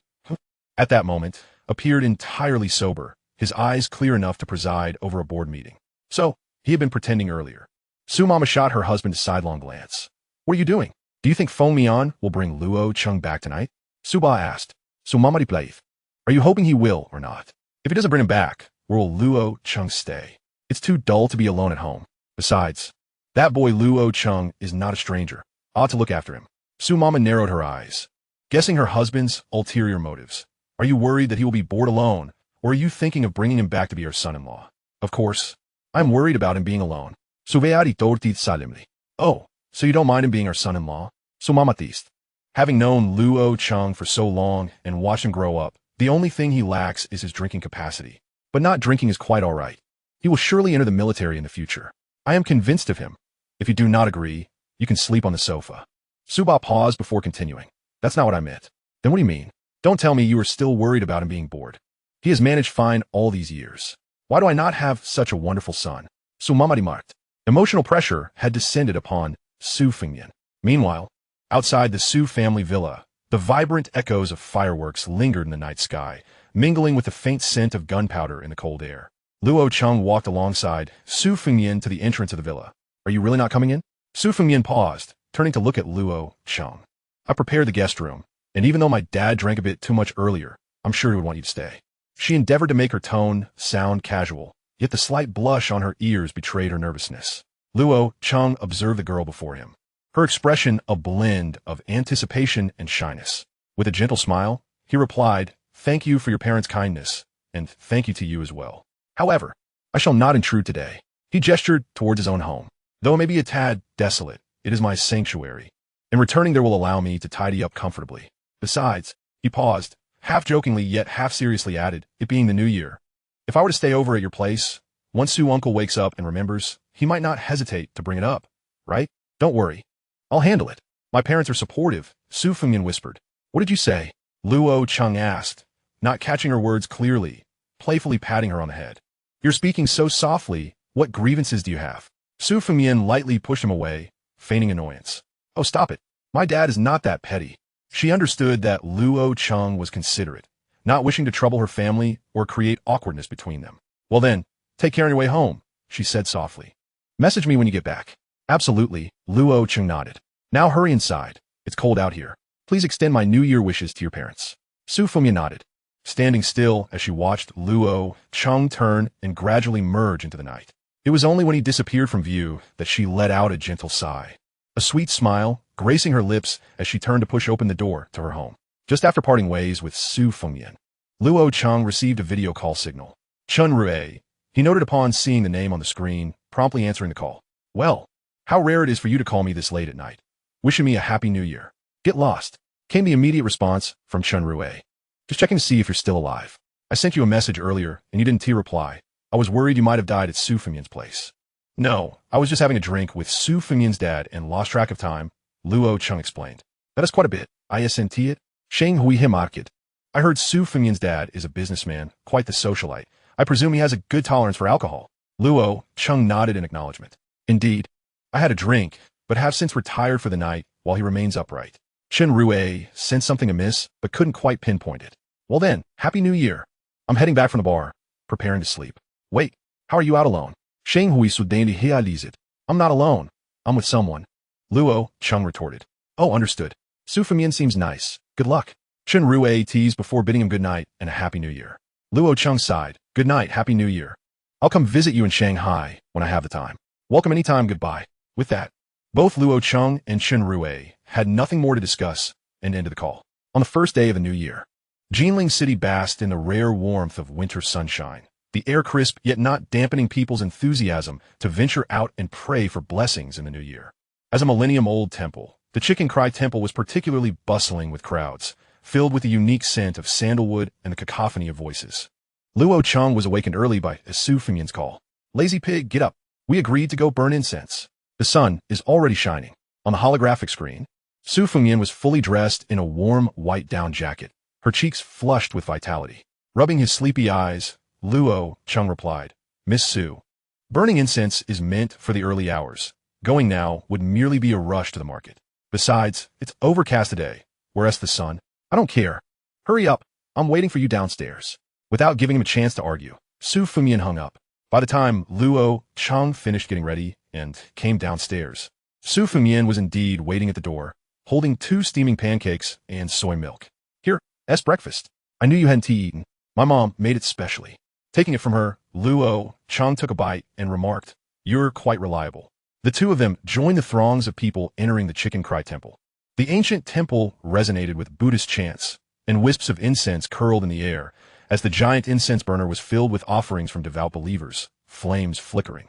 Though the crowd was so dense it felt as though one could hardly breathe, a solemn and peaceful atmosphere enveloped everyone present. "Let us go offer incense as well." Su Fengmian tugged at Luo Cheng, squeezing into the incense offering area, purchasing 2 of the largest sticks, clearly intending to make grand wishes. Luo Cheng, observing her earnest demeanor. "Couldn't tea help but tease? How many wishes are you asking for?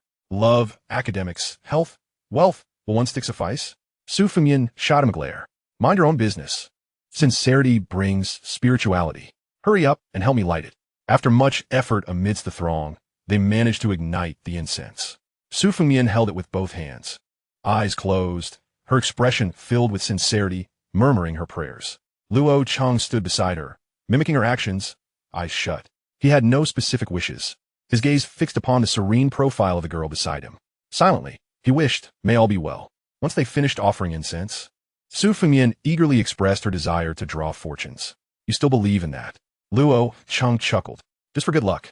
She insisted, dragging him to the fortune-drawing area before the Guanyin Hall. Shaking the fortune container, a bamboo stick fell to the ground.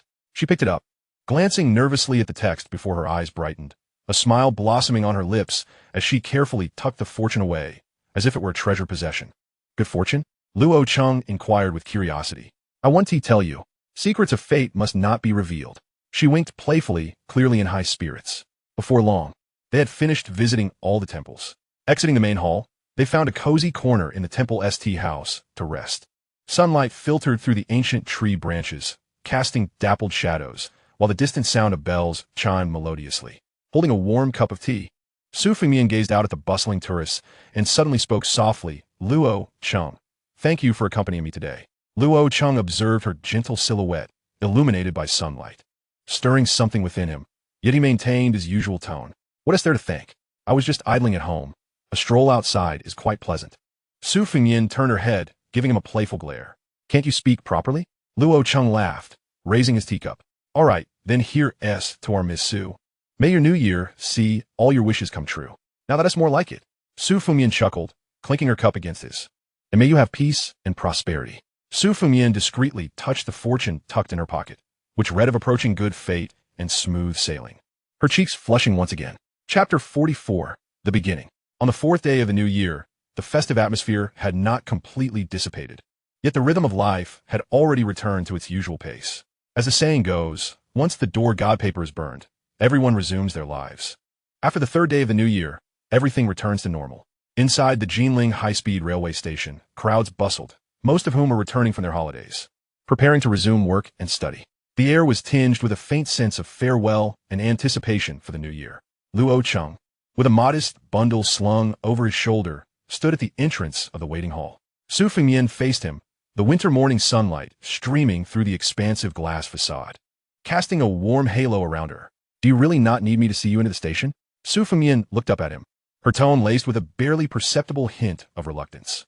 No need, it's just a short walk, Luo Cheng replied with a smile, instinctively ruffling her hair. Head back now, it's chilly outside. Please convey my thanks to Uncle and Aunt once more. I had a wonderful time over the new year. Su Fengmian nodded, Take care on your journey. Remember to message me once you arrive at the academy. She paused, her voice softening. Stay safe. Rest assured, Luo Cheng met her earnest gaze. You too. Take good care of yourself at school. I will return during the next holiday. All right, it's a promise. Su Fengmian affirmed, her face blooming with a radiant smile. After exchanging a few more words, the announcement for the boarding of Luo Cheng's train echoed through the hall. I'm off. Luo Cheng waved. Goodbye. Su Fengmian waved back, remaining rooted in place as she watched him merge into the throng of passengers at security. A sense of emptiness welled within Su Fengmian. It was overshadowed by the anticipation of their next meeting.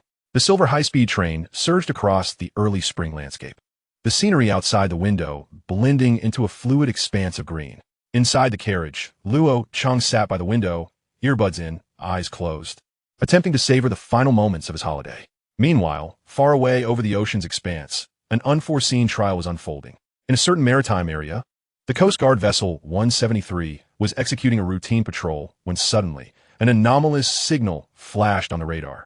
An unusually shaped ship was rapidly approaching. Report. An unidentified vessel is approaching at high speed. Its course is directly aimed at our ship. The lookout's voice was tinged with urgency. The captain rushed to the window, raising his binoculars for a closer look. The vessel charged forth, its bow reflecting a cold light under the sun. The other party did not respond to our warning. It continues to close in. Initiate evasive maneuvers. The captain commanded decisively. However, the adversary acted even quicker. With a resounding crash, a violent tremor shook the entire ship. Port side damaged. Organize rescue efforts immediately. Amidst the blaring alarms, crew members sprang into action for rescue, and a distress signal was swiftly dispatched. In another maritime region, 2 of our Coast Guard ships were tracking a foreign research vessel that had intruded without authorization. Warning, your vessel has entered our jurisdiction. Please leave immediately. Yet the other party ignored the warning, suddenly veering off in an attempt to shake off their pursuers. Simultaneously, a powerful electronic interference erupted. Navigation systems disrupted. Communication lost. In the brief chaos, The foreign vessel seized the opportunity to escape, leaving behind damaged ships and a still recovering electronic system. In the southwestern border, mountains stretched endlessly. At a border outpost, a sentry peered through a high-powered telescope, vigilantly observing movements beyond the national boundary. Suddenly, he noticed an unusual cloud of dust rising in the opposite valley, hinting at a large number of equipment in motion. Report: abnormal troop movements detected across the border. Almost simultaneously, a piercing sound shattered the valley's tranquility. Take cover. Several shells landed near the borderline, the shockwaves reverberating through the outpost. Although no casualties occurred, it was undoubtedly a grave provocation. Immediately activate the emergency plan. The outpost commander ordered calmly, activating backup communications and closely monitoring the enemy's movements. Time passed, and the train's announcement came through in a sweet, melodic voice. Dear passengers, we are approaching the south station of Shiha Academy. Please prepare to disembark. Luo Cheng opened his eyes, removed his earbuds, and gazed out the window. The outline of the city housing the academy emerged on the horizon. He stretched, shaking off the remnants of lethargy. Finally here, I need a good sleep. Luo Cheng yawned, acutely aware that he had yet to fully transition from the holiday state. Surrounding him were fellow students dragging their suitcases, engaging in light-hearted conversations as they returned to campus. The atmosphere relaxed, as if they had merely enjoyed an ordinary holiday. In stark contrast to the ease aboard the train, within the depths of the Academy's tactical briefing center, red lights blinked ominously. On the vast holographic sand table, 3 conspicuous red alert zones flashed erratically. Principal Wu Shiqi and Dean He Chao, along with other core instructors, stood somberly before the command platform, their countenances reflecting the icy gravity of the urgent military situation they had just received. Reports of conditions across various maritime and border regions had been submitted, and relevant departments were managing the situation judiciously. The operations officer reported the latest developments. Wu Shiqi slammed his fist against the control panel, his voice as cold as ice. Who dares to provoke us? Are they planning to strike? Have we been idle for too long, that they take us for doves of peace? Notify all students to terminate their holiday immediately and return to the academy at the fastest pace. The academy is entering a level 3 combat readiness status. Wu Shiqi issued orders to the communications officer. Understood. At the station, Yang Fan and Chen Rui, who had arrived earlier, waved at Luo Cheng as the 3 embraced warmly upon meeting. You finally made it. Yang Fan leaned closer to Luo Cheng, winking. How was your new year? Any significant developments with Su? Luo Cheng pushed his head away and jest. Get lost? Can you think of something serious for once? I'm just concerned about your lifelong affairs. My brother. Yang Fan chuckled, then turned to Chen Rui. What about you, Rui? Any romantic encounters at the bar on New Year's Eve? Chen Rui yawned, looking as if he had just awakened from a drunken stupor. Don't even mention it. I drank until I blacked out. Remember nothing. It was always standing in and lying out. The trio bantered as they flowed along with the crowd toward the exit, preparing to take the academy's shuttle back to the dormitory area. However, just as they were about to exit, they were met not by the usual orderly school staff, but by 2 squads of soldiers clad in black combat uniforms, their expressions stern. What's going on? Yang Fan's smile faltered, instinctively lowering his voice. Something feels off. It's either a drill or a combat mission, Luo Cheng whispered to Yang Fan and Chen Rui. Chapter 45, Prelude to a Storm. The shuttle bus released a heavy sigh as it arrived in front of the dormitory building, its massive frame settling down. The metallic sound of the sliding doors felt particularly jarring at that moment. The students streamed down one after another. Yet as their feet truly touched the ground of the dormitory area, an instinctive alertness gripped most of them. The atmosphere felt wrong. It was as if an invisible hand had grasped the air, rendering it stagnant and oppressive, imbued with a faint yet palpable scent of rust and dust, mingling with an undercurrent of tension. The once vibrant sounds of laughter and the lazy ambience typical of holiday endings had vanished, replaced by a silent, thick gravity weighing heavily on each shoulder. As far as the eye could see, students hurried along, the relaxed expressions left over from their holiday replaced by uncertainty.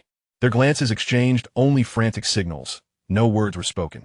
The usual soothing background music was supplanted by the cold, emotionless electronic voice emanating from the loudspeakers, monotonously repeating, "All students, return to your posts immediately, organize your belongings, and check your individual equipment. Personal terminals must remain online and ready at all times.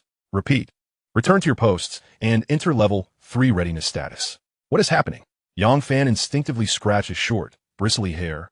his thick eyebrows knitting together in a frown that mingled confusion with a sense of affront. The tempest of youthful anger had yet to dissipate, and now this? An emergency assembly was not meant to unfold in such a manner. Chunrui remained silent, his slender frame taut, resembling a fox that has sensed danger, his sharp gaze sweeping over several critical intersections in the distance. No longer were they manned by familiar school workers, but rather by soldiers adorned with security armbands. Their expressions cold and unyielding. "Brother Fan, something's amiss," he whispered, his voice lowered to a mere breath. "Look at those grim faces. Their eyes are like knives. This isn't a drill. Something has happened." Luo Cheng stood silently before the two, his lips pressed into a firm, unyielding line.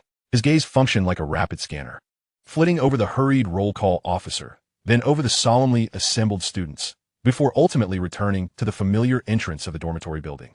A chill crept up his spine, a visceral, instinctual warning of a profound upheaval. "Let's return to the dormitory." Luo Cheng's voice, though not raised, carried an undeniable assertiveness that swiftly quelled Yang Fan's complaints and Chun Rui's whispers.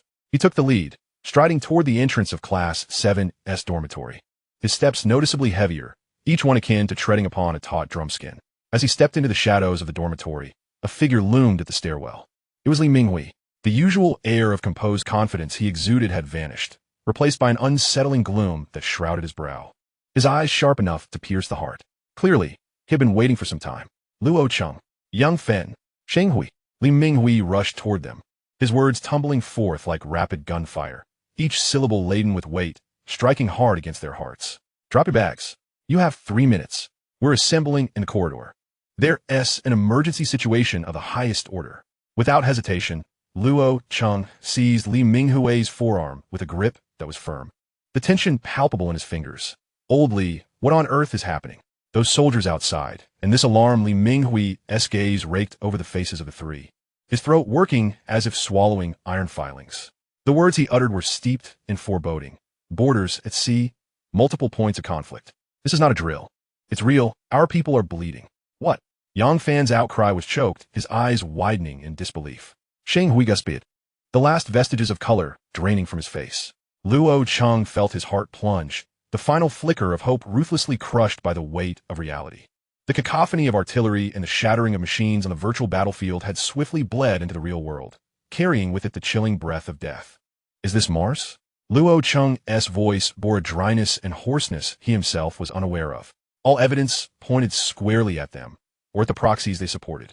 Li Minghui nodded heavily, each word akin to ice. "Details and tactical analysis will be addressed in the subsequent emergency briefing. There's no time for you to process your emotions. Instructor Lei is already waiting. We must execute orders. Remember, from this moment forth, we are in a state of war." "Understood." The clarity of their understanding required no further elaboration. Luo Cheng burst through the dormitory door, casting his belongings into a corner with swift, wind-swept movements. He swiftly grabbed his standard personal terminal and basic survival kit, his fingers deftly and steadily conducting a rapid check. Meanwhile, his mind raced. South China Sea, East China Sea, Southwest. Multiple points erupting simultaneously, precise and ruthless. The shadow of Mars had finally shed its last disguise, revealing its blood-stained fangs. 3 minutes, down to the second. All returning students had lined up in the corridor, not a sound to be heard. Only the oppressive sound of breathing and the thunderous beating of hearts. All remnants of holiday, relaxation, and fantasies were utterly shattered, replaced by the cold essence of war seeping into the bodies of these youths. Instructor Lei stood at the front of the line, his gaze piercing as it swept over each youthful face etched with resilience. "Students, the situation is dire. Let us dispense with idle chatter.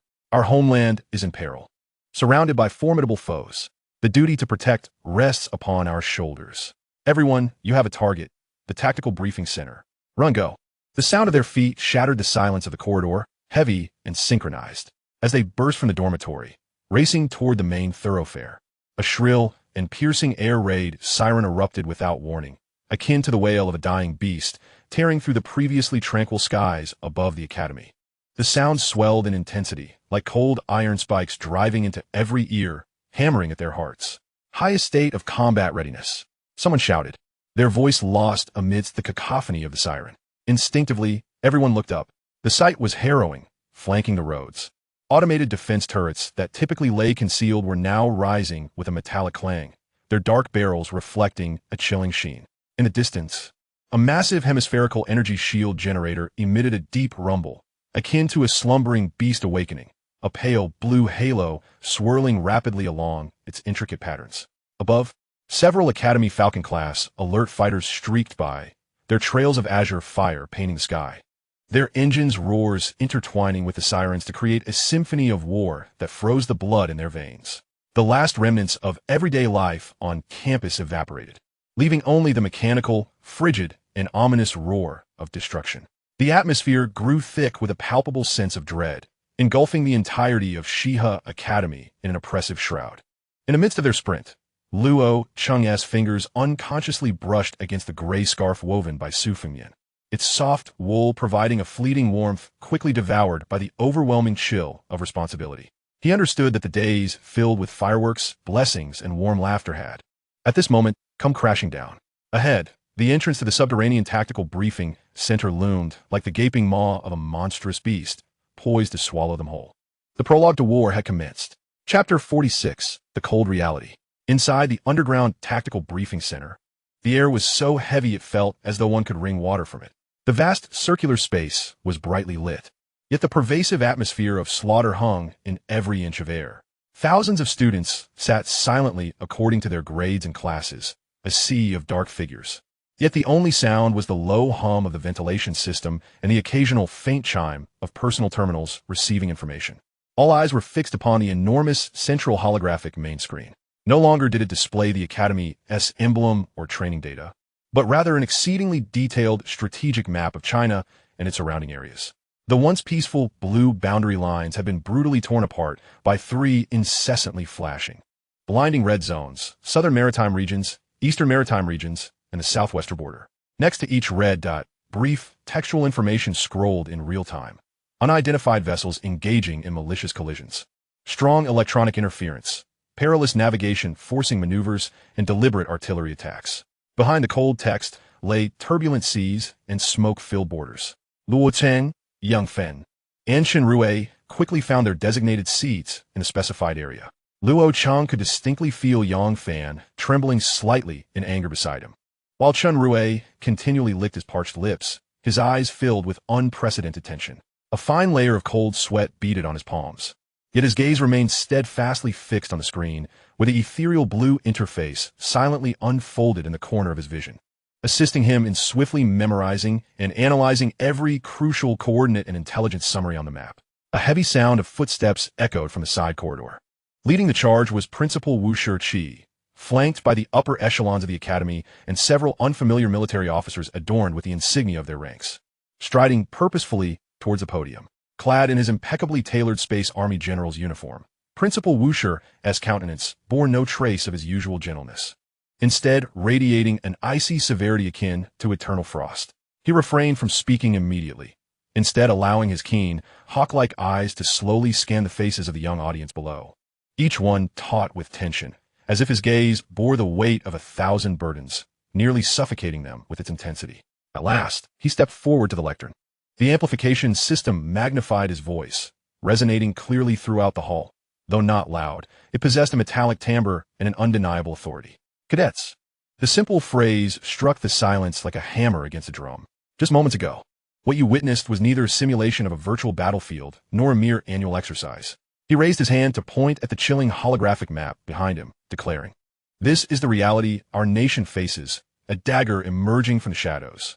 3 national borders, simultaneously besieged by premeditated and organized provocations and assaults.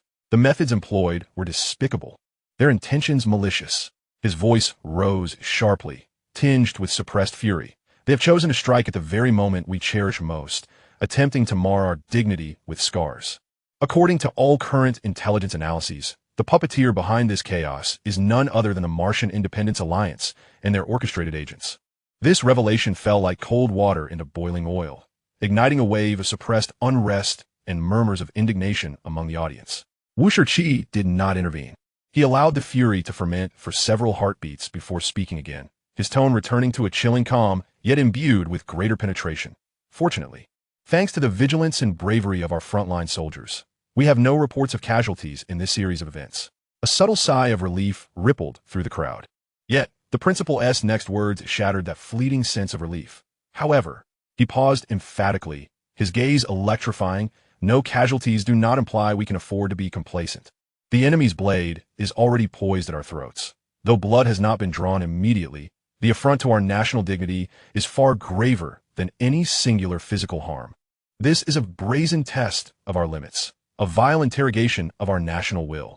Do they believe that by employing such sordid tactics from shadows, they can compel us to retreat, that they can undermine our resolve to protect our homeland? Wu Shi's voice surged again, infused with the essence of iron and blood. They are gravely mistaken. Peace is never begged for. Dignity only exists upon the edge of a sword. Clenching his fist, knuckles turning white, he declared, "Truth resides only within the range of cannon fire. Today, they dare to probe us with collisions, disturbances, and artillery. Tomorrow, they will dare to encroach further. We have but one response to this." He swung his arm decisively, his voice ringing out like thunder. An eye for an eye, a tooth for a tooth. The assembled cadets felt a surge of fervor rush to their heads, the previous tension and fear washed away by this newfound passion, replaced by a kindled spirit of unity against a common foe. An eye for an eye, a tooth for a tooth. They echoed in unison. "I command." Wu Shi's voice reverberated throughout the hall, effective immediately. The entire academy will enter a Level 1 combat readiness response. All training programs are hereby canceled. The new training directive has but one core: to be as close to real combat as possible. His gaze swept over the audience. Starting tomorrow, no, this afternoon, each academy and class will deploy in batches to the designated combat drill site for high-intensity, live-fire exercises. I want you to treat every drill as if it were the final battle. Aim every bullet at the heart of the imagined enemy. Consider every charge as a vow to defend our homeland. You must remember, the sweat and blood you shed today are to ensure that more comrades can return home alive from the battlefield tomorrow. Our territory must not suffer the ravages of war. During the exercises, all personnel will carry live ammunition, managed under wartime regulations. Those who show negligence will face severe punishment. Those who cower in fear will be eliminated. His words left no room for doubt. They were no longer sheltered cadets, but warriors poised to head to the front lines. The motherland and the people are watching you. Upon dismissal, each cadet was to return immediately to their respective academies to receive specific combat orders and acquire live ammunition. Be prepared to rush to the real battlefield at any moment. Dismissed. The command was delivered without hesitation. Principal Wu Shi took one last deep look at the young faces about to be thrust into the crucible before turning and swiftly departing with the generals.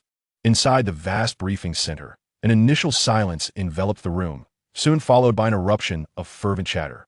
The cadets were electrified by the sudden shift to a state of combat readiness and the live-fire exercise orders, but more so by a sense of exhilaration and purpose ignited within them.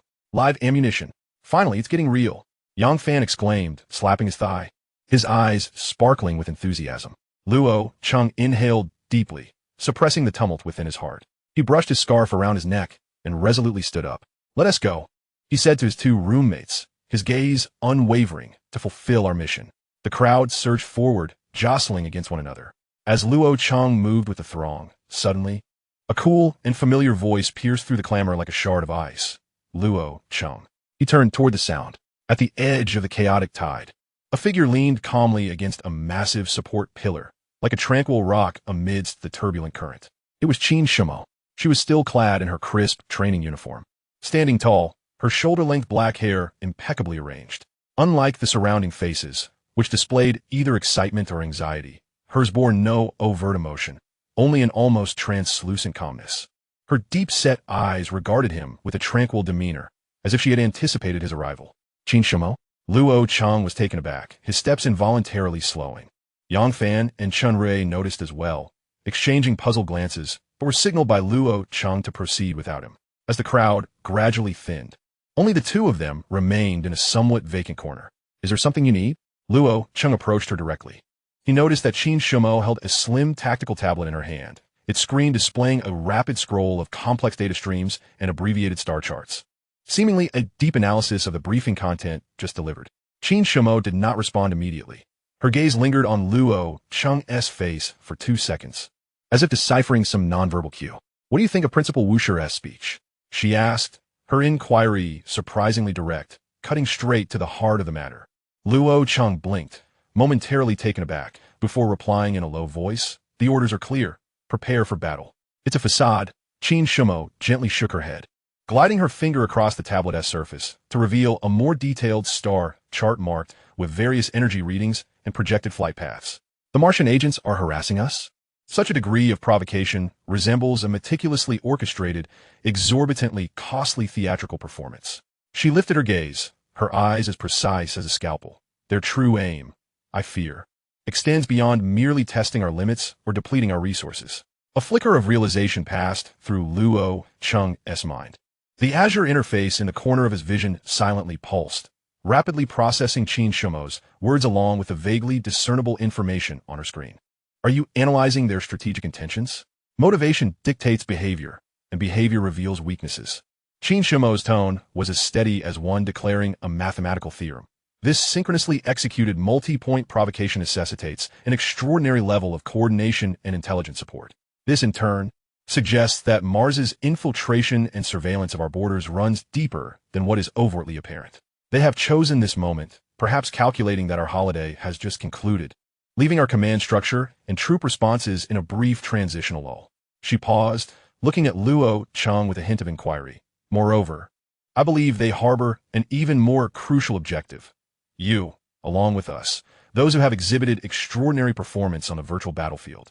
Luo Cheng's pupils constricted. Qin Shumo's insight startled him. She seemed to penetrate the fog, directly addressing the core of the issue. "Why me?" He maintained his composure. "Because you are a variable."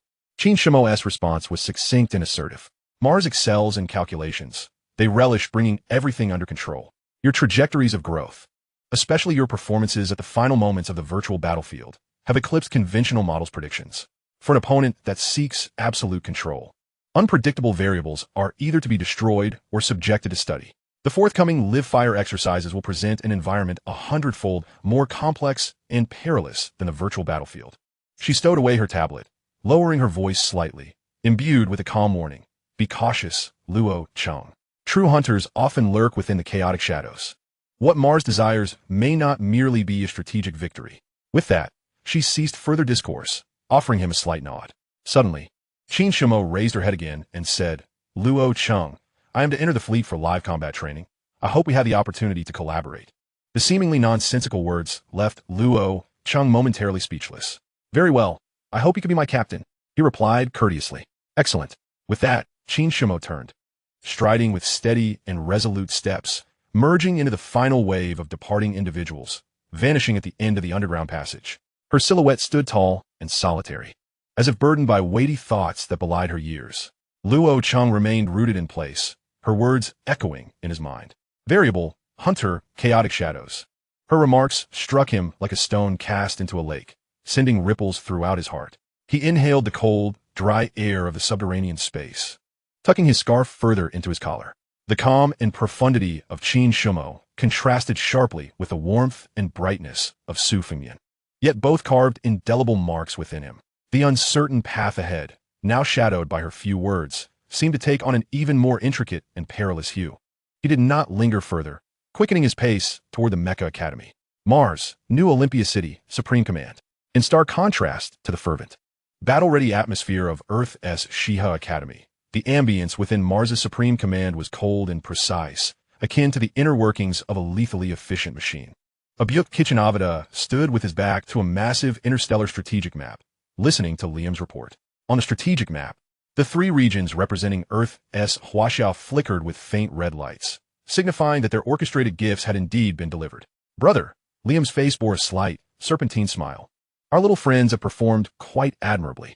The borders and waters of Huaxia must be quite lively at this moment."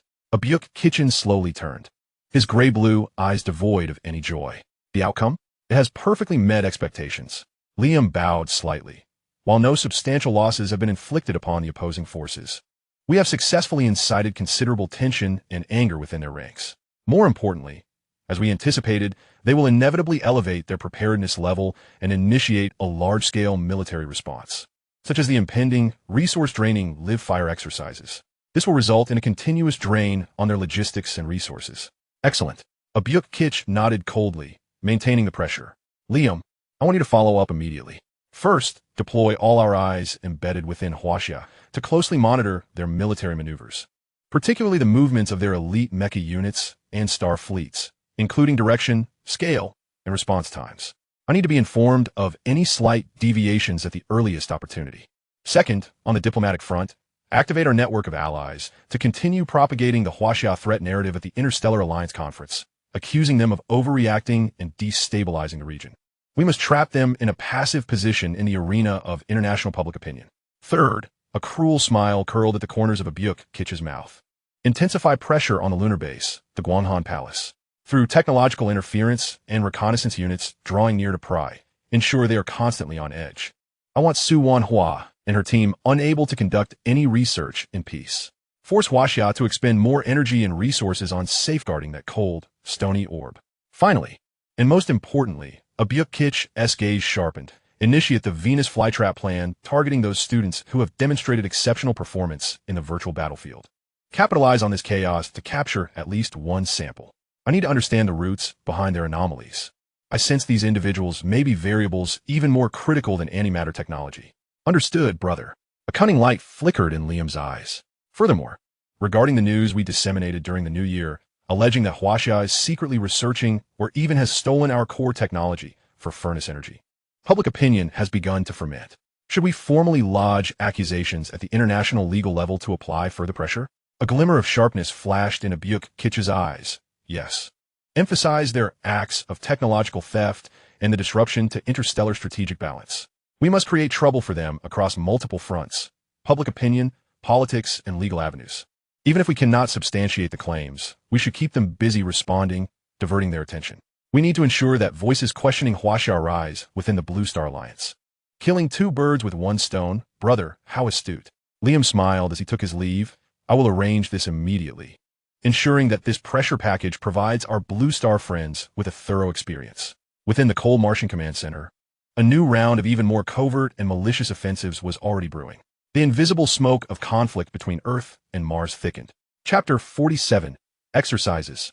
The crimson expanse of the Gobi Desert, under the simulated Martian sunlight, shimmered with distorted waves of air. Endless sand dunes loomed like solidified titanic waves, casting eerie shadows from the rugged Yodin landform.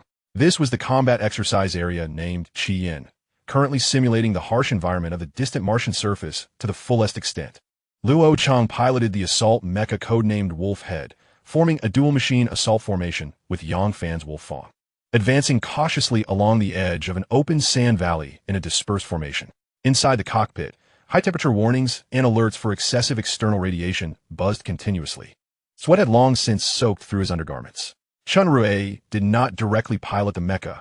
As a technical officer accompanying the team, he occupied a relatively safe concealed position in the rear, remotely monitoring the real-time status of the two mechas through a data link, while maneuvering a small reconnaissance drone that circled the surrounding airspace. Wolfhead reports, "We have arrived at the edge of Zone C, Area 7. Sensor readings are normal, but something feels amiss, is too quiet." The voice of Luo Cheng emerged through the encrypted internal channel, tinged with a husky tone scorched by high temperatures, and a professional vigilance. Understood. Wolfhead came the cool and steady voice of Qin Shumo. She was stationed at an exercise command center buried deep underground, several dozen kilometers away, serving as a tactical advisor responsible for directly commanding several forward teams. The observer has detected anomalous energy fluctuations in this area. The pattern does not match known Blue Army main units. Thermal signals indicate a high-value target may exist beyond the sand dunes, but it cannot be ruled out as a decoy. It is advisable to approach with low visibility, utilizing the Yodin terrain for cover, and send the drone forward 500 meters for dual optical and infrared scanning. The Observer, a battlefield monitoring network, provides comprehensive detection of the battlefield environment. Understood. Shenghui, execute the scanning procedure. Yang Fan, follow me. Maintain silence. Move along the shadow line. Luo Cheng immediately complied while issuing orders to Chen Rue. The drone has advanced. Data transmission is normal. Wait. Chen Rue's voice suddenly turned tense. Wolf Head, at your 10 o'clock direction, there are faint but regular tremors beneath the sand. It is not environmental noise. Something is there. Almost simultaneously with Chen Rue's warning, a deafening sound erupted, as if intending to shatter eardrums, flooding into the communication channel. and all data links instantaneously turned into static. A powerful electromagnetic pulse, akin to an invisible tsunami, precisely enveloped the area where Luo Cheng and his team were located. Communication disrupted. It's a directional EMP, an electromagnetic pulse. Yang Fan's curses broke through the intermittent noise. I'm attempting to stabilize the data link. Hold on. Chen Rui's voice crackled with urgency. Luo Cheng's heart sank. Both Qin Shumo's warning and Chen Rui's discovery had proven true, and the intensity and timing of the interference were far beyond what a typical Blue Army unit could possess. Implement Emergency Plan 3, Visual Contact, engage independently. Luo Cheng ordered hoarsely, forcibly suppressing a momentary sense of isolation. The external sensors of the mecha suffered severe interference, radar failed, and visibility was drastically limited. The sand dunes on the flanks suddenly erupted. 3 imposing heavy mechas, adorned with dark red desert digital camouflage, surged forth like colossal sharks leaping from the sands, propelled by scorching waves of sand. Their models were unlike any Luo Cheng had encountered in the Academy's database, with sharp lines, thick armor, and joints that flickered ominously with a ghostly blue light. Their movements were swift, coordinated, and their firepower fierce and precise, instantly forming a perfect crossfire net that confined Luo Cheng and Yang Fan to a narrow area. What the hell are these things? Their performance parameters are off the charts. Yang Fan roared, raising his assault rifle in an attempt to counterattack, but the adversaries effortlessly evaded most of the firepower with their agile maneuvers, and the occasionally striking bullets were deflected by their peculiar armor, proving ineffective. Their energy weapons exceed exercise standards. Shield strength is abnormal.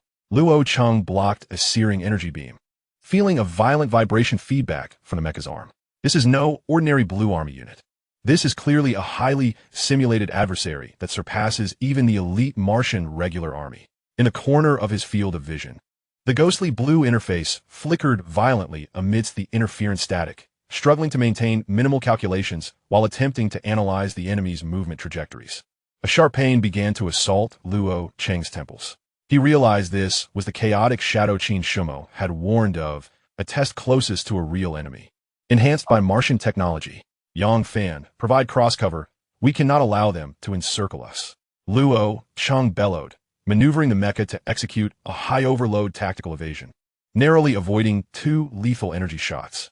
In that fleeting moment of maneuver, a trajectory line representing the movements of the enemy's lead mecha appeared on the ghostly blue interface, albeit with a mere 0.1 seconds of extremely vague predictive tracing.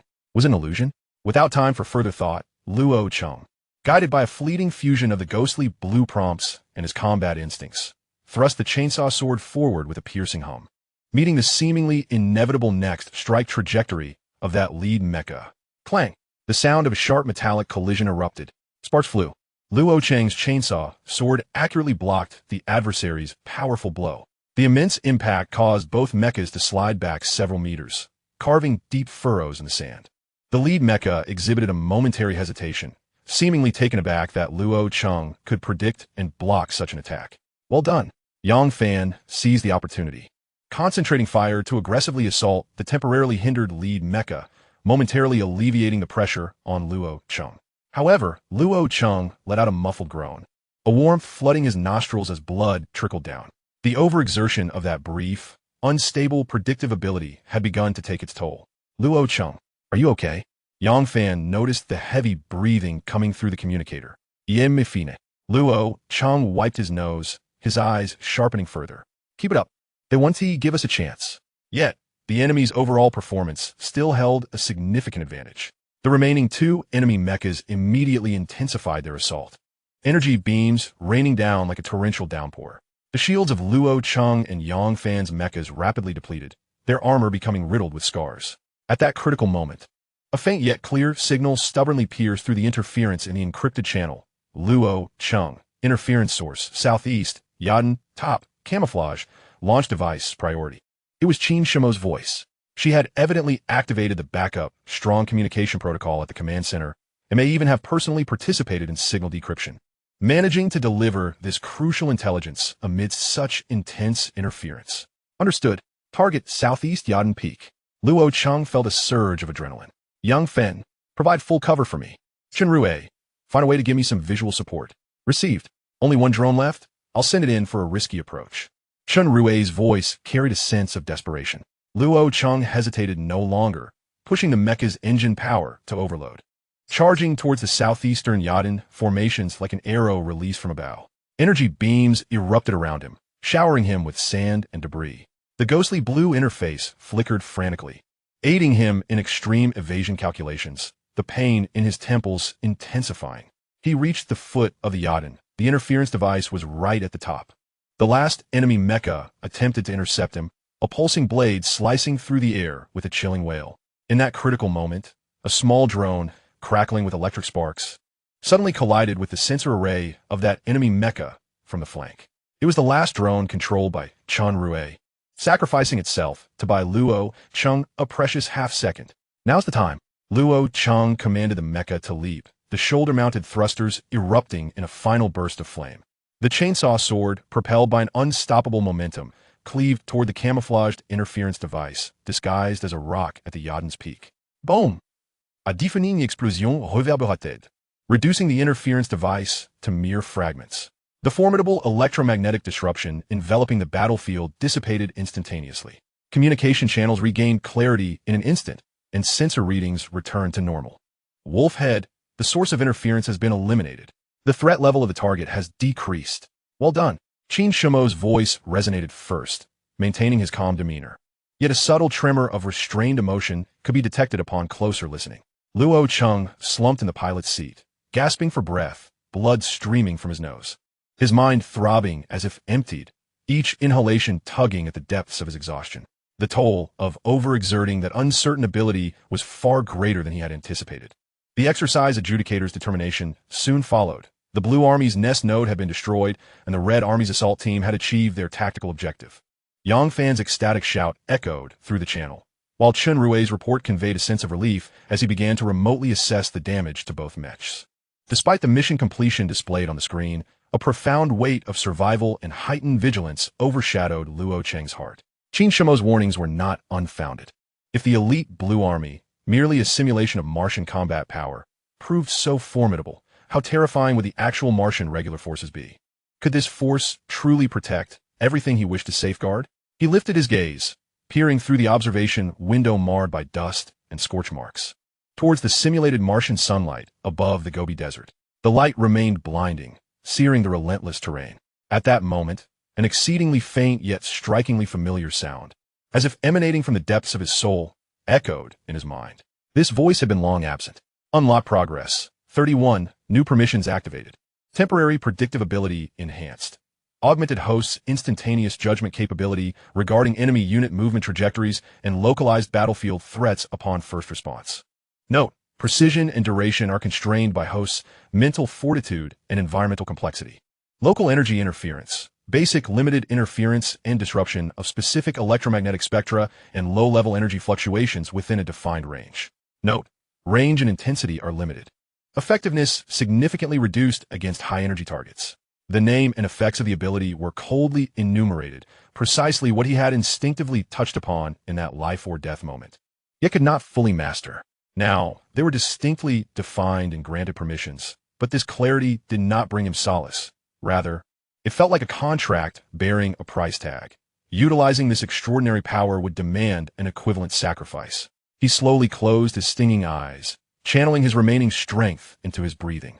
The path ahead remained shrouded in fog, yet the sword in his hand felt heavier and sharper. Meanwhile, dozens of kilometers away, in the underground command center, Qin Shumo quietly observed the final data stream of the Wolf Head mech on the main screen, particularly the abnormal fluctuations in neural connection loads and energy overflow readings amid extreme interference. With a gentle tap of her fingertip on the tactical panel, she encrypted and archived this anomalous data, marking it as Special Sample 01 for growth observation. A fleeting, subtle, and inscrutable light glimmered in the depths of her calm eyes. Chapter 48. Lunar Orbit. In lunar orbit, aboard the command ship Taishan of the Changing Fleet, Colonel Luo Yunfan stood at the center of the bridge, his stature erect as a pine tree, the stars on his shoulder epaulette gleaming in the cold cabin light. On the main screen before him, the Guanghan Palace base appeared as a fragile silver pearl suspended in the vast darkness, surrounded by a multitude of red dots representing potential threats. "Sir," The Chang'e-class frigate reports that the Phantom reconnaissance aircraft has been detected again in the L3 region, utilizing the shadows of celestial bodies to conduct near-surface reconnaissance, making it exceedingly difficult to lock onto. The tactical officer's voice brimmed with suppressed anger. Luo Yunfan's gaze swept across the star map. His voice steady as ever. Maintain tracking and monitoring, deploy active interference to compel it away from the core area. Notify Guanghan Palace to initiate communication silence on the corresponding frequency band. Just as his command was issued, the communications officer reported emergency communication from the base. Gamma 7's external energy reception array has been struck by high-speed space debris, sustaining severe damage. 2 engineers have sustained minor injuries. Preliminary analysis indicates clear signs of human interference in the trajectory of the impactor. The air in the bridge instantly thickened. This marked the 3rd incident of the week. Luo Yunfan's fingers turned slightly pale, yet his voice remained unwavering. Dispatch the Tianguang engineering ship with spare modules for immediate support, and prepare a medical team for reception. Encrypt and upload the details of the incident and trajectory data to headquarters, noting suspected deliberate sabotage. Just as he concluded addressing the base crisis, the tactical officer urgently reported again, "Sir, the 7th Reconnaissance Fleet from Mars, the Hound, is maneuvering into the edge of our patrol zone with high mobility, displaying overtly provocative behavior." On the main screen, the red dot representing the Hound resembled a shark sensing blood, repeatedly probing the boundaries of the warning zone. Establish communication. Luo Yunfan's voice was laced with icy resolve. The screen illuminated, revealing Captain Carrick's face adorned with a roguish smile. "Colonel Luo, what a fortuitous encounter. Our ship is testing a new navigation system. I hope we haven't disturbed your defense operations." His gaze flitted over the imposing hull of the Taishan, his tone flippant. Ignoring his theatrics, Luo Yunfan stated firmly, "Captain Carrick, your vessel has trespassed into our warning zone 3 times. Adjust your course immediately, or I shall deem this an act of hostility." Warning zone? Carrick raised an eyebrow. According to the Outer Space Treaty, this is the defensive zone of the Huaxia Changing Fleet. Luo Yunfan interrupted, his voice low yet imbued with gravitas. "I will say this one last time. Change direction immediately." Almost simultaneously, the Taishan and its accompanying 2 patrol-class frigates illuminated their weapon ports, adjusting their engine thrusts to form a standard deterrent formation. The oppressive aura emanating from the massive hull surged through the screen. Carrick's smile froze. He clearly did not anticipate Luo Yunfan's resolute stance. In the face of absolute disparity in strength, his reconnaissance ship appeared as a mere toy. "It seems today is not an opportune time for testing." Carrick reluctantly severed the communication, the red dot begrudgingly beginning to withdraw. No one on the bridge cheered. All understood that this was merely a tactical retreat. The Martian harassment was escalating, evolving from covert reconnaissance and cyber attacks to blatant quasi-military provocations and deliberate sabotage. Luo Yunfan turned to his deputy. "Issuing orders. Record. The Martian 7th Reconnaissance Fleet provocative behavior has escalated, demonstrating clear intentions of practical testing. Request an increase in our patrol fleet's weapon authorization level. Additionally, establish a secure line of communication with Chief Engineer Su Wanhu. He needed immediate insight into the extent of the base's damages and how much pressure the project concerning the future could still withstand." On the far side of the moon, at the Guanghan Palace base, in the main laboratory, Chief Engineer Su Wanhu gazed at the final data stream relayed from the Gamma 7 array on the screen. Alongside the images of 2 young engineers receiving urgent medical treatment for their injuries, feeling as though her heart was gripped by a cold hand, she took a deep breath. Forcing herself to refocus on the colossal holographic model at the center, the energy flow simulation of the Yanwang heart furnace. On the model, the red energy beams, symbolizing the injection of antimatter, writhed like a restless giant python, exhibiting extreme instability. With each simulation run, the endeavor culminated in a cacophony of energy surges and the ominous red alerts of system overload. Su Gong, while successfully thwarting the network attack, found the adversary's novel infiltration algorithms persistently probing, placing immense strain on the firewall. The weary voice of the cybersecurity chief echoed through the communicator, laden with fatigue. "Understood. Initiate the Bastion protocol and isolate all non-core data ports." Su Wanhua rubbed her aching temples, her voice hoarse from nights of relentless toil. Just as she issued the command, the laboratory's primary lighting flickered violently, and several auxiliary instrument screens plunged into darkness before struggling to illuminate once more. Another voltage fluctuation. It must be those infernal reconnaissance drones conducting strong electromagnetic interference nearby. A young researcher, Zhang Lan, could not contain his frustration, lamenting that the experimental data would be rendered null once more. Calm down. Suvan Hua Snip, Regaining Had Composure. Log the fluctuation parameters and reboot the affected systems. Everyone, return to your posts. Yet, the stifling anger and sense of helplessness spread like lunar dust, permeating every corner of the laboratory. They were racing against time, engaged in an exceedingly unequal war against an invisible foe. The Martians needed not a direct assault. Their incessant creation of turmoil was sufficient to impede their research. At that moment, her personal secure communicator vibrated with a specific frequency. It was Luo Yunfan. Upon connecting, her husband's steady voice came through, tinged with a subtle concern. Wanhua, how is the situation at the base? Have the injured been attended to? Hearing his voice, Su Wanhua felt the tension in her nerves ease slightly. The injured were stable, but the repairs on Gamma 7 would require time.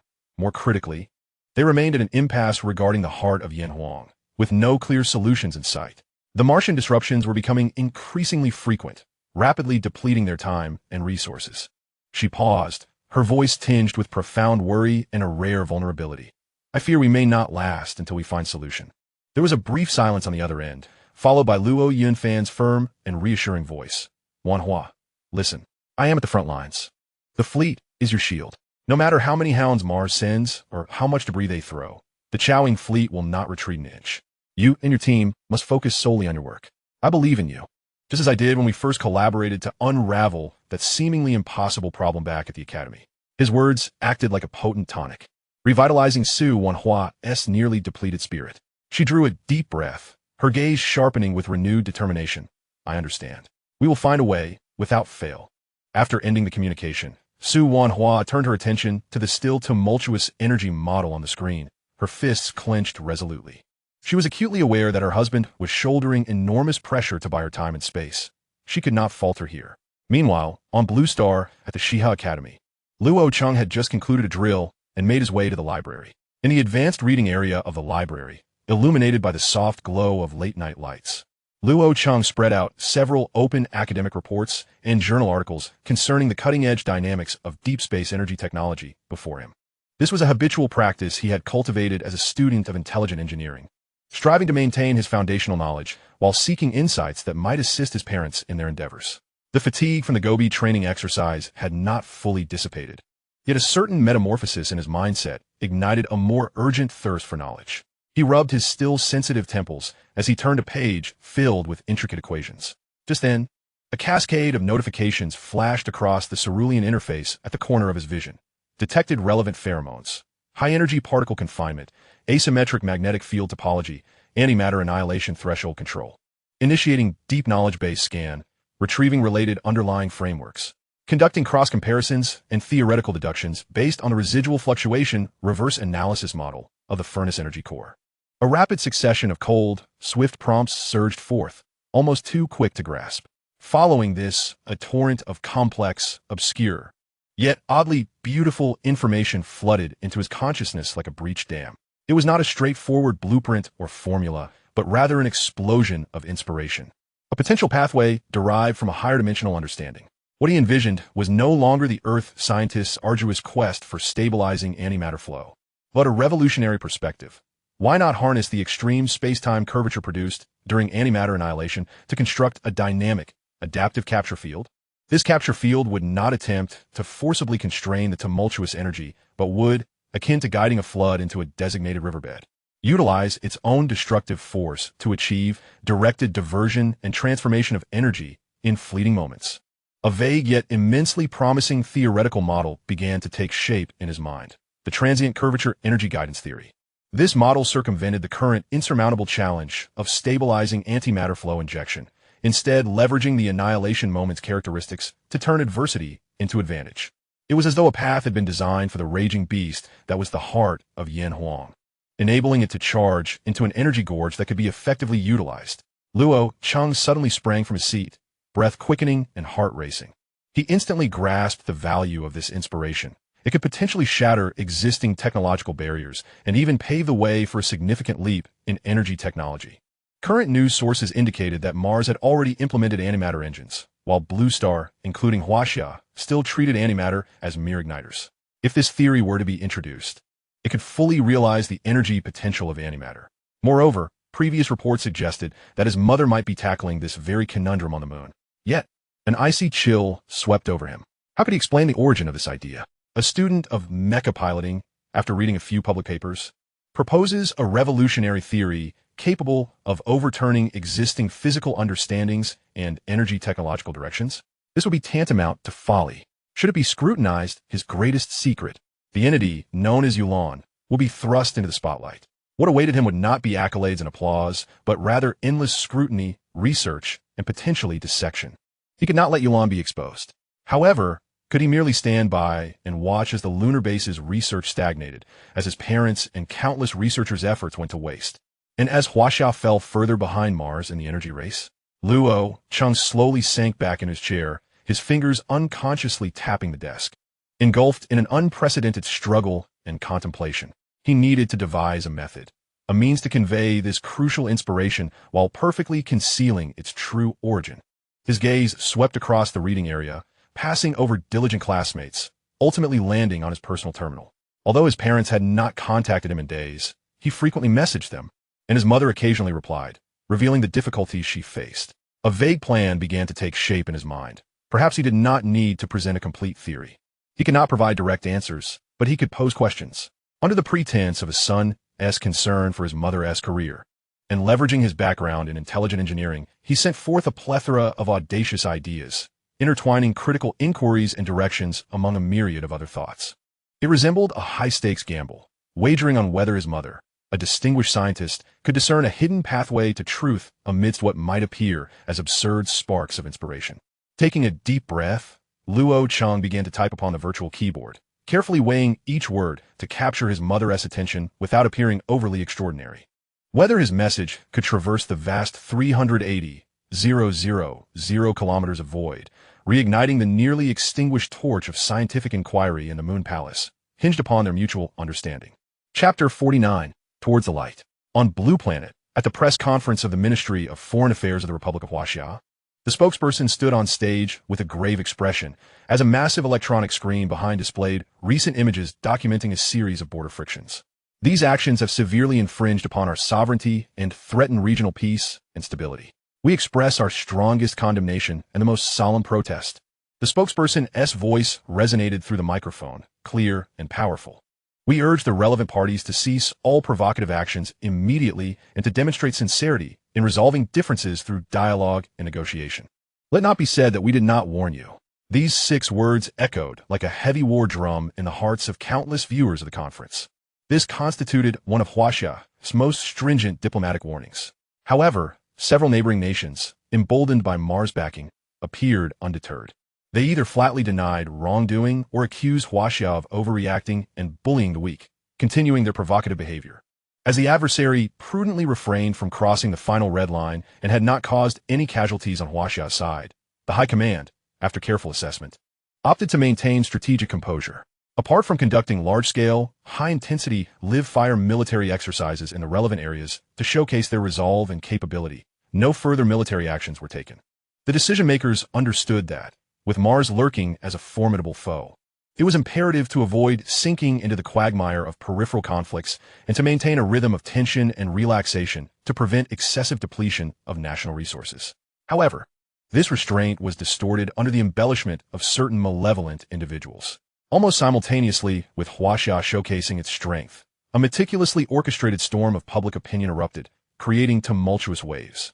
Overseas media controlled by Mars, along with online trolls and co-opted public figures, began to flood the airwaves with rumors. Exclusive revelation. The core technology of Huaxia's Yanhuang is derived from the theft of Martian secrets, accompanied by vague, purportedly evidentiary images. Bloody exercises. A severe accident occurred during live-fire training at Shiha Academy, resulting in numerous elite casualties. The cost of militarization. Astronomical military expenditures are hollowing out Huaxia's economy, leading to declining living standards. This rhetoric, rife with both truth and fabrication, quickly spread through social networks, short video platforms, and international media, not only creating a highly unfavorable public opinion environment against Huaxia abroad, but also sowing discord and doubt within the domestic online space. In Jinling City, at the Su residence, Su Fengmian watched his father, Su Mingyuan, with a somber expression, scrolling through articles on his phone that disparaged Huaxiao's economy, unable to restrain himself from advising Dad. Don't look at that. It's clearly nonsense. Su Fengmian sighed and set down his phone. I know it's nonsense. But the tide of public opinion is shifting. Many overseas clients and partners are beginning to hesitate, some even pausing collaborations. The pressure on the company's performance this quarter is immense. Meanwhile, director Lin Wanqing faced her own troubles. The script she had been preparing for years, reflecting the struggles of their ancestors, was maliciously misinterpreted online, being accused of inciting nationalism and commodifying history, leading investors to become hesitant. Even within the music academy where Su Fengmian studied, a subtle atmosphere of unease prevailed. Some classmates privately discussed, I heard the front lines are brutal, and many from Shiha Academy have perished. The country spends so much on mecha, yet our scholarships are being cut. It's just. Each time Su Fengmian heard such discussions, it felt as though her heart was pricked by needles. She couldn't help but think of Luo Cheng, recalling the determination in his eyes when he departed, and the artillery fire and dangers he might be facing in the distance. These malicious rumors not only tarnished the image of countless individuals like Luo Cheng who were striving on the front lines, but also eroded the unity and faith of those at home. Worry, anger, and a sense of helplessness intertwined in her heart. She could no longer remain a passive observer. One night, she locked herself in the piano room.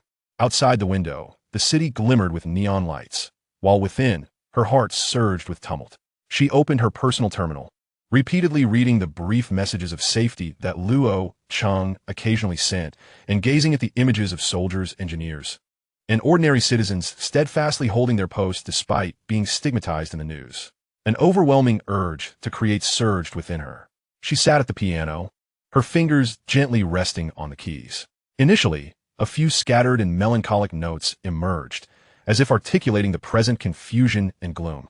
Gradually, the melody transformed into something resolute and uplifting, akin to a torch igniting in the darkness, like flowers blooming amid thorns.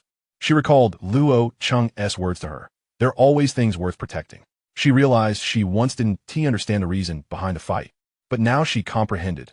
Without struggle, how can there be peace? Without bloodshed, how can a bright future emerge? She began to softly hum, the lyrics flowing naturally with the melody. When the mist shrouds the path ahead, when lies attempt to whisper secretly, I hear the beating of my heart, never ceasing. That is the belief carried from the distant fires of war, the starlight guiding through the dark night, flickering. I will not retreat, nor will I remain silent. With all my tenderness, I forge a battle song. Through the smoke of war, beyond the lies, let the world hear the oath we protect. Even if the storm rages, my steps remain steadfast, for I know behind me is the homeland I must safeguard. Her voice was clear and penetrating, imbued with youthful tenderness, yet suffused with undeniable conviction. This song bore no vehement accusations, only warmth and an unwavering declaration. She titled it Towards the Light.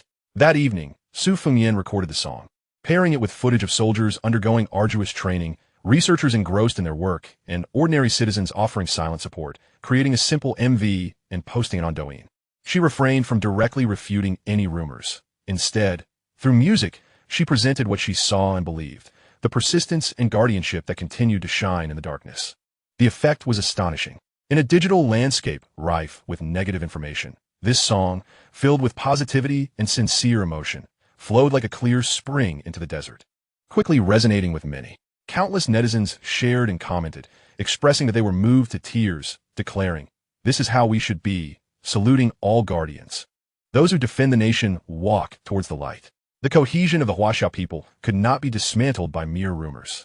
Yet, just as Towards the Light began to circulate online, bringing a glimmer of brightness on Mars in New Olympia City, the Supreme Command headquarters, Liam Navita gazed at the report detailing the dissemination data on marching towards the light displayed on the screen, a cold smile curling at the corners of his lips. A commendable counterattack, brimming with emotional fervor. He scoffed, yet it was merely a futile struggle against the inevitable tide. He turned to Abu Kaichi and remarked, "Brother, the restraint exhibited by Huaxia is rather unexpected. Although their efforts in the realm of public opinion have proven effective, it appears insufficient to incite complete chaos. With millennia of cultural depth and cohesion, Huaxia stands resilient on Blue Star. It is time to escalate matters with a more formidable blow." Abu Kaichi, his expression impassive, inquired, "What do you intend to do?" "Frame them," Liam replied, venomous glints flashing in his eyes. The target had been chosen, the island nation of Korriban in the South Pacific, a place tenuously connected to both Huaxia and ourselves. They possessed a crucial deep space communication relay station. The plan entailed deploying our covert phantom forces, utilizing cleverly disguised, outdated drones and missiles that bore an 80% resemblance to Huaxia's standard equipment, to launch a limited attack on Korriban's relay station. The aim was to inflict sufficient damage and provoke a media uproar while meticulously controlling casualties. In due time, all evidence would point toward Huaxia. The ire of Korriban and the international community would be directed at Huaxia. Faced with immense diplomatic pressure and the specter of potential military retaliation, Huaxia would be coerced into considering conflicts they would prefer to avoid. Could those hidden treasures of students continue to seek refuge within their institutions amidst a genuine crisis? After a moment of contemplation, a glint of cold light flickered in Abu Kaichi's gray-blue eyes. The plan is executable. Simultaneously, initiate a comprehensive background investigation on those 10 class leaders from Shiha Academy, particularly focusing on Luo Cheng, Li Minghui, and Wang Ziyuan. Uncover details regarding their families, friends, past experiences, character weaknesses, and any information that could be exploited. When chaos descends, we must know precisely where to strike to most effectively divide, dismantle, or capture them. Understood, brother. Liam bowed in acquiescence, an anticipatory smile gracing his face. Chapter 50, The Tumult. In the nation of Akali, beneath the white dome of the underground strategic intelligence room, smoke wafted around the oval conference table, the atmosphere thick with tension. The massive electronic screens on the walls were segmented, showcasing the curve of Huaxia's recent economic ascent. Data snippets from the virtual battlefield of Shiha Academy, and the spectacular scenes from last year's military exercise known as Navita's Fist on Mars. Esteemed colleagues, we must confront reality. The meticulously groomed defense minister, Charles Crawford, pounded his fist on the table, his voice hoarse and fervent. Huaxia's rise is now unstoppable. At the current trajectory, within a decade, no, within 5 years, their comprehensive strength in economic volume, technological application, and especially military aerospace will utterly surpass ours. The international order we have dominated for 2 centuries will be rendered obsolete. A century ago, Huaxia began to gradually eclipse us in various fields. And now they have ascended to the forefront. If we fail to intervene, they will solidify their position. A seasoned senator, Margaret Thorne, adjusted her gold-rimmed glasses and calmly countered. Charles, I comprehend your anxiety. However, to confront Huaxia comprehensively, or even consider collaboration with Mars, is akin to courting disaster. The ambitions of Mars are glaringly evident. They regard all Earthlings as inferior beings. Precisely. The National Intelligence Director, William Beale Olson, interjected, his gaze sharp as a lurking leopard. Mars seeks conquest and resources, whilst Huaxia aims to subvert the entire world system we have established and dominated. They desire fairness and democracy, which starkly contrasts our long-standing policies. At present, both pose threats. Yet Mars is distant while Huaxia is right at our doorstep. A limited collaboration with Mars could leverage their technology to suppress Huaxia while affording us precious time for development and technology transfer. This is a strategic rebalancing. He presented a top-secret assessment report. According to our analysis, Mars is at least 20 years ahead of us in fields such as antimatter energy and high-density materials. Damn, we cannot fathom how they achieved this in just over a decade. However, securing even a fraction of their technology through collaboration could yield groundbreaking advancements for our Ares Mecha project and Deep Space Fortress initiative. With that, we would not only regain the upper hand over Huaxia, but also possess the capability to stand toe-to-toe with Mars in the future. The conference room fell into a brief silence, punctuated only by the low hum of the air conditioning system. Each participant weighed the colossal risks against the potential monumental gains. Ultimately, the previously silent president raised his head, weariness and resolve etched in his deep-set eyes. The value of the Akali nation is non-negotiable. Our leadership must be preserved. We cannot allow a competitor that disregards our rules to easily usurp our position. Beale, initiate unofficial contact channels with Mars to express our stance and willingness to cooperate. But remember, our bottom line is that we must never become Mars vassals. Everything must center around Akali's interests.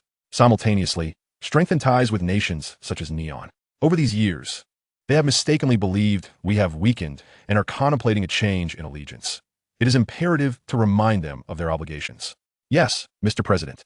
Olson slightly bowed, a barely perceptible smile playing at the corners of his lips. Almost simultaneously, in the South Pacific, the Federated States of Korriban, a colossal fireball erupted. The sole deep space communication relay station of Korriban, Wangshu, was reduced to ruins amidst the cacophony of violent explosions, twisted metal, and burning composite materials scattered everywhere. Thick smoke billowed, obscuring the sky. The assault came with astonishing suddenness and concluded just as swiftly. When the first responders and journalists arrived on the scene, they were met with devastation and the anguished faces of Korriban's populace. Subsequently, a meticulously edited surveillance video and analysis from the intelligence department began to virally circulate across global networks and media. The footage clearly displayed the small drones that executed the attack and the rudimentary platforms from which missiles were launched, all bearing unmistakable characteristics of Huaxia's standard equipment, even revealing a blurred but recognizable insignia caught on camera. Self-proclaimed intelligence experts vehemently asserted that the tactical style of the assault and the energy signatures of the remaining equipment were highly consistent with the training patterns of Huaxia's special forces. Global outrage erupted. Barbaric acts, open aggression, must be severely punished. The international discourse was instantly ignited. Major Western media outlets headlined shocking images of the ruins alongside condemnatory articles targeting Huaxia. Multiple nations summoned Huaxia's ambassador to lodge stern protests and engage in negotiations. While the Galactic Alliance convened an emergency meeting filled with vociferous accusations against Huaxia. Proposals for a new round of more stringent economic sanctions and technological blockades were swiftly tabled. Huaxia found itself thrust into the eye of the storm. In Huaxia's capital, the highest command center, an emergency meeting of the utmost gravity was underway. The atmosphere in the conference room was frigid and tense. The holographic screens incessantly replayed news of the Korriban attack, along with the so-called evidence and the one-sided condemnation from the international community. An elderly figure clad in an Air Force general's uniform slammed his hand on the table, his fierce gaze commanding respect. This is utterly outrageous. This is a blatant frame-up. The Martian wretches dare not confront us openly, resorting instead to such despicable tactics. I propose that we immediately initiate a state of heightened military readiness. Our fleet must adopt a resolute stance. If necessary, we could target several reconnaissance vessels from Mars to demonstrate our strength. Calm down, Lee, interjected a bespectacled diplomat, exuding an air of refinement yet possessing a piercing gaze. If we act rashly now, we play directly into Mars' hands. They would relish our loss of composure and the opportunity to provoke a military conflict. At that point, we would be the unequivocal aggressors, forfeiting the moral high ground entirely. Even if we were to strike, we must do so with justification. An impulsive attack could even lead to the peril of multi-front warfare. His gaze subtly traversed the screen, showcasing the recent unusual troop movements of the Ikari nation. Shall we allow them to slander us without taking action? Another minister, responsible for economic affairs, furrowed his brow in concern. If international sanctions are fully enforced, our energy imports, high-end chips, and critical raw material supply chains will suffer catastrophic blows. Domestic stability will be gravely compromised. The conference room was rife with heated debate, with the hawks and doves locked in a stalemate. Ultimately, all eyes turned to the elderly man seated at the head of the table, who had remained silent until now. He slowly raised his head, his gaze calm, yet imbued with undeniable authority, and spoke in a steady voice. Anger will not resolve the issue. Recklessness aligns perfectly with the enemy's intentions.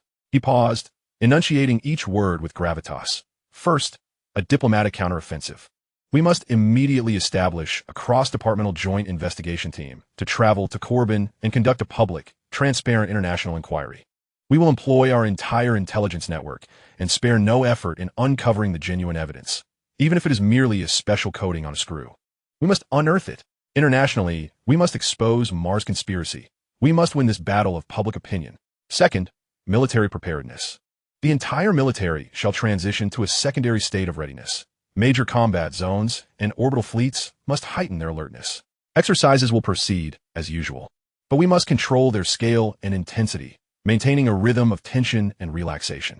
We must demonstrate our resolve and capability to deter the enemy from any reckless actions while avoiding excessive provocation that could ensnare us in a trap. As for the Shadow Fleet, he directed his gaze towards the intelligence summary concerning Luo Yunfan's team, which would face the greatest pressure. They must hold their ground. But the principle is to refrain from firing first. Third, internal stability. The propaganda and foreign affairs departments must unify their messaging to reassure the populace. We must inform the people of the truth. We have been subjected to vile slander, yet we possess the confidence and capability to defend our honor and dignity. The economic department must activate emergency protocols to ensure the security of critical supply chains. His eyes swept across the room, carrying the weight of experience and unwavering resolve. Comrades, this is a war without visible smoke, yet equally brutal. The enemy wishes for us to be disordered, fearful, and to retreat. But we must remain steadfast, clarify our position, and strike with precision. Remember, dignity resides solely on the edge of the sword, and truth lies within cannon range. However, before we draw our swords, we must ensure the world sees clearly who the true provocateur is. Dismissed, orders were swiftly disseminated. Under immense external pressure, the vast machinery of the Huaxia nation began to operate with a restrained yet efficient tempo. In the ensuing months of heightened tension, time slipped by imperceptibly, and before long, it was August. During this period, the situation on Blue Star simmered like a pot of broth, maintaining a dangerously calm surface while turbulent undercurrents threatened crises. Following the attack on Korriban, the Huaxia diplomatic spokesperson, armed with substantial evidence and rigorous logic, pointed out numerous critical flaws within the alleged evidence and firmly declared, any attempts to frame us or challenge Huaxia's bottom line will incur severe consequences. Nevertheless, the Akari nation and certain segments of international public opinion remained indifferent, continuing on their path without regard. At Shiha Academy, late at night, within a massive hangar, most of the lights had dimmed, leaving only a few emergency lamps casting a cold glow that outlined the silhouettes of several silent steel behemoths. The air was thick with the sense of machine oil, coolant, and the characteristic chill of metal. Luo Cheng's assault mech stood like a weary warrior, bearing the scars and scratches of simulated combat, silently perched on its dedicated repair rack. Luo Cheng remained inside, seated alone in the frigid cockpit, illuminated solely by the faint glow of the instrument panel, which cast light upon his focused yet weary profile. He had been sitting there in silence for nearly an hour, eyes closed, his fingertips unconsciously gliding over the control interface, replaying the recent encounter with Li Minghui, where he had faltered at a critical moment. A bead of sweat trickled down his temple, landing silently on the metallic surface of the console. Still ruminating over that 0.1 second discrepancy, a cool and familiar voice, reminiscent of ice droplets on jade, broke the silence within the cockpit through the internal communications channel. Luo Cheng's eyes snapped open. Through the external monitor, he saw a slender figure walking gracefully from the shadows of the hangar. It was Qin Shumo. She was still clad in her fitted academy training uniform, casually draped with a white research coat that did little to obscure her poised stature. Her shoulder-length black hair glimmered with a bluish hue under the emergency lights, with a few strands cascading across her smooth forehead. In her hand, she held a lightweight tactical tablet, the cold light of the screen illuminating part of her cheek. Her complexion pale to the point of translucence, with a straight nose and lips that formed a serious line. Most striking were her eyes, which, in the dim light, seemed to hold the depth and calmness of an entire star map. She approached the repair rack, tilting her head slightly to gaze up towards the cockpit, her lips barely curving into the faintest hint of a smile, more an expression of understanding than amusement. Simultaneously, the main screen before Luo Cheng flickered, and a detailed data analysis chart was transmitted, clearly outlining every energy fluctuation, maneuver trajectory, and critical time point from his confrontation with Li Minghui. Yes, Luo Cheng acknowledged, his gaze sweeping over the screen, noting how Li Minghui's final flank maneuver had been executed with impeccable timing. My neural response seemed to keep pace, but the mech's feedback lagged by 0.1 seconds. It was not your prediction that faltered. Rather, your energy interference was released 3 seconds too early, alerting him. Qin Shumo stated matter-of-factly, as if explaining a physical law. Your new tactics lack fluidity. The marks of deliberate intent are too pronounced. The true lethal strike should be concealed within the most ordinary of actions. Luo Cheng fell silent for a moment, his fingertips brushing the control stick, ultimately transforming into a light, resigned chuckle. I stand corrected. Thank you. Qin Shumo's method of stripping away all emotion to pinpoint the core of the issue often left him feeling defeated.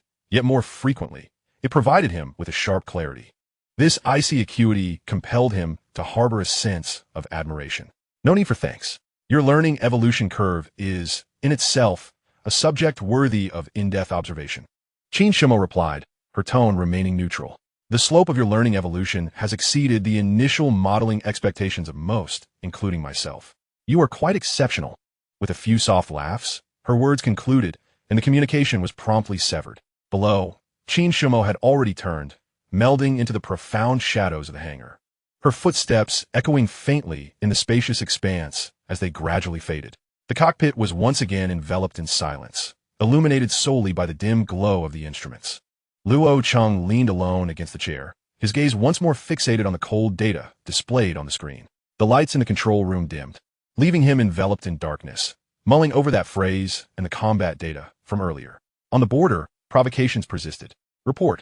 The Akali Nation's Sea Wolf-class destroyer has once again intruded into the waters adjacent to our Renai Reef in the South China Sea. Initiate tracking and monitoring. And issue a warning.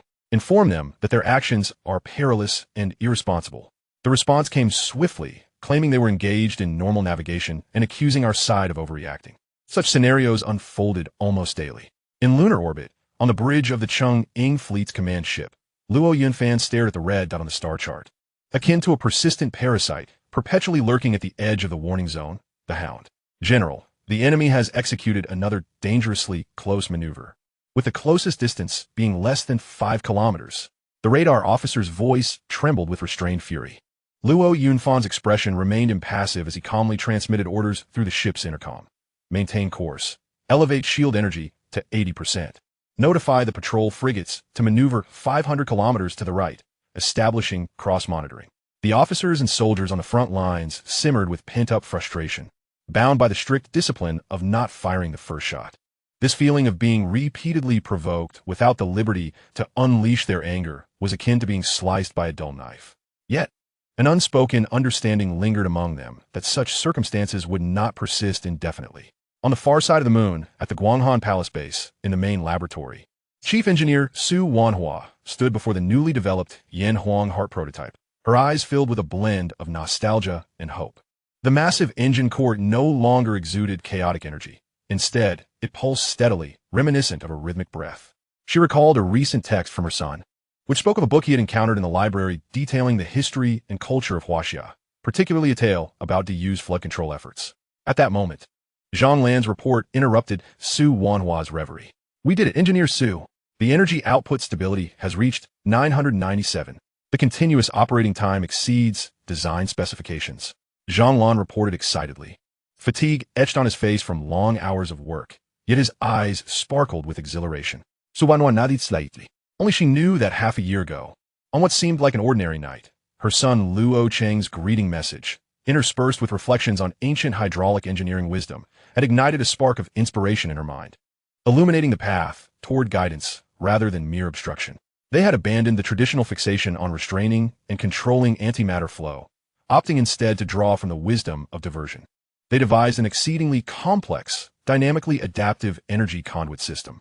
This system no longer sought to trap the energy of annihilation at the core using powerful magnetic fields.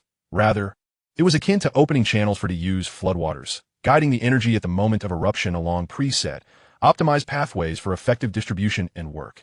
Our conduit system is equivalent to constructing the Dujianjian irrigation system for the chaotic annihilation energy, Su Wanhua explained to her team, emphasizing its utilization of the potential energy from the energy's own impact, transforming destructive force into driving power.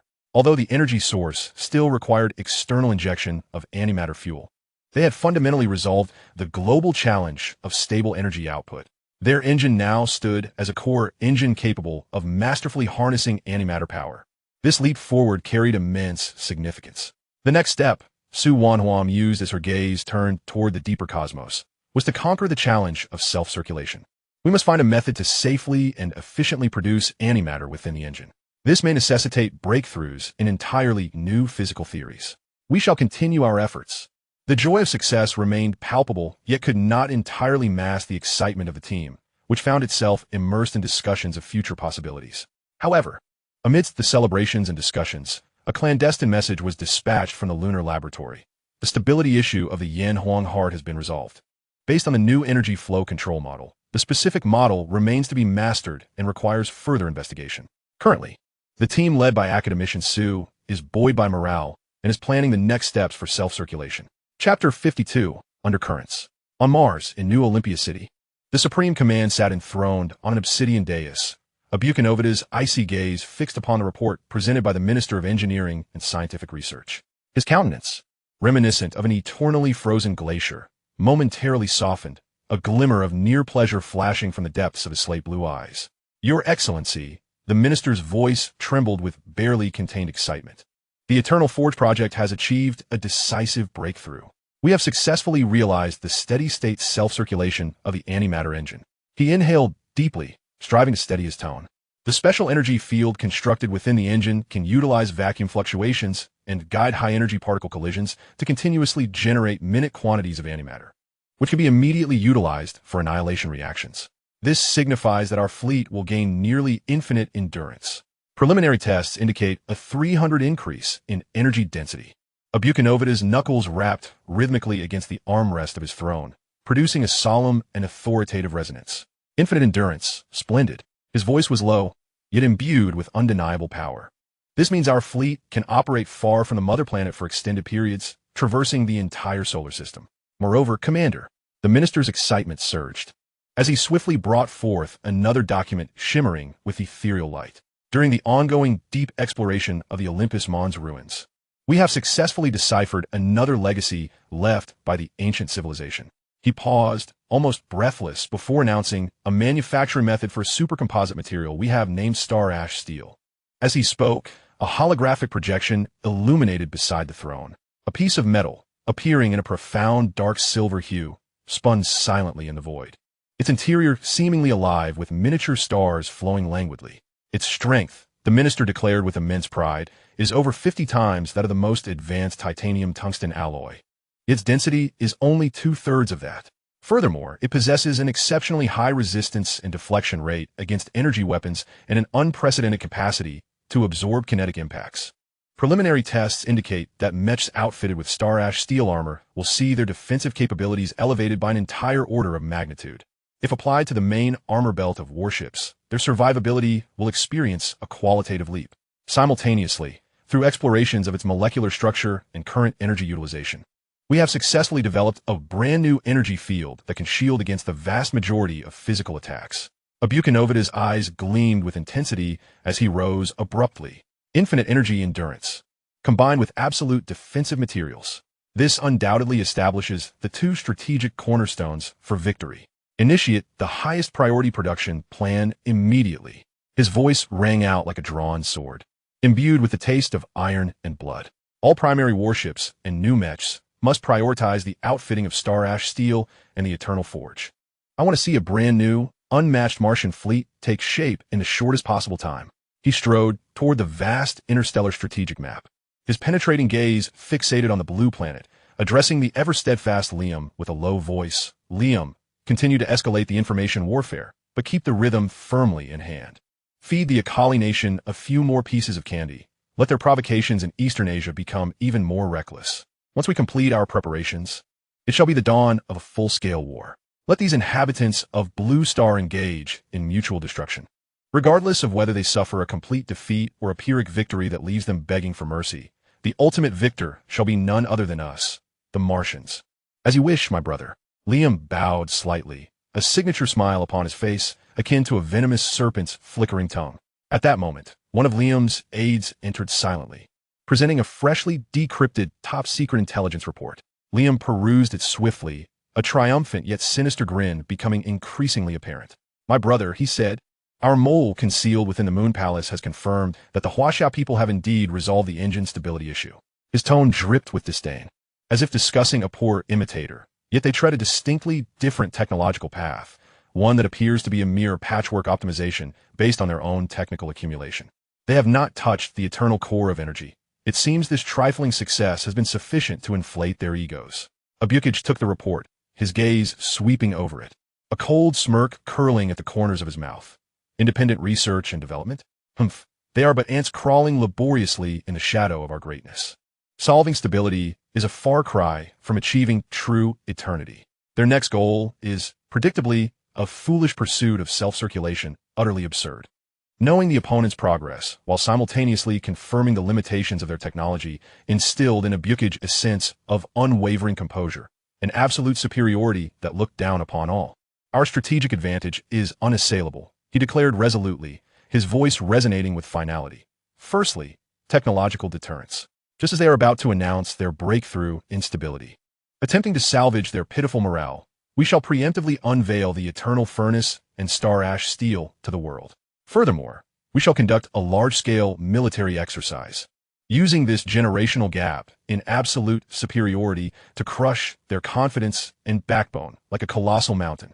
Secondly, target acquisition. The priority of the Shiha Academy's research program remains unchanged. Yet the objectives must be more specific. All students possessing variable traits within the Shiha Academy.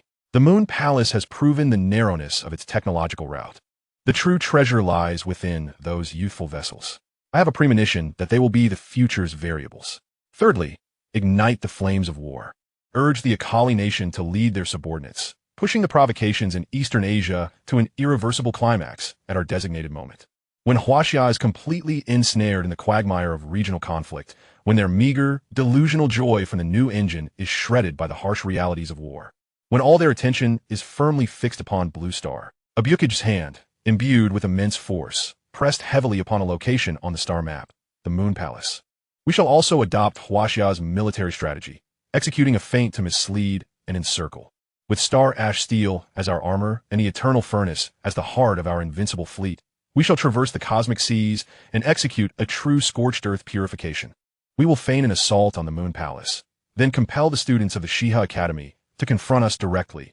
We will utterly dismantle their future hopes. This time, I shall grant them not a single breath nor a chance to grow. Liam bowed deeply, fervor and anticipation gleaming in his eyes. They shall meet the end of their civilization amidst their self-satisfied victories and sudden, absolute despair. The Shiha Academy will undoubtedly reveal itself. For Su Wanhua and Luo Yunfan are indeed their core students, the progeny of Luo City. Ha ha ha. Proceed with the execution. As you command, brother. Chapter 53. The Thunder of the Stock Market. The aroma of food wafted to the cafeteria of the Shiha Academy, where students gathered in small groups to dine. Luo Cheng, Yang Fan, and Chun-Rei occupied a table by the window, the twinkling lights of the academy visible outside. The training intensity was so great today. Is your arm all right? Luo Cheng glanced at Yang Fan's bandaged arm. Yang Fan grinned, revealing a set of pearly whites. It's nothing. Gu Zili comes by every day to check on my dressing. She says I'm recovering well. Oh, Chen-Rui elongated his tone, his gossiping gaze flitting over to Yang Fan. Fan Gu, is there something going on between you and Gu Zili? He feigned sorrow, shaking his head. Luo Gu has Su Mei. And now Fan Gu is going to find love too. Here I am, still steadfastly in the single camp. Young Fen Chuklet, winking at Luo Cheng. Is it possible that Luo Gu and I are part of the same camp? I truly am just friends with Su Fengmian. Luo Cheng waved dismissively. Just friends now, huh? Chen-Rui scoffed, disbelief etched on his face. You even went to her home during the new year, and you still call it friendship? That is something even a dog wouldn't believe. He leaned closer to Yang Fan, lowering his voice. Fango, how far have you progressed? Hey, just dumb smiles, right? Chen-Rui grumbled, gathering his tray. I'm done talking to you two traitors. Tomorrow I'm going to find my true love. At that moment, the giant screen on the cafeteria wall abruptly muted. The image shifted to the square in front of the Akali Nation's White Dome, where the Akali president stood alongside Liam Navita, the chief diplomat of the Martian Independent Alliance, facing a throng of smiling reporters. Based on the 10 principles of peace and development consensus proposed at the beginning of the year, the Akali president's voice resonated through the speakers, deliberately imbued with solemnity. We have achieved historic breakthroughs in crucial fields such as energy, technology, and deep space exploration with the Martian Independent Alliance. Today, we formally signed the August Cooperation Framework Agreement. Luo Cheng mulled over the name of the agreement. Cooperation Framework Agreement. His brow furrowed in concern. The list of the first member countries joining the agreement scrolled rapidly at the bottom of the screen. Neon Nation, Annam, the Philippines, Brittany, France, over 20 nations, nearly encompassing all of Akali's core allies. They signed with Mars? Chen-Rui's utensils clattered into his tray, disbelief plastered across his face. Almost simultaneously with the news report, personal terminals belonging to Luo Cheng, Yang Fan, Chen-Rui, and nearly every student in the cafeteria vibrated furiously. News notifications cascaded across their screens like an avalanche. The 3 major stock indices of the Akali Nation surged 15 at the opening, triggering a circuit breaker mechanism. Global capital shifts, massive funds flooding into the Akali Nation's market. Expectations of Martian technology and fusion igniting the market, Akali technology stocks soaring collectively. This is madness. The following morning, in Huaxia, at the Shanghai Financial Trading Center, the once boisterous trading hall fell into a profound silence. On a massive electronic screen, the curve representing Huaxia's major stock indices plummeted like a severed kite, conveying a heart-stopping finality as it dove vertically. Sell orders. It's all sell orders. We can't hold it back. A young trader screamed into the microphone, his voice cracking. Foreign capital was fleeing without concern for cost. Beside him, a seasoned analyst turned pale. Trembling fingers scrolling through a sea of green data, panic selling had been fully ignited. Merely 10 minutes after the opening. A low, piercing alarm resonated throughout the trading center, accompanied by flashing red warning lights. First-level market circuit breaker mechanism triggered. Trading paused for 15 minutes. A deathly silence enveloped the hall. Everyone seemed frozen in place, staring vacantly at the forcibly severed curve, which had already plummeted over 6. A chilling despair permeates the air. Just 10 minutes, someone murmurs, lost in thought. 15 minutes later, trading resumes. The curve plunges downwards once more, predictably and violently. The torrent of sell-offs not only fails to abate, but, rather, has amassed a more terrifying force during the brief hiatus.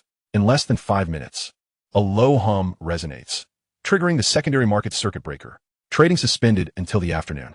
The index freezes at a staggering drop of 103 points. A phenomenon unseen in a century has materialized in a mere 20 minutes. In the capital of Huaxia, within the urgent operations room of the National Financial Stability and Development Committee, the atmosphere is even more somber than that of the Shanghai Trading Hall. The central bank has activated its emergency funding pool and is currently intervening. A spokesperson speaks rapidly, yet beads of sweat at his temples betray his anxiety. What is the effect? The elder presiding over the meeting speaks with a steady voice, though his tightly clenched fist rests upon the mahogany table, knuckles pale. A drop in the ocean. Another economic expert shakes his head vigorously, projecting real-time data onto the central screen.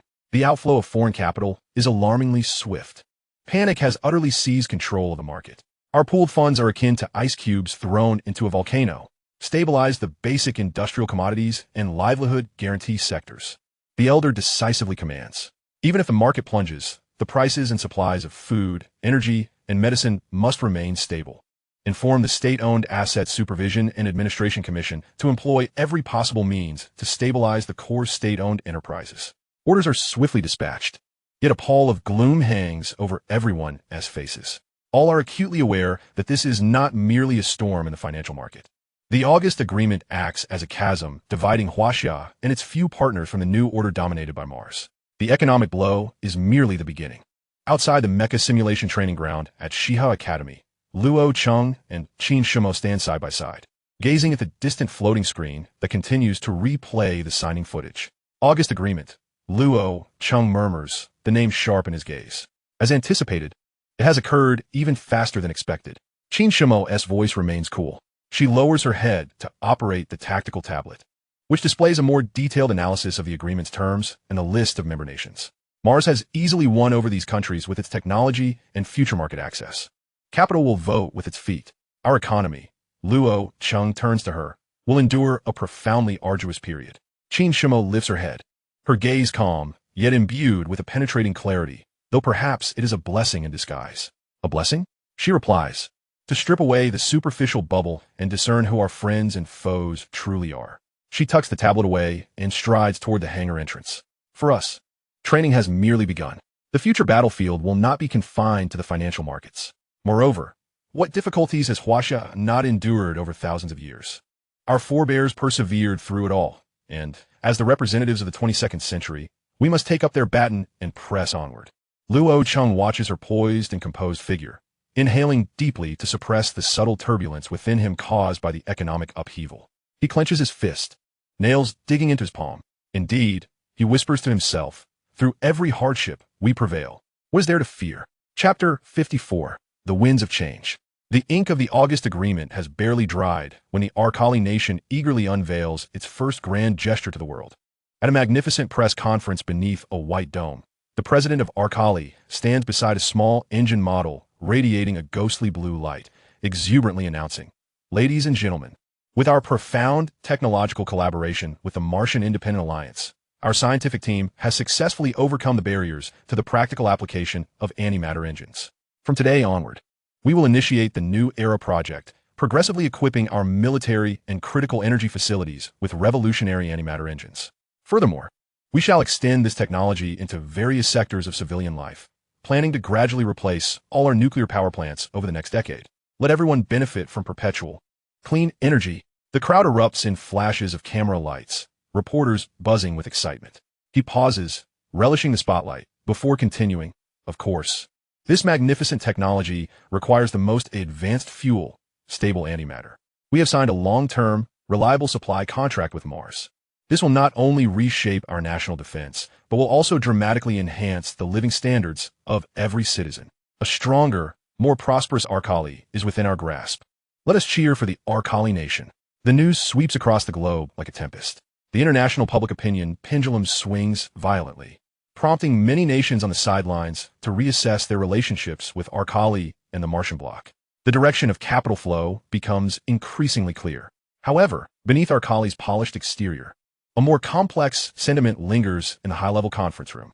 Gentlemen, the technology provided by the Martians is real, but it is also perilous. National Intelligence Director Bill Orson pounds the table during the classified meeting.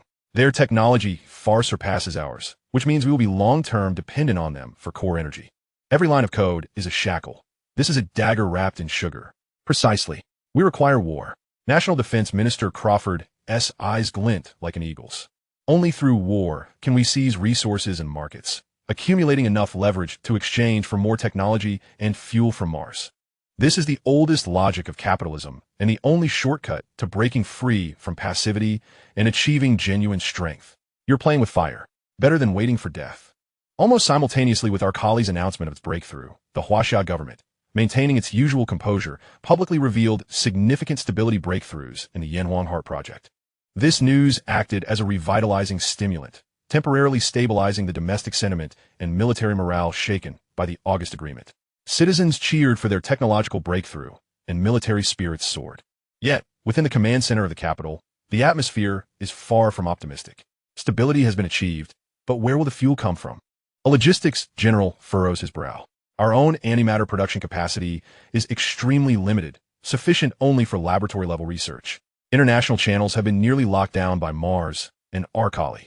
Without sufficient antimatter, no matter how stable the Yanhuang Heart is, it remains a precise machine that cannot operate at full capacity. This is a vicious cycle. Another senior official sighs. We need antimatter to validate and refine the technology to acquire more antimatter. Yet now we find ourselves stuck at the first step. So, do we fall one technological generation behind Arcali? Based on the information currently available, it seems so. Our mainstream technology still revolves around controllable nuclear fusion engines, while they can begin gradual replacements using Martian fuel. Comrades, the leader seated at the front speaks. Technology is not the key factor in winning wars. It is merely a means. The essence of winning a war lies in spirit and faith.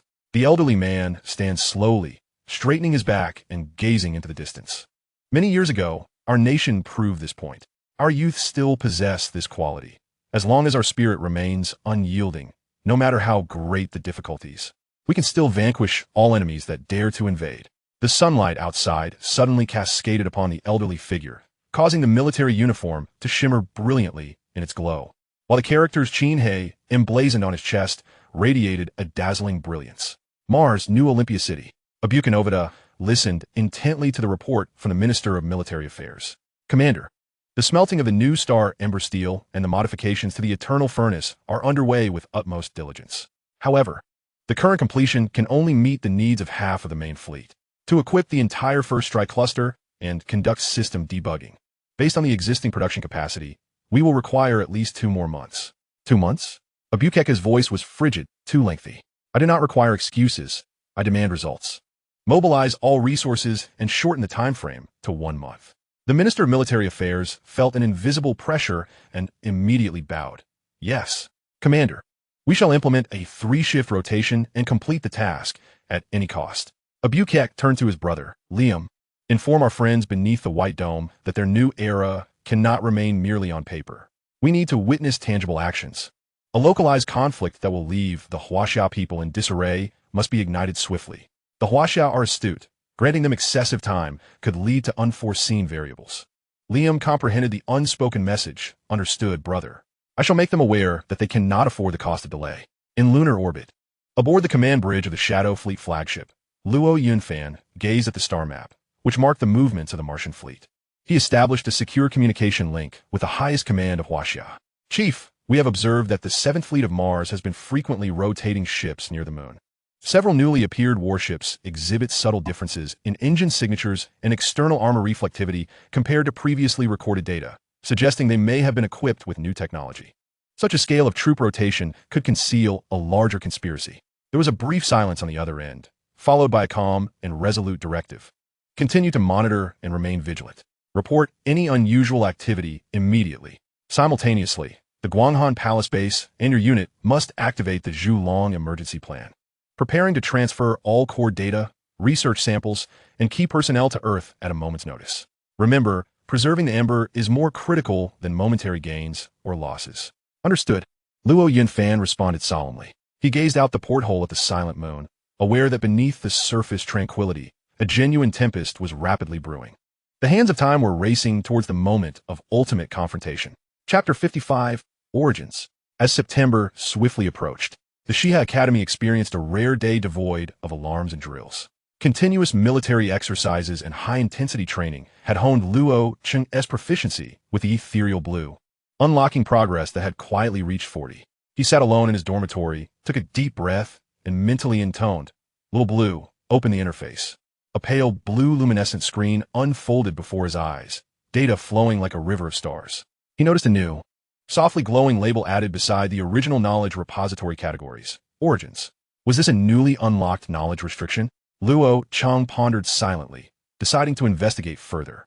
With a flicker of thought, relevant information surged into his consciousness.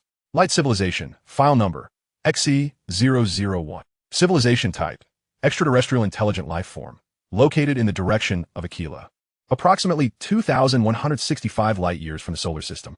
Civilization level, based on calculations and in conjunction with Blue Star's classification of civilization levels.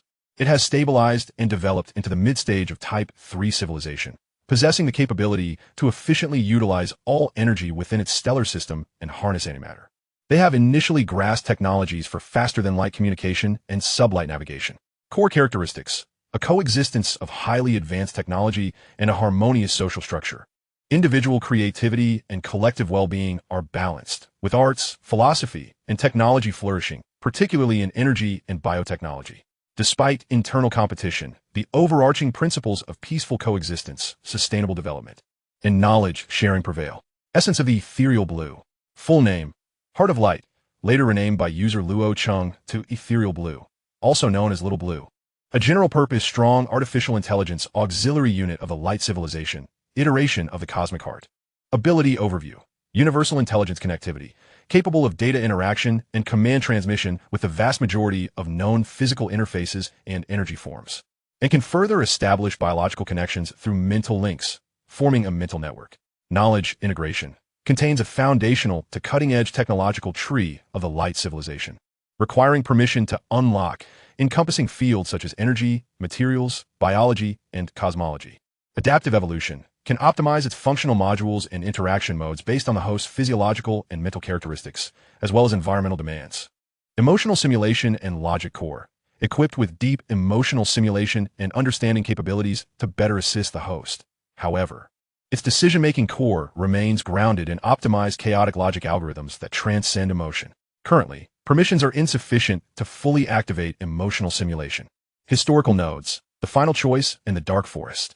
The Light Civilization had long possessed the capacity for deep space voyages, yet based on their profound understanding of the universe, they adhered to a principle of cautious exploration without easily exposing themselves. They believed that the resources and potential of their known home had yet to be exhausted, while the risks lurking in the depths of the universe far exceeded their imagination. Actively and massively exposing their coordinates could invite unpredictable calamities. Nevertheless, calamity still sought them out. Invasion of Argus: a nomadic invading civilization, claiming to be Argus, meaning ruler of all in their language, inadvertently trespassed into the Light Star domain. The Argus civilization adhered to absolute hegemony and plunder, with a technological focus skewed towards military and destruction. A brutal war erupted that lasted for several stellar standard years. Although the Light civilization fought valiantly, they ultimately succumbed to the specialized destructive capabilities of their adversaries, leading to the obliteration of their civilization's core. The Argus civilization also suffered significant losses in this conflict, with their core fleet sustaining over 50% casualties, forcing them to temporarily withdraw from the star domain. The sowing of the Ember. Long before, a deep space station of the Light had captured a faint, repeating signal from hundreds of light years away. It was the message sent by Blue Star in 1974, carrying human culture and friendly information. This became the sole beacon of hope and despair. The survivors of the Light made their final decision. In the last moments of their civilization's demise, a scientific vessel carrying the last hope of the Light civilization, equipped with a quantum chip containing the core code of the ethereal blue and a few survivors, utilized their not yet fully matured hyperspace jump technology to escape frantically. They locked onto the source of the friendly signal, Blue Star. However, the pursuing remnants of the Argus civilization, like hounds of the cosmos, relentlessly pursued them. It was almost certain that the monitoring systems of the Argus civilization had also detected this friendly signal from Blue Star, revealing their own position. They were likely heading in the same direction. Two battered fleets, one trailing the other, arrived almost simultaneously at the edge of the solar system.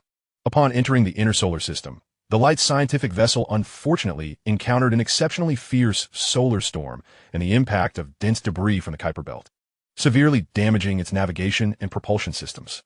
The main vessel lost control, ultimately taking refuge in a small escape pod, hiding behind a minor asteroid, camouflaging itself as a meteor, and crashing onto the third planet of the solar system, Blue Star.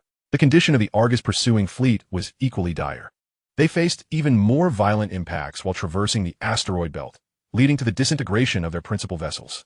The core remnants, entwined with the technological legacy of the Argus civilization and a handful of survivors, plummeted directly onto the dark crimson planet, Mars.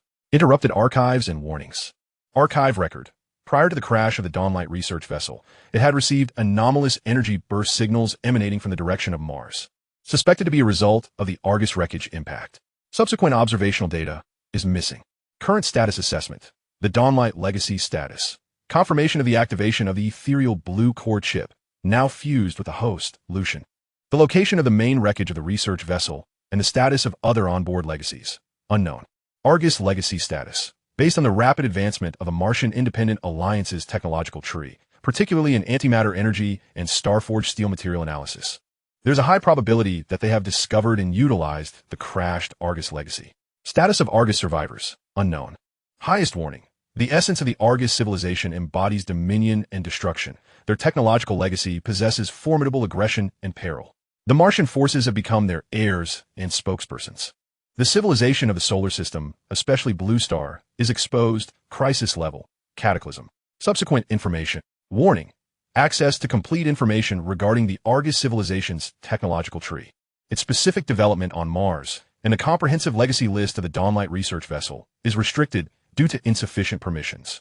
Luo Cheng abruptly awakened from his immersion, his back drenched in cold sweat. Goosebumps cascaded down his arms.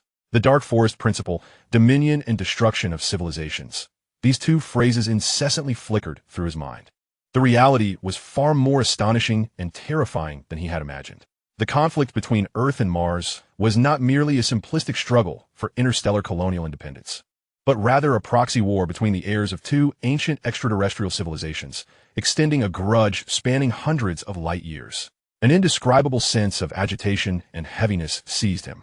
He needed to do something, to find something to numb his overly alert and shocked mind. That evening, he entered the Academy's new recruits bar. It buzzed with more liveliness than usual, as many cadets took advantage of a brief respite to unwind their taut nerves. Luo Cheng found a quiet corner and ordered a pint of the base's homebrewed beer, not too strong. The amber liquid swirled gently in the glass, reflecting the dim lights of the ceiling, as if mirroring the relentless pursuit across the starry seas, the howling of solar storms, the impacts from the asteroid belt, and the inevitable, incompatible flames ignited by two civilizations in this alien domain. He raised his glass, but hesitated to drink. The turmoil within him surged far more than the liquid within the cup. Drinking alone is not quite your style. A cool and familiar voice calmly resonated behind him. Luo Cheng paused, not immediately turning around. He knew who it was. Qin Shumo naturally took a seat across from him, placing her glass of clear soda on the table. Her gaze settling calmly on Lucian's eyes, which were intertwined with confusion, shock, and heaviness. It seems she began, her tone as consistently composed as ever, yet with a subtle hint of inquisitiveness. You've encountered something new. Care to share? Chapter 56. The Ember. Lucian gazed at the swirling liquid in his glass, attempting to mask the tremors within. Nothing much, he replied, his voice somewhat hoarse, just that the mecha training has been a bit intense lately. Qin Shumo gently swirled her soda, a knowing smile gracing her lips. Given your current physical data and neural response speed, that training regimen hardly qualifies as a warm-up. She set down her glass and suddenly leaned forward, her warm breath brushing against Lucian's ear as she whispered in a tone only they could hear. Is it because of the Dawnlight civilization? Lucian's heart constricted sharply, yet his instinctive wariness betrayed no change in his expression. He turned to meet Qin Shumo's gaze, which seemed to penetrate through all facades, and calmly replied, I don't understand what you're talking about. Really? Qin Shumo chuckled softly, returning to her seat, her deep-set eyes gleaming with mischief. Then you must not be interested in this.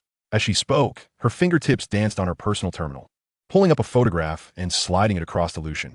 The image depicted a desolate expanse of Gobi, with a twisted metallic wreck lying in the center. The metal exhibited an oddly streamlined structure, its surface adorned with intricate patterns beyond the capabilities of earthly craftsmanship. Even in the photograph, one could sense the timeless technological essence it embodied, a fragment of a small spacecraft, undoubtedly not belonging to Blue Star civilization. Lucian's pupils imperceptibly constricted. There are too many people here. It's not convenient. Qin Shumo stood, stowing away her terminal, her smile unwavering as she spoke with an air of certainty that brooked no refusal. If you wish to know more, follow me. Without the slightest hesitation, she turned and walked towards the tavern's exit. Lucian stared at her retreating figure, a tempest of conflicting emotions roiling within him. The immense risk of exposure to secrets intertwined with a fervent thirst for truth. He abruptly downed the remaining contents of his glass, the sharp sensation igniting his resolve. Rising to his feet, he hurriedly followed her. I detest riddlers. Lucian mused inwardly, his curiosity piqued, navigating through the tranquil, moonlit paths of the academy. The two arrived at an independent student apartment building. Qin Shumo's residence was on the top floor. Upon opening the door, a faint, refreshing aroma reminiscent of sandalwood and jasmine wafted towards him. Lucian stepped inside, surveying the stark contrast to his cramped dormitory. The room was a standard one-bedroom suite, furnished with an almost austere simplicity. The walls were a clean pale gray, devoid of any superfluous decorations. A spacious workstation stood by the window, where 3 ultra-thin displays lined up side by side, their screens dark, yet scattered alongside them were several data chips and an open notebook filled with complex equations. The bookshelf was meticulously organized, predominantly filled with tomes on advanced mathematics, quantum physics, and interstellar strategy. However, in stark contrast to this overly rational tidiness, a soft gray fabric sofa in the living room cradled a fluffy golden ball.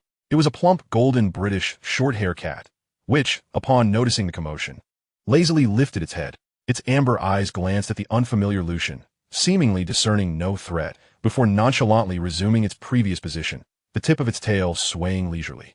Meow. The golden fluff emitted a soft sound. Dan Bao, we have a guest, Qin Shumo said, approaching and giving the chubby cat a gentle pat on its rear. Meow. This feline, named Dan Bao, appeared a tad displeased by the disruption, lazily nuzzling before disregarding Qin Shumo's presence. Oh dear, spoiled indeed. Please, make yourself comfortable. Qin Shumo sighed with resignation. Lucian observed the distinctly single-occupancy arrangement in the cat, which seemed out of place yet harmoniously at home, and couldn't help but be taken aback. Why do you have a one-bedroom apartment? And you own a cat?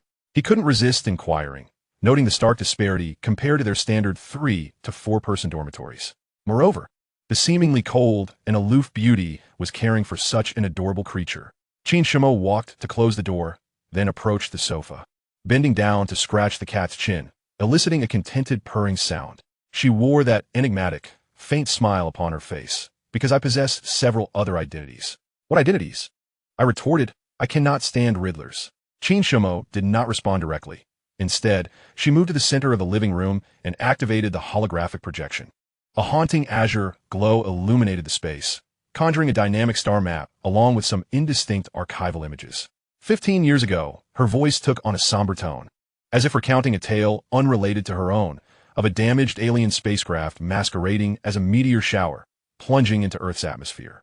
The holographic display revealed a simulated scene, a uniquely shaped vessel disintegrating amidst roaring flames, debris trailing like tails as it scattered across the vast desert expanse. The ship had already been severely compromised, and the friction of the atmosphere was the proverbial straw that broke the camel's back. The vessel structure was almost entirely incinerated, shattered, leaving only a scant few remnants. Qin Shumo hesitated for a moment. Then the image shifted to reveal several semi-buried, crystal-like containers in the sand, some relatively intact life support pods, housing entities resembling humans but exhibiting extremely faint life signs. Luo Cheng held his breath, his gaze fixed intently on those nutrient pods. The military had secretly recovered these remains and survivors. Due to the ambiguous circumstances and the involvement of top-secret matters, all information had been stringently classified. They were housed in a clandestine facility for research, or rather, an attempt at rehabilitation. Qin Shumo's voice was soft, yet it struck Luo Cheng's heart like a hammer. Ultimately, after an extended period of coma and adaptation, only 2 individuals survived. She raised her hand, pointing to the image of a blurred adult male figure clad in a research uniform. One of them is now a distinguished professor at a leading university in the country, spearheading an avant-garde biotechnology project. I'm afraid his name is classified. I cannot disclose it. The image finally froze on the face of a girl, curled up in nutrient solution, appearing no older than 5 or 6 years. Though youthful, her facial features unmistakably mirrored those of the present Qin Shumo. She deactivated the projection and turned to face the utterly frozen Luo Cheng, stating each word with deliberate clarity, "And the other surviving child is me." The room fell into a deathly silence. Luo Cheng's eyes widened. Incredulity etched across his face as he gazed at the calm girl before him, as if she were narrating someone else's story. The Shiguang civilization was not merely a chip. There was a living spark, coursing with the blood of the Shiguang civilization. Standing right before him, he opened his mouth but found himself momentarily voiceless, the overwhelming influx of information nearly overwhelming his mind. Chapter 57, Cooperation. A brief silence enveloped the room, broken only by the comforting purr of a golden-hued cat named Danbao resting on Qin Shumo's lap. Luo Cheng took a deep breath, his eyes sharp as blades, shattering the stillness. How can you prove the veracity of your claims? This sounds eerily akin to a third-rate science fiction novel. Furthermore, what is your objective? His voice carried an undeniable gravity. Any sane individual would dismiss someone claiming to be an alien, right? Even if I force myself to believe it. What do you want from me? To dissect me for research? To study the differences between humans and aliens? Qin Shumo was not taken aback by his rapid-fire inquiries. Instead, she offered a slight smile, gently stroking Danbao's soft fur. "It seems you still harbor doubts." "Of course," Luo Cheng emphasized. "All right." Qin Shumo nodded, her demeanor remaining poised. "Allow me to provide you with evidence. Have your companion within scan me, and you shall know the truth." Luo Cheng felt a sudden jolt of alarm, his vigilance spiking at once. She was indeed aware of the existence of Yulan. This was the crux of the matter. What were traps set by Argus? Might a hasty scan result in Yulan facing reverse invasion or even abduction? Countless cautionary thoughts flashed through his mind, rendering him momentarily indecisive. He pressed his lips together, silently scrutinizing Qin Shumo, attempting to discern any cracks in her tranquil demeanor. Observing his silent wariness, Qin Shumo sighed gently. "Still not convinced? It appears I must present you with more direct and substantial evidence." With that, she gradually closed her eyes, her breathing becoming long and steady. The next moment, an extraordinary transformation occurred. A soft, pure yellow halo emanated from within her being, akin to warm ripples, passing through her form in a fleeting instant. The light was not blinding, yet it exuded an ineffable tranquility and wisdom, seemingly derived from the very essence of life itself. Almost simultaneously, the Yulan interface in the corner of Luo Cheng's vision automatically activated, and cold text flashed rapidly across the screen. "Warning, high-purity homogeneous energy source detected. Energy spectrum analysis complete. Confirmed as Shiguang Civilization's unique biological energy field. Energy signature matches core database records with a 99.98 accuracy. Non simulated, non hostile sequence." The alert vanished, and the Yulan interface returned to calmness. Qin Shumo opened her eyes, the yellow halo having quietly receded. She regarded Luo Cheng, whose astonishment was palpable, and asked with a smile, "Now, do you believe me?" Luo Cheng exhaled deeply, his body slightly relaxing, though his expression remained grave. "I believe you." "So, What is your purpose? What is truly happening? The confirmation from Yulan had dispelled the possibility of her being an agent of Argus, yet a greater enigma loomed. Qin Shumo gently set Danbao down onto a nearby cushion, the little creature voicing its displeasure with a meow before resuming its slumber. She then turned her attention to Luo Cheng, her tone laced with playful sarcasm. You are indeed a cautious fellow. Finally convinced, she began to elucidate, her tone becoming earnest. Originally, the heart of the universe was an extraordinarily powerful and advanced intelligent AI, or rather, the intellect of the Shiguang civilization. Its complete form consists of 11 core modules. The part you have integrated is the most vital component, the heart of Shiguang, which harbors the most primal energy, evolutionary potential, and a profound bond with its host. The other 10 individuals, myself included, acquired the abilities of the remaining modules of the heart of the universe. For instance, Li Minghui has insight, Wang Ziyuan possesses strength, Huang Yajing has precision, while I have gained wisdom and logic. The reason for the division into 11 segments was primarily due to the fact that a life form's mental and physical capacities, under the technological limitations of that time, could not endure the immense data flow and energy impact resulting from the integration of the complete heart of the universe. Forcing such an integration would lead to consciousness collapse or bodily disintegration. This was a protective mechanism. She paused, further elaborating. This ability, at its core, is a highly refined amalgamation of biological energy and a special information carrier, which can also be referred to as a fusion of energy bodies. It resonates with the host's nervous system and even deeper layers of consciousness, utilizing the body's own biological energy and cognitive activities as fuel for growth, while simultaneously optimizing the host's corresponding potential. Luo Cheng did not fully grasp all of it, but he seized upon the critical point. Why was I chosen as the core component? Qin Shumo tilted her head, revealing a mischievous yet enchanting smile. Because you appear the most ordinary. Come on, be serious, sis, Luo Cheng replied, exasperated. Just kidding, she laughed, to be precise. It is because your foundational qualities are the most balanced, lacking any significant shortcomings, which implies the highest malleability and growth potential. However, correspondingly, your initial temperament is not yet sufficiently resilient. It requires the tempering of war and responsibility to bear the weight of the core. Thus, I surmise that the liberation of your heart of dawn is not yet profound within your soul. So, what exactly is your purpose, or rather, that of the Dawn civilization? Luo Cheng posed the most pivotal question. Our purpose is to ensure the wisdom and spirit of the Dawn civilization endure through time. Qin Shumo's gaze deepened as she continued. We aspire to collaborate with the people of Blue Star, more precisely, with the Huaxia civilization. Why Huaxia? Because these two civilizations share an intrinsic similarity in their souls. Qin Shumo's tone carried a sense of conviction. Upon understanding your history, I have discerned that both you and the Dawn civilization possess your own tenacity and integrity, adhering to the fundamental principles of peaceful coexistence, sustainable development, and a sharing of knowledge. Huaxia is also one of the oldest, most cohesive, and far-sighted civilizations in the entire history of Blue Star, aligning closely with the ideals of the Dawn civilization. Hence, I, along with the legacy of the Dawn, have chosen Huaxia. Luo Cheng nodded in agreement, acknowledging the validity of her words. Suddenly, he conceived a leap of inquiry. Then why not directly provide Huaxia with more advanced technology? Given the prowess of the Dawn civilization, it should be able to effortlessly propel Huaxia through several eras, should it not? Qin Shumo shook her head, a glimmer of appreciation in her eyes. That is precisely the crux of the matter. Whether it be the highest echelons of Huaxia's leadership or the core intelligence of the Dawn civilization, both regard the act of pulling seedlings to help them grow as the utmost disrespect and detriment to a civilization. Disregarding the objective laws of development and forcibly accelerating technological advancement will only lead to an unstable foundation, internal imbalance, and ultimately hasten its demise. Only by remaining grounded, exploring step by step, understanding, assimilating, and then innovating can we achieve sustainable development and a genuine future. The Dawn civilization has traversed this path gradually, and the leaders of Huaxia are well aware of this principle. Her eyes reflected genuine admiration for the wisdom of Huaxia's decision-makers.